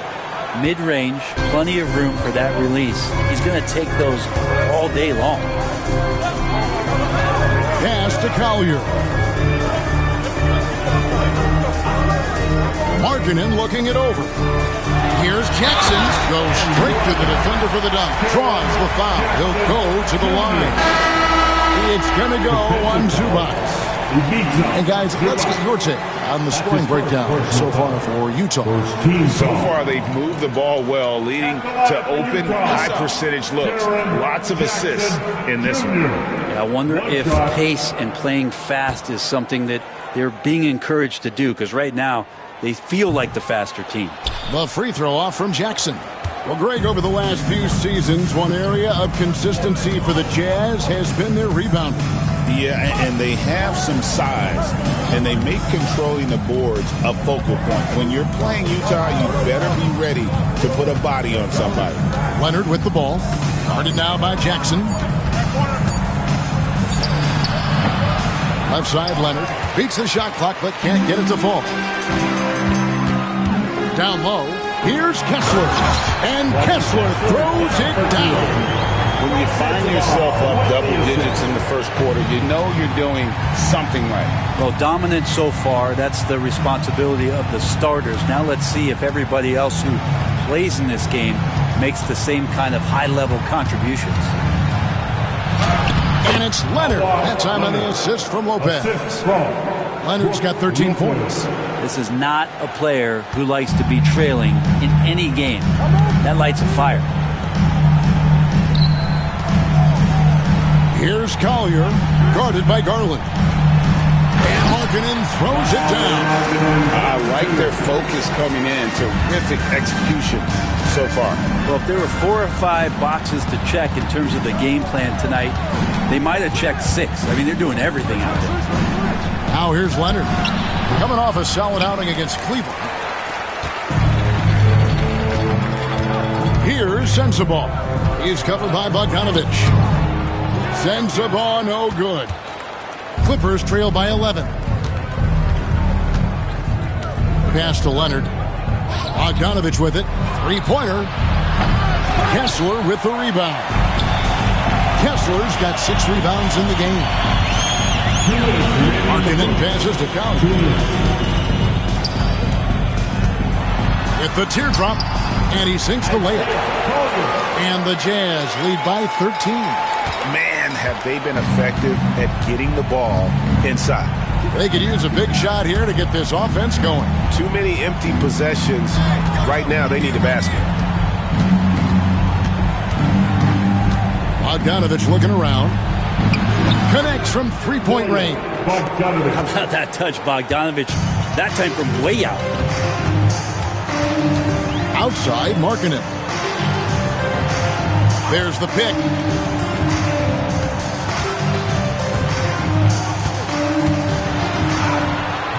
It's rebounded by Leonard. Just doing the job on the backboard. Pass to Bogdanovich. From deep, Collins. Kessler with the rebound. Kessler's got 7 rebounds in the game. Here's Sensabaugh. Now Jackson. Stolen by Collins. Goes up and finished off by Collins. An impressive two-way threat. Once Collins grabs the steal, he's looking to take it all the way. Outside, Markkanen. To the inside. Banked in off the glass. Collier's got his second basket of the night. They are attacking the rim and getting great results. Now 8 seconds separating the 2 clocks. Outside, Leonard.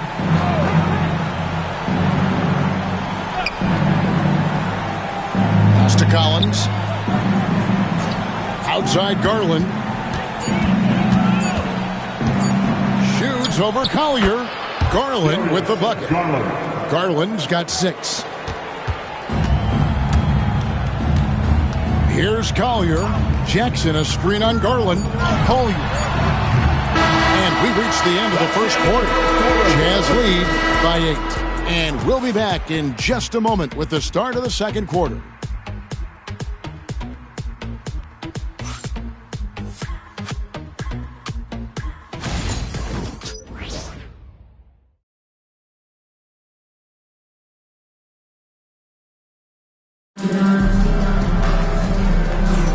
And if you're just joining us, we've played through 1 quarter in this one.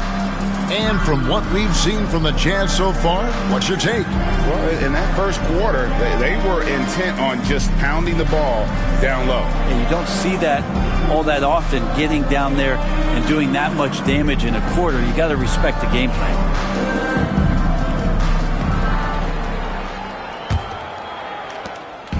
And so it's Bogdanovich who brings up the ball for the Clippers. 8-point game. Collier out there with George. Then there's Kevin Love. Then there's Filipowski.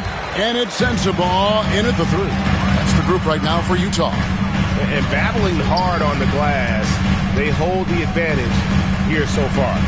Pass to George. Nice ball movement by Utah. Over Bogdanovich. And the shot is long. Clippers trail by 8.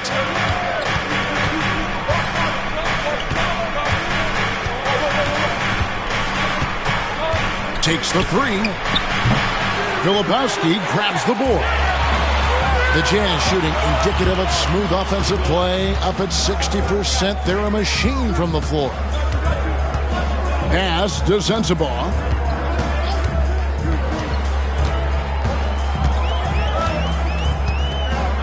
Clock at 4.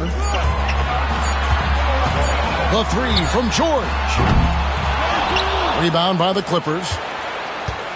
Next up on the schedule, the Grizzlies. That'll be a home game. That'll be the first of 2 straight at home. And Bogdanovich kicks to Dunn. Zubac, a screen on George. His first shot coming late. And with that shot, the Jazz lead is cut down to 6 and the bucket from Zubac. That's where you got to give Zubac the ball because he's good at capitalizing close to the bucket. Pass to Sensabaugh. Here's Filipowski. Nothing on the board. Now George. Here's the lob to the hoop. Up high to stuff the alley-oop. Oh, phenomenal alley-oop slam there. They are taking advantage of a team that looks lost out there. Bogdanovich left side. 3-pointer. Buries the long-range jumper. Bogdanovich has got his second basket of the night. And guarding him on the perimeter isn't a priority for them right now, but if this continues, it will be. Pass to Filipowski. And they call the foul, so a chance at the line for one more coming up. And we're seeing some great ball movement out of this group, guys. Utah shooting just their second attempt at the line tonight. Yeah, and over the course of the season, they're a respectable 78%. That comes in handy in close games. Williams, he's checked in for Kevin Love. Beals checked in for Los Angeles.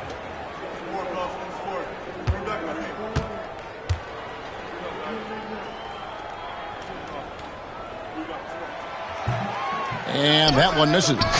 And, Bray, you've seen the way the game has grown over the years. The skill level of the league is higher than ever. Yeah, the talent level, Kevin, that is on display on a nightly basis in this league is staggering. But there's a lot of kids out there watching what's going on.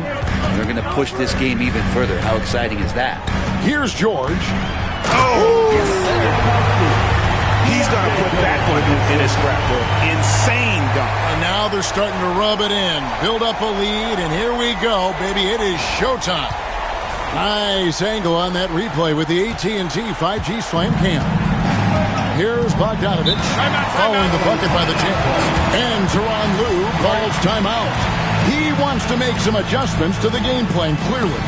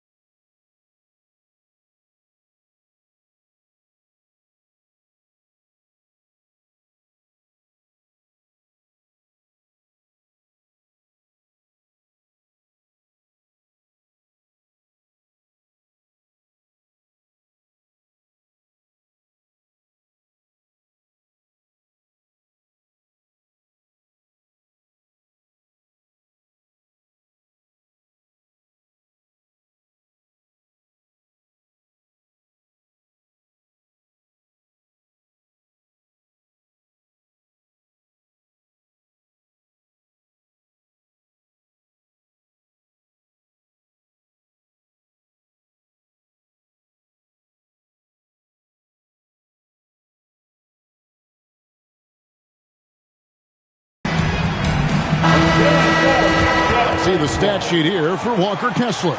In the last 5 games, you can see the trend upwards for effective field goal percentage. And it shows you how confident he's playing right now.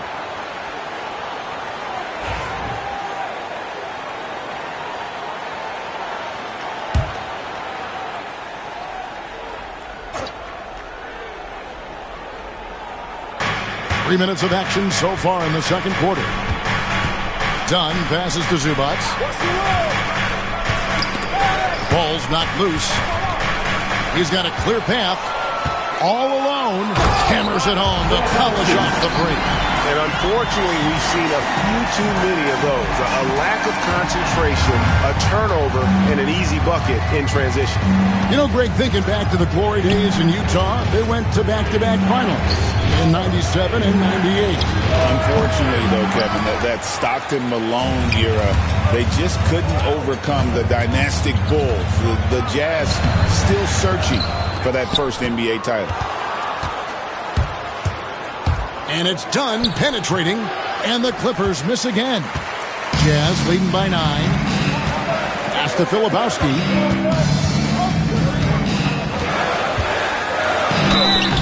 Two free throws coming up, and they call the shooting foul. It's going to go on Zubac. The Jazz shooting their third and fourth free throw attempts of the game. At the line for the Jazz, Filipowski taking 2 shots. Shoot 2.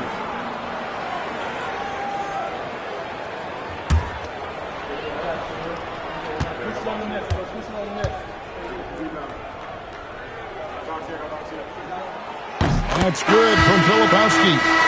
Greg, we know players are not shy about criticizing officiating. Anything you'd try to change or improve with the way the game is called?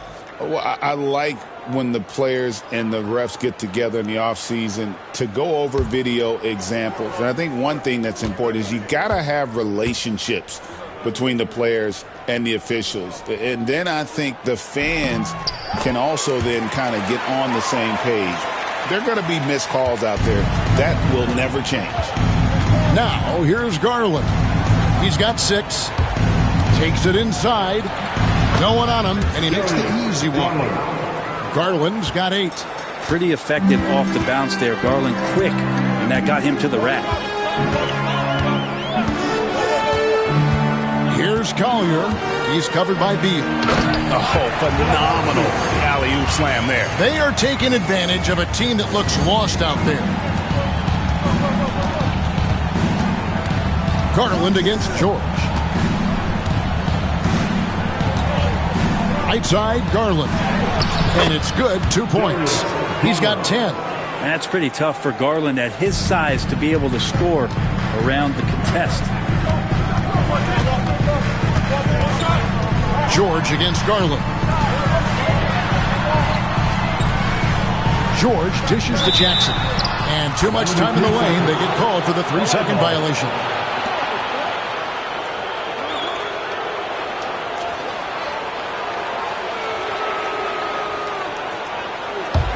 Clippers trail by 9. Now here's Beal. A 17-point game for him in the win against Cleveland. Batum finds Garland. Here he goes. Over George. Garland, no good. Jazz leading by 9. Here's Collier. 11 points for him in that last game against Chicago. Williams against Jones. Pass to Beal. Back to Jones. And Jones slams it home. Always want to add something to your game, and Bradley Beal has come a much more adept passer. And now we've got some time to check in from the sideline. You got for us, DA? Kevin, thank you. The Utah Jazz last season became one of the first teams in the league to move their games to broadcast television. It's a gamble, but they just about tripled their reach. And with the rapid growth in the region, they have a chance to attract new fans. Kevin, no doubt, other NBA teams are keen to see how this goes. Oh, David, no question at all. We thank you for your report. And with that shot, the Jazz lead is cut down now to just 8 on the basket from Garland. And here's George. He'll bring it up for the Utah Jazz. 13 points was their biggest lead in the game. Now, here's George. 8 points for him.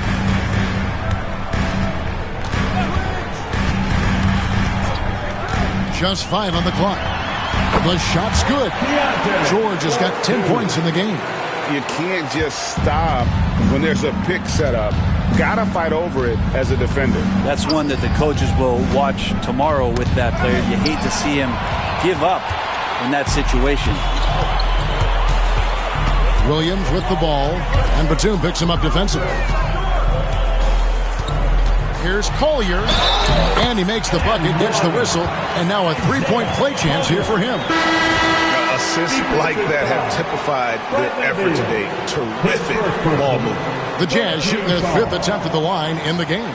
Markkanen, he's checked in for the Jazz. And a switch here also for the Clippers. Leonard, he's checked in for Nicholas Batum. One shot.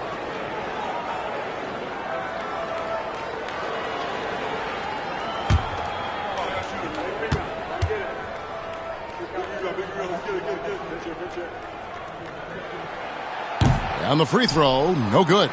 Yeah, nice job of drawing the contact and creating opportunities at the line.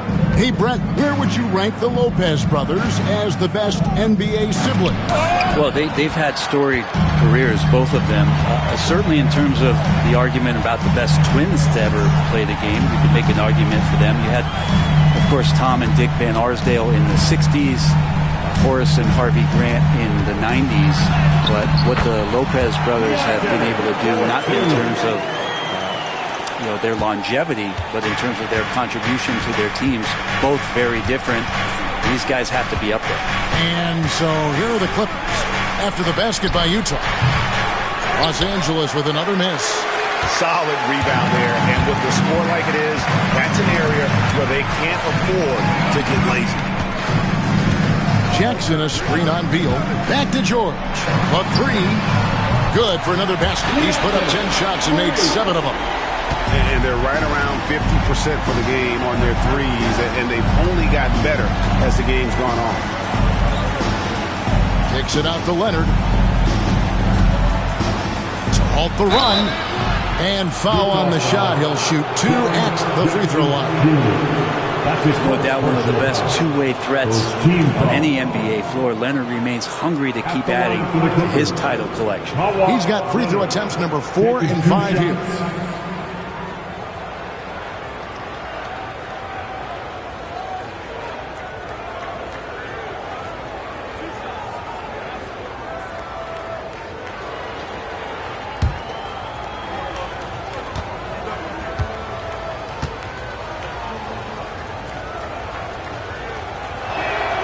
First free throw is good.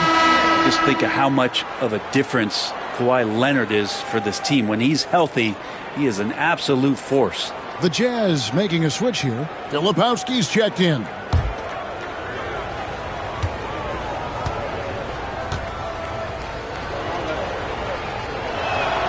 Both free throws good from Kawhi Leonard. A great player on a great role at the charity stripe. The D has got to be careful about being too aggressive on him and sending him back for freebies. Now here's Markkanen. He's got 6. And what I love about Markkanen, he takes care of the basketball. And that's a result of being patient, playing smart, and just generally getting his points within the flow of the offense. Markkanen, 2 shots. Shooting 2.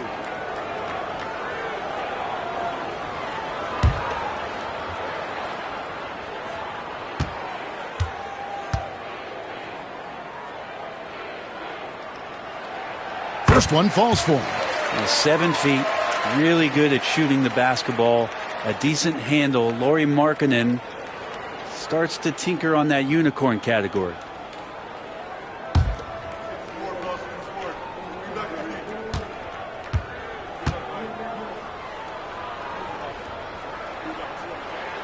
And Markkanen drops them both. Clippers trail by 17. Outside, Jones. Back to Garland. From past the arc. Count that as his 7th field goal, 9 tries. Shooting 78%. Seemed to be laying in the weeds there in the first quarter, but now we're seeing him come out, put all the cards on the table, and ramp it up. Not quite enough defense that time around. Just lucky he was off.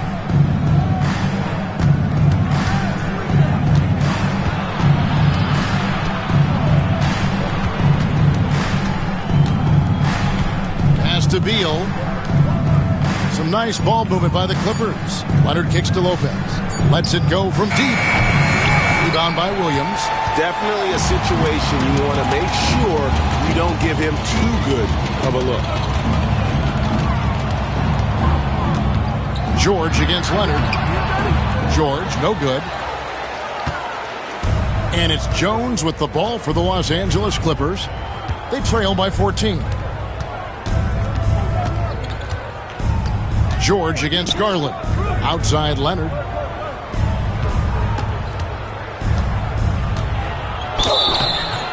And foul on the shot, so he'll get a chance at the line. And Kawhi Leonard is just phenomenal at the line. Another part of his game that's improved. He's had 5 chances at the line, gone 4 for 5. Gotta admire what he's been able to do at the free throw line this season. How about over 90%?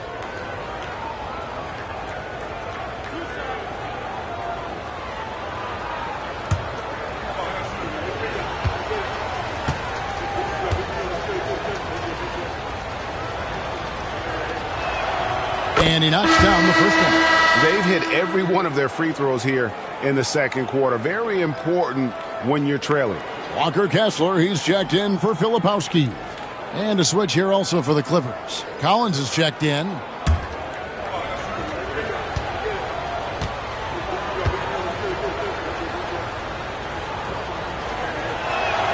Both free throws good from Kawhi Leonard. Jazz leading by 12. Outside, Markkanen. Back to George. 2 minutes remaining in the first. Jackson against Leonard. Kessler setting the pick for Jackson. With the drive. Big T that time from Leonard. Clippers trail by 12. 1:43 left in the first half of the game. Taken away by Williams. Nice concentration to hit the double clutch layup. Williams has got 7 points in the game. And defensively, they are on their heels every time the ball comes inside. Outside, Jones. Pass to Leonard. There's the 3. Utah with the rebound. Kessler's got rebound number 8 here tonight in the game.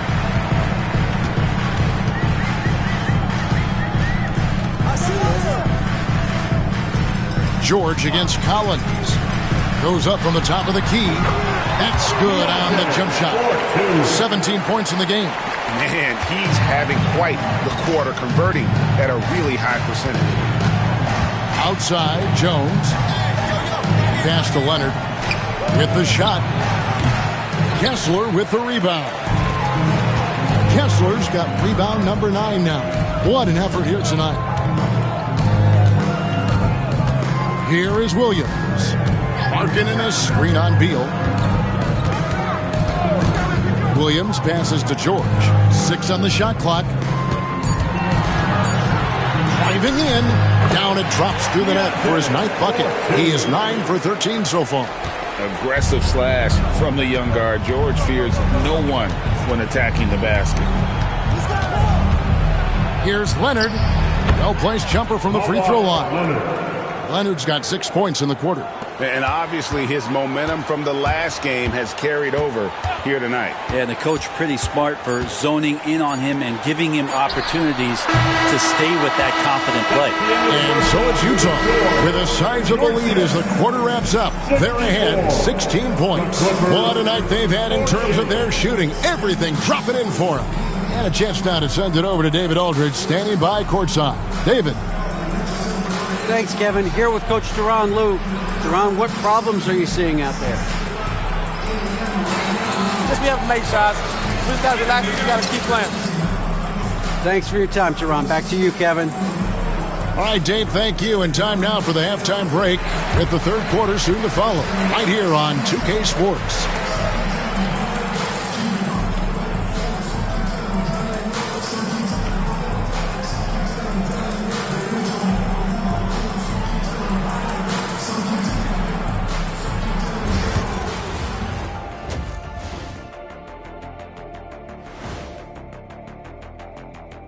Come one, come all. The 2K halftime is here, and so's our breakdown of the upcoming schedule. Let's check it out. Hold on, I just got an alert on my phone.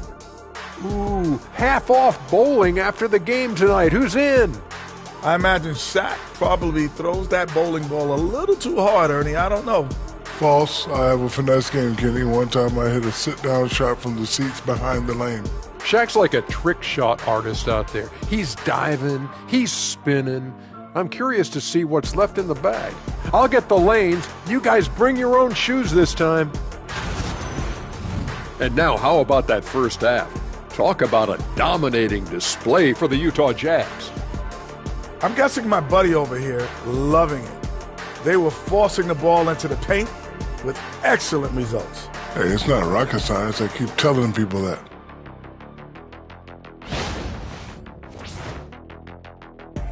And that is a wrap. Now let's send you back to Kevin Harlan for the start of the third quarter.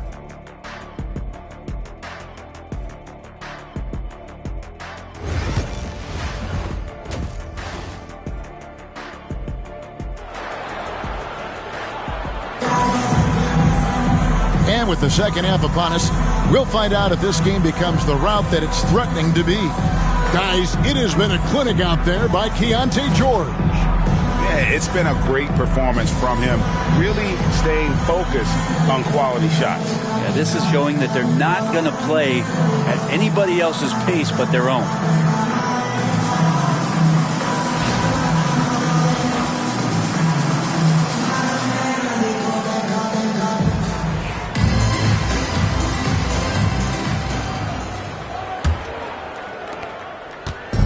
It's Garland with the ball for the Los Angeles Clippers. It's a 16-point game. So for the Clippers right now, Collins is out there with Kawhi Leonard. Then it's Ivica Zubac. Then there's Bradley Beal. And it's Garland in at the point. Three-pointer, Markkanen. Outside for Jackson. Williams passes to Markkanen. Zubac against Kessler. Jackson from long range. Drops in the tray. Jackson's got the first basket of the third quarter for the Jazz. Oh, quick thinking from Jackson. When he's rising and firing fast, you know he's in the zone. Zubac, no good. They have been board dominant in this game. That's definitely been a factor in crafting this huge lead. Williams kicks to Markkanen.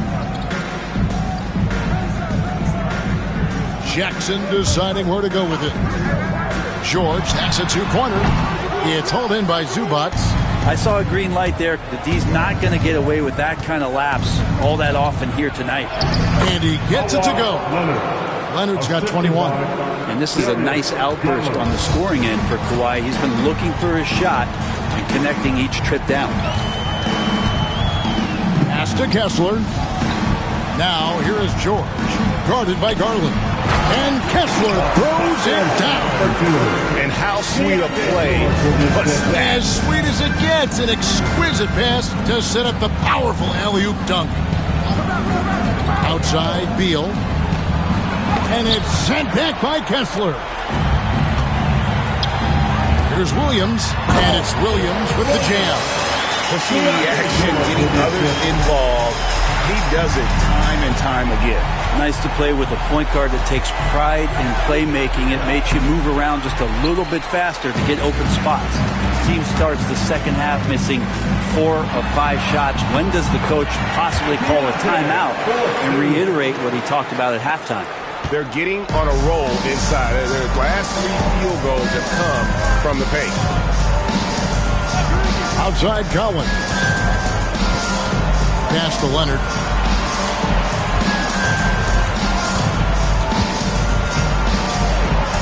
And he lays it straight in. Leonard's got 4 this quarter. Yeah, get your popcorn out. We've seen this movie before. Kawhi not letting up now on the offensive end.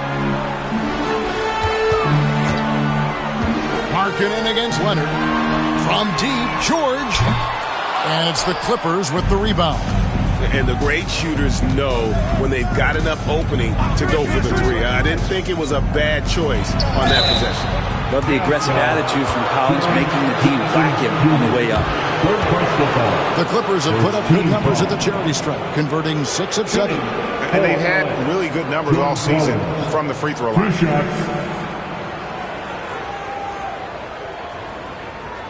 Shooting 2.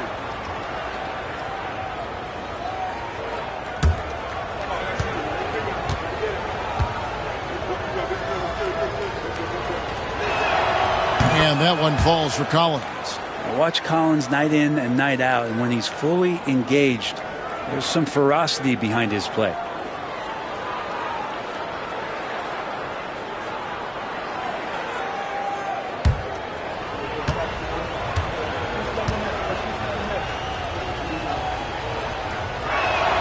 That's also good, so he hits both free throws. And what I appreciate about Collins is he plays his role well and an efficient player because of it. Pass to Jackson. Nice ball movement by Utah. And the dunk by Jackson. You can make it so much easier for your teammate when you throw that lead pass that gets to him right on the money, whether that's on the run or in the shooting pocket. And Tyronn Lue calls timeout. He's made the decision. He wants to huddle up with his guys.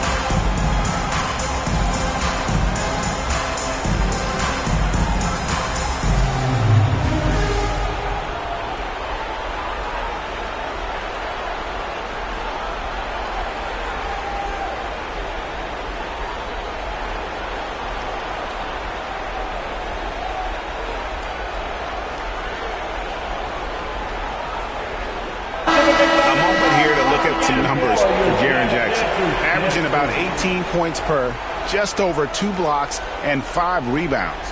And so much of what they do on offense depends on how he plays. Well, he attracts serious attention from the defense, and that really does open up the backside for a lot of his teammates to take full advantage.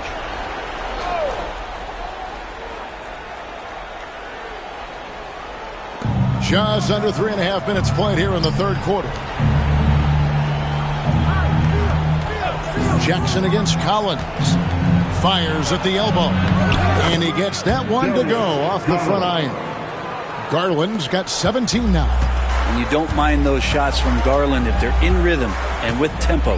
G.A., you look how Garland can create for himself. Very good off the catch or the bounce. So deadly off of those high pick and rolls because he can dribble into that three. A playmaker that can do that is a headache. Garland knows how to create that space and get his look. Pass to Kessler. Three-pointer, Markkanen sinks the three-pointer. 11 points in the game. And an important part of every team's game, a look at the hustle stats for Utah. Great job by this team closing out, blocking a bunch of shots, and just a tremendous effort defensively. Well, if we add another thing to it, it's about the urgency they've played with. I mean, you look at the eyes of these guys. They're focused, wanting to get up tempo, and that's helped them score on the fast break. And Kawhi Leonard with the slam. And Leonard makes it look easy. Incredible at getting inside and just finishing with physicality. Pass to Markkanen. Kessler, screen on Leonard.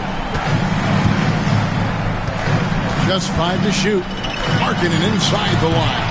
And it's John Collins with the rebound. Even if you're not shooting it, you like to see the effort level, and his tonight has been high. Utah leading by 20. Williams passes to George. Finished off the break. George has got 4 points in the quarter. Beautiful transition offense there. That's execution at its best. Yeah, once you burst through a seam like that, you got to look right towards the rim. Sweet play. Leonard, that's for 2. Shot is good off the back rim and in. And now it's 27 points for Kawhi Leonard. You set him up more often than not. Leonard will knock him down. Inside. And Kessler throws it down. Good passing in the paint may be even more important to an offense than great passing on the perimeter. Those are areas where you got to be careful. Back to Garland. A floater. Markkanen pulls it in. Markkanen's got 7 rebounds in the game. It's hauled in by the Clippers. Zubac has got his 6th rebound on the night. Elbow shot is on the way. Rebound, Utah. Markkanen's got rebound number 8 here tonight in the game. Williams against Leonard. And the rejection by Zubac. Terrific defense from Zubac. His team relies on him to help alter shots. Pass to Beal. 3-pointer. And it's Utah with the rebound. Well, he wants to shoot his way out of this cold spell, but the struggles continue. Yeah, he's got to move on, forget about this sequence here, and try to find a way to get on the board. Another good play. This is how they built the lead, calling on the right guys at the right time. Basketball IQ is something that gets talked about, but its importance to a team showing up here, running plays that turn into scores. Back to Collins, and finished off by Collins. We've seen Bradley Beal elevate his playmaking ability over the years. It's nice work in the pick and roll. And Will Hardy calls timeout here. And coach has decided they need a moment to talk things over. The Utah Jazz breaker dance.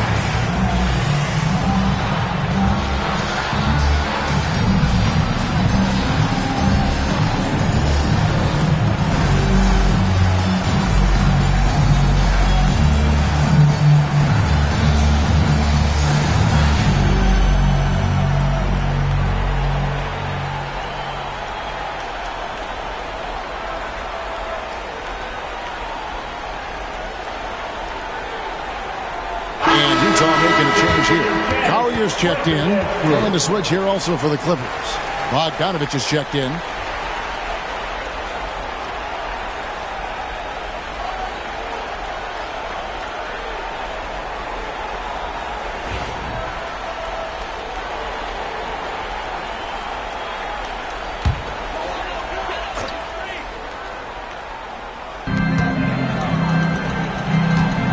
Kessler against Zubac. Kessler with the bucket. Yeah, the chemistry has been terrific. Really impressed with their offensive execution. Garland surveying the D. And it's sent back by Kessler. And he recovers it. That one goes in. Sometimes it looks like for Garland the game comes a bit easy, whether making plays for himself or others. Markkanen sets the pick for George. Outside, Markkanen. And And another assist for him. That makes 15 assists. He's been one step ahead of the defense all game long. Outside Garland. Leonard against Markkanen. Leonard inside. And Kawhi Leonard with the slam.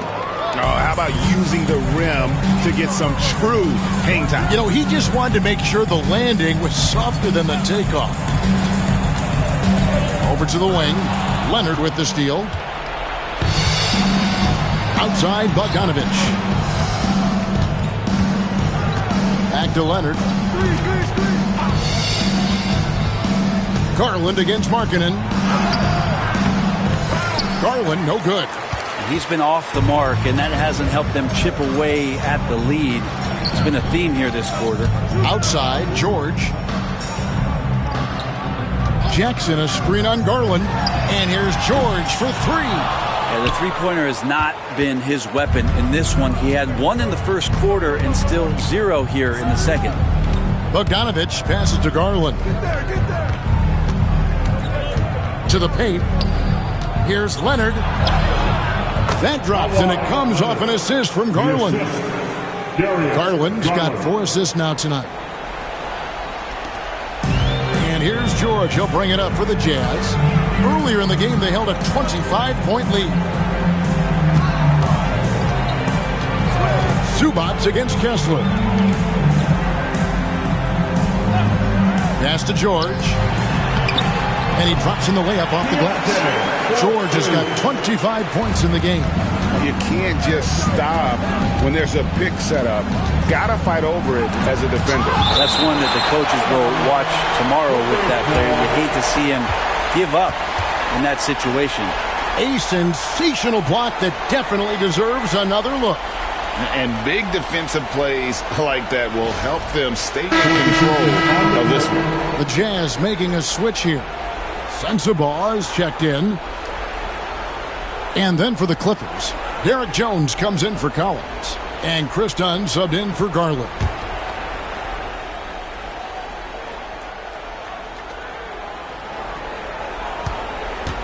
Leonard on the wing. He's guarded by Markkanen. And again, no good by the Clippers. He operates well in traffic, but still, that's just a tough play to finish. And George kicks to Markkanen. And that'll be 2 free throws coming up. Officials on the call with the foul. That's his first. It's on Kawhi Leonard. Name a type of shot Keontae George can hit it. More than capable of scoring at all 3 levels.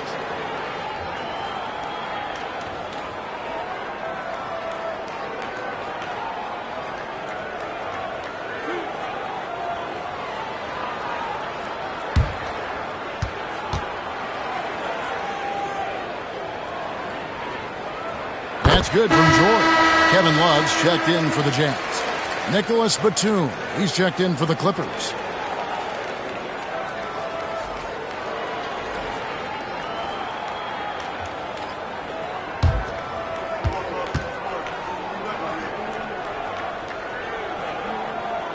And George drops them both. The Clippers shooting right around 41% from the field in quarter 3. Back to Dunn. Misses the layup. And physically, there's no doubt they've been the stronger team. A +10 rebound advantage tells you all you need to know. Oh, such a beautiful pass to set that one up. Yeah, the pass might have been pretty, but the finish was angry. Here's Dunn trying to get open as Bogdanovich. And the layup falls. And you're not going to pass up that kind of thing. Here's Collier. He's covered by Bogdanovich. And who doesn't love stats? Here are some numbers for Dunn. He's getting around 4 points a game, 2 assists, and 2 rebounds. And it's been a bit of a struggle for him. I mean, he can get down on himself at times. He's just got to keep working, and I think things will turn around. This is where your character can be tested, his will to fight through this kind of adversity. But I think he's got a good chance. The free throw drops for Collier. And Los Angeles with some changes. Lopez comes in for Ivica Zubac. And it's Garland in for Chris Dunn.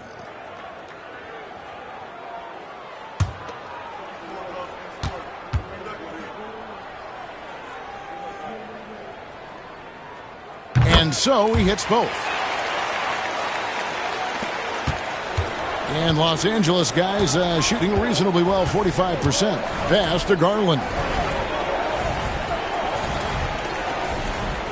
Lopez, a screen on George. And here's Garland for three. Cans it from downtown. Garland's got 20. A good look there, and he didn't waste it. His second three of the game. And there's the whistle. Illegal screen. Beyond the leaning, you can see his feet weren't set on that screen. Easy call. Got to hold firm or you're going to get a call. Vince Williams is checked in for Kevin Love.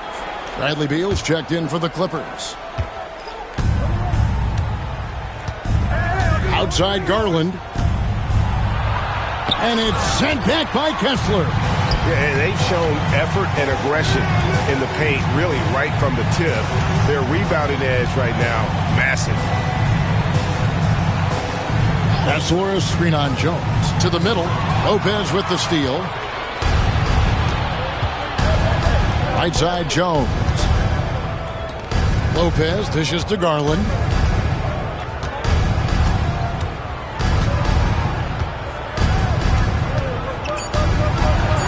On the clock. There's another block. A defensive stalwart so far. That's 6 blocks. Greg protecting the rim. Love the hustle. Getting another opportunity here to see that powerful rejection. And a block like that sends a message. One that says we're not giving up this lead.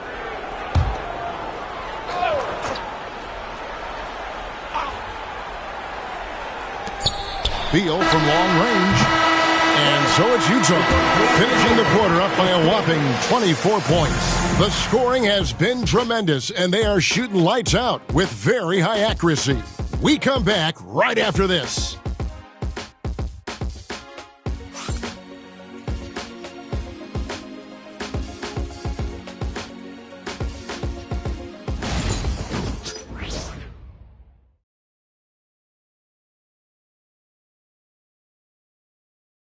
And how about a look now at our assist of the game? Brought to you by State Farm. And, you know, you can always count on him for at least a couple of these pretty assists over the course of a game. And this one, a thing of beauty. Sometimes it happens when the offense is struggling, but every now and then this helps with the offensive uptick right there. Great job of setting his teammate up. And with the fourth quarter upon us, time is running out for this game to become competitive. We've got Collier. Filipowski's out there with Jackson. Then it's Williams. And it's Sensabaugh in at the 3 spot. That's the group right now for Utah. Well-rounded effort, and they show no signs of letting up. Coaching staff probably most proud of the effort of this team on both ends of the floor here tonight. Garland kicks to Beal. Outside Bogdanovich. Clock at 6. Lets the 3 fly. Buries the long-range jumper. Wow, something's brewing, guys. The three-pointers just continue to flow. Here's Collier, guarded by Garland. Jackson against Jones. And there's the call on Jones. That's foul number 2 for him. Well, the most important event of the NBA calendar might be in June. And it's not the finals, but rather for so many teams, Brent, the NBA draft. Well, Kevin, it's a chance for you to set the table for your franchise. What do you want to have for next year? What do you want to have 5 years from now? And so all the work that goes in, the scouting, the intel work, to build up a team where you are making the steps and taking strides to become a championship caliber team. Assessing that possession right there, Garland waiting for the opening to find the man. Awesome display of athleticism captured by our AT&T 5G Slam Cam. First minute and a half of basketball played here in the fourth quarter.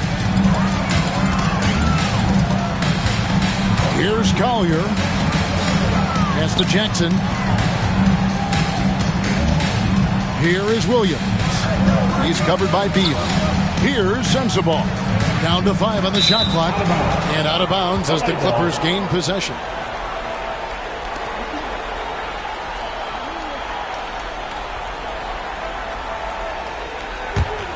Clippers trail by 21.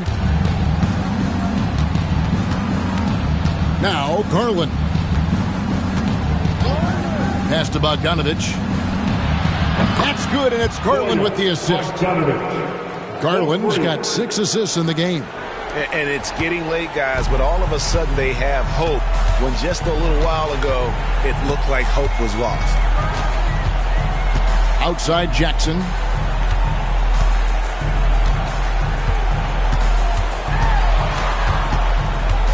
Here's Collier, defended by Jones. 4 on the clock. There's the triple. Offensive rebound. Here's Collier, defended by Jones. They set the screen. Jackson in the corner, trying to end the drought. Good for another bucket. He's made half a dozen now, 6 for 8 on the night. That is why Triple J is a stretch 5. He doesn't clog the lane. Jaron really helps to space the floor. And the rejection by Jackson. Garland kicks to Bogdanovich. Lopez sets a screen for Bogdanovich. No good on the 3. Utah leading by 21. On the wing, Williams. He's covered by Beal. Pass to Jackson. Jackson is doubled. Nice ball movement by Utah. Here's Collier. Bogdanovich grabs the miss. Clippers trail by 21.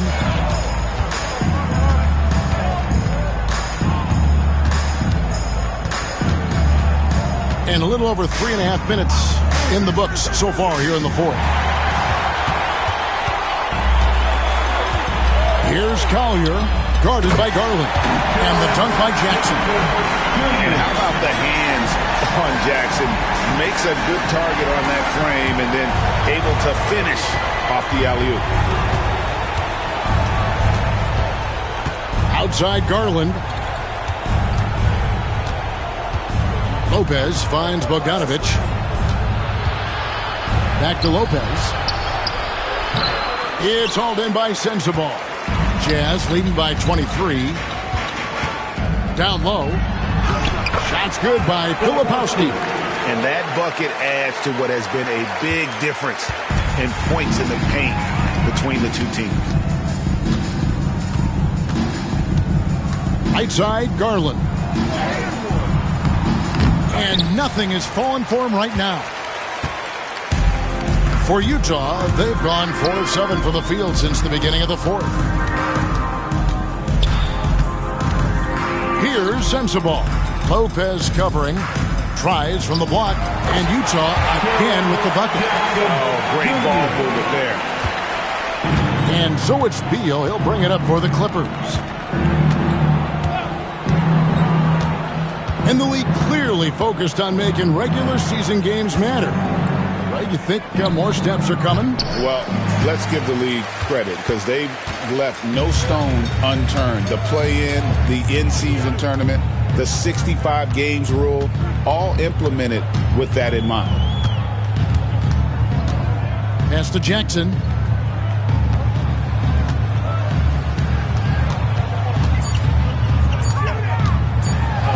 Good for the basket. Number 9. He's only missed 2 shots from the floor all night. Yeah, they're going to have a nice little run here.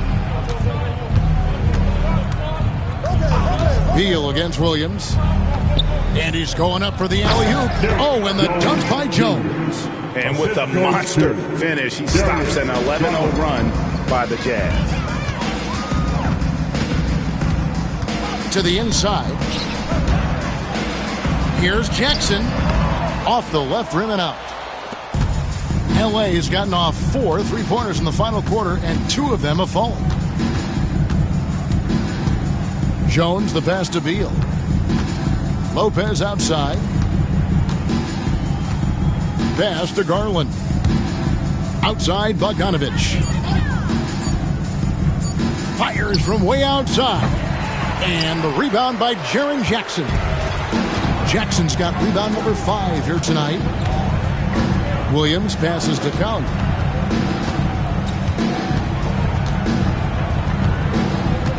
Back to Williams. Jackson a screen on Beal. Beal against Williams. Jackson from long range. Jackson can't get that one to fall. And Los Angeles guys shooting 40% in the fourth. And we're going to have a jump ball. It's tied up there. Ball violation. Jump ball call.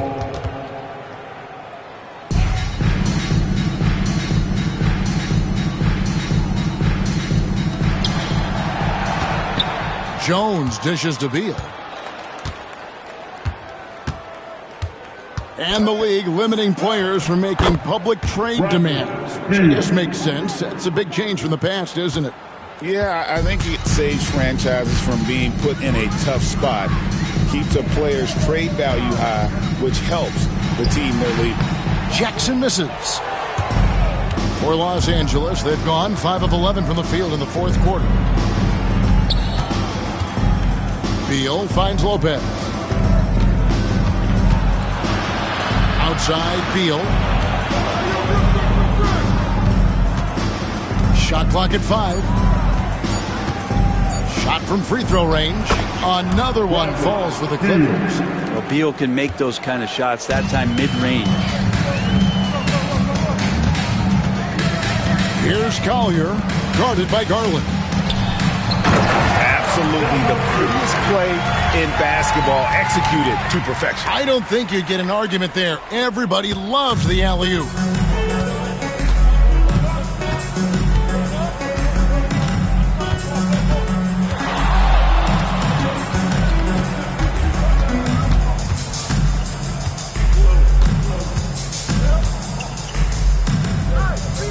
Outside, Bogdanovich. Stolen by Jackson. Into the lane.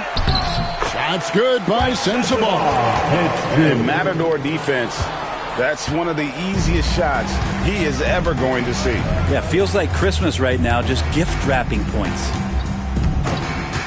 And Beal kicks to Garland. The shot from the low post is good. Garland's got 22 points. Now, Garland started the game at 6'1", but the way he's playing now, he's got to be feeling 7 feet tall.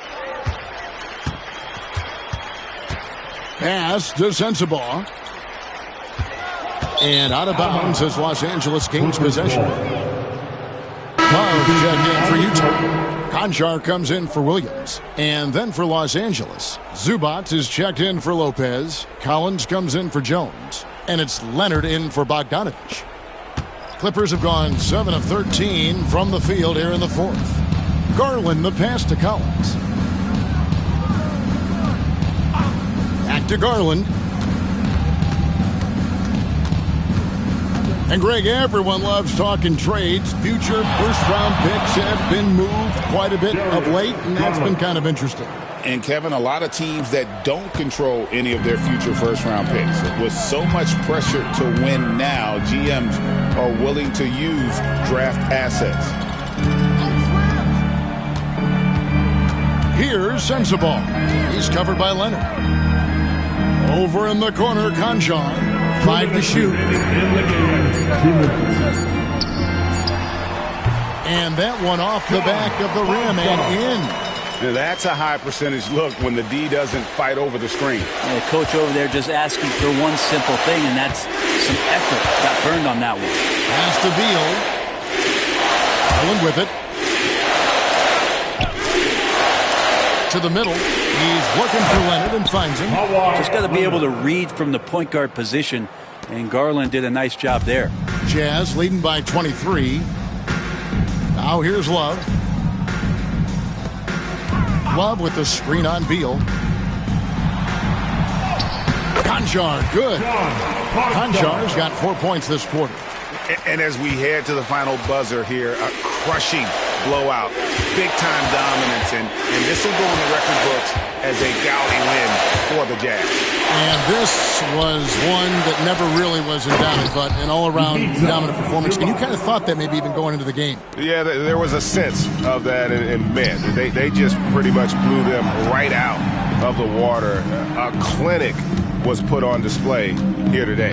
And so looking at their number, this will be win number 22 on the year. And it looks like they're going to spare themselves the embarrassment of being swept in the season series by winning this last one. And what a tremendous standout performance it was for George. So sharp on the passing tonight. You know, guys can get into a rhythm that way too. That's tipped. Tries to keep it alive. Beal deciding where to go with it. Kicks it out to Collins. Gets the three-pointer to fall. And Beal continues to be that guy where he opened your eyes with his playmaking. This could get even more out of hand if they continue to put up points. Wow, Kevin, what a performance we are seeing. 5-second differential between the shot clock and the game clock. And there's the foul on the shot. He'll go to the line for 2. Second personal foul. Second team foul. At the line for Utah, Sensabaugh, taking 2 shots.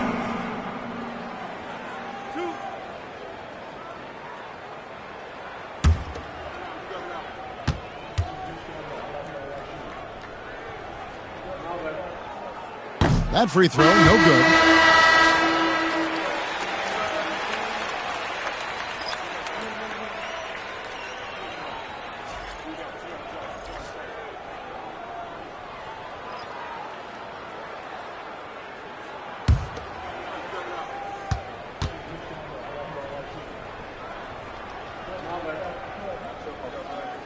And he sinks the second.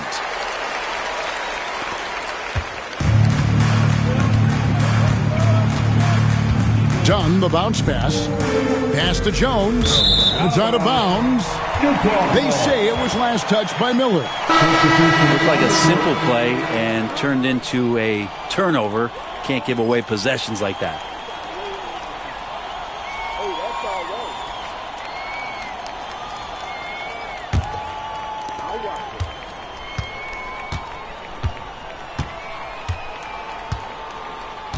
Here's Collier. And so it's Utah easily grabbing the win. This game may not have been the most exciting we've ever seen, but you have to appreciate just what a clinical performance they put on. I know their fans appreciated it, and we saw at times just stretches of excellent defense, potency,